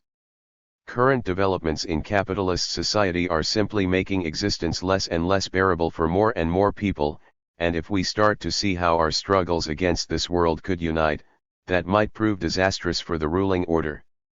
The masters of this world are quite aware of this and have been openly practicing preventative repression for years. The events of September 11, 2001 simply gave them an excuse to openly codify what they were already doing. But the existence that the ruling order is imposing continually meets with resistance. In much of South America, struggles of the poor and of indigenous people have shaken up the social order. Argentina, Bolivia, Ecuador, Peru, and so on have seen ongoing revolt at various levels for years. There has been an ongoing insurrection in Algeria, centering in but not limited to the Kabyle region since April 2001. We hear as well of rebellions in Korea and of indigenous people of Canada resisting state intrusion. Though it is difficult to know what exactly is going on in Iraq through the media fog, the people there have been steadily resisting the American occupation. It seems that some aspects of this resistance may escape the limitations of religious and nationalist struggle. Another significant point of resistance is the return of the wildcat. Over the past several months, transit and airline workers in Italy, dock workers in Spain, medical workers in Canada and independent truckers in LA and Oakland, just to name a few, have staged wildcat strikes, reviving a form of self-organized struggle that seemed to have nearly vanished. Strikers have used blockades and sabotage as weapons in these battles, and sabotage is also appearing more frequently in the midst of official strikes, much to the chagrin of union officials. Blockades are proving useful in a wide variety of struggles. In Bolivia, Argentina, and Algeria, blockades of major highways 295 have played a major role in the insurgence. In November of last year, people in the Basilicata region of Italy organized massive blockades of the whole region to stop the building of a nuclear waste dump there. Their struggle was successful and, from what I understand, they have continued to hold assemblies for horizontal discussion of their lives and the problems they face. In addition, the concentration camps that every democratic state has built for imprisoning undocumented foreigners have not been places of quiet resignation. Hunger strikes, protest, riots and escapes are frequent. There have been several incidents in which protesters outside of the camps have aided escaping immigrants. It is an area in which external solidarity is absolutely necessary. There is of course much else to say about the world in which we live, the many daily humiliations imposed on us from surveillance cameras to the passionless courtesy of transactions of exchange, the many daily, often hidden, rebellions against this. But this paints a very general picture of some of the realities we need to take into account in developing our theory and practice of revolt. As an anarchist with a critique of civilization, I recognize that if I cannot make my critiques relevant to the realities of this world, if I cannot put them into practice in the struggle against exploitation and domination here and now, then they are of little use. This involves exploring the connections between various struggles, the places where they can weave together. It involves a capacity to recognize how solidarity can operate as an expression of the need and desire we each have to take our lives back as our own. The world in which we live needs to be destroyed so that the possibilities for creating our lives on our own terms open up. It is up to us to figure out the weak points to attack and to discover our accomplices in this. 296. 5. Crime called freedom. Being aware of the reality we face and the battles now being waged against it is a first step. Cultural appropriation. A few points for discussion. All culture is plagiarism. Within radical circles these days, there is much talk about cultural appropriation. Unfortunately, much of this discussion takes the form of moral debates about whether it's okay for those of European heritage to wear dreadlocks, perform hip-hop, etc. This is just another example of political correctitude calling us to further renunciations. Rather than continuing these rounds of self-flagellation, I think that it is much more useful to examine the nature of culture and how it has been affected by capital and to consider possible directions for an anarchist response. First of all, healthy, living cultures are not objects, set in stone once and for all, defined and confined within the prison of national or ethnic borders. Rather, cultures are relationships, not only among the people of the culture, but also with other cultures and people. This means that living cultures are fluid, perpetually changing, taking in and giving out new forms and method of being, becoming, and creating. Cultural life depends upon this ongoing process of mutual appropriation. Without it, any culture will die, and this is what transforms it into an object. Capitalism has no culture of its own, precisely because culture requires fluidity and living relationships. When capital appropriates cultures, it destroys them as living entities because it can offer nothing living in return.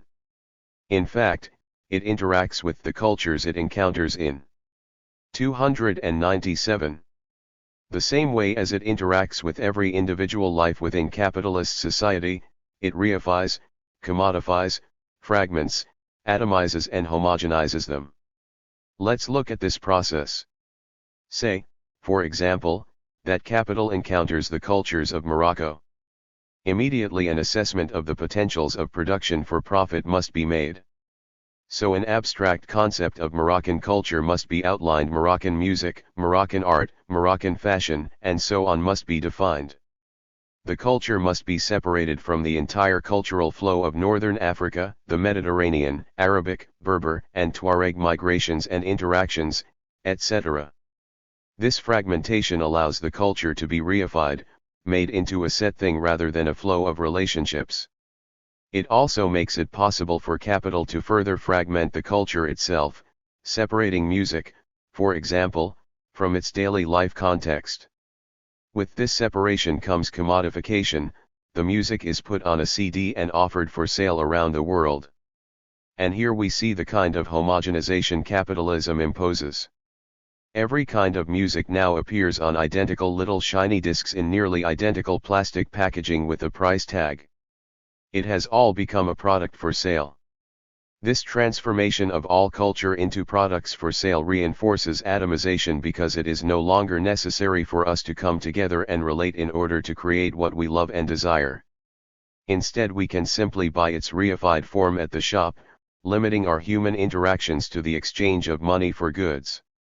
Those who make the music become laborers producing a cultural commodity, selling their creativity where it is not simply stolen. Since capital turns culture into a dead thing through this process, it can only appropriate cultural artifacts. It simply drains the culture of life in order to attain these saleable artifacts. The reaction of those whose cultures are appropriated by capital is generally defensive. The people of a culture experiencing this capitalist invasion try to entrench their culture against this intrusion. Unfortunately, this reaction plays right into 298. 5. The capitalist process. Entrenching a culture, making it into a thing to defend removes it from the interactive flow of its living history and kills it as an ongoing, borderless relationship. Instead, it becomes a kind of sacred property to be protected and kept pure. This separates particular cultures from the surrounding cultures with which they have had relationships of mutual appropriation, thus causing the fragmentation capital needs. It also turns the culture into a thing in itself that is separate from the daily lives of those who live within it. Thus, this very process of attempting to defend cultures against capital transforms them into what all cultures become within capital, a finished product. And this finished product is not really significantly different from any other reified culture, since the real, vital differences between cultures spring from their living relationships, the flows of mutual appropriation in which they were involved. Once a culture has become reified, whether by capital or in its attempt to defend itself against capital, the next logical step is the selling of its cultural artifacts. The failure of these attempts to defend cultures against capitalist appropriation lie in the fact that defense of cultures requires their transformation into a kind of sacred property. But property is only sacred to those who recognize that sacredness.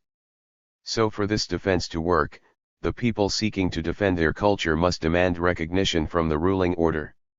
In other words, they must demand their rights. The problem is that rights and recognition are defined by those who grant them, and in this case that means the ruling order of capital.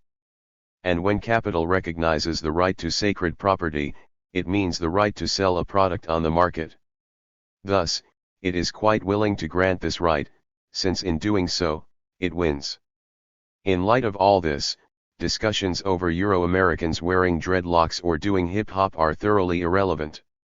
Taken to its logical conclusion, this sort of moralizing could end up condemning international travel or learning other languages. It 299 is obvious how absurd and ass-backwards such reasoning is. The real problem lies with the entire social order of capital and the state, which requires the transformation of living human relations into predetermined roles and products from which profit can be drawn. I have already shown how a defensive stance only ends up reinforcing this process. This indicates that it is necessary instead to attack this process of reification, fragmentation, commodification, and atomization. And in order to develop this project of attack, the exploited and the dispossessed need to discover ways to interweave their struggles against the ruling order, to find the points of complicity, affinity, and solidarity. In this way, what was really living in culture can be rediscovered in the midst of our battle against this society and form the basis for creating new fluid and dynamic relationships capable of realizing our desires and needs in an integrated manner free from the impositions of the economy and the state. Confronting the ruling order in this way may not save what has been, but it will open up new possibilities for life against the way of death imposed by the ruling order. The myth of progress. The problem of civilization. Since the Enlightenment, the Western ruling order, which now rules throughout the world, has justified itself mainly in the name of progress *, but progress is a myth, an overarching ideology by which modern Western civilization has tried to uphold its values. In other words, progress is the way through which the social order of capitalism, industrialism, and the state throws its own values back across the totality of human history, interpreting everything on its terms. The myth of progress has some significant implications. First of all, it implies that the present social reality is the best that has ever been, that all that ever was has been leading to this, and that future improvement lies along the same path. From this, it follows that what was and what currently appears to remain as what was are inferior to what is currently the most advanced human condition. This all further implies that there is one single path for humanity to follow, and thus that only one civilization has developed. And finally, it implies that there is a single great end toward which history aims.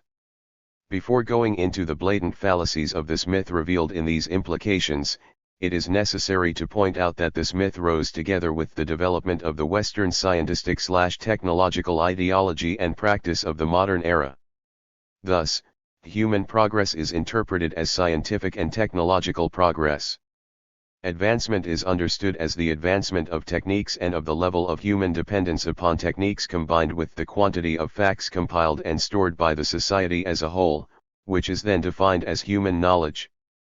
Thus the end toward which history aims is human domination over nature, a conception that requires the civilized conception of a unified nature that stands in mute opposition to human culture. At this point the myth of progress stands in tatters because the technology it upholds has so clearly gone out of control, and the sum of the science it upholds has undermined a number of its own assumptions. At this point the endless parade of wars, disasters, epidemics, and increasing misery make the idea that this social order is the best that ever was, the highest human achievement, a sad joke. And the idea 301 of continuing along the same path is absurd, particularly when the scientists and technicians themselves tell us that this way is leading to disasters on a scale far beyond the horrors we have yet seen, from water wars to possible ice ages, and at the same time, speak of the new technologies that may even make the human organism obsolete if one accepts the myth of progress. It is obvious that a human existence worth pursuing lies elsewhere. Furthermore, science itself has undermined any conception of a single path, a single civilization developing toward an ultimate goal. The fact that modern Western civilization capital, the state, and their technological system has come to dominate the globe has allowed it to make its evolution the official history of the world, so that Fertile Crescent is still called the cradle of civilization. Yet Chinese, Japanese, Incan, Mayan and Aztec civilizations have no connection to this cradle. Thus, there has not been just one single civilization progressing, but several different civilizations with different perspectives and different myths through which they upheld their values. Some of these civilizations seem to have used a myth of stability, even of apparent eternity, rather than one of progress to uphold their civilizations. Nor has the development of Western civilization at all been a smooth or even a steady dialectical development. Instead, a variety of civilizations had brief developments, and then fell before other newly arising civilizations in a variety of conflicts. The apparent picture of a relatively smooth evolution is the invention of modern Western civilization, which lays claim to all the written records from Sumeria westward as a single path progressing to the present. In recent decades, some of the ideological proponents of the ruling order have proclaimed the end of history. This proclamation may be a necessary response to two realities.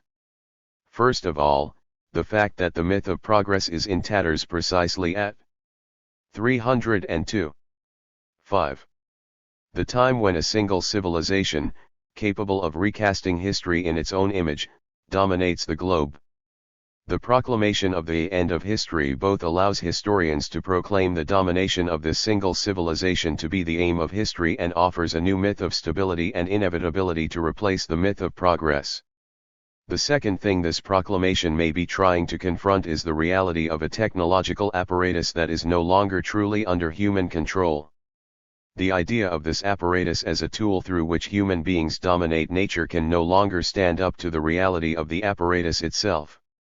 Thus, the idea of progress as the historical development of humanity toward total domination over nature is absurd since human beings are no longer in control.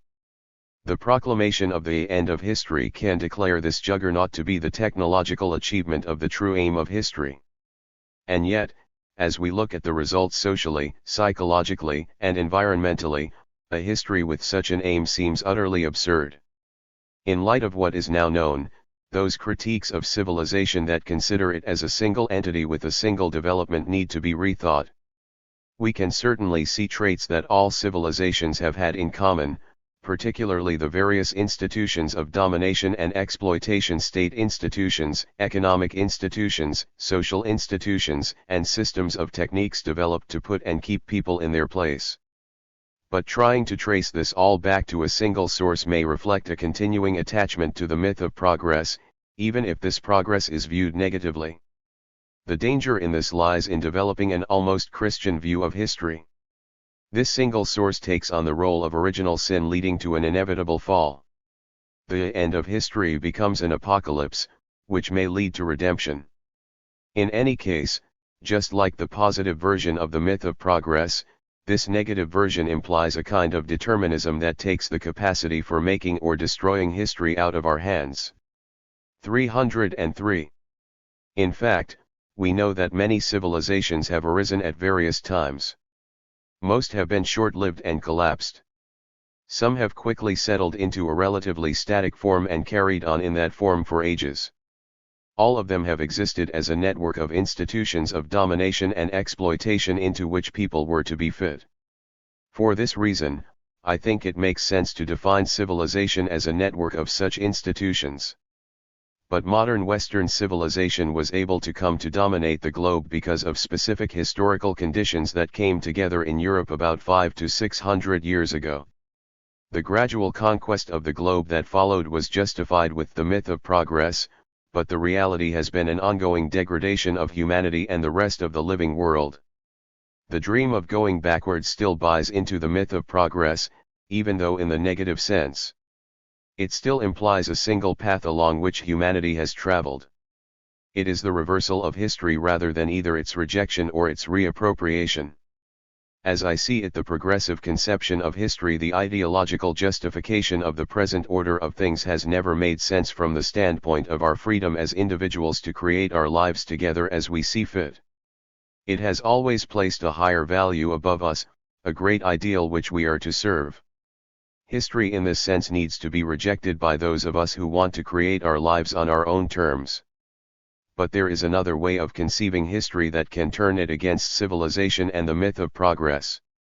It is the conception of history as the game we play when we place our lives at stake against this world in the individual and collective creation of freedom here and now, in open revolt against the juggernaut that dominates and threatens our lives, wagering that the world can be radically transformed, that destroying a world of domination can take us elsewhere. Having ceased to be puppets, let's play.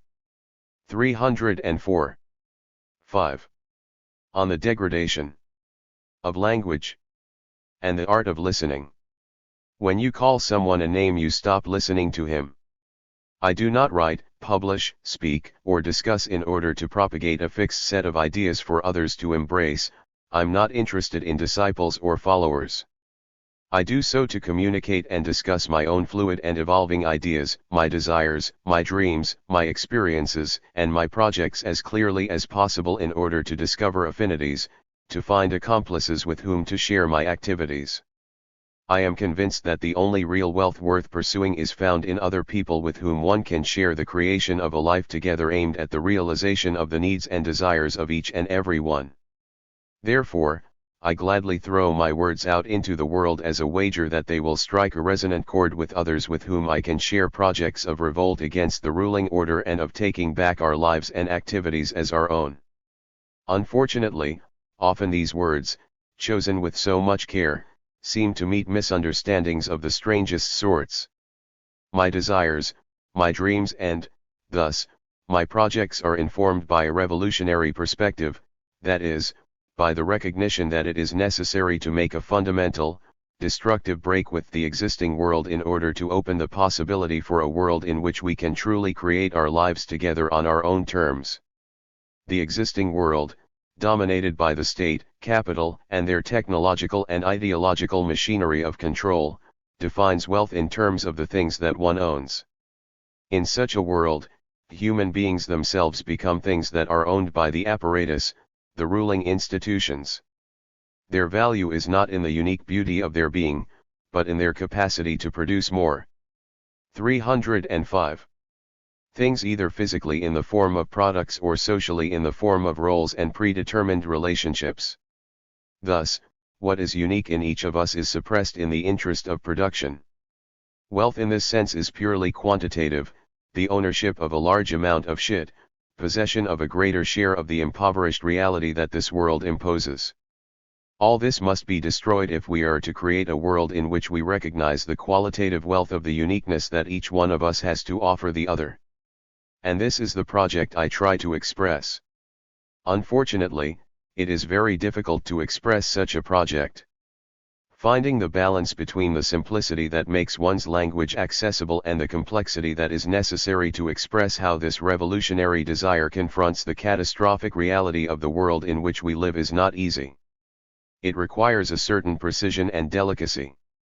By delicacy, I do not at all mean gentleness.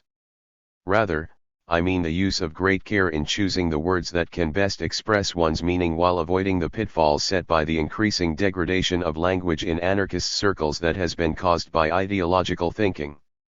But even this is not always enough. Real communication is never one way, and the degradation of language doesn't just affect how people say things, but also how they hear things. Those who make their language the servant of ideological ways of thinking will not so much listen to what someone says as filter it into the appropriate places within the frameworks of their systems for viewing the world. The desire for simplicity itself can be a danger here. Things certainly seem simpler when we feel we have found the answers, so that we no longer need to call our ideas, our activities, our lives, and ourselves into question. In a world of everyday misery and catastrophe, the codified categories of ideology can be particularly reassuring. But this sort of reassurance comes at the expense of real communication and real discussion. Exchanges of words are reduced to mutual reassurances, evangelistic outreach. 306. 5. And condemnations of those who don't agree. The capacity to listen disappears, taking with it any possibility for real debate. Let's look at a few examples of how this can work. Activism, as a specialized role, carries its own vague ideology: things are bad, we need to do something to change them, we need to organize people for this purpose. Quite vague, indeed. But it doesn't prevent activists from being fervent believers and hardcore evangelists. For the activist, as for any evangelist, the individuals they encounter are not unique human beings with whom to create relationships or share life, they are ciphers to convert into tools for the cause. Activists have sacrificed their own uniqueness and humanity to whatever cause, so why would they expect less of others? Thus, when activists speak of communicating with others, they mean that they are out to organize those others to fight for their cause. The activist transforms talking with your neighbors about the realities you face together into community organizing to build a movement. Unfortunately, this activist ideology can seep into the way of thinking of individuals who are critical of activism and leftism, leading even these people to hear meanings in words that aren't there. Thus, Recently, when I spoke of the need to talk with those around us about what we are facing in the world today and what we desire, one person asked if I was talking about movement building, a term with which I wasn't familiar, but that sounds like something that would contradict my entire project as I've lived and expressed it. Another, when I was not present, said that it sounded like the same old leftist shit, and then later referred to me in writing as a reformist community organizer. I never knew that the idea of talking with one's neighbors could carry so much baggage. Then again, I've never been an activist or an organizer. 307. And have carefully kept my distance from that sort of thinking. I always thought talking with someone meant just that, talking with someone. But ideological filters to listening can twist the simplest things into a complex maze of hidden implications in which the possibilities for meaningful discussion get lost. But the worst attacks against open, straightforward communication within the anarchist milieu in recent years stem from the intrusion of political correctitude into the milieu. Political correctitude finds its clearest voice in the identity politics that became the dominant voice of the American left in the 1980s. I was fortunate and managed to have very little direct contact with the preachers of political correctitude and identity politics for quite a while. It was clear to me that they were promoting an ideology based in victimization. Identity politics is an ideology based upon identifying with the category through which one is oppressed, race, gender, ethnicity, sexual orientation, or whatever. In other words, one identifies with the categories that the ruling order has imposed. This identification is then supposed to be embraced as a source of pride, unity, and strength. I don't want to go into a full critique of this here, but only want to deal with the aspects relevant to communication. First of all, defining one's identity in terms of one's oppression is defining oneself as a victim. This leaves one feeling perpetually vulnerable and puts one on the defensive. Here is the basis for political correctitude. People who are always on the defensive, in need of being provided with a feeling of safety, become overly sensitive to language, granting it a power over them that it need not have. In communication, such people no longer look for actual meaning, but put their radar out for the code words and phrases that they have defined as inherently oppressive. Their rage will scream out at the wrong word in the wrong place or at another's refusal to use the words and categories of 308. 5. Their ideology. In the meantime, their real oppressors in the ruling class use smooth, politically correct language to enforce their oppression. A linguistic moral order is established that creates only one real change, the reduction of our capacity to communicate. In addition, creating a group identity involves identifying an opposing group to which the first group contrasts itself. If one defines oneself in terms of race or gender or sexual orientation, then this contrasting other must be defined in the same terms, and so the world gets divided into people of color/white, female/male, gay/straight, etc. Since the first group in each set is oppressed, obviously the second group must be the oppressors, regardless of what any of them as individuals have actually done. Individual responsibility is swallowed up in an automatic collective guilt. But precisely because this collective guilt is detached from the real concrete acts of individuals, some mechanism to explain it must be developed. And so we learn that all white people, all males and all straight people are privileged. And people from oppressed groups who adhere to these categories, along with their humble auxiliary of willing political correctitude cops drawn from the privileged groups, can use this alleged privilege to automatically discredit someone. Thus, this ideology justifies the worst sort of ad hominem argument, the kind based on supposedly inherent traits, not on real actions of the person involved. It should be obvious how this closes down the capacity for really listening, and thus for real discussion and communication. A statement such as, "White folks, straight people, and men need to shut the fuck up" is not on offer for discussion or communication, and certainly not an attempt to open up an exploration of affinities and possibilities for shared projects. It is a command clearly intended to call someone to accept a subordinate position. Again, people are seen as 309. things as categories, and communication is reduced to the arrangement of these things, making real listening irrelevant. Communication and the capacity for listening have also deteriorated due to the entrenchment of positions that has become prevalent within anarchist circles in recent years. This entrenchment can be seen in the ongoing tendency to create categorical dichotomies, social anarchism versus lifestyle anarchism, green anarchy versus classical anarchism, and the like. The capacity to make distinctions and even complete breaks where necessary is important and must not be lost in some ecumenical haziness in which we all just embrace each other in an incoherent orgy of contradictory conceptions drained of meaning. But the capacity to make distinctions also means the capacity to recognize false dichotomies that serve no other purpose than to define one's own ideological identity. In fact, there is much in the entrenchment of positions within the American anarchist milieu that parallels the functioning of identity politics. For example, there tends to be a hypersensitivity to words that are taken out of context and drained of meaning. There is also a tendency to use labels to consign the other to a hostile ideological camp and end discussion in this way. A sad example is the way some people have begun to use leftist to label anyone who disagrees with them. In this way, the necessary harsh critique of the left loses its content and degenerates into a vacuous anti-left ideology that serves no other purpose than to silence one's critics.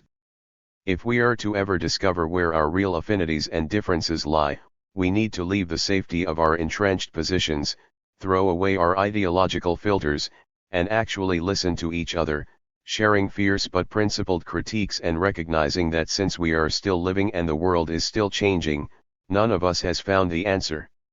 We have so much we need to talk about, but it is useless to try if we cannot listen, if we only put 310. 5. Up the radar for signals that help us place others and their ideas into our ideological categories. So among the anarchist projects worthy of effort is the revival of the fine art of listening that makes communication as peers possible. But this is not an easy task since it involves attacking one's own entrenched positions as well as those of others. Communication is hard enough where the art of listening has been nurtured. A few words are never enough to express all that a person has to say. The passionate reasons that goad one into action cannot fit into a few lines on a few pages. In fact, an endless flow of words would still not be enough to express it all. But the point is not to express it all in words. The point is to leave a clue, a verbal finger pointing toward the moon of one's ideas and dreams that says just enough to find accomplices in the crime of freedom. Unfortunately, these days most people only think from the entrenched positions of their confused ideological conceptions and contradictory dogmas, and so one cannot expect to be understood by very many. From such confinement, most can only see the pointing finger. But the few who can think and feel and dream outside of every ideological fortress may be able to hear these words and respond with comprehension, critically, their eye upon the moon. And maybe a few critical voices, striving fiercely for clarity, will be able to break through the entrenched positions, and the art of listening will make real discussion a possibility again. 311. The revolutionary wager. The world has to change now. If it doesn't, we'll all die as exiles in an inhuman world. We are living in desperate times. The capacity to dream and desire appears to be depleted. Most people merely seem to resign themselves to what is.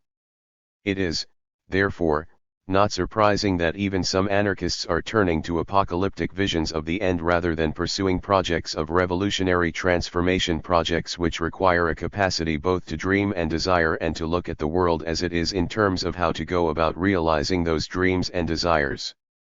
I have recently heard certain anarchists declare that revolutionary projects are unrealistic and that people should instead prepare for an inevitable collapse of civilization.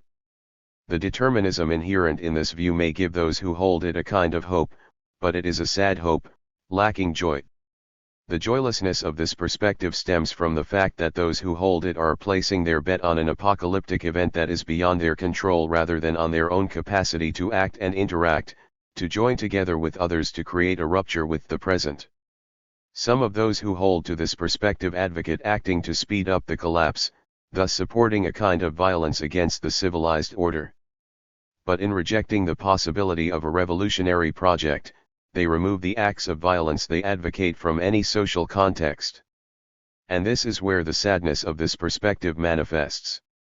The rejection of the possibility of revolution is the rejection of the dream of consciously creating life together in a different manner. The advocates of this.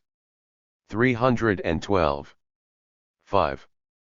Apocalyptic gospel no longer recognize the social wealth that exists in other human beings, a wealth that is beyond measure, beyond calculation, because it is precisely in the relationships we develop with other human beings that we create our own unique and boundless individuality. Having lost the social, human aspect, the attacks they conceive to speed up the collapse degenerate into mere revenge against this society or expressions of moral superiority. Calculating, militaristic thinking begins to infect their activity with conceptions of acceptable loss and comparative body counts. But the reality of a world that seems to be perpetually on the edge of catastrophe is perceived more clearly by others, not in terms of apocalyptic hope, but rather of increasing fear that soon all may be lost. Fear and despair seem to be the dominant feelings of these times. This is no accident. Those who rule this world find their most useful weapon in fear and the paralysis of despair. But only in those places and times where the catastrophic explodes forth in specific disasters, wars, epidemics, environmental devastation, slaughters, etc. does this take the form of explicit terror. Far more often, at least here in the Western world, it takes the form of resignation and an underlying dread that eats away at the most sensitive minds. Those who cannot or will not embrace religion, patriotism, apocalyptic hope, or any other ideology to gain the illusion of security can be driven to the edge of madness by this dread, making the horrors of this world personal. The sufferings in the Sudan or Iraq or Palestine find their reflection in the emotional suffering of people that I love. What I see collapsing around me is not the civilized social order, but the dreams, the courage, and the minds of my friends. But both hope in a collapse and despair in the face of the present catastrophic reality involve looking at the present world on its terms, not on our own. Those who hold to either perspective have already assumed their own incapacity to 313. Act effectively in the world to realize their own desires and dreams. They, therefore, look at the realities of the world not as challenges to be faced and overcome, but as inevitabilities that must be endured. What is missing? Vainagem, the individual insurrection that is the first step towards social insurrection. To take this step, it is necessary to have the courage to wager on ourselves and our ability to act, on our own when necessary, and together with others whenever possible. Those of us who desire the end to all forms of domination and exploitation have every reason to wager our lives on the possibility of social revolution not as a cause above us, but as something desirable and necessary if we are ever to be able to grasp our lives as our own, as something that we create together with others in the way we desire. There are several levels on which the desirability and necessity of social revolution exist. First of all, the social relationships of domination and submission, of exploitation, dispossession, and exclusion that are imposed on us leave their scars. Even if it were true that a collapse of civilization was inevitable, if a radical transformation of the ways we relate on the broad social level did not occur, we would simply begin to recreate the old hierarchies and institutions most likely in their ugliest forms. If anyone thinks otherwise, they should look at a few of the places where collapse has occurred on a regional level, such as the Balkans, Rwanda, Somalia, or Chechnya. Furthermore, beginning to act towards social revolution in our lives means beginning to change the way we relate with each other and with the world here and now. Our project becomes the exploration of new ways of being in the world based on affinity and the interweaving of our desires, our dreams, our projects, and our lives. And that in itself can make life much more enjoyable. In addition, there are places in the world such as West Papua, Algeria, and Latin America, where resistance and revolt are ongoing but where the interests of the West play a major role. 314. 5. In keeping these revolts on the defensive. We can talk all we want of solidarity, but if we are not rising up here, where we are, against the powers that condemn us to lives of obedience and that are destroying the ways of lives of people over there. This is just a lot of chatter. Real solidarity exists in the interweaving of our own revolt with that of those in revolt elsewhere, because the same institutions, the same powers, that impoverish our existence are also destroying the way of life of the indigenous people of West Papua, supporting the police terror in Algeria and promoting their own agenda of exploitation and control in Latin America. So our revolutionary battle for our own liberation is the most useful form of solidarity. And perhaps most importantly, staking our lives on the project of creating social revolution, means wagering on our own capacity to act. Thus, we actually can take some responsibility for the outcome of this wager.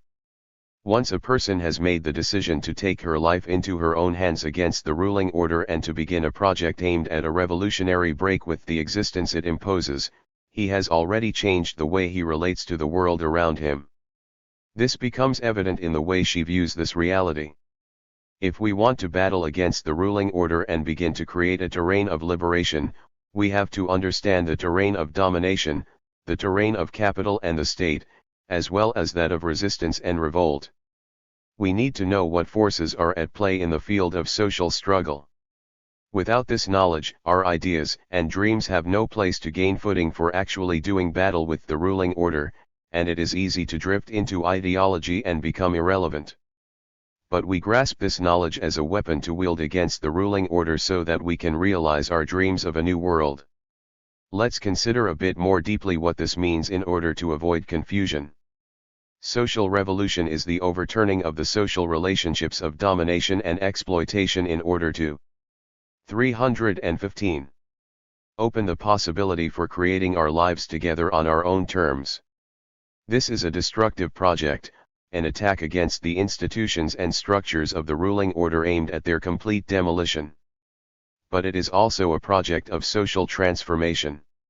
If the destructive project does not also carry this transformation within itself, then we will tend to reproduce the very relationships we are out to destroy in the way we carry out our activity.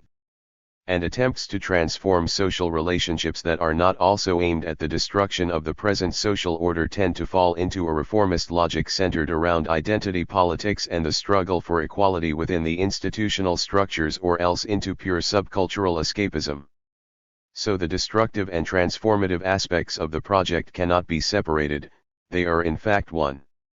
So I feel that the revolutionary project requires the means by which we go about this project to carry our ends within them, so that we don't reproduce the social relationships that we are trying to destroy. I have heard one argument against this that claims that we can never know the consequences of our actions with certainty. We cannot know that such means will bring about our ends.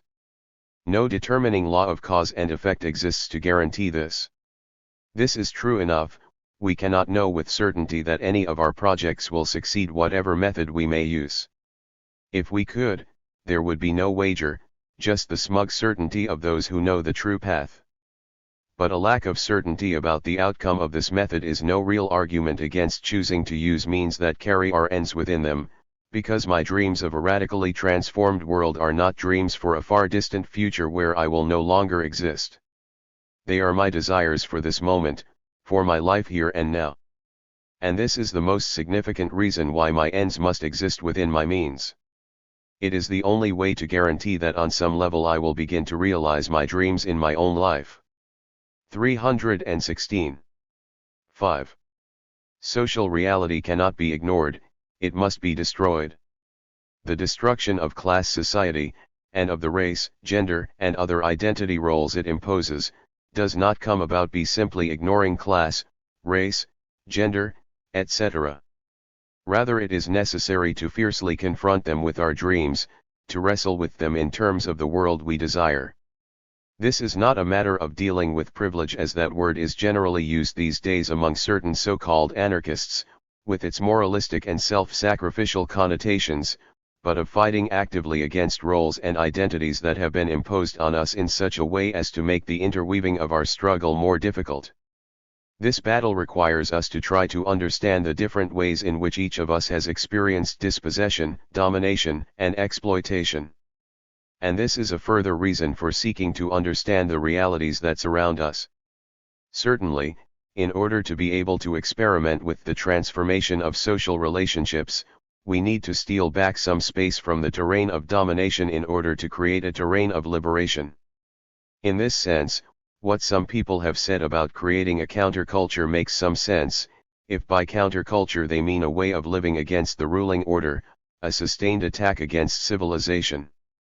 But in order to be such an attack, this counterculture cannot be a culture set apart in its own little world. Otherwise it is nothing but another form of escape, perhaps less stultifying than TV and video games and less harmful than alcoholism and heroin, but still of little use in the project of destroying the present social order and transforming social relationships. The struggle against this world requires that we find our accomplices wherever the dispossessed, the exploited, the excluded, and those who are simply disgusted and enraged with life as it is are beginning to rebel. And this means refusing to isolate ourselves in our scenes and enclaves. 317. The world as it is today can seem overwhelming. The idea that revolution is unrealistic is not an illogical conclusion, but regardless of the fierceness of the rhetoric of those who assume this, it indicates a surrender to the present reality.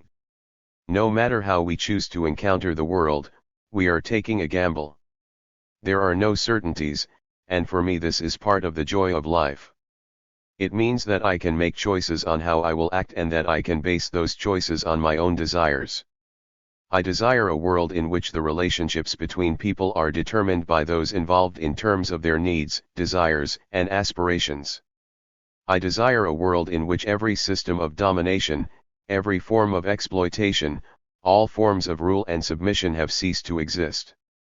If I lay my wager against revolution, I am bound to lose. If instead I stake my life on immediately rebelling against the ruling order with the aim of social insurrection and revolutionary transformation, there is a possibility that I may win in the long run, and in the short run I will definitely win, because I will have made so much of my life my own against the ruling order that I will have actually lived, vibrantly in rage and joy. About the author. Wolfi Landstreicher. What you have in your hands is the collected writings of Wolfi Landstreicher's Willful Disobedience. Originally published as a zine from 1996 to 2006, Willful Disobedience was a continuously evolving provocation directed towards anarchists and fellow vagabonds to dig deeper into critical thought and joyous rebellion. During the 10 years of publication, Willful Disobedience wove together a web of ideas situated in the following threads: an anarchism based in Stirner-influenced egoism, an insurrectionary approach that sees individual insurrection to be as important as social insurrection, a non-primitivist critique of civilization that provides no program or model for a future society, explorations into a class analysis that rejects Marxian categories, seeking to understand social relationships as they actually exist, insisting upon the need for anarchists to develop a coherent practice of theory capable of calling everything into question, including one's own ideas, and an anti-political perspective, critical of leftism, democracy, identity politics, and political correctitude. The time has come to say things without mincing words.